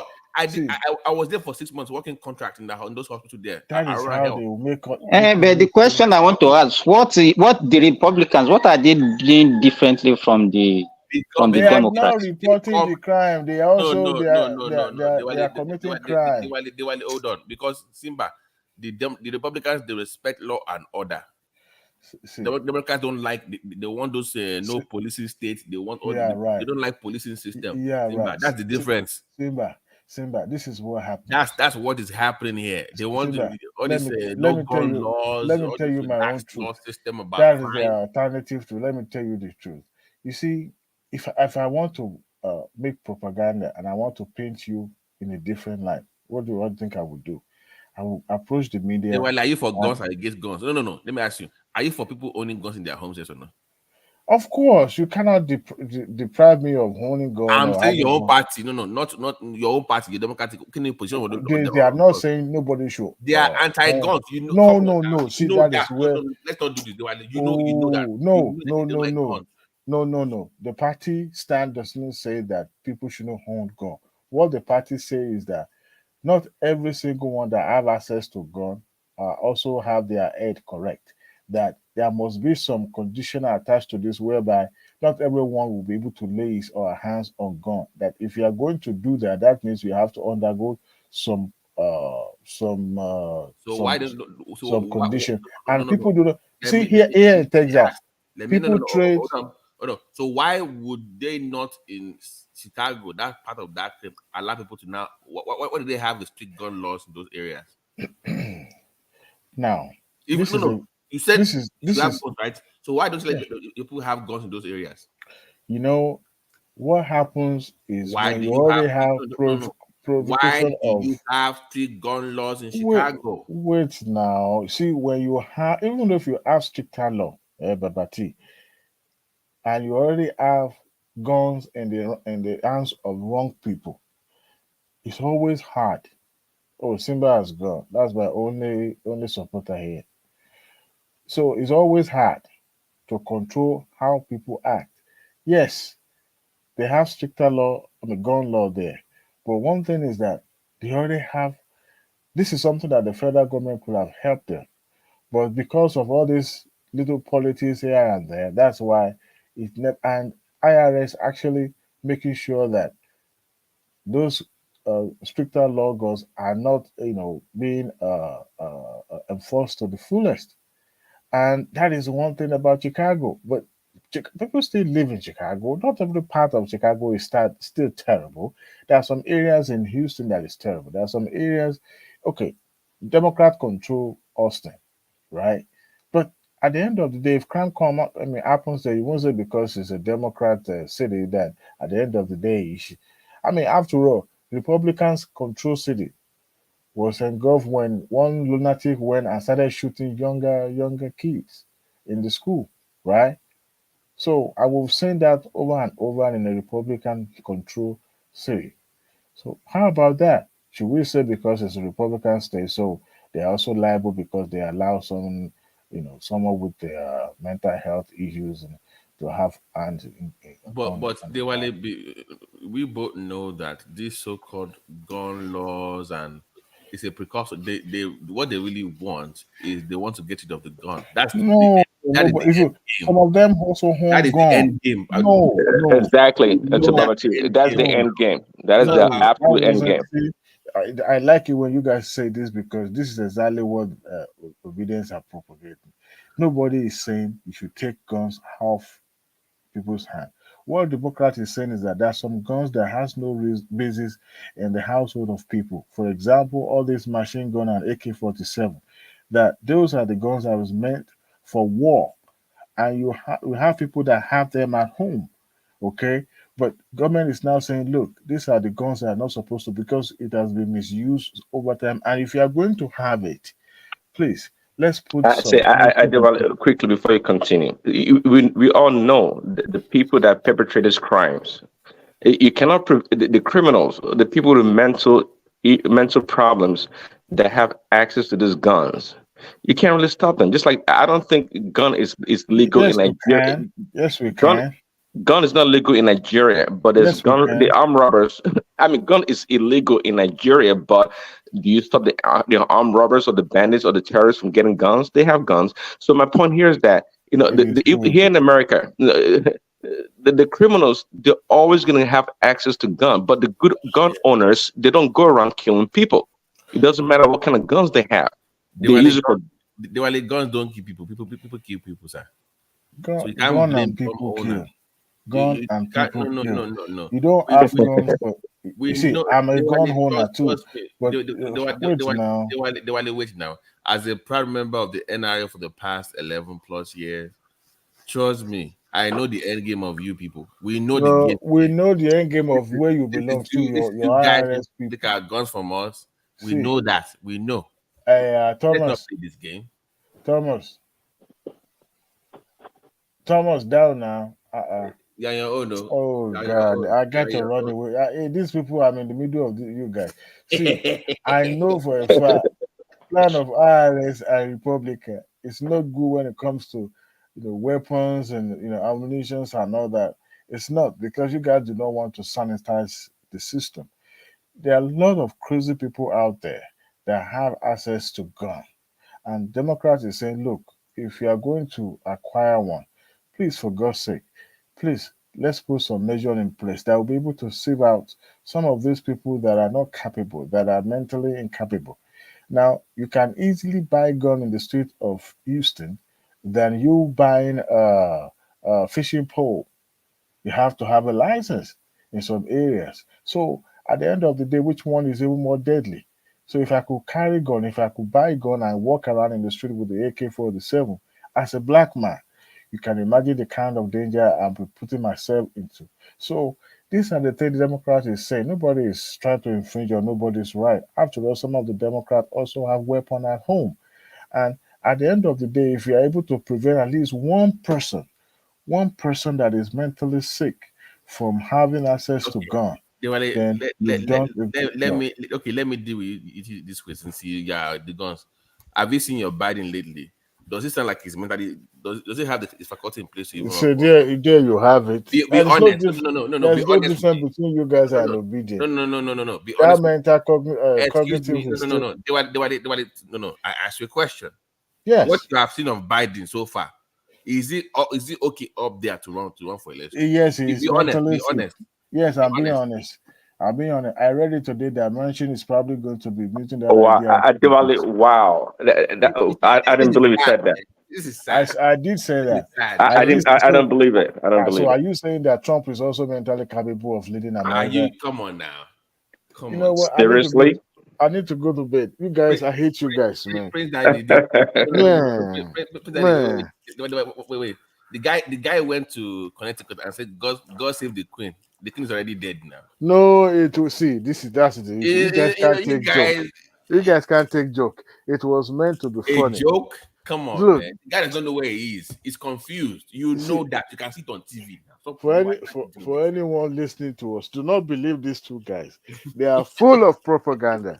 Okay, this man is 80 or 81 years old and is still strong and cognitively sound. So for those who are saying the man doesn't even know what he's doing, doesn't know where he is, and all that, do not believe. The man don't fought like Adewale, my question to you is: do you old man is successful to fall now? Look at TINUBU with the knee do you injury. think Biden should go for second term? Yes, really, because we need stability. Yes, I subscribe to that. Yes, he should go for second term. You know why? Because we can't leave governance into the hands of people that are going to destroy why the can't fabric you run of this Kamala? country.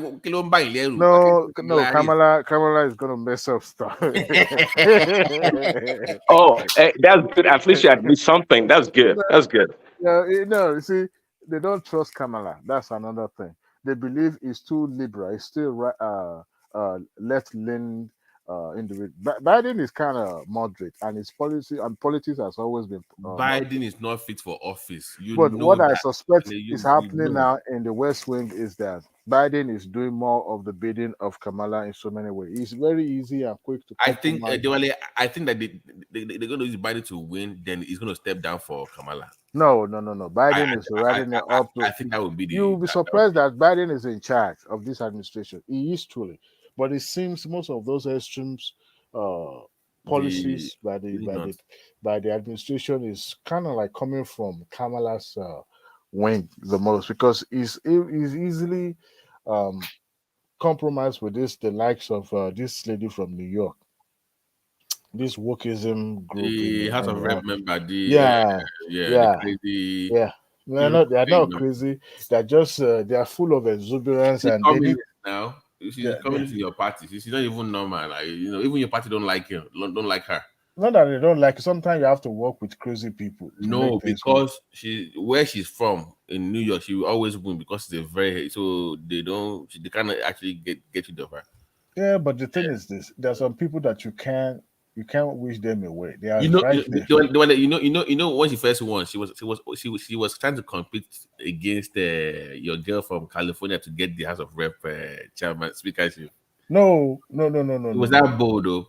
No. She knew she wasn't. I mean, the house have rules. But she tried. Just come from. She wasn't contested. She wasn't contested. She tried to they came in with their wave now. No, she was. What they were trying to do is to consolidate their influence to have power, so that they could have leverage to, So they were like the Tea Party, version of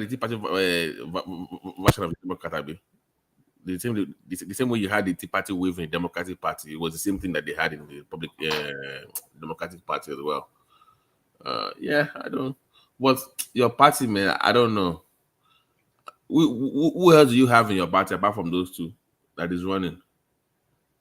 I think one girl is running from, I don't know what her name is, but she's running for president in the Democratic Party. Well, anyway, guys.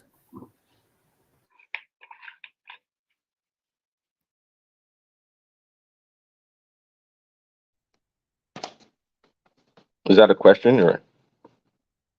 No, like Prince, we both know the man is not fit for office. You can see it when he does interviews now. He struggles through the whole thing. It's awful, just terrible. It's hard to watch. It's hard to watch. It's painful, but the fact that Adewale would not admit to that is kind of interesting, actually. I know he's a Democrat, so it would be nice to suggest another candidate, but to admit that Biden is all there, no, that's a stretch. That's a big stretch, and to actually compare him to Trump is a joke. But because even candidates trying to run for the ticket right now, none of them on the debate stage can match Trump. We know he's a great debater, no doubt about that. What do you think about this Indian guy all over the place? What's his name? This Vivek Ramaswamy. Vivek. What is a Democrat? Is he a Republican? He's a Republican. Vivek is a Republican. He has a great story, but yeah. I mean, he's smart, but just but in politics, in any politics, it's beyond being smart. You know, I mean, we saw how tough it was for Trump to deal with the swamp and how they came against him. So Vivek cannot go there. And no, he's a smart guy. I have nothing against him, but he's not the person we need. We need a tough guy. Even Ron DeSantis. You know the difference between Trump and these other candidates? It's quite simple. Trump is a billionaire. He has his own money, and that's the only reason why he was able to make a dent. These other people, they can't do nothing. When they get to the power, the position, they will be dictated to. They will be told what to do. People like Ron DeSantis, he has a good policy. He speaks nice. He says all the right things. But when the push comes to shove, I don't see him performing because the pressure will be too much on him. I didn't know my mic was muted. I was just kept talking and talking. I didn't know. Yeah, I muted you. I put you on mute. Oh, there you go. I knew it.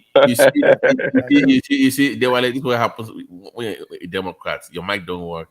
I see. It is a conspiracy. I know it for a fact, and I understand where it's coming from. Look, and we are ready for you guys. We will flog Republicans. Look, let me tell you something. You know, democracy is bigger, and the biggest in this country itself is democracy. And the country is not going to sit back and watch it going down the drain, just what the Trump is trying to do. Yes, Biden may not be perfect. Biden may not be the most articulate, but in his heyday, not even Trump can compete with him. But no, God put somebody there. God put him there because America needed to go back, and re-strategize. If Biden hadn't come out to contest, I don't know where this country would be. This country would have gone to the dogs. Even Trump was not even respected among the committee of the leaders of the world. They see him as just a joker who uses that office. That is not true. If you watch CNN, no, that is not true. If you watch CNN, we see. It was only Trump. It was only Trump that got NATO members to pay the percentage they required to. It was only at what price? See, what he was doing was to boodle this way. You know one thing, the NATO members. I mean, American has always been picking up the tab for them always. Anyway, why should that be the case? Why should that be the case? But you see, why? That alliance. Wait. Is he fair? But American needed that alliance. Wait. Nothing is fair. Just like I'm asking you, is it fair that we should be the one? But if you benefit from it more than any other country. No. They can also afford it. That's the point. But the bottom line is this: when America went to war in Afghanistan, the NATO member rose up and supported. How many of them? No. No matter how little it is. Edward, I'm sorry. You full of propaganda in a lot of ways. What did NATO do for the U.S. against Afghanistan or Iraq? But they're able to form a coalition. They didn't form anything. Come on, they didn't form anything. So why didn't Trump withdraw from NATO when he was the president? No. Let me see what's going on with you. After the Second World War, we made a deal with Europe so we are their we guaranteed their safety against the East. That was the promise they made to them. That was the deal they signed.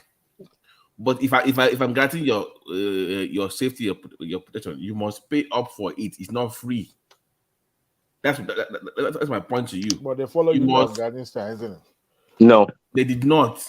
It was Britain that gave you a feel. It was just perception. It was just for the optics. They did nothing. It was American soldiers that died. American weapon A to Z.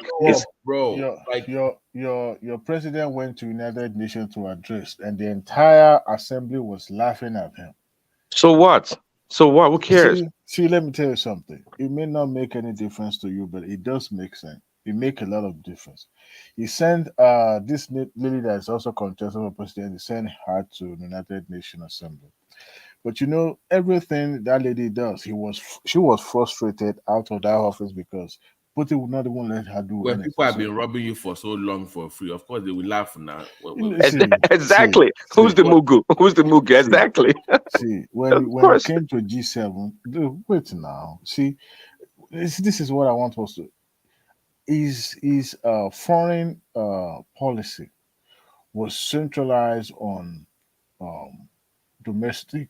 If he said that he's going to focus on a domestic issue rather than being the police of the entire world and all that, but he has forgotten the position of America in the entire world. America is not going to sit back, even though you have domestic issue, but they still play a huge role in the globally. So when he came at the international stage and he fumbled, and it's just like when you have Trump. I mean, TINUBU came in and said, "Look, we are back," because what could have formed, the basis of his foreign policy. He was sending Secretary of State to go out and do all this because he never even traveled. The only place he went to for first time was Saudi Arabia, and he did that because he knew how much was coming into his own company, right? So No, that's a lie. I don't think Trump has any hotel there or golf course. no, it doesn't have to have hotel there. Doesn't They were Trump is invested in his Trump is not in the oil and gas business. So where did he get that from? He doesn't have to have oil and gas. Guess what? They were also part of the buyers of his building, of his properties. What are we talking Okay. about? This guy Okay. went and built. Hold on now. This guy went on the eve of his victory. He went and acquired a post office building in the United States, close to the White House. And Another big propaganda. Okay, you know what? Propaganda. Well, This I guy can is tell the- you about is it, the greatest 419 ever.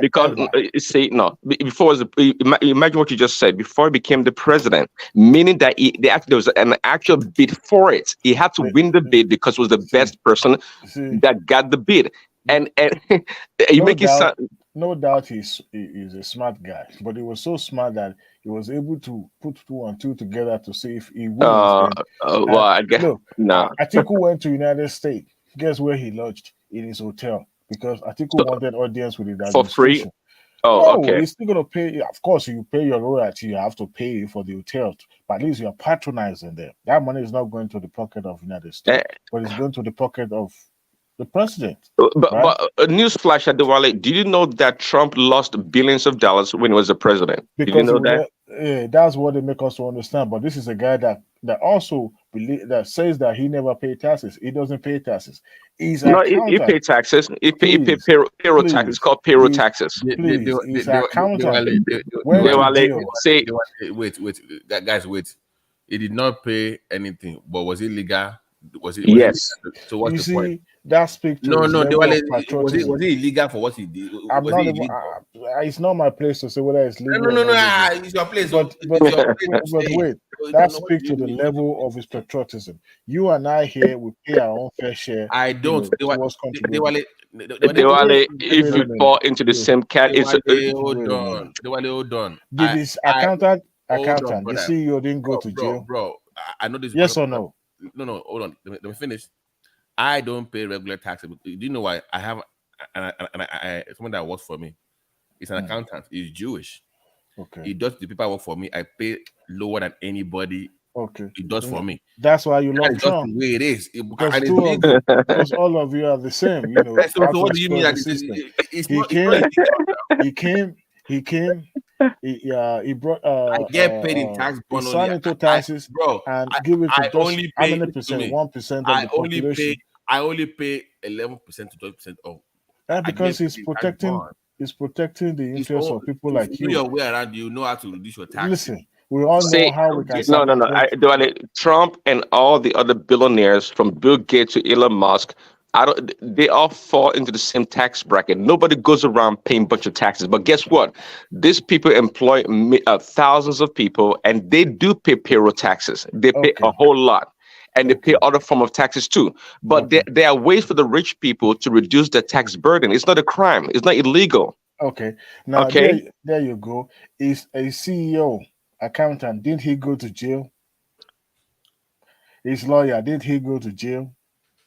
What we are That's asking that is, case. No, I'm asking. Both of them were found guilty. Did they go to jail? And he is on the verge of being wait termed now. a fellow, Has the a man felon. been convicted of tax evasion in court? Yes or no? But let me see you something. The United States of America will protect Wait now. Hold on. I stopped in court of law. because it was shielded by those two people that I just mentioned.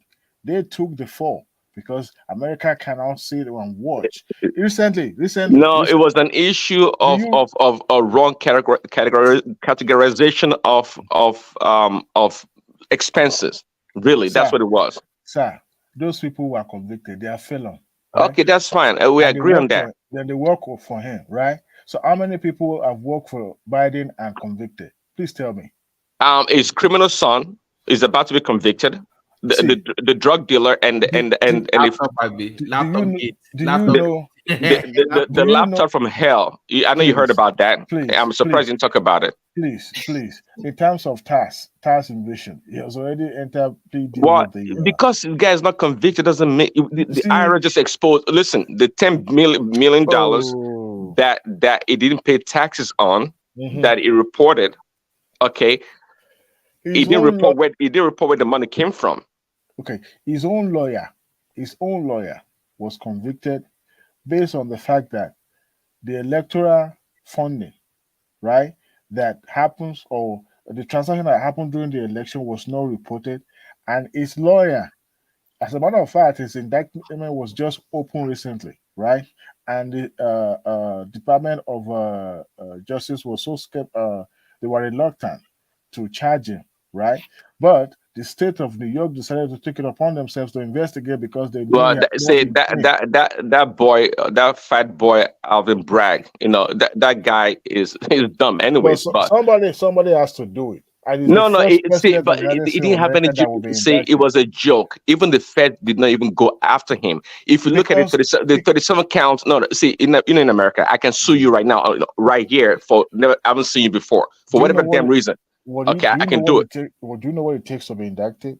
That means a grand jury. No, if you live in a liberal city that they have a witch hunt against you, it takes nothing. It takes zero. Now. See, when you are indicted, grand jury already constituted. They look at the evidence presented and see if there's a case. And when they say there's a case, and they all agree, that is when the prosecutor would now decided to take the case forward. And that was how he was indicted. It's a kangaroo court. It's a kangaroo court. It's a joke. Nobody takes it serious. It should be thrown out anyway. See, the attempt was just to delay.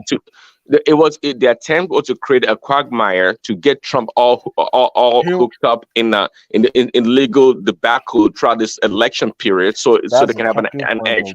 Because they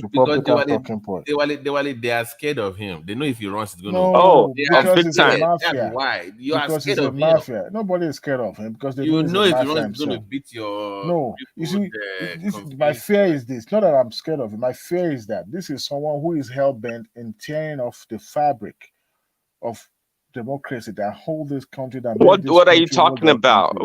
That's propaganda. What are we talking about? Destroying it, and it will not stop. Even his own party. You look at the insurrection that happens in January in Capitol Hill. This guy did not care about the man is leading in the polls. The man is leading in the polls. For God's sake, what do you mean his own party? Is leading in the polls? I just hope one day see this guy as who he is. One thing you're right about is that the Republicans, many of them hate Trump as much as the Democrat. It's not strange. He's an outsider. And he's an outsider. They don't like him. They don't like him because he don't play their game and he doesn't listen to them. When you have someone who is in his level of morality, it's not. I mean, morality is not the like the guy. Oh yeah. Bill Clinton is the one with the highest morality, right? Bill Clinton is the one with the highest morality. But listen, this is the way things are. So in as much as you guys are trying to make this guy look like a saint, right? We are not. This is. But hold on now. This is somebody that you and I know. Yes, it may not be a conformist, but what he has done within the 4 years that he was a president was enough to destabilize the country. This is a guy that Oh yeah, yeah. chooses I think to you're right. I think you're right when you say we had the lowest fuel price. We did not have any war. oh Is order is zero please, war. Order is zero please. war. The stock market was the highest in American history. We had low crimes. Do you The police realize were funded. We had the strongest military. Oh yeah, I get it. I really get it, Adewale. I really get it. do you realize that he met a very robust economy when he No, took the he did West Bank? not. He made a sham of it. Please. He made a Oh, sham. You please. know why? Come on, Because please. You know, Obama was just oh, billing out this corporate greedy CEOs left and right, and see, we're pumping money. Oh, no, they were pumping money into we had an inflated economy that was about to burst. Really, okay, and see, it happens when a Republican, right? George Bush fucked up economy, right? Pardon my French. And guess what? This MF did not even wait to repair it. He had to wait for the incoming administration, not even someone from his own party. It took Democrat upon themselves. There's a documentary on YouTube by the what do you call this channel? What is this channel? They had a documentary on it where they were having meetings and everything's being discussed. The Republican failed to support Obama's plan because Obama felt because the plan was to be giving billions of dollars, which came out to be but trillions but to the but but CEOs. but The but same companies that ruined the economy, that made a bet on on their credit swap and all this garbage. Eh, but that was where too big to fail came from, right? Because at the end of the day, realized that for the economy to pick up back, you still have to pump money into this sector. And Obama took that bold step. It took the reluctancy Listen, of some Obama is not Republicans to smart take. anyway, And so I bet you, there was no there boldness you about his go, step. because he's a But let black me tell man you now, anyway. so it's So not smart. what It's kind of not a smart. business? The Hold on, most what kind of dumbest, business? the most low IQ president ever in the history of this Who? country is Donald Trump. By the It's Donald way, Trump. he went to Wharton School of Business and studied Oh, please, finance, and it's a success. when Okay, when his hold mates on, were hold on. going to I'm fight the war, surprised you will he was compare playing. Obama's resume to that of He Donald was Trump because it's a joke. Obama's not shy away from his background. This is a He guy had that no put it. background. He had no No, no, background. no. He did. He He did. said, This as at the time he was elected senator in the Chicago. He was already a university professor, right? And "Well, what yes, professor? What people. professor? It was reviewing whatever he was doing the Harvard Business This School. is a law. This is a guy that went to Yale Law School. I mean, sorry, Harvard Law School, and to that effect, he was made what you can call an editor. Law review. Okay, In big that deal. school. See, Obama has zero accomplishment. That is Okay, the forget whole. about that. He doesn't have to because what he has able to Just prove like himself. just He like was a Ketanji he Brown, was these people are affirmative action, no. graduates. Forget about He those has people. Let's he has concentrate. he Can has I been check able in he with has been able to Diwali? he has been able to prove himself Diwali. as a leader in not just a leader. He's No, it able to was a community galvanize. organizer. It was no leader. It was a community organizer. Okay, know, let's move on. Diwali. The man beat a 30-year senator in Chicago. Mm-hmm. Was only in the Senate for 3.5 years. This guy was handpicked by powerful men behind the scenes. This is all planned. Of course, you know that the man was. He had no money. He had no money. Come on now. He had no money. He had no resume.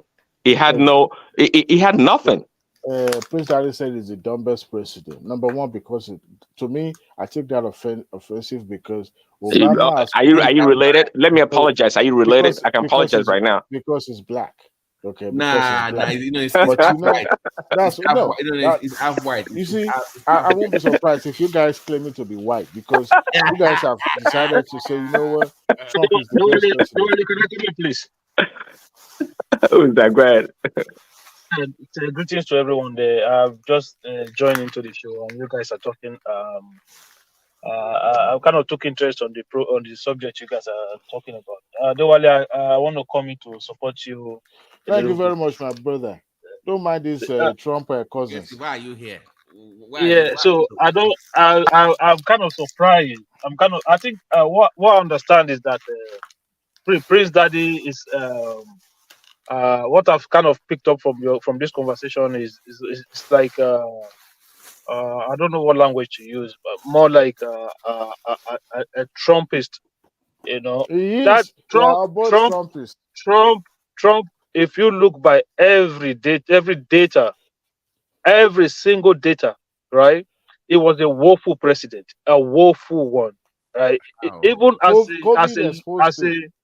as a human being, he is also as woeful a human being as he was, or even worse human being as he was. Okay, those are all talks. Progressive. Tell us the areas, please. Please tell us the area was Okay, woeful. okay, thank you very much. On the area, you remember when they were coming, they talk about the American debt. How Trump said he was going to get rid of American debt.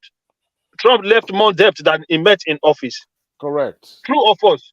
Correct. He left office with more debt. Well, just like the rest of the world when COVID came. But hold on, by the way, we have to. Before Hold on. COVID, You will don't talk. forget, before COVID, hold on. Before COVID, Trump had passed a tax cut of $1 trillion. No, A tax cut of $1 trillion that added $1 trillion debt to the $1 trillion to the American debt. So even before COVID came in, the American debt under Trump had gone way higher than it met under Obama. Obama not true. Not true. Not true. Not true. What do you mean it's not true? Because it's not true. No, why is it not true? The Republicans themselves acknowledge that they acknowledge all of them acknowledge it. He left office. He had more debt. Even the deficit was even higher than under Obama. So put that one aside. The Freedom so Caucus you're talking about gas prices, right? So at the early stage of Trump government, what was the price of American gas prices compared to when COVID came? When COVID came, nobody was traveling, so obviously prices crashed. So what is this idea that we paid the lowest gas price? Yeah, that was because nobody was buying petrol, and that crashed the prices of fuel and gas in the petrol stations. So you cannot use those as a yardstick to say that was Trump's job. No, that wasn't Trump's. That had nothing to do with Trump. So I would say that let's go to him before he became president. Do you know how many lawsuits Trump settled out of court? Trump University, right? What happened?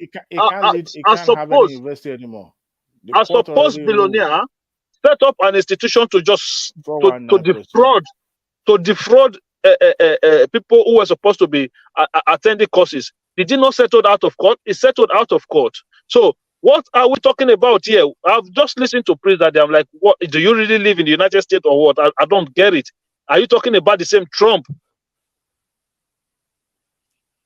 So okay, you remember the man called Sunderland, right? Do you remember the man called Sunderland? Who was the American ambassador to the European Union, to the EU. This man was an hotelier. The man had no experience in any form of diplomatic matter. How did he become an ambassador? Because he donated $1 million to the Trump campaign, to the Trump inauguration committee.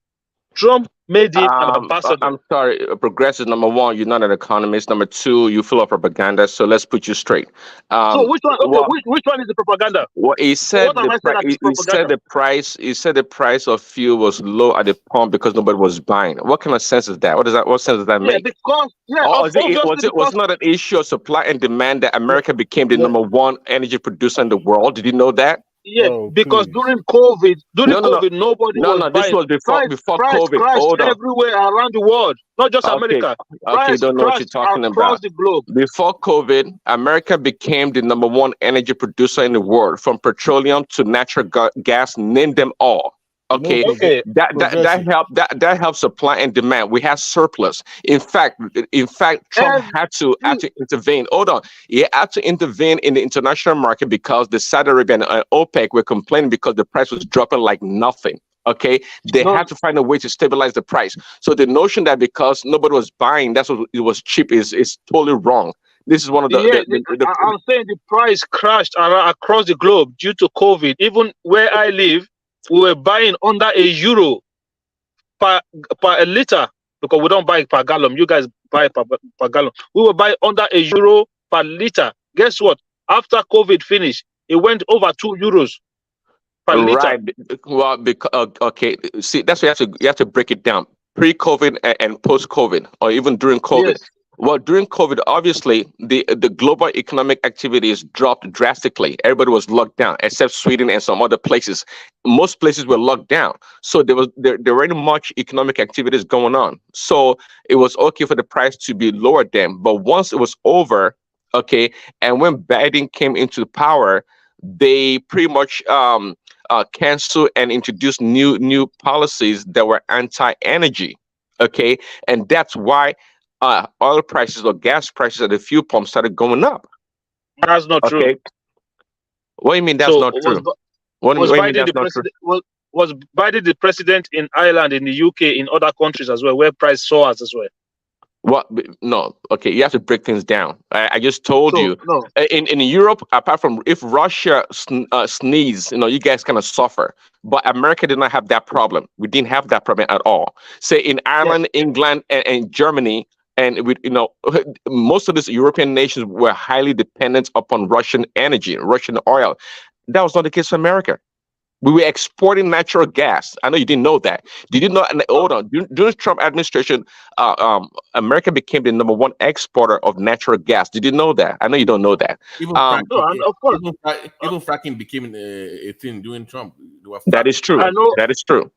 Yeah, but look, all of these things you're talking about now, America as a state don't it's not like a Saudi Arabia. All these things you're talking about are still more to do with private individual. It's not like, oh, gas prices went up because Biden's policies. No, all of this. If the government today says do not import refined petroleum in America from outside, from the United States to outside country, you have more than enough. You have a glut in supply. So at the end of the day, it's just a rebalancing of the system after COVID. So the idea that Trump had something to do with it, for me, I don't believe it, because across the globe, the prices of crude moved up and down, regardless whether America came up under Trump with this propaganda of self-sufficient in energy or not. I don't think it makes any difference. So what I am saying to you is that look at all the economic indices, whether it is the amount of job that was created, whether it is the debt, cutting down the debt and deficit, and whatever indices you want to look at. There's nothing Trump did in his 4 years that you can say, oh, he was better than either Obama or Biden. Yes, we had the lowest interest rates to purchase homes and many other capital goods. We had the lowest unemployment, I think, in like 50 years before COVID.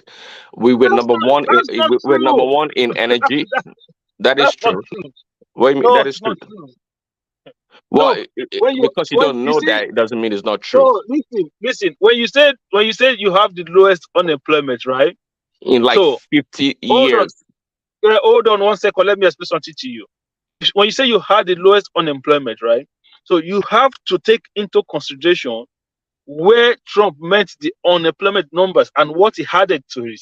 That is what you have to take into consideration. It's not like you say, oh, we had the lowest, as if he met it at a very high level, then he brought it down. No, the unemployment level under Obama was low. Obama set record of consequent months of job creation, whereby it never went down in one single month. I think it was easy, but because those numbers were funny. Those were funny numbers. You know why? Because Obama, Trump said it was a fake number. So when he became president, he said no, now it's the real number. No, come on, man. I can't believe the economy was bad. The economy was terrible, and so people lost their jobs. So people started getting back into the workforce. That's where it appears that the numbers were good under Obama. But during Trump, it became stable, and we were like consecutively adding jobs to the economy. Did you know that we brought a lot of manufacturing back to America? Did you know that? Of course, you don't know that. That is not true. That is not true. Did you know that? Did you know that we start? Trump that keeps saying, oh, infrastructure bill, infrastructure day. He never signed the bill once. There was no infrastructure bill. Who signed the infrastructure bill after Trump left office? Because he has to pass the Senate, right? He has to pass. Who signed the bill? He had to pass the Senate before it can be signed. They were working on it. It was a big bill they were working on. It was a huge bill they were working on. And so the first bill Trump signed was a tax cut to the rich, over $1 trillion.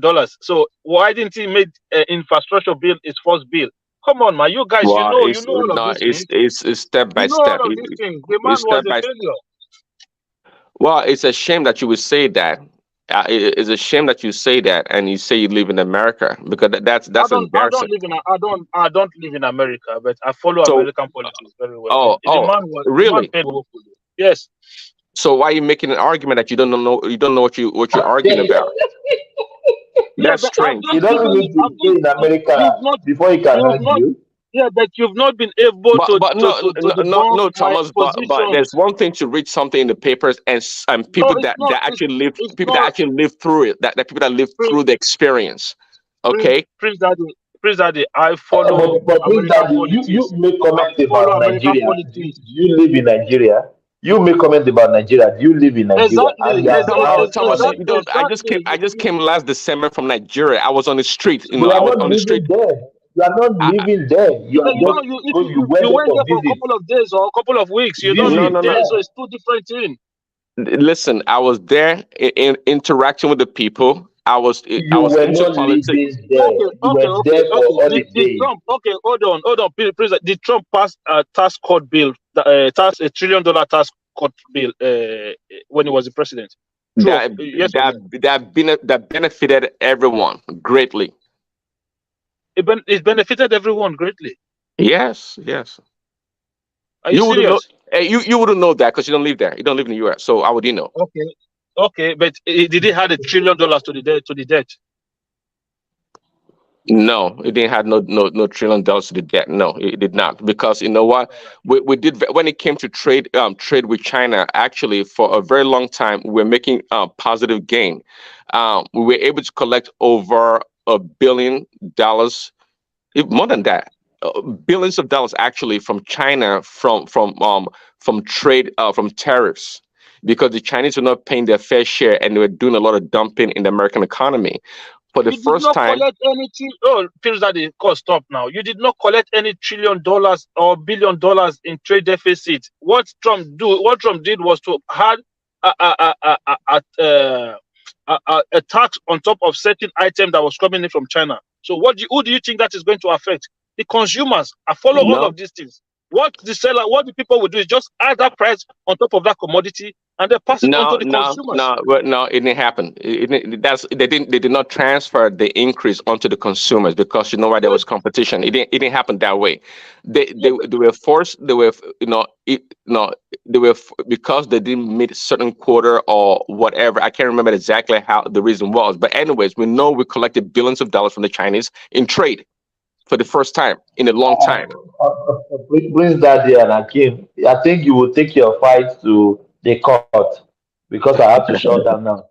You guys will go to court. Go and sue each other. Thank you so much, guys. Thank you. You've been amazing there. Prince Daddy, thank you so much.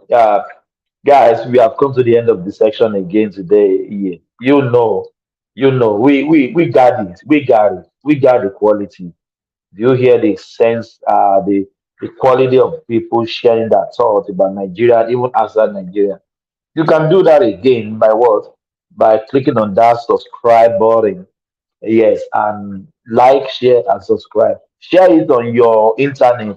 Anywhere you mooch around with on internet, on Twitter, on Instagram, on WhatsApp, on Facebook. Share the link to some people anytime we start the program. Thank you so much, guys. Carry the conversation in the comment section. And I said, peace. Thank you, guys. Thank you.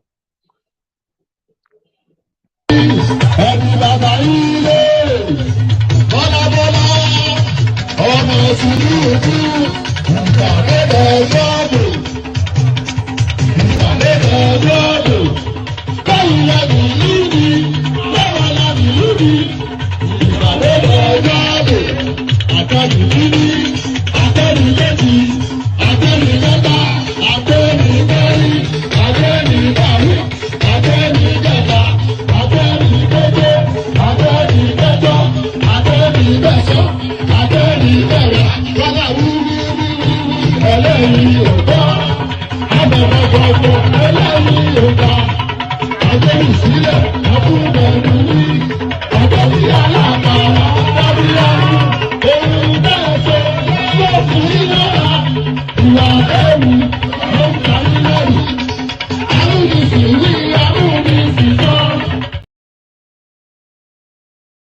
I'm going to be president of this country, whether you like it or not. And I will preside over the affairs of this country, including presiding over you.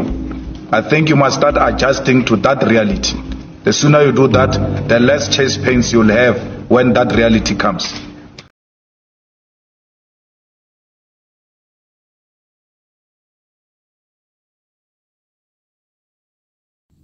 Country people, make una come here tori o. Say Dino carry money, give talk. Say make you go buy gun to Fiakwa.